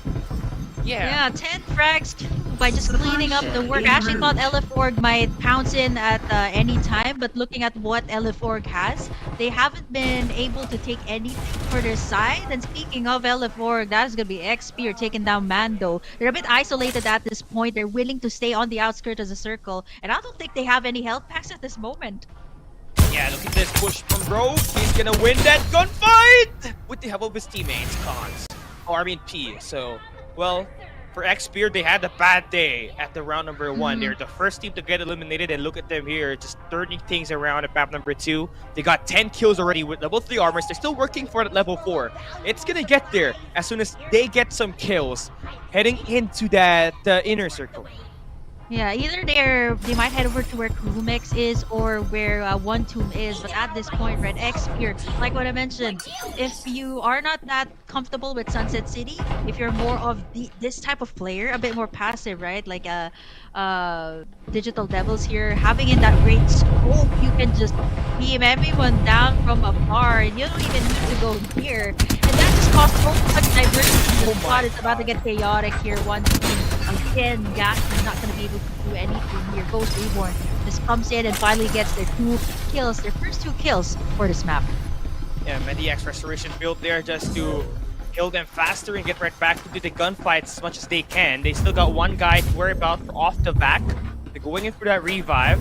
Build the easy wipe. They are currently right to the side, but they're gonna withdraw from that location and actually go for a more passive approach as they enter inside. Ghost PC, I mean, this is a very great team, right? But currently having a very passive rotation inside is going to cost them some shots. But for Xpear, they're going up against One Tomb. This is going to be a biggest advantage for them. Look at this field coming in for One Tomb. They got orange armors, and they can go for the beatdown. And you also got Digital Devil Cebu holding down the top ground. So whoever loses this gunfight will be eliminated, and whoever wins it will be third-partied by the other team on these cliff side. So it's great at last. It's actually going in for the pressure to stop that push, but the pressure is just on. The defender plays for Fantasy, connects, finding a double, and Ghost Reborn PC, it is in deep trouble. You know what's really confusing about this map, Kali, is that you don't know who's shooting.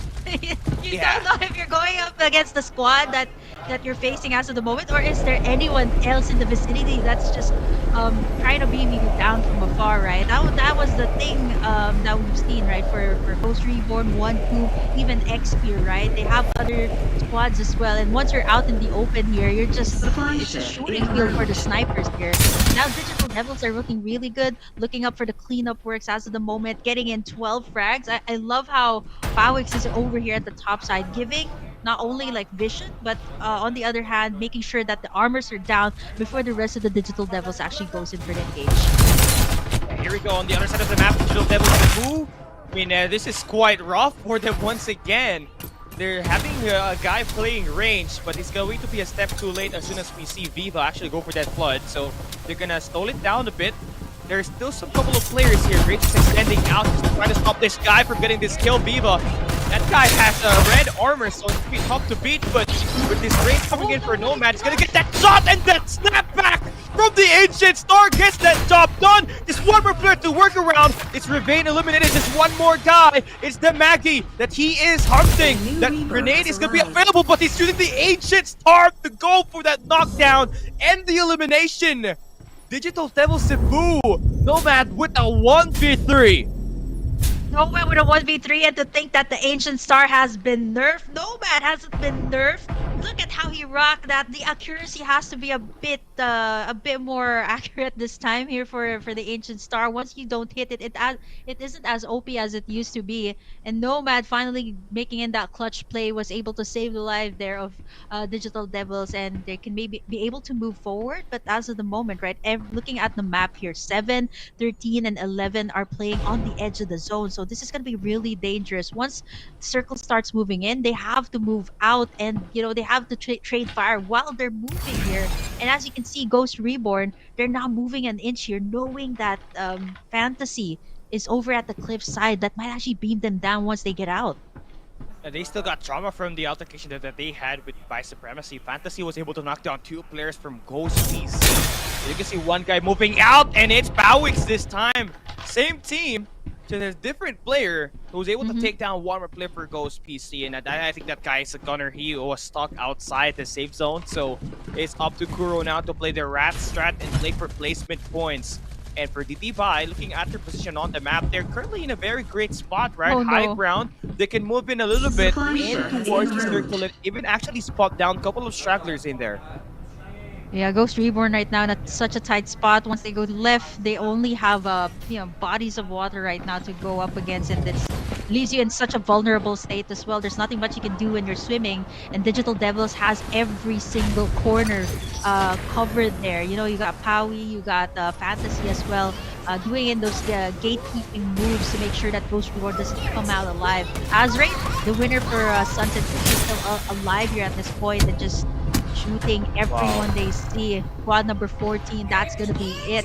Rejo goes down under the hands of Nez, our MVP for the last game. But speaking of Nez, right, Cons right now is just showing so much prowess here. 6 frags here for Azraid, and accumulating a total of 12 before we even head to the final circle. And looking at where it's closing, it's still gonna be an open area here. They're still not letting up here at Kuro. He's actually forcing his tactical skill out, shooting out in the open, but you're just gonna be taking in a lot of shots, and that's it, Callie. Finally, that was such a long standoff. They finally take down the last member of Ghost Reborn PC. And that's why you need those snipers in Lambton. You need to hit those long-range shots. And looking at Digital Devils Vice Supremacy, they just eliminated Ghost PC using defenders. So that's really speaks a lot on how much value you can get with that sniper when you play this kind of maps. Now Tyrant Shinigami on the other side of the map gets a kill onto Bird. Eternity coming here as the #1 team in Group C is not having it at all. All the other squads are aiming for them off the get-go, and they're able to not really shine and redeem themselves here at map number 2 as well. Tyrant Shinigami looking so great right now, BK. Bullets with level 6 armor, and the others have level 5. This was the same case that they had, right? They dropped into Remnant's camp actually, and this is standard, right? Having all these orange and red armors is, I'm pretty sure as of the moment, right? They should have those 8x scopes. They should have the defenders, the AK-77s as well. That has been shining here. So now it's all up to the other squads here as well to make the plays. But looking at Tyrant Shinigami, they're playing over at the edge, out in the open once again, and they're out for blood. Tyrant Shinigami not taking a break here from the side of DD from the other side that has eliminated Ghost Reborn PC, and everyone's eyeing for that supply drop here, but no one is actually going there. Ultimates have been used already for squad number 8, so if squad number 7 decides to jump in, this could be devastating here for the side of for their side, because Tyrant Shinigami still has all their ultimates up here. Yeah, I mean, the thing with DDBI is now they're entering inside Nova Industrial Zone. And this is going to be a no man's land. You enter that, anyone can just win their gunfights in there. And the thing with them, they have, snipers as their secondary. So if you get closed down, you are in deep trouble if your weapon runs out of ammo. And AC raids, they're going to be here. Rumex is down below. They could go for the kill and actually take that guy out already. But it's taking them some time because the tactical skill from Momoy it was activated, and finally though, take down Shao Si. But it's not yet over. DDBI is here. DDBI here. One member down though. They have the most frags here in this map, and they're eyeing towards Azraid right now. They have to move out of where they are. The circle's gonna be closing in shortly, so they might face they might actually find themselves in the crosshairs of Powie. waiting for them, but Cons! What? Wow!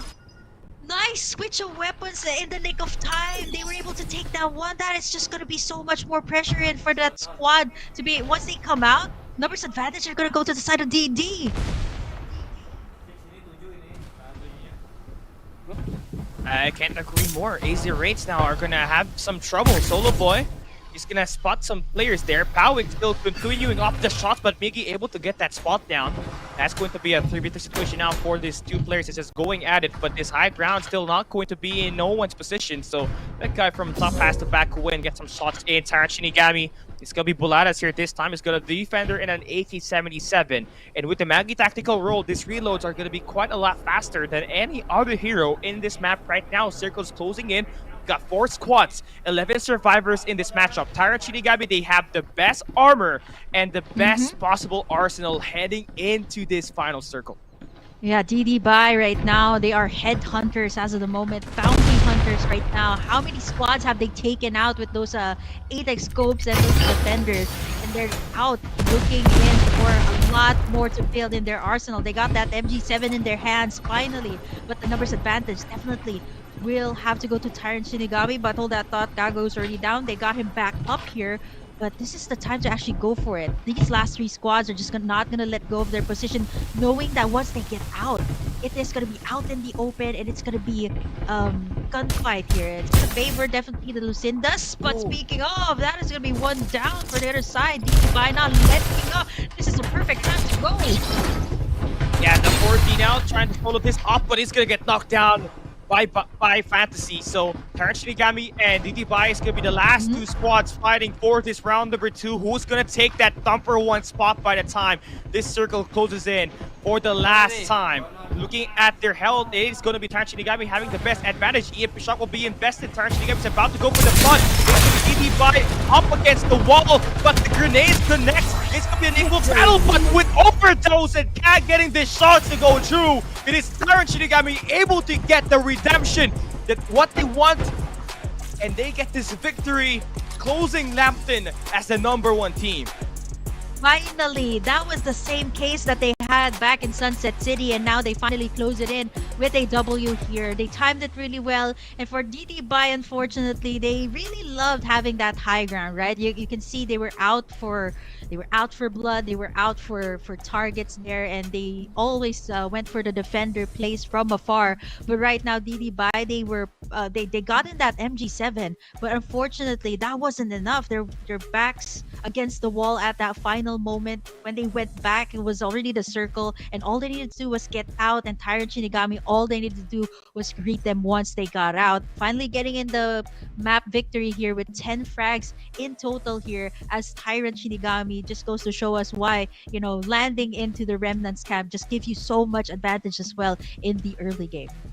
Yeah, the thing with that early game from this squad was that no one was able to contest them until that late game. They were always playing by the zone's edge and even able to only pick up some guys with their defenders at that final circle. And the thing was that it was a collective effort from the squad. No one was dropped, and they were playing it very passive. It's going to be Buladas taking that MVP with 1,114 damage, but again, just like what you said, high tier loot plus 3 shields on Remnant's camp, then you head down south at Rumor Fortress to get that extra 3 static shield devices that will help you build up to a level 5 right off the bat, and that's what they were able to utilize in this game, and it helped them won it at that last circle where they ended up finishing #1 in Lambton.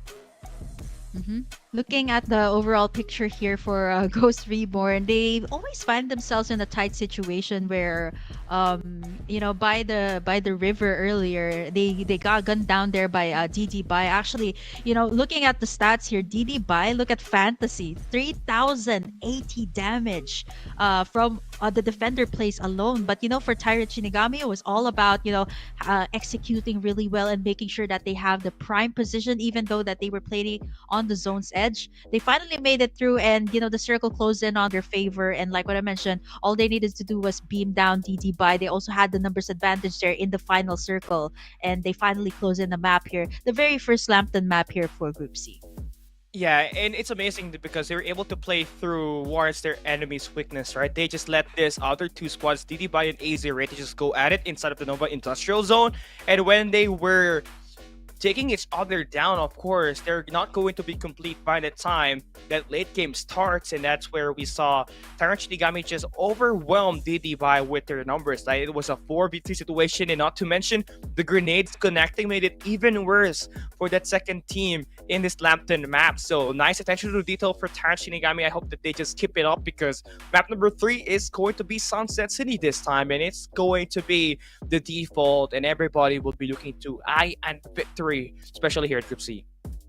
Yeah, I love the combination here that we got here in the PC division, to cluster grenades and combine it with some heavy artillery, either go for the shotgun or the defenders. It just works so well. And then having a Siana up just enables all of these attackers to be extra aggressive here. But you know what, Tyrant Shinigami this time, they played their cards out really well, starting in the Remnant's gap and finally closing in the gap there, finally in the Nova Industrial Zone, if I'm not mistaken. That was the final circle that it closed, and they were just able to play their cards out really well. It was pretty much the same thing back in Sunset City, but this time they executed really well, finally taking in the W here. Let's take a look back at what happened there in map number 2, our very first Lambton map for Group C. Check out these highlights.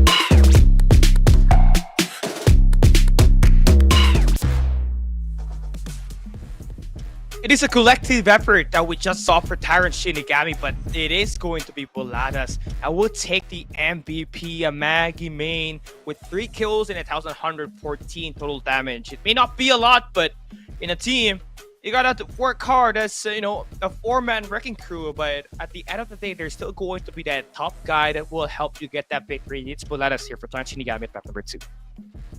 Yeah, Tyrant Shinigami, I think they are well versed with both long range and close range combat. And as for DDBY, I think what just went down in that last and final clash, DDBY was so comfortable with those long range combats. But once it came down to mid and close range, it was a little bit more different for them. And what went right there for Tyrant Shinigami as well was the timing of the EMP shock there. So either DDBY had to move to the left or right, and once they got out, all the Tyrant Shinigami needed to do was beam them down, and it was game over.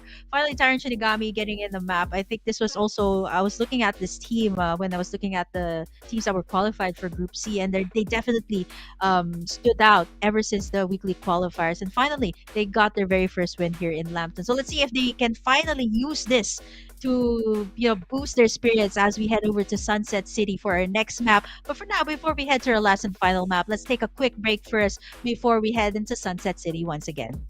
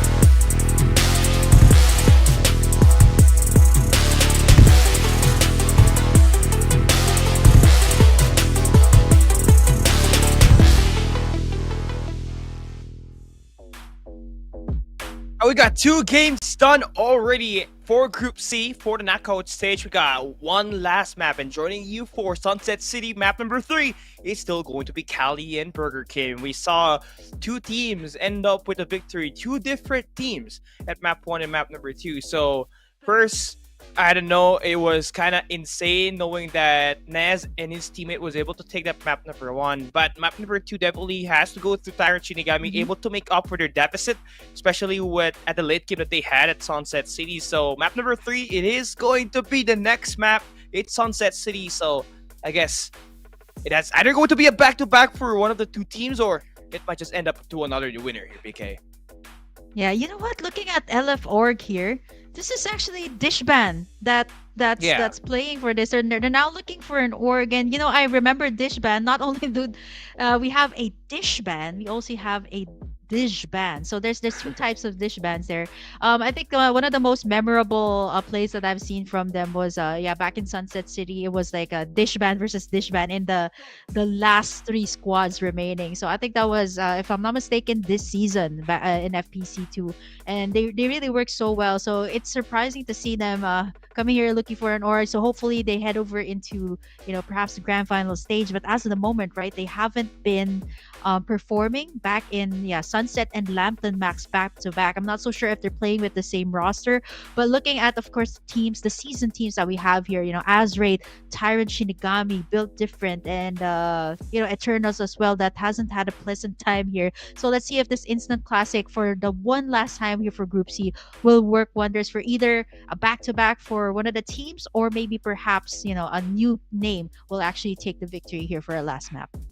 And the thing with this Group C right now for this BC division, they're really taking their time when they're playing, right? I mean, it's never going to end up with 21 plus kills for the winner of this matchup, because they take everything down methodically. So either they're gonna try to play at zone's edge and be the third party, or they just try to play passive off the start and not get into that early engagements, so that they get to build up to that level 5 and level 6 armor, which was something that Tyrant Shinigami was able to do at map number 2 at Lambton. So it's really interesting that the dynamics is just too different for every team that is playing in this group right now.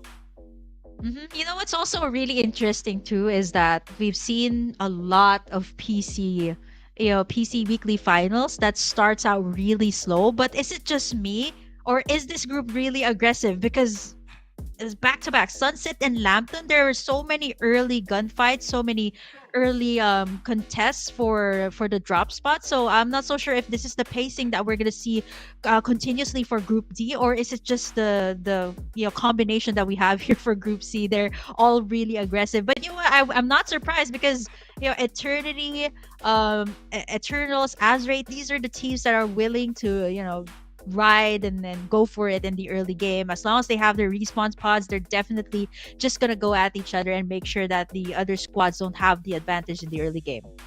And you forgot X-Spear, right? Who's just spearheads everywhere they head into. And it's just, the dynamics of these squads and their tendencies when it comes to playing the early game that just separates this kind of division to the mobile scene.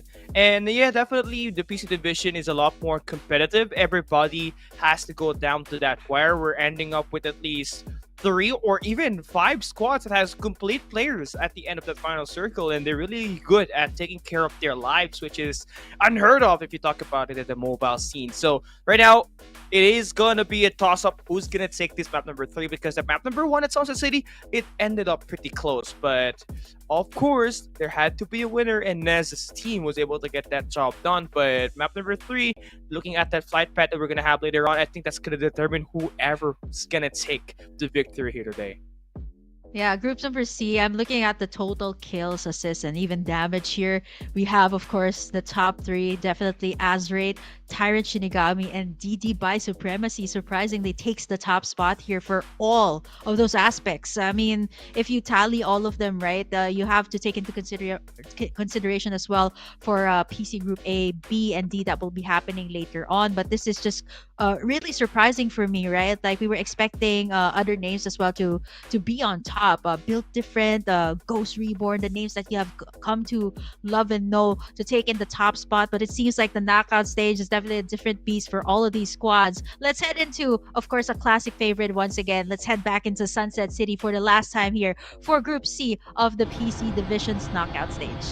Here we go, 5 paths still gonna end up north to southbound, similar to map number 1. So it is gonna be quite different this time, knowing that it's gonna be leading over towards the western side. And again, for teams that love dropping by the eastern side, they're not gonna have any problem at all. Looking at Tyra Shinigami, still the same drop that they had at map number 1. It is gonna be by this Hank Turret Tower. Now, I wonder where is the high tier loot spot right now, because looking at the activity at the Todd's Hot Rod, it seems like it's gonna be there. Eternity and OPX are just fighting for that same spot, so there's gonna be early gunfights that is gonna help this team actually get bullied out, and respawn spots are gonna be, you know, diminishing right after the first 2 minutes of this game. Wow, it's so congested down south, even at the Smiley Island. I think everyone's trying to go for the high resource area and just attract so much of these players. 9 and 8 already going at it. But look at that. It's actually over on the top side. This is, again, where Tyrant Shinigami is. It seems like the high resource area is going to go towards that side. Not only do they get the stuff at Sanctuary Tower, once they head over to where Build Different is, it might get really messy there. And not to consider as well, DD Buy is also within the vicinity there by the Woodport, if I'm not mistaken. So these squads definitely have to look out for who is where they're at, or especially once they get out of their POIs, they should take into consideration as well as the squads that they will be facing when they do their rotations. This is quite standard 1-2 going up against 0-4. This is their drop spot. This is their comfort drops. But then again, you know, if there's another squad in the area, you have to make sure that you chase them out.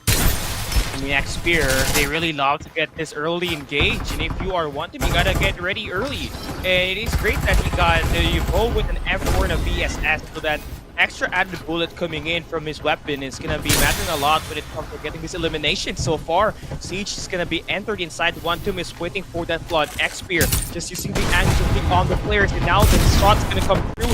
EMP shot gonna connect, and the grenade will be landing, and X-Spear getting this dot working, and 1-2 able to hold back the attack, and actually will lose 3 of their players from X2 to X-Spear, who's got 3 kills on that, and Yogi able to get those 2 shots, able to revive back their teammate P, and 1-2. I think it is the best way moving forward to actually get away from Iris Trans. You don't want to waste your lives here and wait for those revives.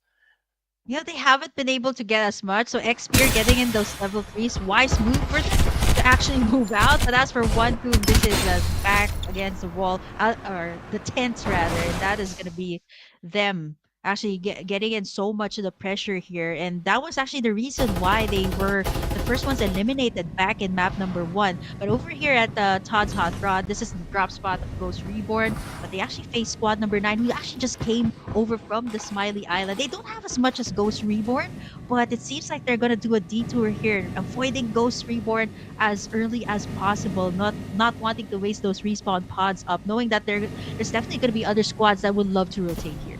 I mean, XEZR, I remember this team so much. It was such an oddball for them, because back in Season 1, they were bottom fragging team, and out of nowhere, they scored 30 kills on one map in the PC division. So it's great that they are still here, kind of doing a pretty decent rotation and placement so far in this first 2 rounds. But honestly, we're looking for a sudden explosion from this squad, and I think they are setting themselves up for success. They already found 3 kills, and they have continued up the pressure up against Ghost PC by the Todd's Hot Rod. But take a look at the map right now. Circle is heading up north. So for XEZR and the other teams beside, you gotta make that rotation. You don't want to get caught in the gatekeeping scenarios that might just happen as soon as the circle closes.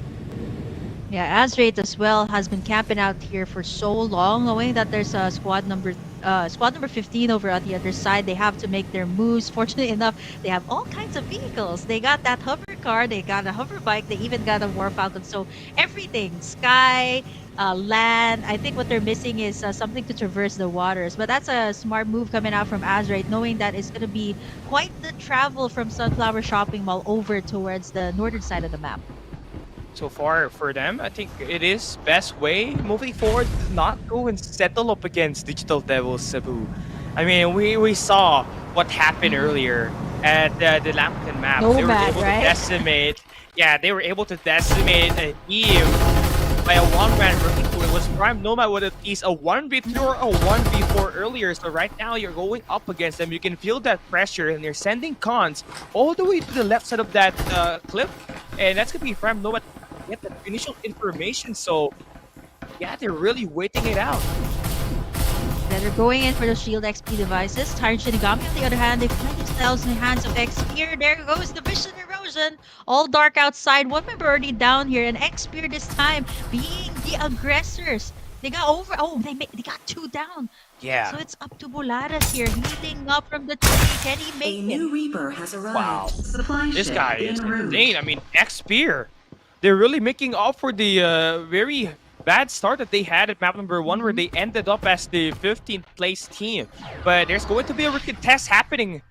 And if you are going to be Xpear, you already got that loot coming in for the side of, you know, the Shinigami, but you gotta have to wait it out and play more patiently now. On this side, Eternity able to get the kill on the Ghost PC. Burn able to take down Champ now. 11 kills in their name, but will that be enough to survive the wrath of Easy R, who's gonna be coming in as the third party? They got one down. This squad is in deep trouble.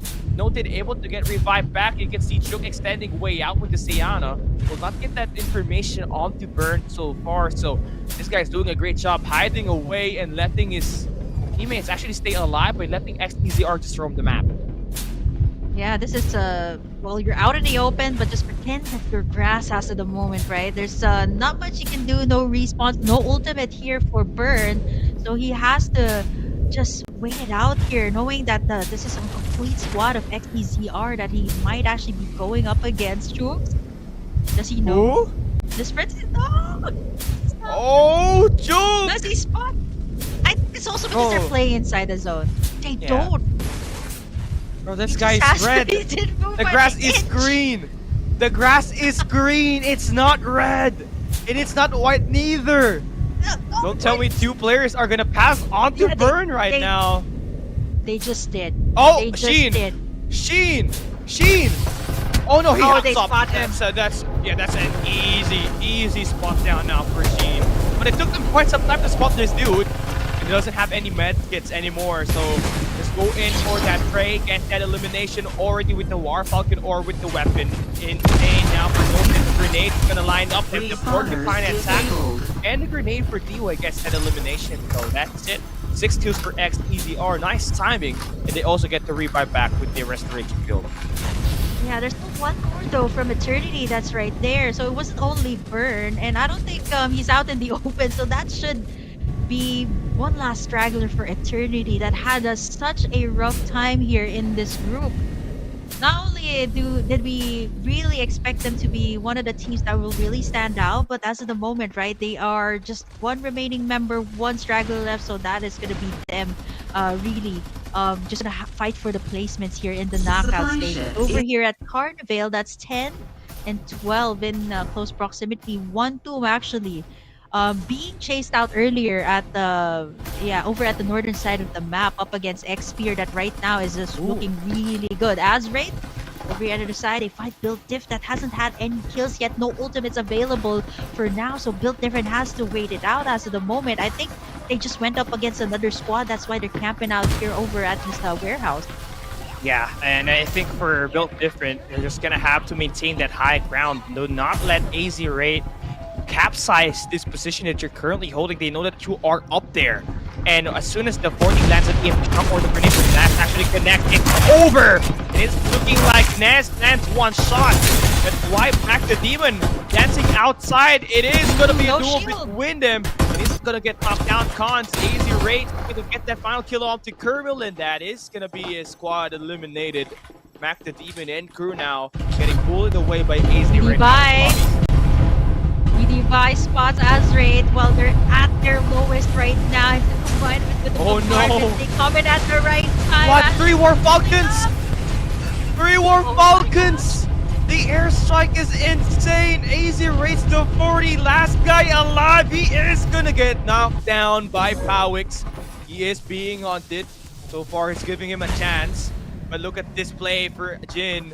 From one to all the way from Carnival getting that kill steal. But DDBy has already created that kill, so that means they get the loot here to increase their player XP as well as their armor.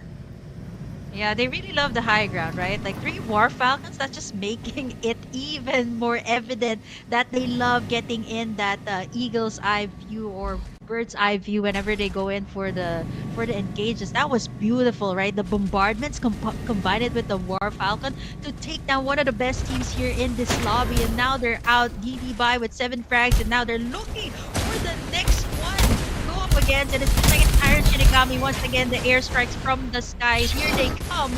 Goes in with the tactical skill to move down. Tyrant Shinigami, they have to make their move here as they're facing in so much damage from the side of DDBy.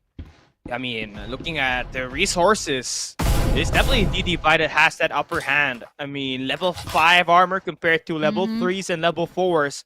And the thing with War Shinigami, Falcons. yeah, the thing with Shinigami right now was that they could not carry over the momentum that they had in Lambton in this map at all. I mean, they got bullied away from the wood port earlier. Now they're gonna have to back away and actually withdraw from their initial position and have to go back into Iris Branch to actually get all the tactical devices here so that they get those level 3 armors. And I think it's just still pretty hard for them. They don't have even medkits at all here, BK. Yeah. I was gonna say they don't have medkits. Neither of them have any medkits. I was actually looking at them. Buladas, none of them had any. So once, they peer out, that is gonna be DDBy, gonna be striking them down. And now here, over at the other side, there's also a couple of engagements, but Tyrant Shinigami backs against the wall. They're trying to go for a close engage, making the run for it. They're trying to get DDBy up close right now. Let's Yeah, Powix gets Gotcha Boy. Buladas gets Urali. And now Powix is the last guy alive. Tyrant Shinigami has completed the siege. Just one more player to worry about. It's going to be a 2v1. Powix is flying through. He knocks down Kag. Overdose. Grenade out. And it's a sweep. Tyrant Shinigami, despite not having the armor advantage, able to close the gap down and secure those 4 kills to eliminate Digital Devils by. And look at the armor switch leading up to this. A reverse Uno card for them. Yeah, it's a magic cylinder card for you. Not only the reverse Uno card. That was so difficult to pull off. They didn't have anything, and they forced the situation knowing that DDBy is more comfortable with the long-range attack. So once they jumped right in, it was all out. They were able to beam down 2 and finally completed the job. And DDBy was just caught off guard there. XDZR still relentless here up against squad number 10. They got the heals up here and the EMPs as well to get them for the cover, knowing that Quantum does not have as much as them. And squad number 1, and the third, he's still outside. Then you got Quantum giving all of these long-range shots. Jane from up the top. The rooftop gets a kill on the Juke. They're extending way forward. They're looking to secure these kills, but there's still going to be another squad that's going to be close by. That's going to be the entire Shinigami. So it is going to be quite chaotic for them. That is going to be a third-party situation that they are going to be heading into. And Buladas already has a max armor. And look at the shots just connecting. The team up is real. They take down 2, but one player from their squad, that's going to be Cat, getting knocked down, but he gets to revive back Quantum. Standing their ground, 7 kills in their hands at the moment. Do they have the best chance of landing this grenade? Yes, it does, but Gatsubo able to tag Shanks down. And Tyrant Shinigami are on the spree, getting all this elimination. One more player to worry about, and it's going to be all over Jin. Last guy standing. Seems like he's going to want Reaper has been killed. And he's going to get knocked down here. It is going to be the Reaper knocked down. Jin eliminated. Tyrant Shinigami, it is just them all over the place. It's all down to last for 1-2. 1-2, it's gonna be an easy takedown here. Numbers advantage, definitely, and that is gonna be Overdose sealing the deal. And once again, Tyrant Shinigami on a rampage all the way from Iris Ranch. They had nothing, and now they have the complete armors and the War Falcons of DDBy, and that is just too much to take in. We're down to our 7 squads here. We have DD Sebu, who's also over here at the Planetarium. We have XEZR as well, that is performing really well in this map. They haven't been eliminated just yet, but looking at where the circle will close in, it's actually closing in towards the north side. just right below Power Tree Station. I mean, Nomad has just revealed his position. This guy was the guy that was able to get that 1v3 clutch all by himself earlier, but OBXF closing that gap down. Guts is gonna have that long range attack connecting by able to take down Macnnonade. OBXF down to their last two players. The Vision Erosion is there to stop that bleeding for now, but they are outside the safe zone and they're gonna feel the damage from that. And so they're gonna try to take their time. You can see the decision from DDCB. They're waiting in the circle. They are going into that gatekeeping scenario when Josh the God and Alpha, as soon as they go out, they are gonna get shot. And not to mention that they're still healing up even Yana, one by one. They're taking in the defenders here from the other side, and definitely, you know, having the defenders here, the PC is just so much more deadly. Having that 8x scope here as well for Digital Devils is just too much to work with. We're inside the zone, and we're talking about at least the third zone here. I think they're gonna try to go back in and finish the job there for DD, but that is just too much resources just to take down one person. There's still a bigger picture here. Tyrant Shinigami left with the last two members here, if I'm not mistaken. XP is still up and complete, as well as LF Org. All of them are still complete here. Yeah, interesting stuff. LF4, I mean, they're the ones doing the aggressive here. I mean, Xpear has got the better arsenal. But if anything we learned from Tyrant Shinigami was that anything's possible if you close that gap down. They don't have a bow though, so it is going to be quite difficult for Xpear to actually win those 1v1 gunfights as soon as we head into those close range. But you gotta use your defenders if you want to actually dismantle one of the players before going for the push. Yeah, this is Power 2 that we're talking about, so at least a couple of compounds before you head out towards the final fight. And Tyrant Shinigami also securing themselves one. Xpear as well has to move in, but you know what? From the other side, Digital Devils as well is taking in some shots. Speaking of the frags, it seems like Xpear as well has racked up a lot of frags here in this game, almost going towards 10. Speaking of Xpear, they move towards the center of Power 2 right now, getting themselves a compound. Teleport has themselves to Tyrant Shinigami, trying to move right in, but they're taking in a lot of shots from Teleport as well as Xpear. Nice covering fire here for Yo! Ooh! Nice flame though, but one guy got cut down. Volaris is out of the picture. That's Tyrant Shinigami out. Wow, what a day for Tyrant Shinigami. They don't make it to the podium, but now it's down to these squads. LF4, Xpear, as well as DD.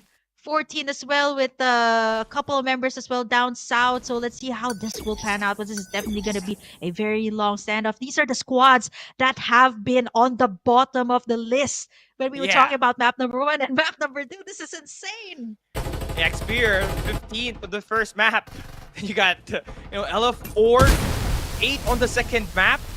You also got DD Cebu. I mean, they're the ones coming off fresh off a a podium finish at map number 2. So I think they got the best chance of winning this because they have range to back them up. But it seems like they have been read on by LF4 with the defenders. Brickle was able to take down Reiju on the kill feed, and this long range snipers are just doing massive damage all over the place. And DDCB, they're gonna get pinned down by 2 teams, and it's gonna be down to our last 3 squads. LF4 alive despite only having level 3 armors. LF Org, right? We were talking about, and even Xpear, both of them side by side in the bottom of the list, and right now they're just popping off. Sid's already been beamed down here by Xpear. Although squad number 11 here, definitely complete squad here, and the Dwarf Falcon. Xpear has racked up 10 frags here. Let's see if they can continue the momentum. Here comes the Vision Erosion being used already, and it seems like it's going to be squad number 11 going in with the Dwarf Falcon. Yeah, nice shots there, connecting LF4. They're gonna get pinned down. Xpear, it is gonna be actually that siege inside, but Kurumax now has completed the perimeter attack, and it is gonna be Broke getting that sniper shot off the perimeter. And Broke on the other side, going in for the third party, gets a second look, will not get any kill confirmed, but his teammates has got that information, but little do they know that there's still one guy from LF4 outside of that building, and they are gonna have that information now as soon as he pops in. Yoki, he's gonna be that guy that needs to sort that one real quick as Broke now pushes in. He's got that air zoom available, but he's gonna get hacked down by Kurumax, but he's gonna get the last left with the MG7, finds that kill, and the trade goes through. Last 2 squads remaining. Yoki 1v1 high ground in control for the side of Gurumex. But Yoki is got the defender to get the job done. X-Spear from 15 on map 1 to number 1 in the final map, Pop Group C. What a big, no, big is an understatement. What a massive turnaround for X-Spear. I think this is the part where they can add it to their highlights. Started from the bottom, now we're here on top, getting in the victory here. And what a way to close things out here for Group C. Finally, 2 maps consecutively, they were on the bottom. And I think it all started when they were able to hold their ground in their drop spots, which is Iris Ranch, which they love dropping in. They always face themselves up against one tomb. They managed to chase them out, and right after that, it was just a snowball effect for them. Not only were they able to make it a little bit more better for them this time with the rotations, they also were able to make sure that they use their cards right. They also racked up a decent amount of damage in this game and a decent amount of frags. 14 frags here for X-Spear, finally taking in the top spot here for C. Yo, I swear, this is 4-man squad, but one guy left prematurely, but Broke is gonna get that MVP. But my personal MVP, it was Yoki. He knew that there was a guy on top of that roof of the building, so he decided to actually focus his attention on that place, and it was able to really finish it up and get that final kill to give this team that victory. But Broke having the better damage here with that sniper, more specifically at that final circle with the defender, was able to tag down so many players and waste away their resources, ending up with 2095 damage.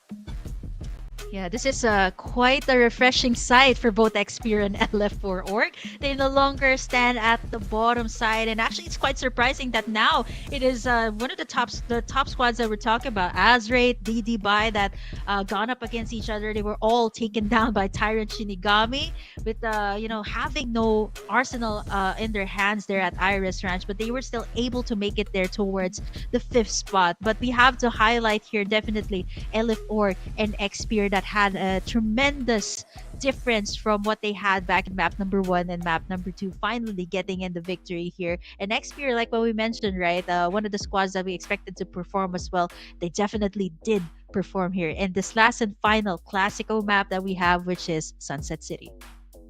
Yeah, Crewmax also, we gotta give some highlight here because there's 3 squads right here. They're the ones struggling on the first 2 maps, but yeah, a nice turnaround for them. That's gonna give them a lot of points, and maybe some of them are gonna enter our FPC PC Season 2 finals, which is gonna happen next week with Group C playing their final map. It's all going to an end, and I must say this one was really down to the wire. Everything was pretty close. We did not know who's going to be able to take that win until that last 2 squads remain. X-Spear and LF4 or Crewmex as well. These are the squads that we haven't seen earlier back in map number 1 and map number 2. I think, just having, sometimes if you're not really having a good time in Sunset City, I think I always have a good time in Sunset City. But, if you've been having,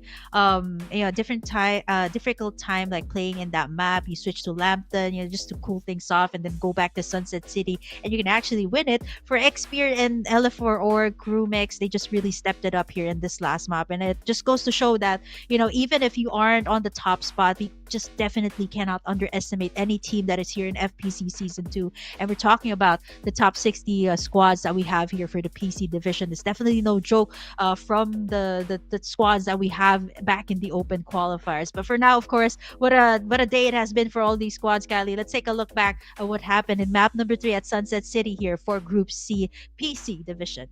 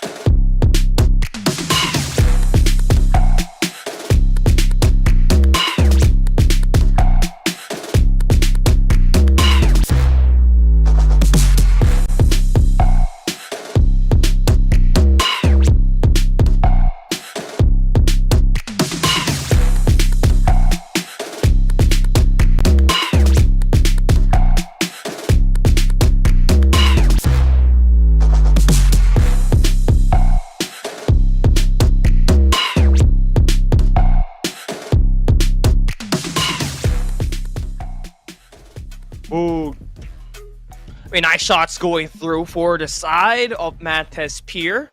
It is taking home the MVP here for map number 3, the final Group C knockout stage map. He's got 5 kills with 2,095 total damage, and I must say, Mantes Pier, it was really a massive turnaround for them. The real epitome of started from the bottom, and now they're up there at the top.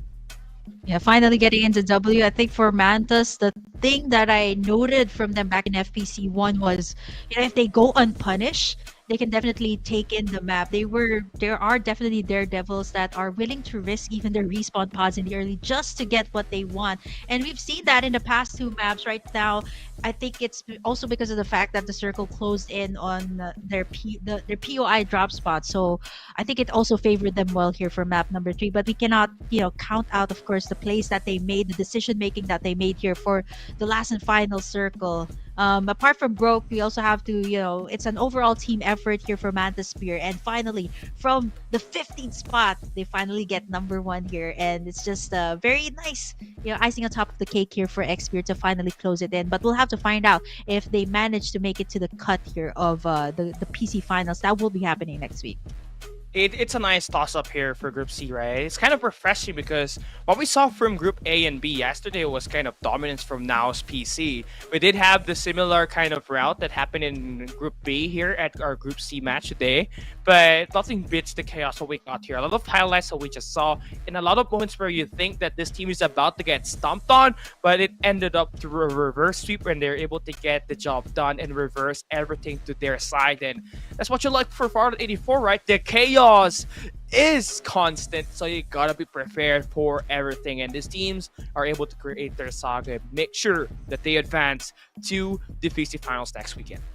There's a lot of things to consider here, right? We've already witnessed PC Group A up until C, so we'll have to, of course, wait it out for Group D as well to finish their last 3 maps that they might possibly playing here for the knockout stage, and finally see the overall picture on who will head to the grand finals of the PC division next week. So yeah, I think a lot of the teams here, not only the top teams, but even the underdogs have performed really well here, making, of course, a statement here towards the other teams that you can't just count out anyone here in this map. And especially we're talking about the top teams here of the PC division. Everyone's just very good, very seasoned as well, and all of them are just looking to create their saga here in season 2. It's gonna be interesting now that we're inching closer towards the finals, right? Because when we enter the grand finals next weekend on Sunday, Championship Sunday, it is going to be a best of 5 where you got 2 Lambton maps, and if ever any of these teams actually try to play that map, right, it's gonna be mattering a lot because this new map could make or break some of these teams' percentage of taking home that trophy. Yeah, I mean the map, right? If you're more comfortable, let's say, based on this Group C solely, I think for the Lambton map, it really will favor teams like DD Bai, who likes going in for long range combat as compared to close quarters. But for the seasoned teams like Azrae, like Tyrant Shinigami, I think they're pretty much comfortable with 2. But then again, it depends on the play style. I think a lot will change, right? If you shift the maps, not only do you change the play style, I think you also will have to change the team composition as well. Say Sunset City, I think the teams go for either 2 supports, an attacker and a scout. But I think for the PC division, once you're in Lambton, some of them really go for 3 attackers and then 1 support. So that's also a thing to consider as well for all of the teams here in FPC. It's amazing because, yeah, the difference is just a lot, right? And one thing more than likely is also the gun difference that these teams actually use. More specifically in the mobile division, it only goes down to 4 weapons. The Defender, the Uzi, the M4, as well as a Stellar Wind or a Bar 95. But here at the PC Division, anything is just a threat. You got some BSS being used by some of these Maggie users. Then you also got those Porcupines being used up until that mid-game, which is supposed to be an early starter weapon only. But this team's just trying to make up for whatever is in their hands. They're just playing it scrappy and getting all of these eliminations. And nonetheless, the hero compositions as well, right? I mean, a bow user in the PC Division is more prevalent compared to the mobile division, and the amount of damage it does, especially on a team fight, is just insane. It can turn things around. We saw that with Tyrant Shinigami when they were able to take down 1-2. Yeah, 1-2 with just one fell swoop with the cluster grenade and combine it with either a shotgun, maybe an Uzi. That is just too much to take in for Tyrant Shinigami. I think that last map, what really was difficult for them is they've gotten into a lot of altercations. Like I think probably like 3 before they headed towards the last circle, wherein they were completely exhausted down to their last 2 members, and they didn't have the time to recuperate from whatever they were facing earlier on. But I think that was just probably the most stellar performance that we had. Not only Tyrant Shinigami, there's so many highlights there. The clutch play from Nomad as well was something to highlight as well back in Lambton. So I think there's a lot of surprises that guys can expect to see in the PC finals, because we're going to be narrowing it down to the top 30 teams as well. So you're going to see the best of the best, and I think it makes it all the more exciting because we're going to be playing with 2 different maps. But for now, Callie, I think you know what, we're ready to see, of course, the team rankings here for Group C. So let's see who takes the top spot here for the C division. I would say this is a very, very aggressive mix that we have here for Group C. I think it's going to be quite close in that number 1 and that number 2 spot. I want to see Xperia and where they're landing, because that map 1 could just potentially put their rankings up top. And look at them placing top 5. But of course, Tyrant Shinigami is going to have 80 points, just 5 more points compared to AZ Ray to take the number 1 spot. And that's going to be quite a nice placement point for it.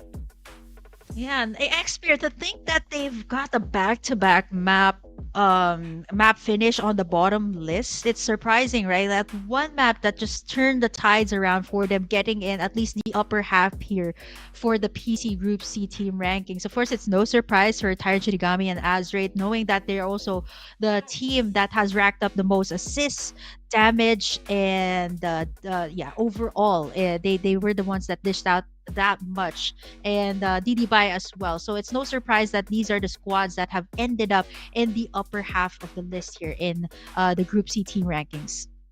Yeah, Xperia do in fact. Map 1 and map number 2, they only scored 2 points combined in placement points. The only reason that's 27 is because they took that map 3 win, which gives you the number 1 spot and also an equivalent to 25 points in the placement point column. So what a massive turnaround for them. I must say that it's gonna be feeling pretty. They gotta have to feel pretty good about that. Placing top 5, scoring FPC points, and that gives you a lot of higher chance to actually play in the FPC finals next weekend. So I guess this team just gotta be ready for it as soon as we end Group D here today.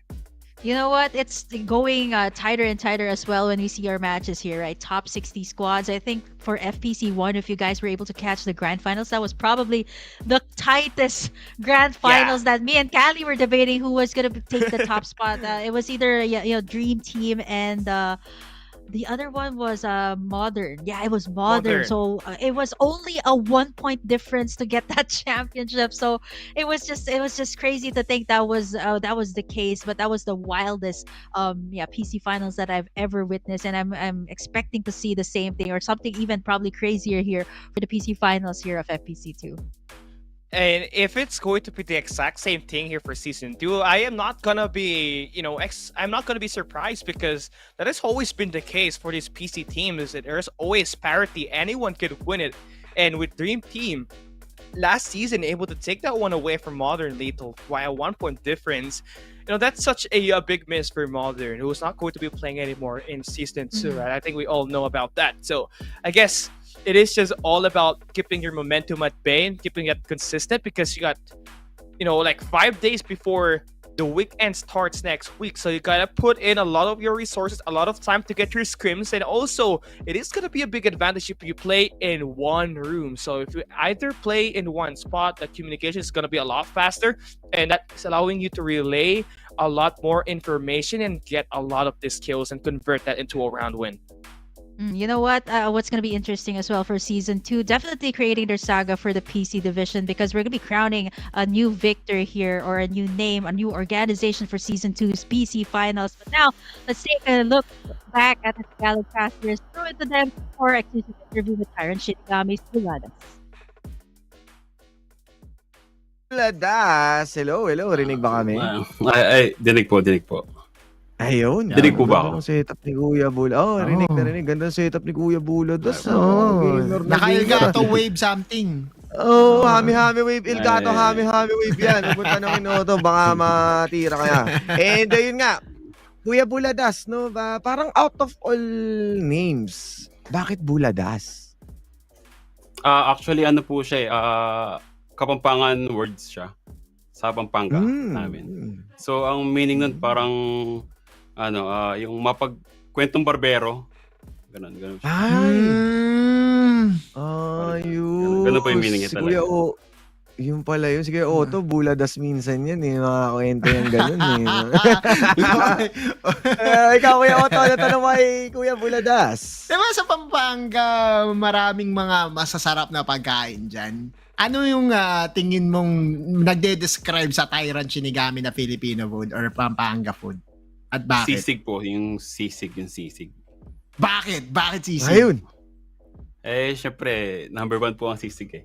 Kaya, yun ang para sa inyo yung pinaka-the best talaga para sa tayo. Ano ba yung sisig nyo? Yan ba yung may mayonnaise na sisig o yung walang o yung may mayonnaise? itlog o yung ano ba yun? Wala pong yung tunay po talaga ng sisig sa Pampanga is yung walang mayonnaise po talaga. Tsaka walang itlog. Yung utak yung ginagamit, no? Oo, di ba? Tsaka yung tenga na po ng baboy, ganun. Pampanga's best. Saan sa Pampanga, Kuya Buladas? Saan po ako? Sa Mabalacat po. Mabalacat, Pampanga po. Mabalacat. Pero Makabebe represent ako. Ay, hello po. Nasa Japan po ako.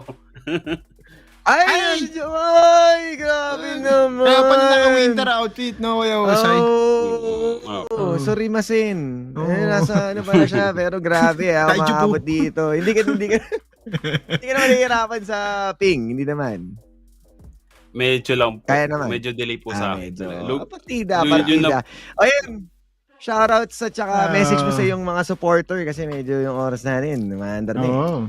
Ayun. Unang-una sa lahat, shoutout po namin yung handler namin, si Lali. Tsaka si Missy po. Yan.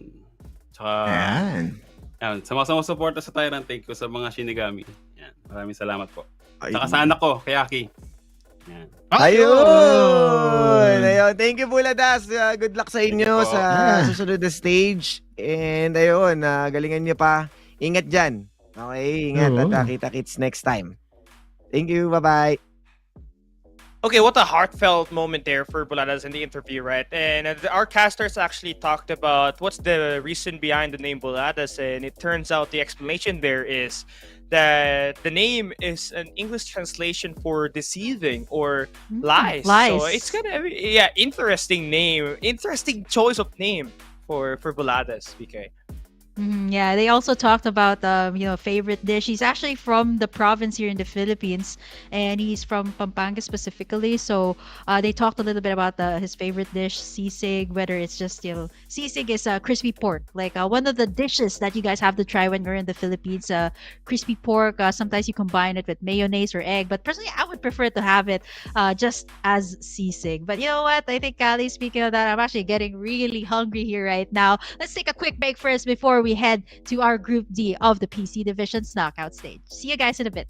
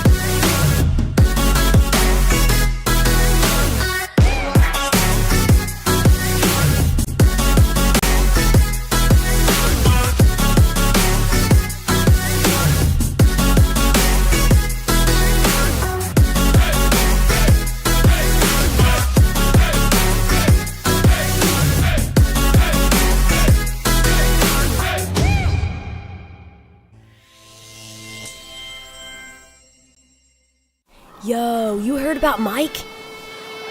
Oh, they say he's like a giant, all decked out in heavy armor.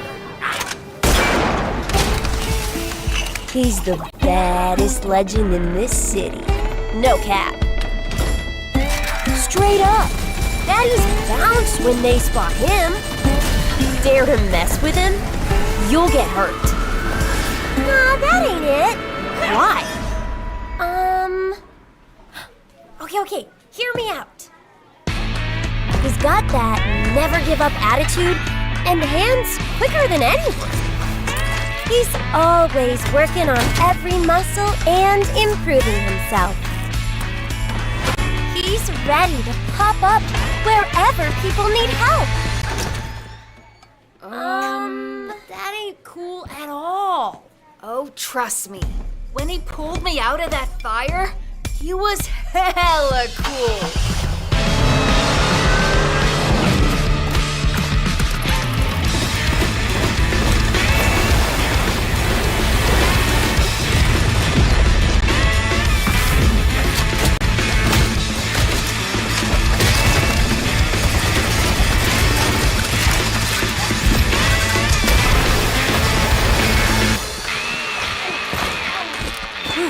That was a close one, kitty. But don't trip. You're safe now.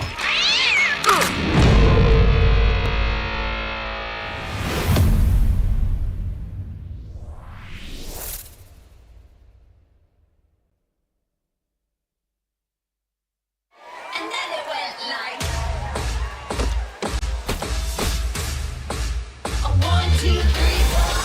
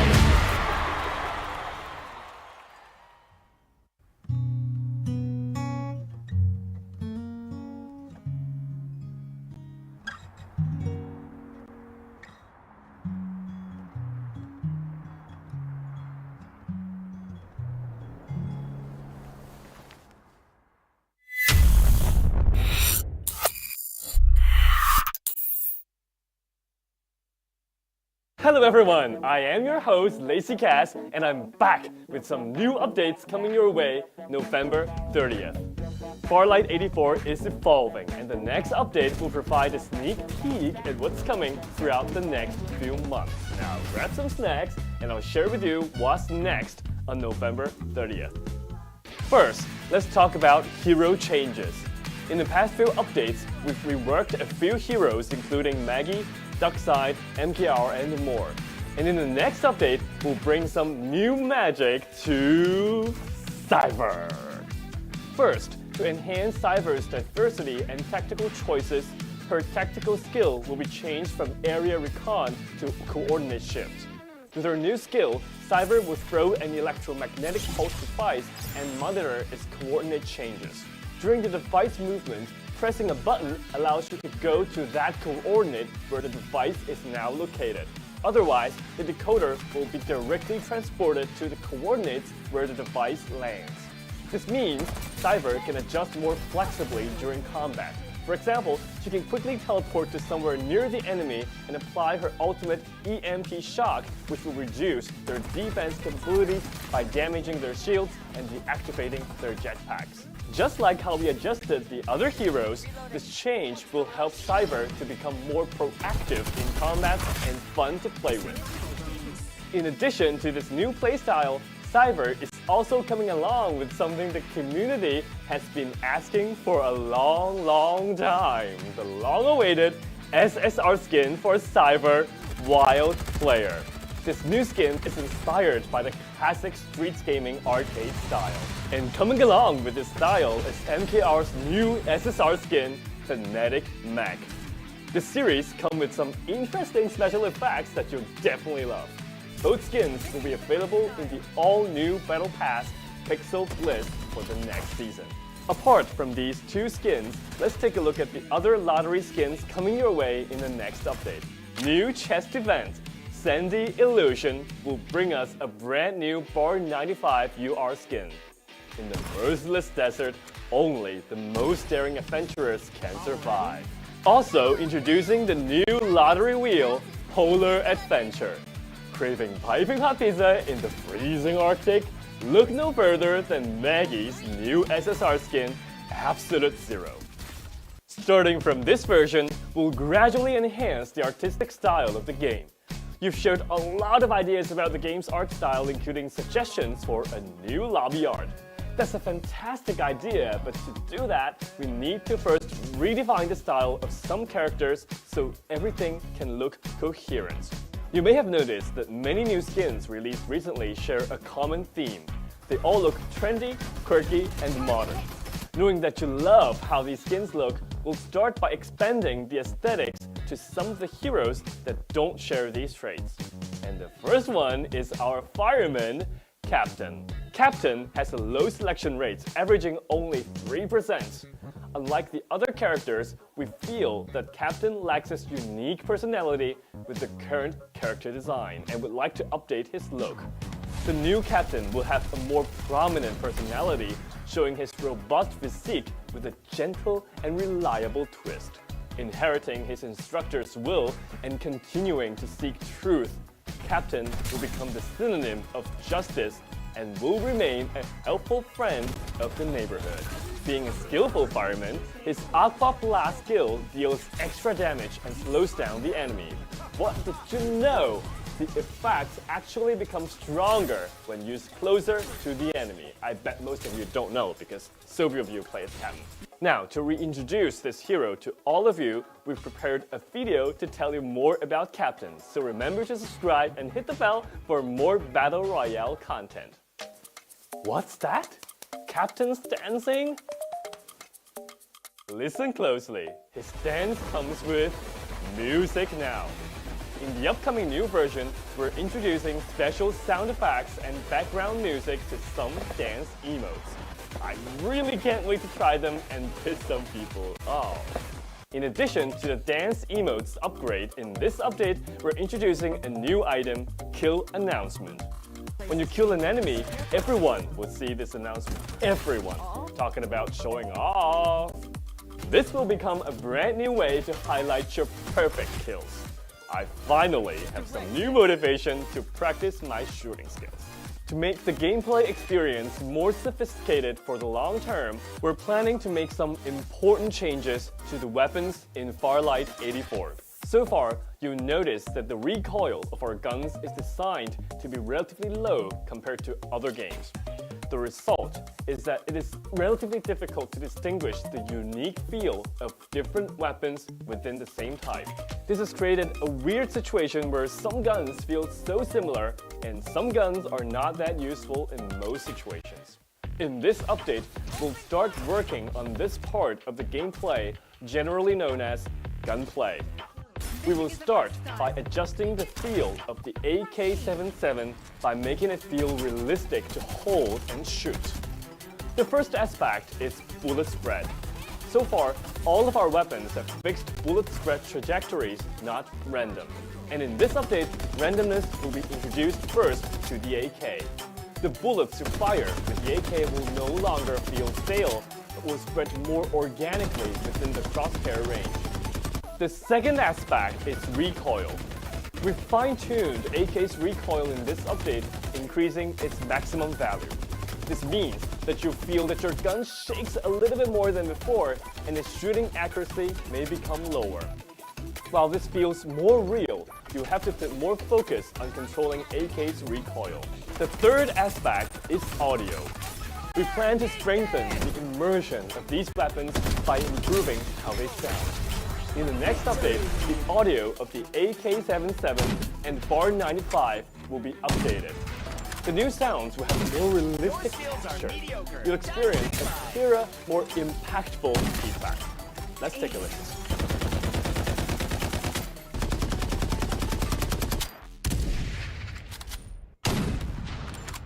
Overall, our goal with these adjustments is to raise the skill ceiling of gunplay, giving you more room to learn and master the weapons.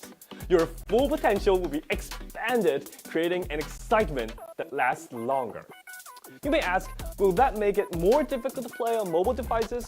We totally understand your concern, so the mobile experience will be optimized by recalibrating aim assist so that the experience still fits well in the palm of your hand. We're preparing a special announcement video to talk more about these upcoming changes and share some design thoughts on making the Farlight 84 experience even better. So subscribe and follow us to stay tuned. Next up, events. The event column is introducing a new announcement section.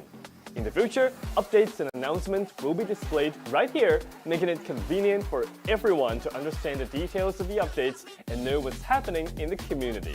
For example, we'll post anti-cheats updates right here for you. While we kept updating the ban lists every week on social, not everyone gets the information because of social algorithms. Now, these info will be shown right here, so every one of you get to know the latest news. And good news! Rewards are getting even better in the events. Now the daily tasks will provide you with new challenges and rewards every single day. At the same time, more rewards are now available for progression have also been increased. We've added the drop of Elite and Legend pack in the progression track, and you'll keep getting extra rewards even if you finish the whole progression. We have also optimized the chest event. The chest event will now be an open draw, meaning you can be sure which item you will get for certain within a given number of pulls, let's say 50 pulls. In the past, you couldn't be certain about that. Additionally, on any PC version, the update will now support the direct purchase of weekly and the monthly cards, offering more choices for you to support the game's development. Personal profiles also have some exciting new additions. In the future, your profile will display a popularity score. Encountered a good teammate, give them a follow to boost their popularity. At the same time, you'll be able to view the history of visitors to your profile. Talking about social features, I guess you have encountered this weird situation. You see a friend when you log into the game. You want to invite them, play together, but they're already in a match. You wait, and they finally finish that match. You press invite, but he's in matchmaking again. After the update, you won't get this kind of trouble anymore. You can schedule to play with your friends who are currently in the game. Of course, if they indeed don't want to play with you, sadly, it's okay, we'll find another one. Now, you finally managed to find a friend to play together and you're in matchmaking now. While you wait, you want to claim the event and seasonal rewards, but you find that you can't click. After the update, this will happen no more. You can now claim the rewards whenever you see them. Finally, before everyone in your team's gone after a match, you will relive your highlights in the game. Every brilliant moment is worth watching and analyzing repeatedly. And I mean repeatedly. I'm sure you'll want to watch that 1,000 times. Okay, that's all for the update on November 30th. It's also almost December, and we've prepared some community holidays events for everyone. So once again, subscribe and follow us so you don't miss out on these free holidays rewards. Don't forget to like, comment, and share this video with your friends. Get the game updated on November 30th. I'm LazyCast, and I'll see you in the next one. Bye!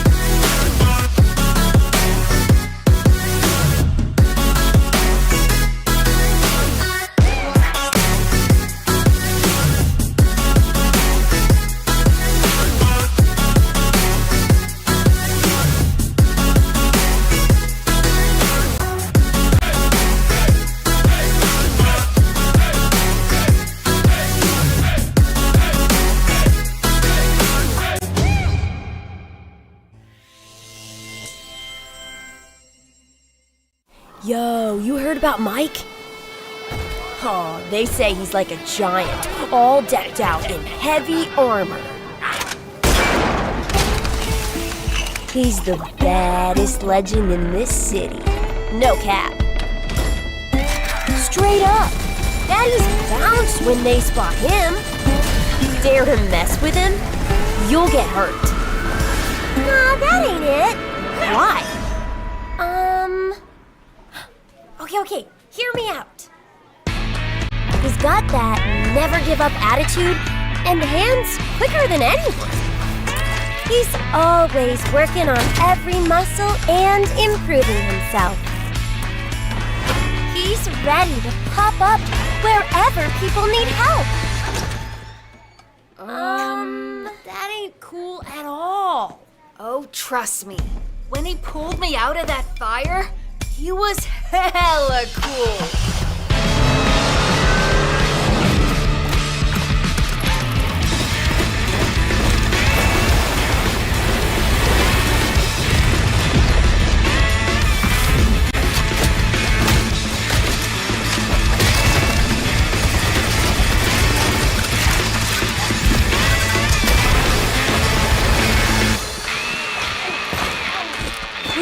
That was a close one, kitty. Don't trip. You're safe now.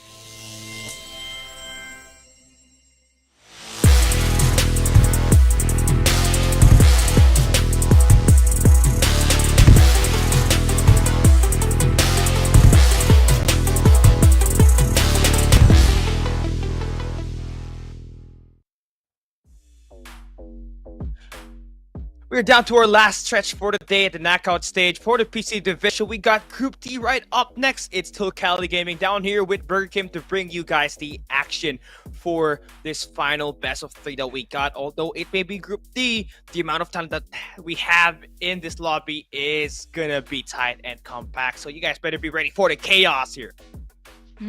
This is going to be the last one that we're going to be seeing before we head into the finals. And I'm talking about the PC finals that will be happening next week. So this is the last time that you might actually see some of your favorite teams. Let's see who will advance, who will remain in the same spot. As we check out, of course, the Group D qualified teams here for today's knockout stage, the last one that we're going to have for the PC division. Of course, we got Eminence here, followed by Team Kya, Kitsune Daichi, Not RZ, Azusa, Beta Esports, Master Mythical. We got Notorious Zealed, 420 OGM, Zay for PC, Pleasant, as well as of course Malaya that will be playing in this group. It's the amount of talents that we have here individually is insane. You got Kitsune Daichi, Snoop. You got Eminence player, you got MV and Serendipity there. Then for Beta PC, actually more notably, is where VJ and Morphe, one of the two core players from the Dream Team squad that won the Season 1 finals of FPC PC Division, is going to be playing here at Group D. So you can never be going wrong with the amount of talent that we got in this competition. So expect a lot of tight battles once we head into the match that we got in store for us here for this best of 3. Yeah, so looking at the qualified teams here, Callie, we're not going to be seeing a complete lobby here. So at least I was counting at least like 10, definitely less than 15 squads that will be playing here. But, not to count out this group because we have a very stacked group here. We're talking about Azusa, talking about NaRZ, Kitsune Daichi that had a very good performance last season. Kya as well with Chinese Noodles that had the most insane clutch play, as well as Eminence, the top teams that will be playing here. Let's head over to Sunset City here, Callie, here for map number 1 here of course, Sunset City once again here for Group D.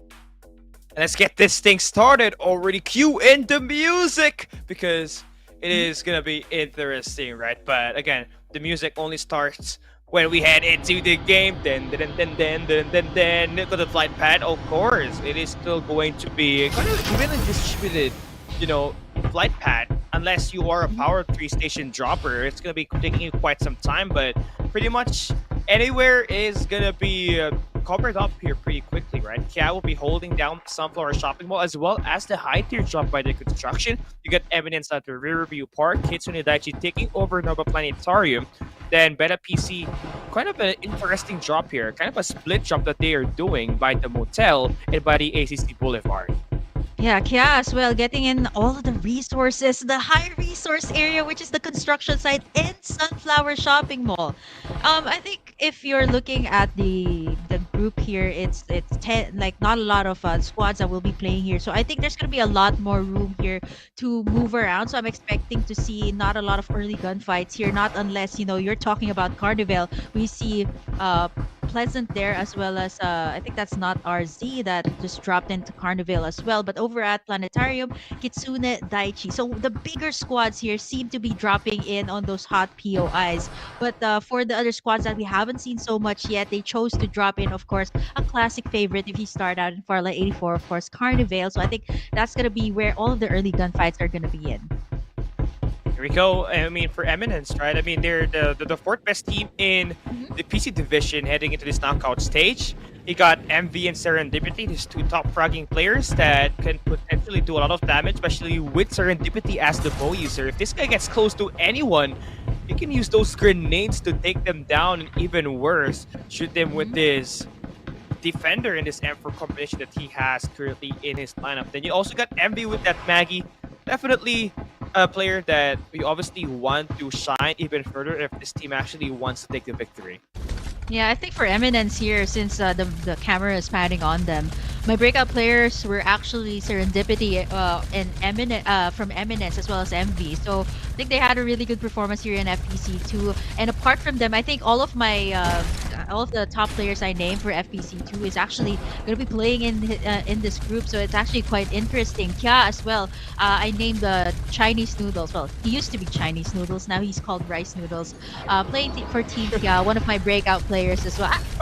It's the same thing. Chinese noodles, rice noodles. I think they're made out of the same ingredient anyway. So I think an IGN change does not fool me. So yeah, speaking of Kya, by the way, they are getting in all of those resources over there at the south side. They started from Sunflower Shopping Mall, and now they go over to the construction site where all of the high value resources are. You can already tell that this team at least has 2 purple armors there. Now on the northern side we got Notorious. I don't think they got Beetle the God here so far, but Malay's actually trying to close down the water pump station. This is not going to be good if you are this only player for Notorious in this station. Right now, you are going to get jumped by 3 players at least, and now the only building you got is one of these buildings. The rotations and the reinforcements are not going to be there, so you're going to get compounded. You're going to waste your respawner pads off the bat. Oh, okay, so yeah, it was actually not RZ that went towards Carnival, and eventually they dispersed out towards the outskirts here, which was from Carnival they went all over to the north side Power Tree Station. A little bit weird because they are scattered out in the map right now. Not having Beetle the God as well is going to be one of the things that we have to consider here playing into the knockout stage. One of the key players here for squad number 4. So let's see how this will shake things up for this squad. I also have to point out the Zay4 Esports, one of the squads that is made. So we have Ghost Reborn here by Ghost Wrecker, and we also have Zay4 Esports that is made by another well-known personality in the esports scene, which is Zapnu, actually, that built in this esports squad. And now it's so nice to actually find them here in Sunset City as well. That's nice. We're seeing quality content creators, popular streamers, esports players before that try to invest and give back to the community and give them an opportunity to shine as the next Farlight 84 superstar. And yeah, I think there's something going on with the other squad. I think squad number 4. Yeah, Beetle the God's team Notorious, they're not moving at all. Like, is there some sort of problem, people? Yeah, I think are they willing to play on the sides? Are they trying to pull something off here, like maybe catch someone by surprise? But I think at this point they were chased out of Carnival, and they're trying to go for Power Tree Station. But then again, Malaya was actually here, so they are scattered out. I'm not so sure who's gonna be the captain here if Beetle the God is not here, being one of the squad members in Notorious that has the most experience when you're talking about the PC division. And right now Malaya has managed to take down the respawn pods of one squad. They're hovering over Power Tree Station. I'm not so sure if they will find squad number 4 here, because it's a good time to pounce. They're isolated with each other. I'm not so sure what the remaining member of Not RZ is doing way back inside the circle. Are they trying to loot? Are they trying to pull something off here? Because I'm not so sure if it's a good idea to stay out there so long with having nothing in your hands yet. Yeah, I mean, look at that. Number 10, this squad right here is just trying to go for the hunt of the other player that is going to be remaining for the side of Notorious. But on the flip side, heading down south, it's Team Kya. Look at the resource that they just accumulated at the Sunflower Shopping Mall and the construction. They earned themselves 3 level 4 armors, then 1 level 5, and they are just staying sanctuary by the checkpoint that we got here by the bridges. Yeah, this is a good strategy from them. Moving from the construction site over towards the yellow bridge here, it just gives them a good idea of where everyone will be coming in. So knowing that the high resource areas over there at the south side, which is where they came from, they know everyone's going to try to be gunning for that location. And having these checkpoints by the bridge, by the watchtowers, is going to be really good. I'm seeing a supply drop might actually be dropping down sometime soon. So they're still in the safe zone. Looking at the competition as well, yeah, they actually played around with their composition. So Chinese noodles or rice noodles actually is going to be playing the Young this time instead of the Maggie. But over at the other side as well, it seems like squad number 4 has been camping out here on the danger zone. So I'm not so sure what the plan is. They're also very isolated, and they're going to be using up all of their health packs before they even get out. They don't even have vehicles to escape the wrath of Malaya right now. Beetle the God just got eliminated. Malaya knows at this point. Yeah, I think Neon's just gonna get chased down. Here comes the dumping technique from Malaya. That is 2 players just getting the guy. on the ground. Zion is gonna be eliminated. Now G, he has been staying for the longest time in that same spot. And he's taking his time just to get his teammates to revive back, but Malaya knows that it is not completely an ace yet, so he's just gonna wait it out a little bit before moving in towards that circle. Oh, so okay, I actually saw Battle the God's name. He actually got one frag there, but I think after he was taken down, that just caused Notorious to actually be rattled on what to do next, because as you see, right, they weren't moving from their location. Malaya even had to chase themselves out. They took out one straggler. I'm not so sure how long he will stay there, but over here at the other side, Eminence getting in those War Falcons over here at Todd's Hot Rod. They find themselves up against squad number 7, complete squads. We're seeing a lot of those 8 exposed being racked here as well. They're fighting on the edge of the zone, but still pretty much in the safe standard for Todd's Hot Rod, because the static shield devices are here to take in. And of course, squad number 7 and squad number 1 want to get their hands on that. I mean, Eminence could take their time here. And it's really up to the Zild if they ever do want to withdraw from this attack. Seems like they are. Go in for the bid down. Yeah, I think they're gonna try to withdraw. Maybe try to play for a little bit of a loot drop supply position, or even gank these players from Eminence. But it seems like they're just really gonna back away, head in towards one of those complexes by the Tinman Industrial. So yeah, I think the thing with this play, they're giving Eminence an opportunity to get that loot drop, but just gonna grant them that MG7 later on. Yeah, and having in these orange armors already as early as now, I'm talking about 10 squads, so no one has been eliminated just yet. So I'm anticipating it might actually be not RZ, knowing that they've camped out outside for so long. But what is that? Wow! What is happening to that? They managed to drive in, but it's pandemonium here for squad number 9 and squad number 10. Yeah, Asterix now putting an asterisk on that G2K, but he's gonna get traded out as fast as possible by Still, and that's gonna be nice adjustments from them. And they get to take down Blessed. That's not gonna be respawns no more respawn pods, so they are the first team to get eliminated on this 10-man game that we got. On the kill feed, you got Kitsune and Daichi taking at least one player. Eminence taking their time. They don't even have to play for kills here. They know that there's a guy at Tinman Industrialopolis, but yeah, you're just gonna have to wait it out. You gotta wait for that circle, wait for it to get defined. I think the biggest question I had in that encounter was like, how did that vehicle get into that position? That's still, I mean, I have to take a look at what happened there, but over on the other side, Malaya, they find Beta PC over here at the other side. They're quite isolated here right now, but they do got an MP7 on their hands here for Beta PC. Yeah. Malaya now getting that high ground in control. Beta PC. This is where Morphe, BJ, and Rookie, the 3 players from Dream Team. So these are, in fact, we could consider the defending champions of the PC division. They're using the rocket artillery to actually try to beat down the guys on Malaya's side. It's currently not connecting now. Malaya's gonna have that good view. Beta PC doesn't have any purple armors whatsoever. So Malaya, even though they may have these 2 purple shields, they are not gonna be a great time at all. The continuous pressure is just on for Beta PC. Yeah, they got a Tarantula under the hand, so they can be the aggressors here up against Malaya, who's over at the other side.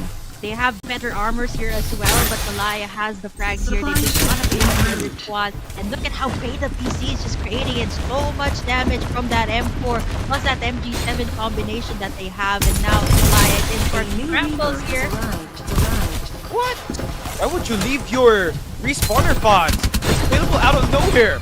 Beta PC now, the siege is on. They complete the kills. Malaya, we got some players inside. BJ trying to keep himself alive with the help of his Sayana teammate, but Santo gets the eliminations. And Beta PC will be the 2nd team eliminated. Nice hold there for Santo and Dry, keeping away the defending champions from taking any sort of kills and positioning at that building. Oh man, that is really surprising to see, right? Like, this is at least almost the complete roster that we've seen for the PC division last time. So it's not the complete squad, so it wasn't the entire squad that they got. This is another dream team that they're working around with another player. I think that was Winter for Beta PC. So I think also the chemistry is a little bit more different, right? With playing with another player. And second team to be eliminated in this knockout stage is huge. This is the defending champs that we're talking about. I'm not so sure if they're either, I wouldn't say they're underperforming this season. Either they're struggling or the other teams just definitely got better here at this point. And speaking of the other teams, Eminence is still up, Z4 is still up. They're here at Tin Man, Industrial, and they're looking to siege in this supply drop, but no one's going for it, knowing that this might be a trap in for the other squads that are trying to beam them down once they get to that supply drop. So no one's going to be touching it. Instead, they're just going to get a hold of at least a compound here, and every single compound, if you take notice, they have a getaway vehicle. Oh, Circle just got defined even further, so it's gonna end up by the bridges. So Eminence is in a great spot. Nice read from them. They don't have to move whatsoever. They're gonna have the defender place to shoot these players every time. There's going to be a rotation on their angles, but there's gonna be a lot of players by the bridge at the moment. That's gonna be Malaya, D4, and Notorious on one side of the map, and you can see the rotation coming in for Eminence on the south side of the minimap. You can see that Kitsune Daichi is holding down the high tier job, and that's going to be the construction. So those two teams are going to be the top contenders that will look to play for that #1 spot in this Group D itself, and you're going to expect that they're going to play for that long game, take the bigger picture, and just wait for these other teams to duke it out while they maintain a great position in the inner circle. Yeah, Eminence just had a very good call there, moving out of Tin Man, right? Knowing that there's at least 4 squads here that are waiting to go up against each other. It's a good thing, though, that at least all of them have these getaway vehicles, right? The War Falcon and the hover car here for Azusa. So I'm not so sure what the call is here. A couple of stragglers here as well, not RZG. Coming in from the northern side of the map. He actually manages to make it towards this sky. He does not have any health packs at the moment, and he's in a very vulnerable position. But that's not something that we have to worry about. All of the top things that we have mentioned, Kitsune Daichi, Eminence, and even Kya is over on the south side of the map, the construction side to be exact, getting in that high value resource area. I would say the one that has the prime position here is Kya, that has been camping out on that yellow bridge for so long, ever since we started out this game. Yeah, I couldn't agree more. So if you're Zild and Z4, this is the perfect moment to move in before that circle gets, that danger zone gets to you. So Zild's gonna be the first one to make that rotation. They are gonna meet face to face, and this is gonna be a bad spot. Ultimates are about to get used here. Zild G2K takes down Zico. There's gonna be some guys holding down the top floor for Zild, and that's gonna maintain a top ground, and will make sure that they got that upper eliminations for them so far. Zild trying to take down G from the cliff side. Cox gotta be very careful. You don't want to leave yourself exposed in the open, but you get a confirmed kill onto G. That's gonna be one less squad to worry about. But Z4, you're getting haunted here. Pass. He is gonna try to take the loot as much as he can. Maybe try to get that XP player XP upgraded as well as that armor. But so far for Zild, nice play for them to eliminate Z4. Yeah, Z4 just camped out so long there, and not RZ as well. So Zeal managed to clean up the work here between the stragglers. You know what? Basic is still up here for Z4. Once he gets out, he's gonna get greeted in by, wow, 3 players of Zeal. They've managed to clean up the job, but you know what? The war's not over. On the other side, Kya has a good idea of where they're coming at. So they're healing up here for squad number 7. And look at that supply drop right in the middle of all of these last few squads remaining here in this lobby. So 6 squads, I would say, all of the top dogs that we're talking about here are still in the lobby. We no longer have a beta PC here, so we still have, of course, Zeal, Kya, Eminence, the squads that we've mentioned. Azusa here, they are by the Bat Cave. Zeal, they just took down 2 squads here. Let's see if they can manage to take down another one. Exchange fires have been made here onto Azusa. One's already down here. Down to Darko and Arise already. Oh, he's just cooking that sniper one at a time, taking down Darko. Now 1 player left for Azusa just like that. Darko trying to back away with the help of his teammate. He's gonna get revived back, but not enough time because Sales is moving in. But Eminence is waiting for them, so the gatekeeping scenario is gonna be successful for Eminence, but that will leave it pretty wide open for Team Cat to actually eliminate. So Jin gets killed by Rice Noodle with the defender. It is gonna be a toss-up between these 2 teams. Who races first inside the circle? It seems like Eminence will lose 1 player as they're going in for that rotation. We're down to our last 3 squads. Eminence is gonna bridge control. Team Kia has got that checkpoint while the other team is underneath the bridge. Zeal is still up and complete. The clutch vision erosion from Nyx in the nick of time. They were all able to escape, and now they find themselves in a sticky situation. How do they get out of this bridge? Eminence is up there on top waiting for them, and even if they peel from the other side, you also got squad number 2 Kia shooting at them as well. So this is a lot of pressure on what to do next. Left side, they definitely can't go there. It's the danger zone. Right side, they will get greeted here by Kia, but over on the other side, everyone's eyes are on the supply drop. But I don't think Kia is gonna just go down there and get the supply drop. It's a little bit too risky right now. So Eminence, all of them are still complete. They can pull off a surprise attack on Kia as of the moment, but the positioning here of Kia is just way too good here. They're right in the center of the circle. They got all these compounds for cover, so I'm not so sure how Eminence will approach the situation.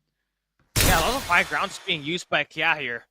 And Eminence, again, the rotation is gonna be tougher for them because every angle is being covered up by Kia pretty nicely. But the thing with this Eminence squad, if they do get to close out Kia, they're gonna have the upper hand in terms of that shield, and they get to sustain more of that. Dex, he is gonna get jumped on by one of the players for the side of Shield, and it's gonna be a counter. Dex is gonna be back against it. He's gonna try to sustain a lot of his lives, but he's gonna get knocked down. It will be down for the count. Shield, nice team up underneath, but you're gonna get caught into the danger zone, and Kia is just standing at the top of this building waiting for you to expose yourself so that they can go for this elimination. But still coming up from the back for none. He's gonna have the information. His teammates is gonna be there to work the reinforcements, and the grenade is gonna work. Cox takes down Axel. It is gonna be Zill looking like they're gonna be the top leaders in this matchup, but Eminence, they're just waiting for this obligation to do. If Eminence gets the comeback, it is gonna be interesting. Oh no, Zeal, they're a complete squad right now. Care of the heals, and Kia, even though they got the high ground, there's only one of them left. Two to left to defend the name. Make that only one left. Make that 3 members of Zeal up alive and kicking. Perna's already down. It's down to Rice Noodles to make the move here. The one who clutched the plays last time. Can he make it? 1v3 situation, but MP gets a shot down. 2 squads remaining. Silt has got 2 players in there alive. Who's got the high ground? Eminence MP down, and Nick gets the final kill confirmed. And Zill, to think that they did not have the best position whatsoever, ended up not taking the 4th best team in PC division in, you know, Eminence, but also Team Kia itself. So that's gonna be feeling amazing for them. The teamwork makes the dream work. They jumped on everybody that they see that's playing individually. Yeah, I think they were playing under the bridge for so long, and I think this is so frustrating, especially if you're Kia. You got the high resource area, you got Sunflower Shopping Mall, you got the good high ground, but you know what? Eminence and the side of Zeal, they were just able to make it work. And the thing, Zeal was right under the bridge. They popped in that. There's so many good plays here by Zeal. The clutch vision erosion there by Nyx. And then, you know, once they got up, they got the heals up, and they were able to buy some time by also eliminating at least 2 members there of Kia, and even taking down 2 members of Eminence, which made it so much more easier for them because they're a complete squad, racking up 14 frags here in total for Zeal. To think that they had a very rough start, they had to at least hold their ground and eventually made it towards the final circle, which is over on the south side. And I think they played it out really well. The timing of the ultimates as well, the heal, the vision erosion, it was just way too good here for Zeal, and that is exactly the reason why they won this very first map of Group D. Yeah, it was a battle of position, but even despite the card against Sealed, they still ended up with that victory, right? I mean, they got bullied away by Kia. They had to be forced to stay underneath the bridge and be homeless for a bit. And then they spotted Eminence MB crossing the road, and they were able to get that kill, and that shifted Eminence point of view in their direction, and it just went in. Kia, they had the high ground. I don't know why they did went down there. That gave an opportunity for Zill to get that victory. Yeah, I think they were a bit overzealous that time for Kia, right? Knowing that they had the high ground, they were willing to camp out there as, I think, from the beginning of the game, they didn't even move a single inch, right? Knowing that they got the best of the best resources, they didn't move an inch from the yellow bridge and even the watchtowers that they have already solidified their hold in. And eventually, you know what? Everyone who was coming in, I think it took them such a long time to take down Eminence. That's why by the time that Eminence reached their side, and even Zeal, they weren't prepared for the onslaught that happened. Eminence came right in. The numbers advantage definitely went to Zeal, right? Popping in the heal and even the vision erosion was such a perfect timing there for the members of Zeal. I think overall, the decision making that each member had for Zeal was very crucial in that last and final circle. That's exactly why they won in that map, even though they didn't really have the best of the best there in the final encounter. Yeah, I gotta agree with that, And the thing with Eminence, again, we could say that they have the second best position on the map, right? They got the bridges. I don't know why they had to drop down and have their players scattered around the map and get eliminated. And that really costed them a lot of rounds and a lot of chances of winning that matchup. All it takes was for Zeal to get those eliminations, and it is just a great backup for them. So if you guys missed out on map number 1, grab this quick moment for you to watch the highlights and see what just went down for Group D, map number 1 at Sunset City.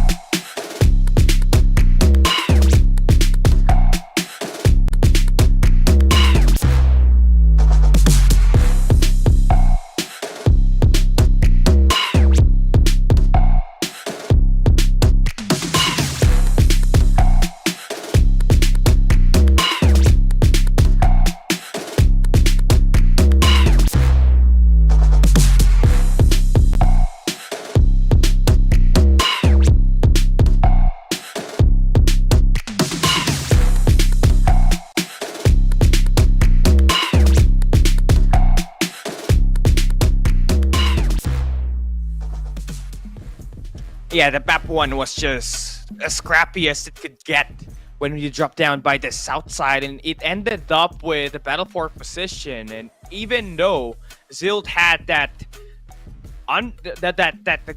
bridge underneath, it wasn't really able to secure them that victory. But with the chances of the MP shot connecting for Cox, getting that kill onto MV down there below, able to get this team that divide that cost them to snowball this victory in their hands. 6 kills for Cox, 1,765 total damage, and a 52 rating, not bad. I think it's the first time that I've seen a Cypher get an MVP for the first time in the PC division here today. Yeah, it was mostly, I think earlier it was mostly on the Maggies back in Group C. So now it's the first time we're going to be seeing it here once again for Group D, and I think it's a very standard choice that we've seen ever since, all the way back ACC FPC 1. So it's even though the tactical skill was reworked, it's still pretty much used as a very good tool to engage and disengage here for the side of Zeal. And I think something to highlight here, apart from I still don't know how the mobile turret got to that position where it was flying.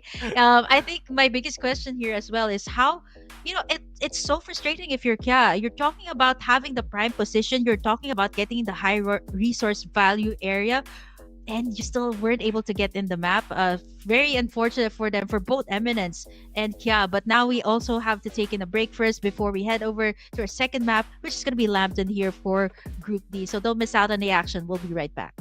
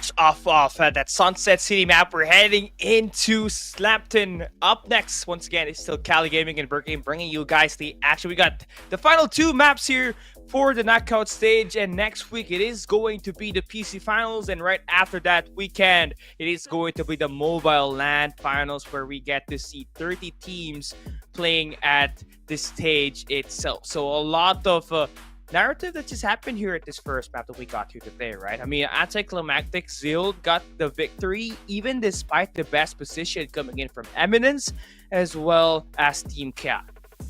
Yeah, the timing of Zeal, I think, was everything in that last game, right? The restoration field, the vision erosion. To think that they were playing on the edges of the map in map number 1. So I think for this next map, it's a little bit more interesting because we're going to be playing in a much bigger map, a wider map, which is Lambton. So let's see, 10 squads that will be playing here. But for now, for everyone who has been tuning into FPC2, this is for you guys. We have a redeem code for you guys to grab. Earlier, you got a jetpack. Right now, we're going to be giving you, of course, the SR weapon generator. So be sure to grab that for our viewers, and yeah, first come first serve. So open up your Farlight 84 accounts and be sure to type it in that CD key, and make sure you grab those rewards. If you have multiple accounts, then go ahead and grab it as well and let your friends know about FPC.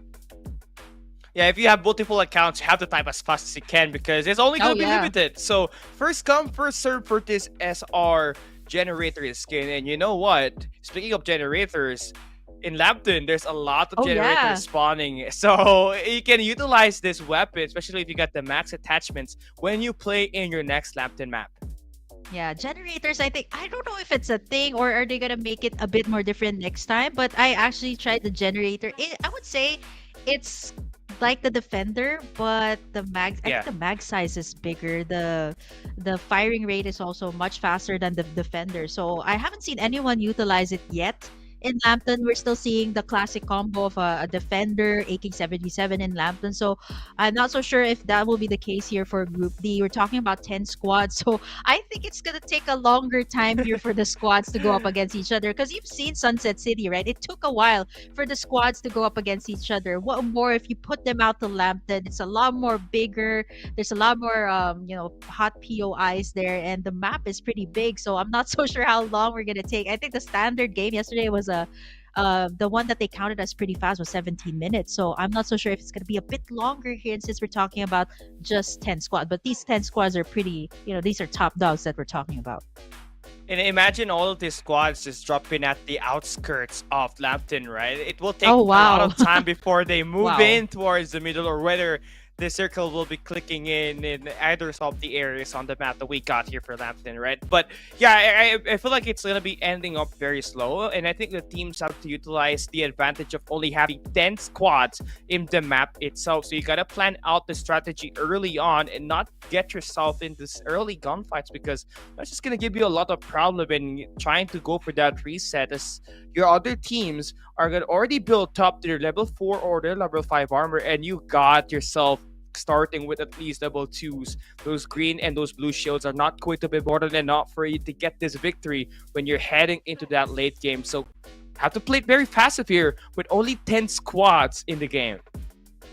10 squads, and I think it's a little bit more frustrating once you get eliminated first here, right? 10 squads, and I think for the other squads, especially back in Sunset City, we saw glimpses of it. Not Notorious actually was a bit scattered out, even for Beta PC as well, getting eliminated very early on in the map. So it can get really frustrating. Or the fact that Kia had the best resources among everyone there in Sunset City, but still managed to fail the map. They did get the podium though, but I think for this very stacked squad, I think the decision making is going to be very vital here for almost everyone, right? You're talking about 10 squads, so either you're going to be playing it passively or you're going to be a little bit more aggressive. And timing is going to be key as well. Ultimates, are they up once you go into the engages? But Lambton, there's a lot of things to work around with here. Back in Group C, we've seen a lot of the Defender planes, the long range that we've seen from DD Bai. I'm not so sure if it's still going to be the same play style or the same type of tempo that we're going to see here in Group D. I feel like it's starting to get into that trend, right? That whoever has the better snipers, especially the defender, is gonna be able to dominate this Lambton map. And we saw that yesterday at Group A and B, both at the mobile and the PC division. And I think with Digital Devil Cebu and Digital Devil Spy, just showing so much of that presence with that sniper, I think teams have to prioritize fighting those defenders, getting those ×4 or those 8x scope to actually get them that long range support, and the constant pressure that they can allocate to the teams are going to be priceless with all of these buildings, all of these high grounds that is going to be available in this Lambton map. So I guess for this other squad, you can actually use the vehicles to close that distance down, but if it requires you to slow it down a bit, this is where those defenders are going to be punishing you. And map 2 is ahead of us here, Burger Kim. This is going to be our last Lambton map before we head into the PC finals next week. Group D, show us what you got as we create your saga and show us some chaos. Let's take a look at our flight pad here. Oh wow, it's right in the middle. So this is wait, okay, that is weird. It is right in the middle, so it's pretty much even out. But look at all these squads, they're going to the outskirts of the map, just like what we predicted, except for Kitsune Daichi and squad number 9 that chose to drop in the center, which I call the Carnival of Lambton, which is City Plaza. Still a lot of resources, but I think it's still going to take some time for them to be able to get, what they need. But early gunfights are already happening. I think Azusa and Kia as well. If I'm not mistaken, Zeal might actually head over to Rumor Fortress instead of the Remnants camp, which actually is quite congested as of the moment.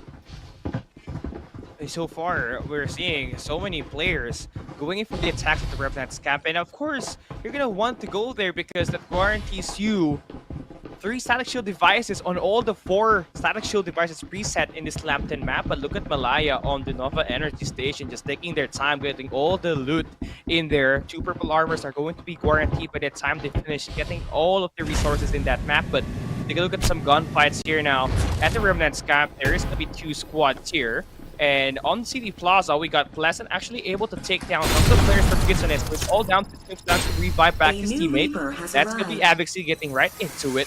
And we did not see a lot of plays from Kitsune on map number 1. So it's nice that they get to start off strong on the City Plaza, able to take the first 5 kills on this one. Yeah, all of them actually went to Snoop's 4. Clutching in that play and making sure that his teammates are back up. Kia as well in a good area to get in the resources that you need, which is Remnants camp. So I think this is a space that, it is a high resource area, but at the same time, there's equal amount of space when you want to go in for those gunfights. Azusa is here.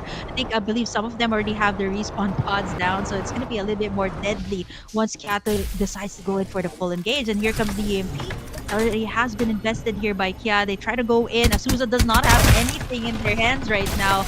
And looking at Kia, they just have the better resources as of the moment, because Azusa at least just only, they don't even have level 2 shields at this point. Yeah, look at this team up right here. It's gonna get disgusting. Dark is the only guy alive right now for Azusa, and the backup goes to Axel, confirms that kill. And Kia gets that elimination that's going to erase the respawner pods of the team that they just eliminated. And I think we are seeing some recontest, and I'm not sure if it'll be the right decision. You're going to have to back away now because one more elimination and you're already over in this map.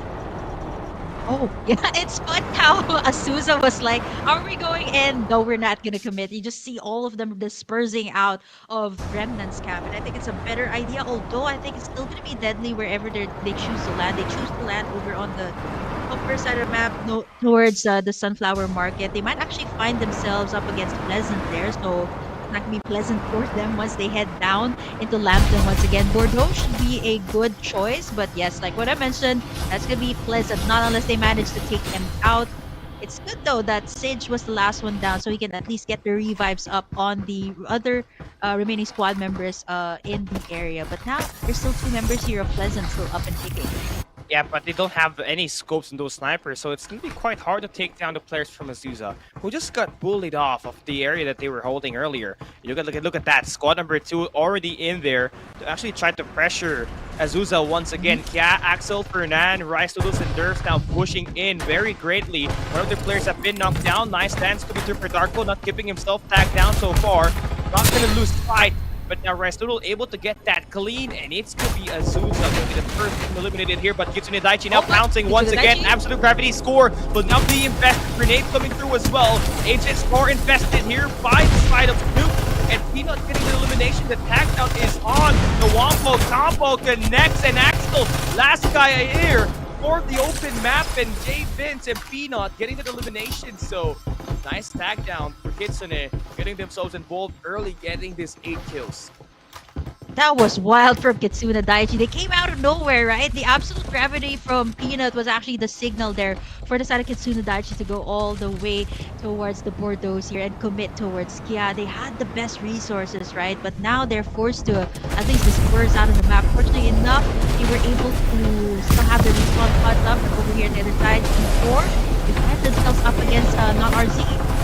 Yeah, this is the best way for you to eliminate these players. Just the smokes to discover their tracks. But God, we have seen him very quiet so far today.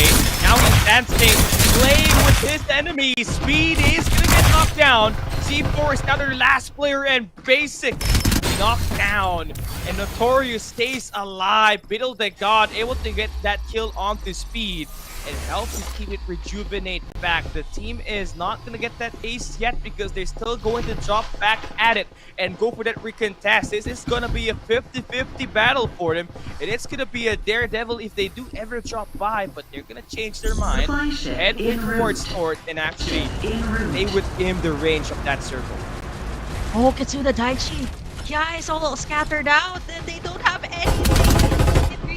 It's like a chain reaction here for their side, right? It was actually Kia the ones pressuring the other team, and now it's going to be Kitsune Daichi right now. They find themselves up against Eminence. You're talking about the outskirts of the zone, inside the zone. One member already down here for Eminence, and Kitsune Daichi, they're keeping up the pressure here.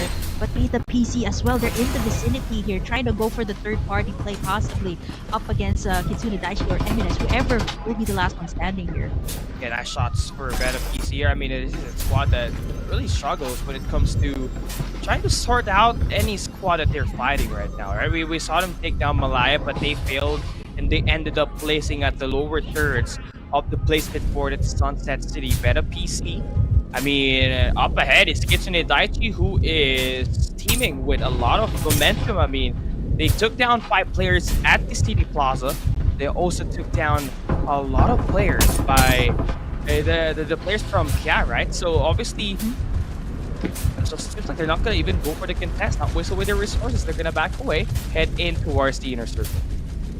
Yeah, I think Beta PC took quite some time there to actually shed the armor of the other squad, but unfortunately, fortunately, I think the best thing that they got there was another vehicle. You definitely need that right now. They are very far out in the circle. They do got the restoration field here from the Sienna just to keep them alive and breathing for the meantime.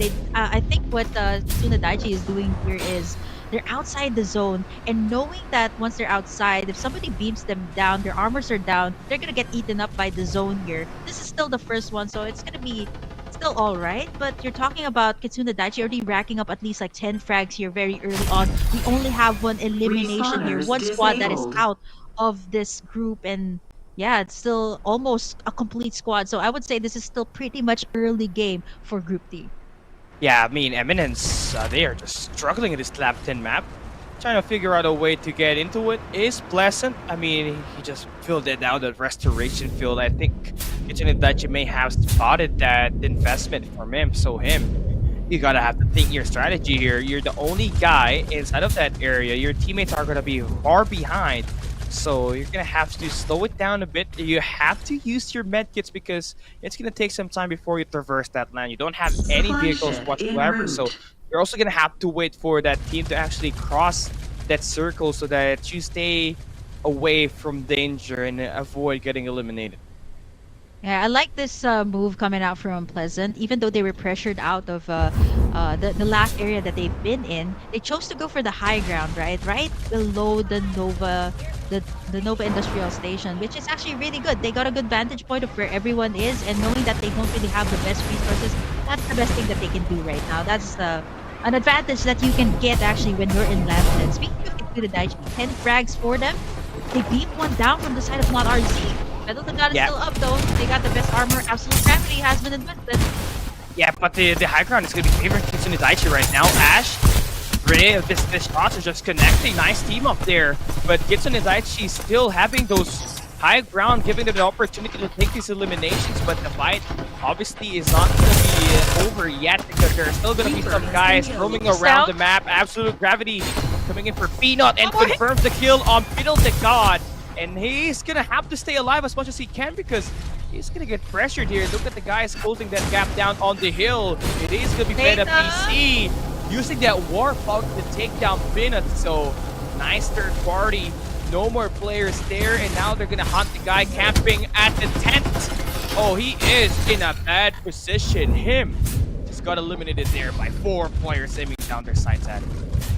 Well, him just had a very rough time coming out from City Plaza, not having anything, and Beta PC, I think they just heard us right after that very frustrating first map. They got eliminated very early on in Sunset City, and right now it seems like this Lambton map is working out so well for them. They already got the orange armors for Rookie and Morphe, a level 4 at least for Winter, and they have racked up 9 frags as of the moment after taking down that squad. High resource area is going to be here over at the top side. Nova, I think this is the energy station that is up top. So again, squad number 10, Malaya, is right here. I don't think they have moved because they dropped here early on. Nobody has dropped in this area. A couple of stragglers on the side, but look at the south side, the edge of the map. Beta PC, Zeal, as well as Eminence once again going head to head up against each other. I feel like there's at least going to be 1 squad, 2 squads eliminated in that area.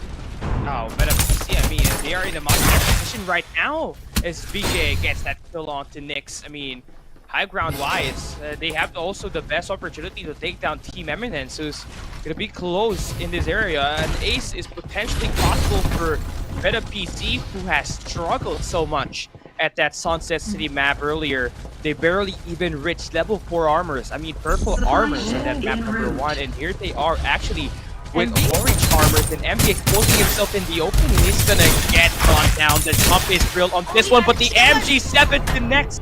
But the numbers game being played a lot better here by Beta PC, so that's gonna be 30 kills for him.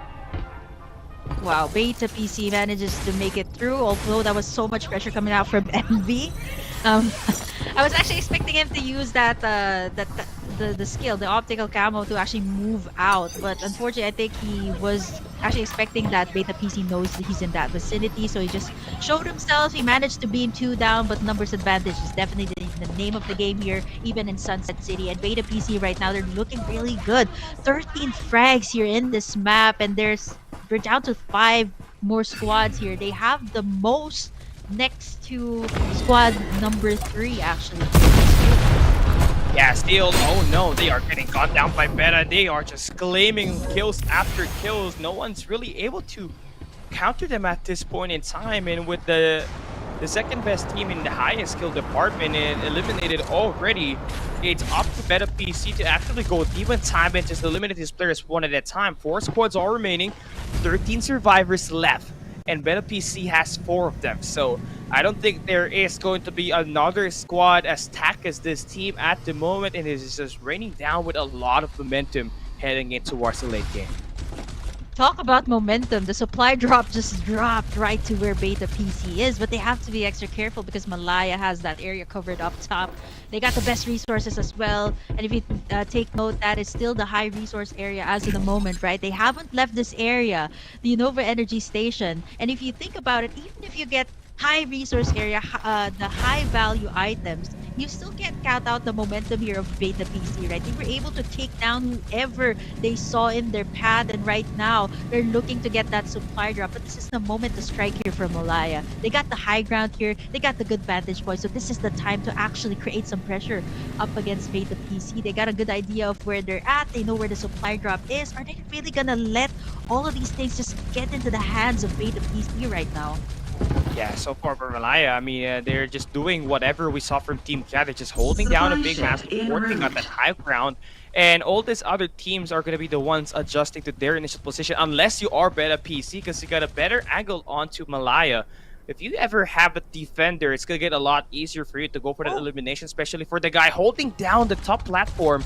But Morphe has been spotted out, so he's going to withdraw from the initial position and regroup with his teammates to get that armor and that health restored. Yeah, since we're talking about beta that's working with our Siana instead of a young, right? So you don't really have to divulge to give out the location here of Malaya. So at least information has been given out here by Morphe. Although they took in some damage here. Their War Spider is already burning as of the moment. Supply drop, I'm not sure if they were able to take. I think they were able to take it, right? Beta PC was able to take that, and now they're playing it extra careful right now. Make that 2 supply drops for Beta PC at this Wow. point. They're just gearing up for the final fight up against Malaya. We're talking about 4v1 situation because there's only one straggler for the other squad. So complete squad for Malaya, complete squad for Beta PC, and I think squad number 9, Zealed as well. Is that Zealed? Okay, yeah, but squad number 9, they're still complete here. So I think for Malaya, they have to really play this out really well. They got the checkpoints up, they got a good vantage point, they got that bird's eye view. So now they have to play their cards right and get that ROI up against these squads that are trying to get into the energy station. Ooh. Yeah, Rookie, you can see him actually going in for that left flank. And you got also Pleasant at the gank of Malaya. So they have to really check every corner and relay everything up, because not only is Beta PC closing that gap down, as soon as we see some gunfights, Pleasant is gonna go for that attack and actually go for that punish. So Winter actually picks up the loot drop level 5 armor. So everybody's complete. And yeah, they got the best chance of winning this one, so long as they play that positioning and keep away from the snipers that Malaya has sent out to actually pressure them in this long-range engage. Yeah, they've been using up those shield recharges here as of the moment, right? A very long stalemate, and this is quite expected, right? We didn't really have a complete lobby here for the Lambton Manor, even Sunset City for Group D, so a very long stalemate is quite standard here if you're talking about talking about the last stand here. Oh, I'm mistaken, that's actually Pleasant that has 2 remaining members alive there from the back, so at least they can tag team up against whoever is going to come out on top. I'm looking at Malaya and Beta PC. Definitely they have their eyes on each other. We also can't count out Z4 that's also moving into the vicinity, but definitely Malaya has the upper hand here. They're right in the middle of the circle and they can beam everyone down. Ooh, Pleasant is actually going for the engage. Yeah, they're not afraid to actually go in and actually pressure this team. And you can see Santo has to be revived back before getting into it. Beta PC is also trying to go for the attack onto Z4 PC. Sin has been eliminated. Speed able to make it alive in towards the cliffs, but you already know Beta PC. They are steaming with momentum. They didn't even use their resources there yet. And they're using that route where we saw Z4 is to actually go in that route and actually take down the couple of stragglers that are going to be there. And the sniper connecting for Winter gets that 2 shots. And that's going to be 19 kills for them. It's going to be a 4v4 battle in this circle. Malaya versus Beta PC. Yeah, our defending champions, I would say, fighting under a different banner this time, a different organization, and they're looking to take the victory here. Malaya has the high ground, they got the cover as well. Let's see how Beta PC, they're on a rampage right now, and you can see how they traverse this land. They're a bit extra careful right now, willing to hide over on the sides before they go for the engage. Now Malaya, they've already taken shots from Pleasant, so down to these last 2, I would say vehicle advantage towards the side of Beta PC. They have the War Falcon here to engage. Malaya, though, has a great cover. But here comes the engage from Beta. They already got 1 in, so that's Morphe already inside. I'm not so sure if they have the idea. He might just be a bait here for the side of Beta PC to actually go for the flank at the back. Because it seems like they're trying to go for, Morphe in the front, being the bait here, while the rest of the members here of Beta PC might actually try to flank them from the back. Yeah, I mean, the thing with Morphe is that he saw a guy up top, so that's something that this team has to actually worry about moving forward, right? Then he also spotted that sniper. That's gonna be Gecko holding down that long fence. Beta Esports PC, obviously, in this matchup, looking to get the higher ground. That's what they're actually fighting for as the circle closes in. Yep, it's gonna close in this energy station. Definitely in an area. You got some cover here, and Malaya knows this very well. They dropped down here, but seems like Beta PC has already made their move. They made their shots here, and now they're coming right in. Ultimates are available right now, and Absolute Gravity is here for the count. Yeah, now you got Rookie up top to provide you that long-range support. Rage Zoo takes down BJ. The trades are going to be even, but with the attack coming in from Rookie up top, They're going to have the high ground control. They take down 2 players. That's going to be a big boost in winning this matchup right now. And Winter taking down Santo to finish up with the highest kills in the PC division in any single map with 23 kills. The defending champions of Season 1, Dream Team, now known as PH Beta, able to introduce themselves to Lambton, finishing up with 23 kills and providing us a solid number and telling us that, hey, we are not washed at all. You know, I wanted to say too that it's very nice to see this kind of thing come out. The very first time that we released Lambton, we see, of course, our defending champs for both the mobile and PC division actually taking in the Lambton map, right? So for Execration in the mobile division, they were able to take the victory in Lambton. And now, how poetic it is to actually have, of course, the defending champions take the Lambton map here for the PC division, racking up one of the most number of kills here for Group D. Rookie, Winter, VJ, and Morphe as well here as a tag team, finally taking in their first victory here. And you know, it was a struggle for them back in Sunset City in map number 1. So let's see if they can carry this momentum up to our last map here of Group D. Yeah, I mean, that was really a very interesting play, right? Because Morphe sent out himself individually to check whether if there's gonna be some guy holding up that high ground. He did spot that guy out, so that's why he hopped out of his vehicle, dropped down, and the thing with that play was that the initial information was for them to take that high ground control, take that rooftop away from the side of the team that is actually holding that good position, right? Then as soon as they were able to close that distance down, they had a War Falcon to take down and do more damage actually in the teams that are just trying to get that gunfight over. So yeah, nice attention to detail for PH Beta to get that win and actually put themselves in a lot of kill number here. Malaya did not even stand a chance with that gunfight. You know, it's funny too to see the last teams that are in the bottom of the list here. It was actually a food chain, right? You can see how you know, it started from squad number 10 up until squad number, I think it was squad number 9, but it was Kitsuna Daichi, right? They were just taking each other out here in the Lambton map. And for Beta PC, I think what really worked out well here for them was the momentum that they had. They just kept on going, right? Eliminating whoever they saw in their path. And finally, in the last stand, they really didn't go for the aggressive move first, right? It was such a long stalemate between them and Malaya. And finally, when it was the time to pounce, Morphe gave them so much information there, being the bait as well for Beta PC to finally go in for the flank at the back and finally taking in the victory, even though I was actually expecting Malaya to have a much better chance since they're inside a compound there. They had so much more cover, they had so much more resources as well for this entire game, and it was just Beta PC taking in the W here. Yeah, nice play for them, right? I think if they would have ever taken down Malaya on that map number 1 earlier, it could have been a snowball effect for them, right? But again, you win some, you lose some, and this is a wake-up call for them to step things up. And wow, ending up with 23 kills on this map number 2 is insane. Now we're heading into this map number 3, which is going to be Sunset City. It is definitely a default and has let them win that Season 1 title in FPC in the Farlight 84 Philippine Championships inaugural season, right? So we need to see a lot more from them moving forward here. You know what? Speaking of the Sunset City, we're going to be seeing more of that later on. But for now, of course, our defending champions, PC Beta, finally taking in a map. Let's check out the highlights on what went down in Lambton here in Group D.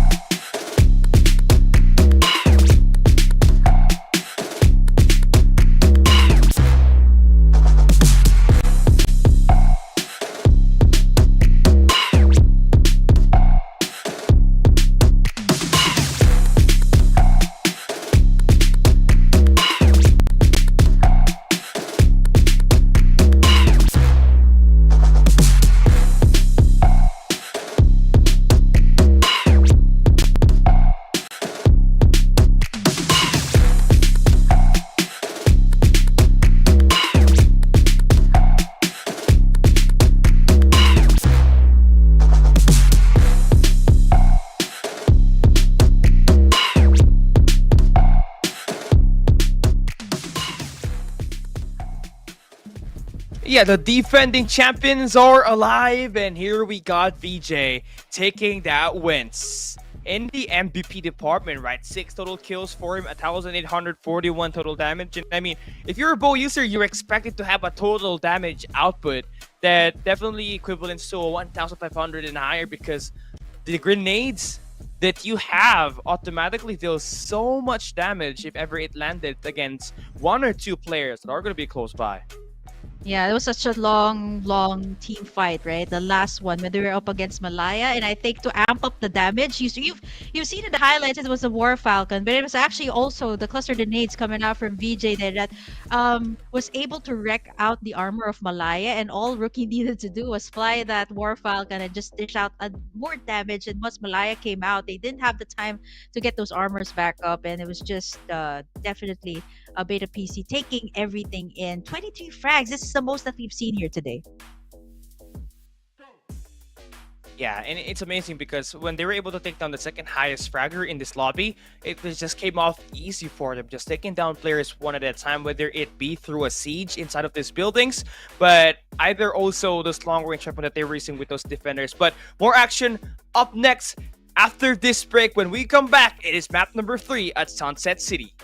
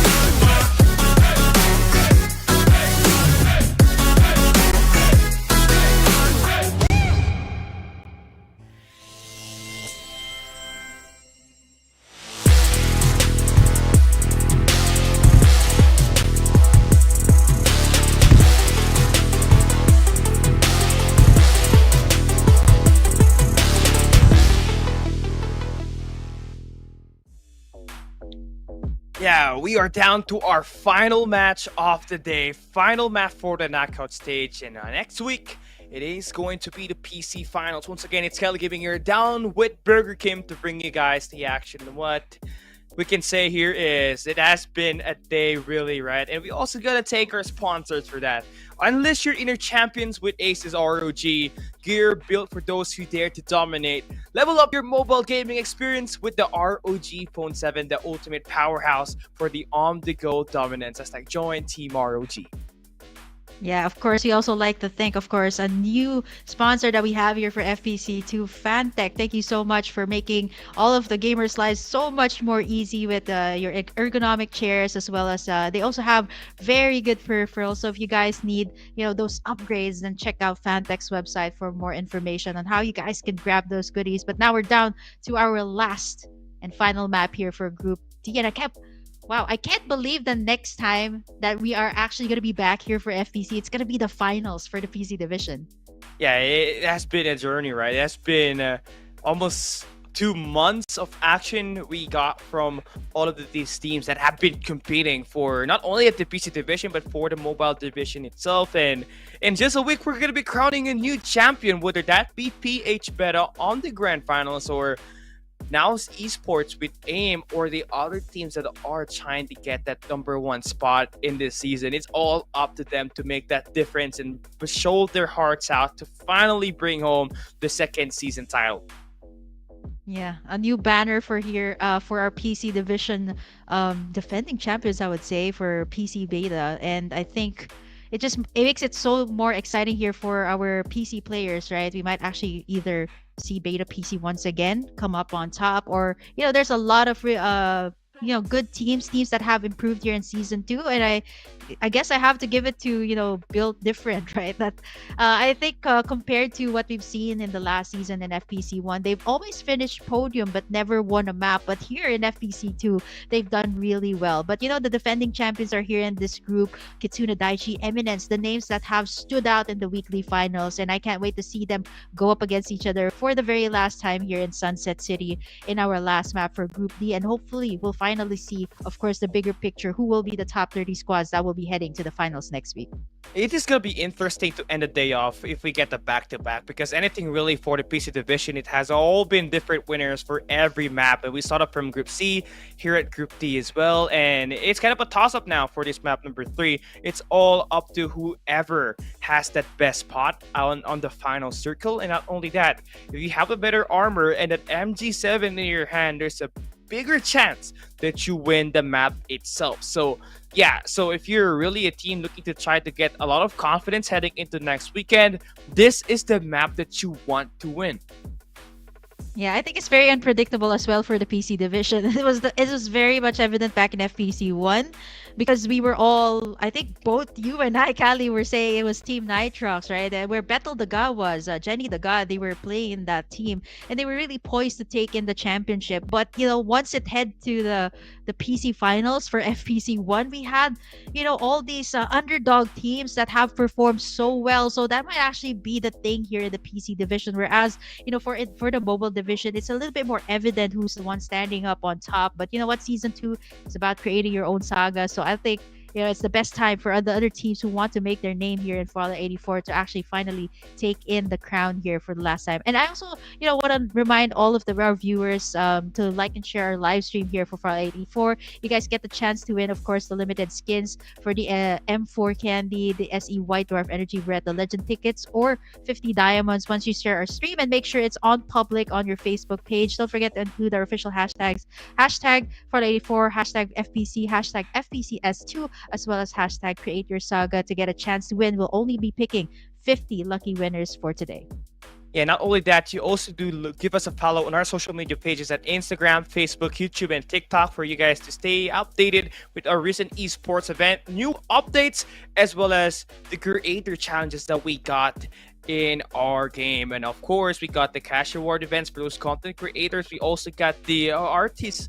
The art is actually able to put in a lot of money as well if you guys ever do invest in creating artworks for Farlight 84 itself. And yeah, I think this is going to be interesting because our final game, it's kind of taking a while, right? So you're kind of expecting a lot of thrill here with all of these talented teams trying to get their way in with the victory by the time we end this match. Yeah, you know what? Speaking of that, Callie, I want to give everyone just a little bit more excitement when we head over to our grand finals, both in PC and mobile. So the mobile is going to be a LAN event, right? And if you guys see me, say hi to me because I am going to be giving away some of my artworks as well, since you guys have been talking about it earlier on. So yeah, but for now, before we head over to our last map in Sunset City, be sure to grab your jetpacks once again. But for now, we're going to be heading towards a short break first before we head over to map number 3.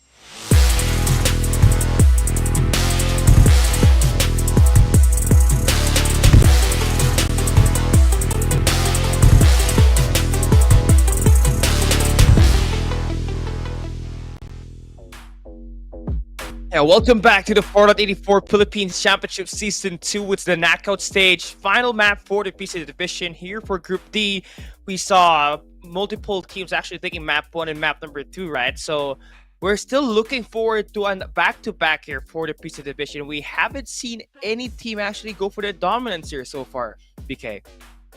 Yeah, I think it just goes to show that the PC division ever since FPC Season 1 has been, up and down, very unpredictable. And I think, if you love the chaos, then definitely the PC division is for you. Not only do you get very long stalemates, but at the same time, you don't really know who's the one on top, because even back in FPC 1, right, the grand finals was also very much unpredictable. Now, we're done with Lambton. We finally saw glimpses of how the players will be playing there for the PC division. We're going to go back into Sunset City this time once more. And let's see if Beta PC can finally, carry that momentum from Lambton all the way to Sunset City. Or I'm kind of having some theories here about Beta PC. Is it because they're new to the meta, or is it because they're more comfortable with Lambton, or are they just working with a new player here? So I mean, this is pretty much the same roster that they had for FPC 1. Yeah, it could just be a slow start for them, especially on this map number 1 that we got at Sunset City, right? But they slowly picked up on it at map number 2 when they were able to dominate the lobby and ending up with a lot of kills. 23 kills, the highest kills that we got on the PC division, not just here today, but as well as yesterday in Group A and Group B itself. And now we are ready for our final match for Group D at the knockout stage. Here we go for the Group D knockout map number 3. Sunset City is where we are flying to. Wow, Southside is gonna be the flight path. I would say this is a 10 o'clock flight path. They're gonna favor definitely Kia and Zeal, who loves dropping in over at the south side. But for the rest of the members who love going over there up top, over that north side, it's gonna take some time, especially for Pleasant. Beta PC as well that loves to drop on the outskirts of Sanctuary Tower. They might take some time before they get their loot. Now Malaya as well going into some hot UIs here, Power Tree as well as Kitsuna Daichi that has been dropping in at the planetarium as well for the longest time. Yeah, finally Notorious gets to drop as a team, right? I mean, they were kind of spread out on map number 1. One was holding the Power Tree station, one was by Iris Ranch, and one was by the Power 2. This time, it's a much more decisive team decision to go into one area on the map, and that's going to be by the Carnival. The best loot that you can get in the best in Sunset City itself. Second will be Power Tree Station, which will be held by Malaya.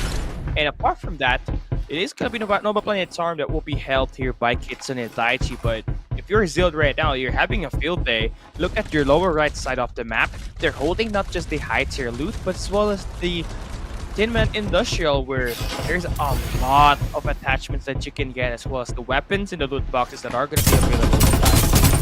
Earlier was that got better loot right now. Z4 as well. They're that kind of team that is a bit more passive when it comes to their playstyle. They definitely know how to work around this game, and they're not the type of team that goes in for the engage. They usually wait for someone to go for the first move before they strike back at them. And as of the moment, right, it has been Beta PC that has this area covered for Sanctuary Tower. I believe they did a split drop here. Some over at the outskirts of Sanctuary Tower and some actually in Sanctuary Tower. So a split drop for Beta PC is pretty good. So you see Winter and VJ already grabbing in those level 3 armors, and they pretty much got a solid hold of Sanctuary Tower. Even Z4 Esports can't get into this complex, so it's gonna be extra tricky. You need to take down Beta before you can be able to get in here. I gotta agree, and this team is teaming off of a very dominant map number 2, ending up with 23 kills, right? It was VG that took home the MVP with 6 kills and a great amount of damage for a bow user, and he's already locked in his late game weapons, the Defender and the AK-77, which is gonna be weapons that can really pack it like a freight train, and you can just eliminate players not just in that long range but also in these close range engagements. He does put down an M4, an even better weapon, so they can go for engagements now. Yeah, looking at the drop spots here of Beta PC as well, they've also made their adjustments, because earlier on, I think what really made it hard for them, they were the second team to be eliminated in Sunset City back in map number 1, because they dropped in the middle of the map, which really leaves you so exposed. And now Beta PC, they made their adjustments, went into Sanctuary Tower instead, and now they got level 4 armors. Level 3 armors rather, and having that Tarantula to work with as well, gatekeeping anyone who's gonna try to come in. Azusa trying to get into shield XP devices as well, but Beta PC just has a lot more arsenal here. They got the Tarantula to pressure Azusa that does not have as much arsenal as they do. Yeah, and again, it seems like they're using the rocket artillery to get some damage here. Now BJ is going to use that grenade to actually connect to take down Dara. And it's going to be a 4-beta situation. He's going to be sent back down to this guy. They have taken down the EMP shock, and here comes another wave of attack. The Cosmic Core is going to be activated, and here comes another grenade connecting for BJ. He is just beaming them down like a beaming turret, and he takes down 2 players off the get-go. Looking for a 3-piece here. It's going to be Beta PC. Ooh, that is going to be the concealed play being made here as well from the corner. Looking for Darko here, out for the escape. Look at the damage. Only position down the armor, and here comes BJ coming in for the kills 1 by 1. He just eliminates Azusa there. I think there's one more remaining member. Sige is hiding out from the rat here of Beta PC, and so far Beta PC is off to a great start here. I love the adjustments that they have made as well here in this last half. Oh, they are just beaming it down. I mean, they have already wasted the respawner pods of Azusa. So So that's one way for you to dominate that early game, making up for it after the disappointing map number 1. And now here on the other side of the map, Taurus up against Skitson and Daichi, an interesting bunch. I mean, you don't expect these teams to clash. You expect them to play the late game, but here they are on an early summit clash. And I feel like it's going to be Notorious having the numbers, and they're going to be overwhelming the guy inside the building with the grenades and Scions take down Snoops, Kitsune, and Daichi. Going to be knocked down here early. Yeah, Scoops, once he's out, it's gonna be really difficult for Kitsune Daichi, right? He's the one that has been making the plays here. And for not RZ, they just played it out really well right now. Having the level 4 armor and making sure that, you know, knowing that Kitsune Daichi is that type of person to go for the engage first, they made sure that they were able to gang up on him. And now over at 90 Tower, it's not so peaceful here as Eminence comes in to join the fray. Yeah, MV and Eminence, I mean, this team is eyeing out for a lot of win here. And yeah, it feels like the struggle is real for them to enter inside because by the PC, they are just teaming with so much momentum. But now they're bouncing inside. Jin is taking so much damage. And look at the players from the PC going outside. I think they have gunfights head on. MV is taking so many attacks, but the damage he is taking is just so much even worse. He's the one that will get knocked down first. VJ is still all of his grenades. And Beta PC, they're still gonna end up with the win. Yo, VJ is just so hot from that last map, from Lambton all the way here to Sunset City.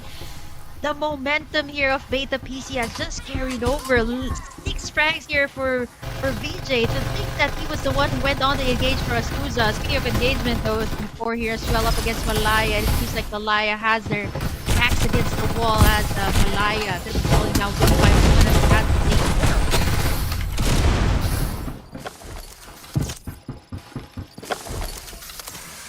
Here we go, Santo and crew, nice adjustments for them, right? I mean, finally taking that victory, you also take the loot off your enemy, so a chance to build up to an even better arsenal heading in towards that mid game. One squad has already been eliminated here.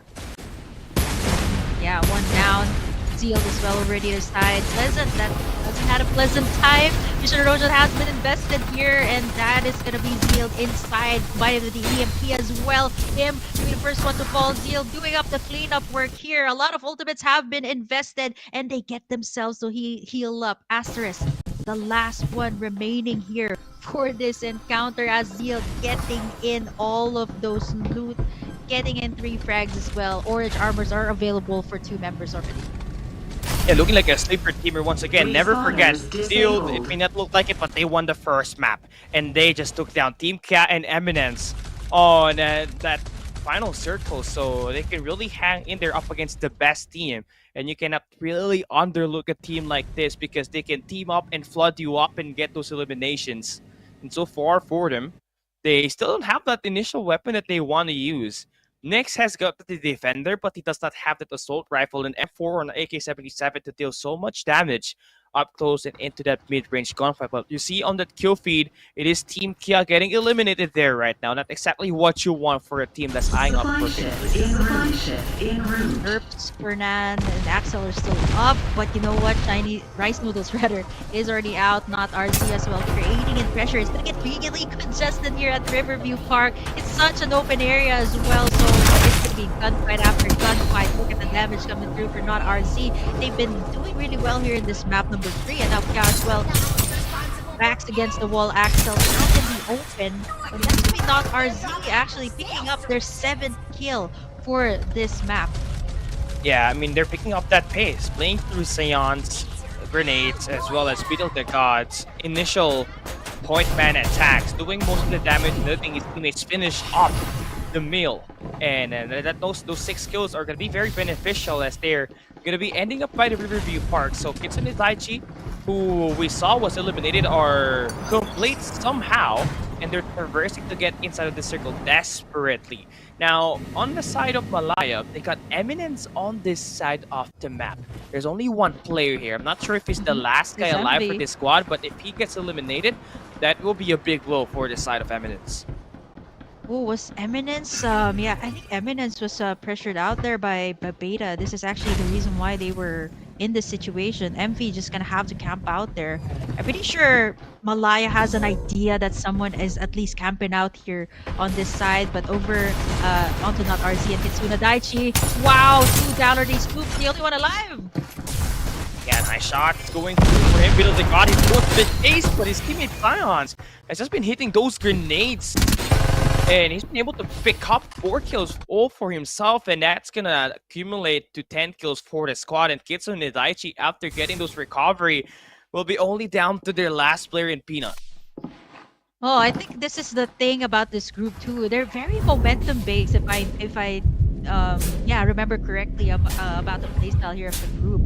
Kitsune Daichi, Beta PC, Zeal, the Eminence even. These are momentum based teams. So if you take a notice of like what's happening here in this map, it's sometimes it's nice and slow, sometimes it's really fast paced. And I think it just really goes to show that this at least this particular group is only 10 squads. You imagine how crazy it can get if you're talking about 15 squads that are going to be playing here in Group D. But so far, we still have at least 9 squads that are here. So pretty much everyone is still here in this map. But a couple of stragglers here. Kitsune Daichi, only Peanut left here, forced to use up his remaining health kit here, knowing that not RZ is just camping out there over the other side by the wood court, knowing someone might just come out there. I mean, Rookie is just going in for the chase. That should be the last player alive. I'm now mistaken for Azusa. But yeah, it seems like that's going to be another kill for them. And look at them just piling up all of these kills. They're picking up everybody one at a time. The experience is definitely shining for them right now. After picking up 11 kills, now Malaya on the other side of the map. I mean, all those resources just to take down one guy, that's kind of unfair. Well, it's chaos after all, right? Yeah. Farlight 84, you definitely have to go out in style if you want to take someone out, right? Earlier we got the air raids from the Dwarf files, but I think this group definitely has to have something like this as well. So I think this is their version of it, momentum-based team as well. So it's understandable why they're trying to do all of these plays, and not to mention they're on live stream, so they definitely need to put some of these on their highlights as well. We're down to our 7 squads. I believe Souza was already taken down, so almost going towards the half of the lobby here of Group D. 11 frags for both squad number 4, which is not RZ, and of course squad number 6, which is Beta PC. Yeah, I mean, Malaya, 6 kills for them. I mean, 2-2-2. Gecko, I mean, you have to step things up. We gotta even up the kill department here, but you're going up against Beta PC up next, and I'm not exactly sure if that's gonna be a great decision. I mean, you did take them out of map number 1, but this team is steamrolling everything that they have met so far in this map 2 and map number 3. So you see, they have already spotted the team. Best way moving forward is just backing away, but on the other side where you are gonna go is gonna be Notorious and Beetle the God and his teammate Sion. They have been building up quite a duo for themselves in getting all of these kills in this game.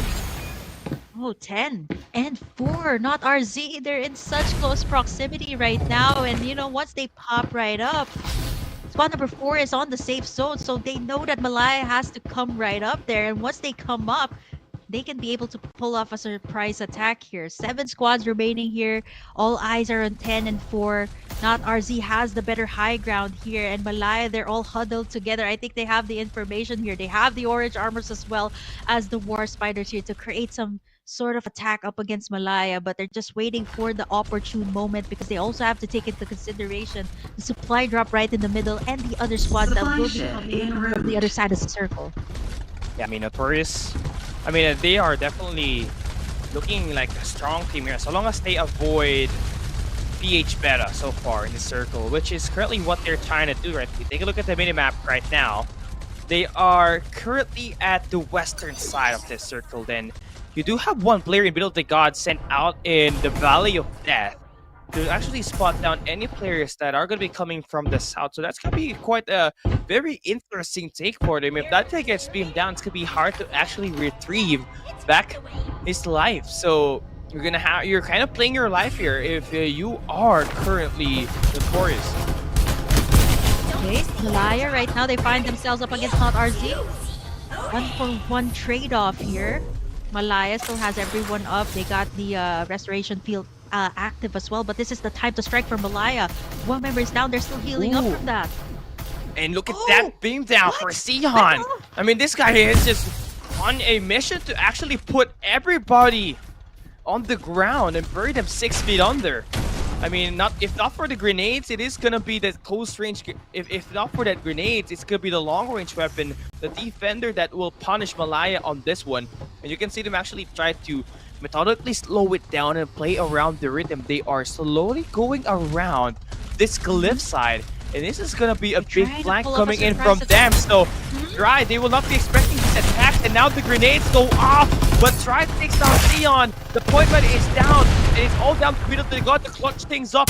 He is gonna have his armor in, but then the 2v1 situation is gonna be kind of too much for him. So Dry gets an elimination and gives him 6. So 10 kills for that. Malaya's squad is gonna be staying intact with 4-man before we enter that final circle. That was absolutely crazy. They get the revives here. They took down the squad that has the most frags here, and that was just insane type of play and decision making. They slowed it down in order to stop the bleeding here from Not RZ. We got a couple of War Falcons here. Zeal still up in the game. Squad number 6 as well. Beta PC right in the middle once again. So these other squads, Beta PC, I think they have access to all of the supply drops that's right in the middle of the circle. But for the other squads, they're not willing to risk going into an open area like that. So they're waiting as long as possible, taking a lot of pot shots up against the other squad. But I'm not so sure if it's wise to actually go out there. Look at the damage coming out from the defenders. Morphe's forced to go down. Yeah, and Zeal, I think they're trying to pull off another upset here. If they do take down Beta PC, which in fact there's a high potential that they could do that with the amount of resources that they have. Yeah, they might just be the team to actually go back to back in the PC division today in this knockout stage. But now you see Beta PC trying to use the War Falcon to provide an oversight, and you got BJ using the grenade to actually hit some players to diminish those HP, and Gecko now taking him down fast. That's gonna be Beta PC now having the advantage to take his guns down, but they're gonna be backing away first.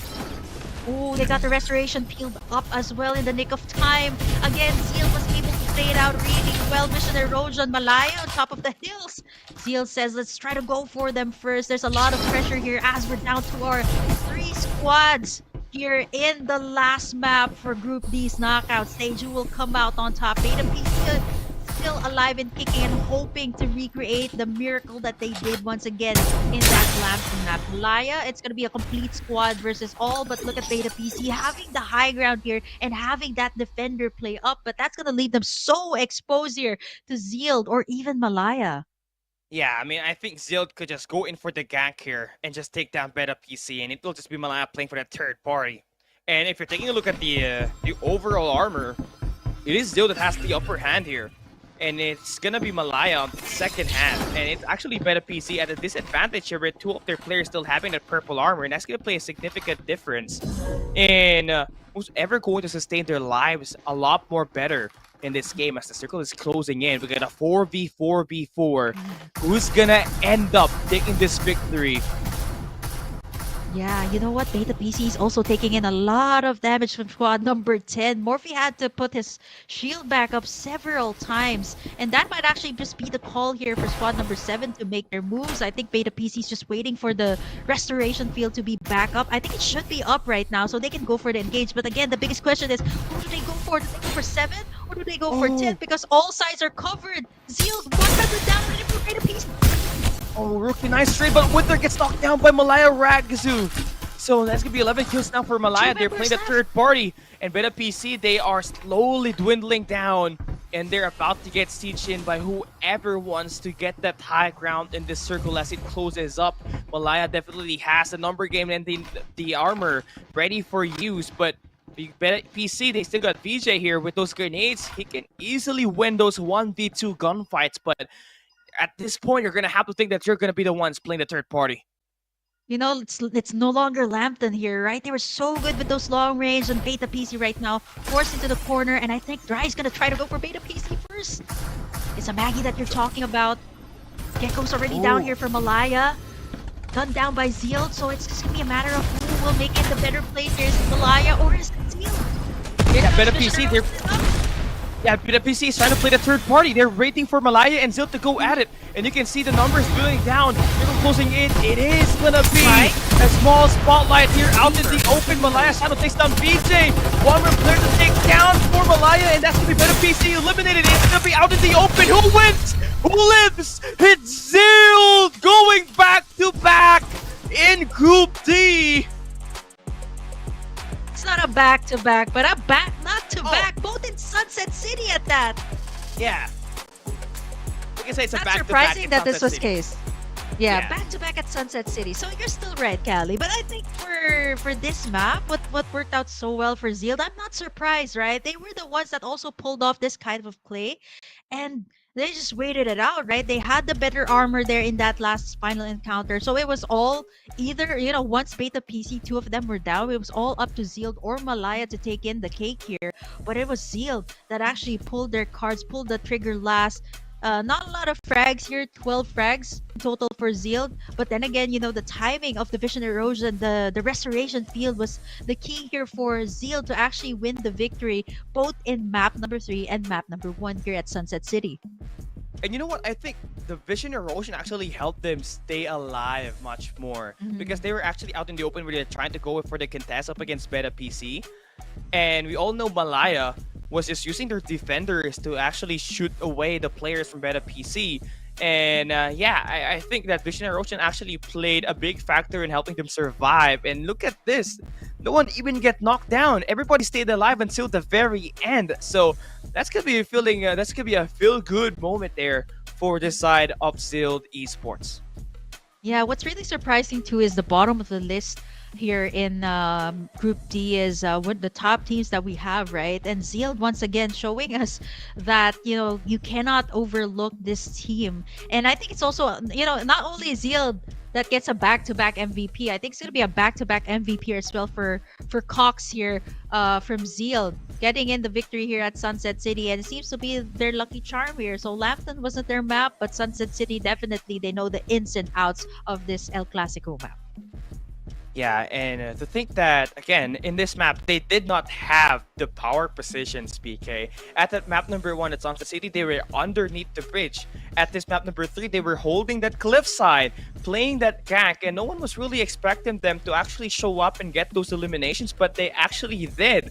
And the timing of their skills was just so great that it propelled them to win back-to-back at Sunset City. First, it was the restoration field from Sayana, and also the vision erosion that helped them create that distraction and not let them be the focus of the attention from all these other squads going in for the attack. Yeah, I think for Zeal, they're just an epitome of what a Filipino team is, right? No matter what the odds, they're definitely gonna make it out alive. And they were just, even though the odds are stacked up against them in both maps, both Sunset City here and map number 1 and map number 3, they were still able to pull it through. I think it was all care of the vision erosion, the restoration field, and I think among the PC division, they're the only squad that is able to utilize a defender as well as a support hero, as compared to the other squad that's go for 3 attackers and a support player. But now, of course, Zeal once again getting a back-to-back win in Sunset City. Let's take a look at the highlights on what went down in our last and final map here for Group D.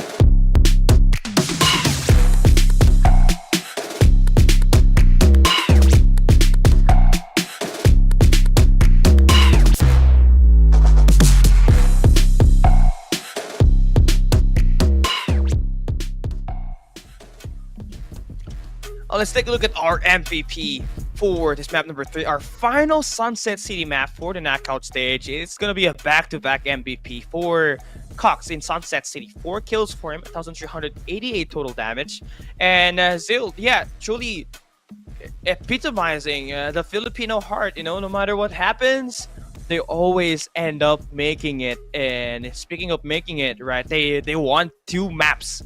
The only the only 2 victory team that we got in the PC division.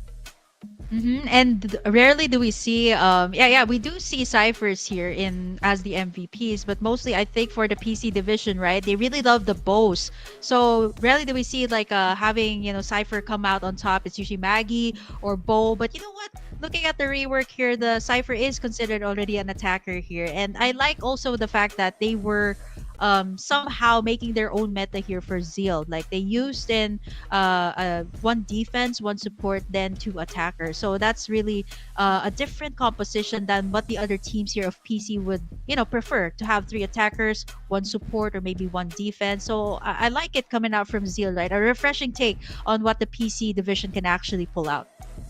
Yeah, they're kind of more of a counter tempo for all of these attacks, right? Because most of the teams comprising here at the PC division, they would rather go for the aggression every time, use those Maggies, use those bows. But here we got Zeal, just like what she said, they got a Sayana, they also got an Ember. So whenever there's gonna be situations where it's gonna go backfire for them, they have that safety net. They can use that vision erosion to actually stop the push coming into their angle, and they can also utilize the Sienna's restoration field to actually heal them up and get them ready for the next engagements, or actually hold it down for quite a while. And we saw that here. The change of tempo that we got from them, especially at map 1 and 3, is essential for them to move into the FPC Season 2 PC Finals next weekend, and maybe we might just see them actually end up as the champions, right? You never know what's gonna happen when you play the Grand Finals. Yeah, PC was wild back in FPC 1, and I think for FPC 2, I think you guys are in it for a treat. So don't miss out on the grand finals that will be happening next weekend. And I think we're still, of course, waiting for the total tally of scores here for our final group. But all I can say is that Zeal, I guess their lucky charm should be the Ember here. Several times the Vision Erosion saved them from, the threat of the other teams, in both in map number 1 and map number 3. So not only does they made the Sienna shine, they also made the Ember, sort of put the Ember back in the meta. We're starting to slowly see it once again here in Sunset City and Lambton, and I think that it's just so nice to see this once again. It's kind of like a huge throwback back to ACC, even the Farlight Cup, having the Ember once again back into the composition of the teams.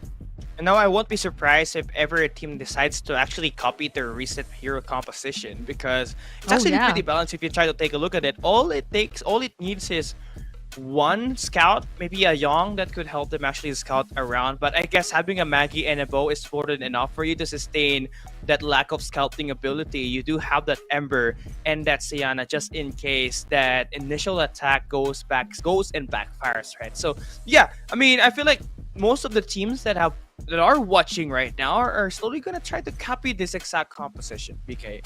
Yeah, because meta makers, we talked about NCG and the mobile division, and I think for the PC division, for FPC too, they definitely created their own meta here for the PC division. We rarely see this, but I think it just worked wonders for them. So hopefully we'd see the other teams start to utilize this a little bit more for, maybe for the finals, right? Because it really worked so well for Zeal. It actually made them win 2 maps here back-to-back at Sunset City. And I think this is probably also one of the most refreshing times to see that a little throwback once again to the very deadly combo of the Vision Erosion and combine it with the EMP Shock, and that's exactly what Zeal did here as well in both map number 1 and map number 3. Yeah, looking back at it, I hated that combination, because before that Vision Erosion, you can deploy the orb anywhere, even when you're jumping, right? So you don't actually spot down where it is, so you're gonna have to go out and hunting for it. But once that EMP Shock lands inside of the dome, oh no, it is over. You just have to press quit, because you're not gonna stay alive in that kind of altercation, right? But we do have some recent adjustments to it, but it's still kind of OP if you try to take a look at it. All it takes is for a team to actually put down that vision erosion and add in that EMP shock. Then you got the bows, grenades to actually make it harder inside. I hope that people are not listening to me, because if ever that happens in my lobby, man, I am gonna be quite pissed, BK.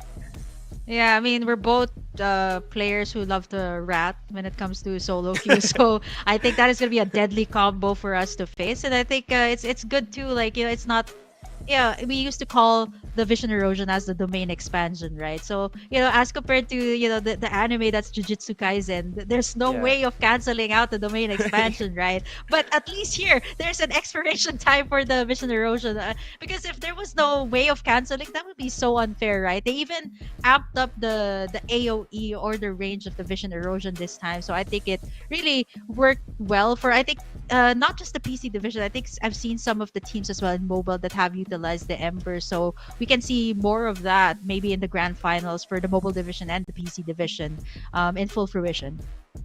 Yeah, and I feel like for the mobile division, I think they gotta be creative a bit better, man. I want to see some Siana in there. I want to see some Embers.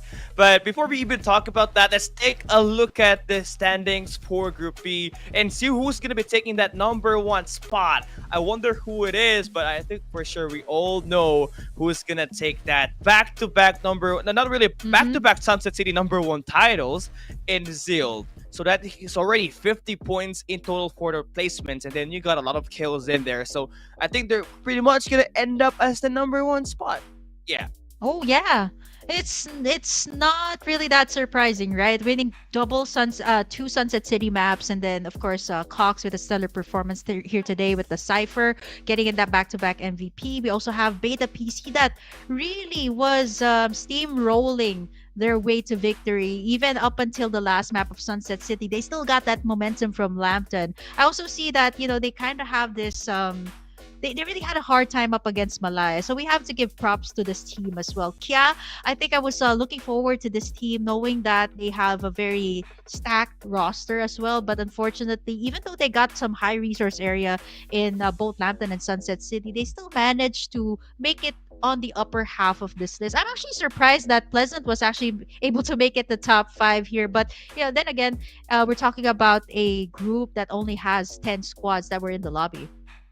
Yeah, and the pacing was just very slow, right? Especially when we were playing the first match of this Group D itself. Everybody was just kind of spread out, but not until we saw that second game, right? Where we saw a lot of these teams actually going for a lot more engagements. And yeah, I think I got full today because of the action, right? The chaos that we just saw on the first 3 maps of action in Group C and Group D, although it may just be outnumbered in terms of total squads, the talent that it has definitely is interesting, and we might just see a team building up that momentum to carry over in PC finals. And I'm talking about Zild, who just invented their own set of strategy. We haven't seen that yet at the PC division. So if they still continue to rally up those kind of positioning gameplays that they did on the 2 Sunset City maps, plus the way that they timed those ultimate skills and those tactical skills, yeah, there's a big chance that they might actually end up as a podium finisher if we ever play the finals next weekend. This is kind of like shades of how former Dream Team, now currently Beta PC, actually played in the regular season, in the open qualifiers, and even the weekly finals, and even up until the knockout stage, and they just pop in the grand final. So that might actually just be the thing here for Zild, because they made an impression on you, Kali. So I think that all of the teams here in the PC division, no matter what the standings are, they really have to watch out for teams like this who are really good at adapting, creating their own thing, despite the fact that the other teams have been using the same type of composition. They weren't afraid to try something new. Yeah, and to think that they're pulling that one in the knockout stage, where every map is very important. They do have the confidence to back that gameplay up, right? I mean, we got Cox with that Cypher really doing well. The EMP shock lands every time, but again, our personal MVP, it has to go towards their Ember, who always saves this team by a mile. And getting this victory up against a team like Beta PC, not once but twice, it speaks a lot on how much this team has put in the work to actually put this game in. With all the games concluding now for our knockout stage, it is gonna be us giving you guys the final redeem code. You guys have been amazing from the start until the very end, and for your final reward, it is going to be a skin for Maggie. Sharp delivery. Now that one costs around 1,200 diamonds, so you're getting this one for free. So what you want to do now is claim that as fast as you can. Yeah, unfortunately, I'm not as fast. So you guys, I'm gonna give it all to you guys. You got a jetpack, you got a skin, you got a gun skin as well. So you guys have it all covered. So once you get it to Sunset City or Lambton later on, you can be sure to head in there with style. So be sure to grab it. Let your friends know as well about FPC 2 that is happening every week. We're down to our last 2 weeks here, the PC finals and the mobile finals. So don't miss out on any of the action and find out who's going to be the ultimate reaper here for Farlight 84's season 2, and it's going to be really exciting as well. So a lot of new things coming right up, and a lot of possibilities that we can actually see in the finals in the next 2 weeks. Yeah, I'm excited already for the final 2 weeks that we got here. Down the stretch, we're going to be crowning not just the mobile division champions, but the PC champions as well. And we're going to thank our sponsors for making this one happen, right? A big shout out to Asus ROG. Level up your mobile game with the ROG Phone 7, as well as to Fantech for sponsoring us the comfortable gaming chairs that will provide all the players that will be playing at the LAN event that enhance gaming experience with extreme comfort when they are playing Farlight 84 in this long, intense, chaotic battle inside Sunset City in Lambton map. And of course, this wouldn't be possible with the entire Farlight 84 crew itself. Yeah, everyone who's behind this, and of course to you guys, to all of our viewers who have been, tuning in, whether you guys are tuning in here in the English, but we highly recommend that you guys stay here in the English stream. But if you guys want some action as well, it's also available in the Tagalog broadcast, so be sure to catch that as well. But you know what, Callie, I'm so excited for the grand finals. I'm so excited as well to see what will happen in the next week of Farlight 84 as we head to our grand finals here. Let's take a look. It's going to be happening next week, January 13 up until 14. So be sure to catch us same time, same place for more Farlight 84 action. Yeah, this is going to be amazing because we got 4 games at the semifinals. Then at the grand finals on Sunday and 14th of January, you got the best of 5. So you play 3 Sunset City maps in 2 Lambton. But before we even get to that one, let's start it all off here for the Farlight 84 Philippines Championship Season 2 Mobile. I believe this is the schedule for us, right? In fact, the schedule will be January 13 and 14. We got Group A and Group B. Then the top 7 for Group A advances to Upper A and Lower B. Then the lower bracket for Group B will be going down to the Upper A, Lower B. And Group B again, the top one goes up against the lower team from Group A.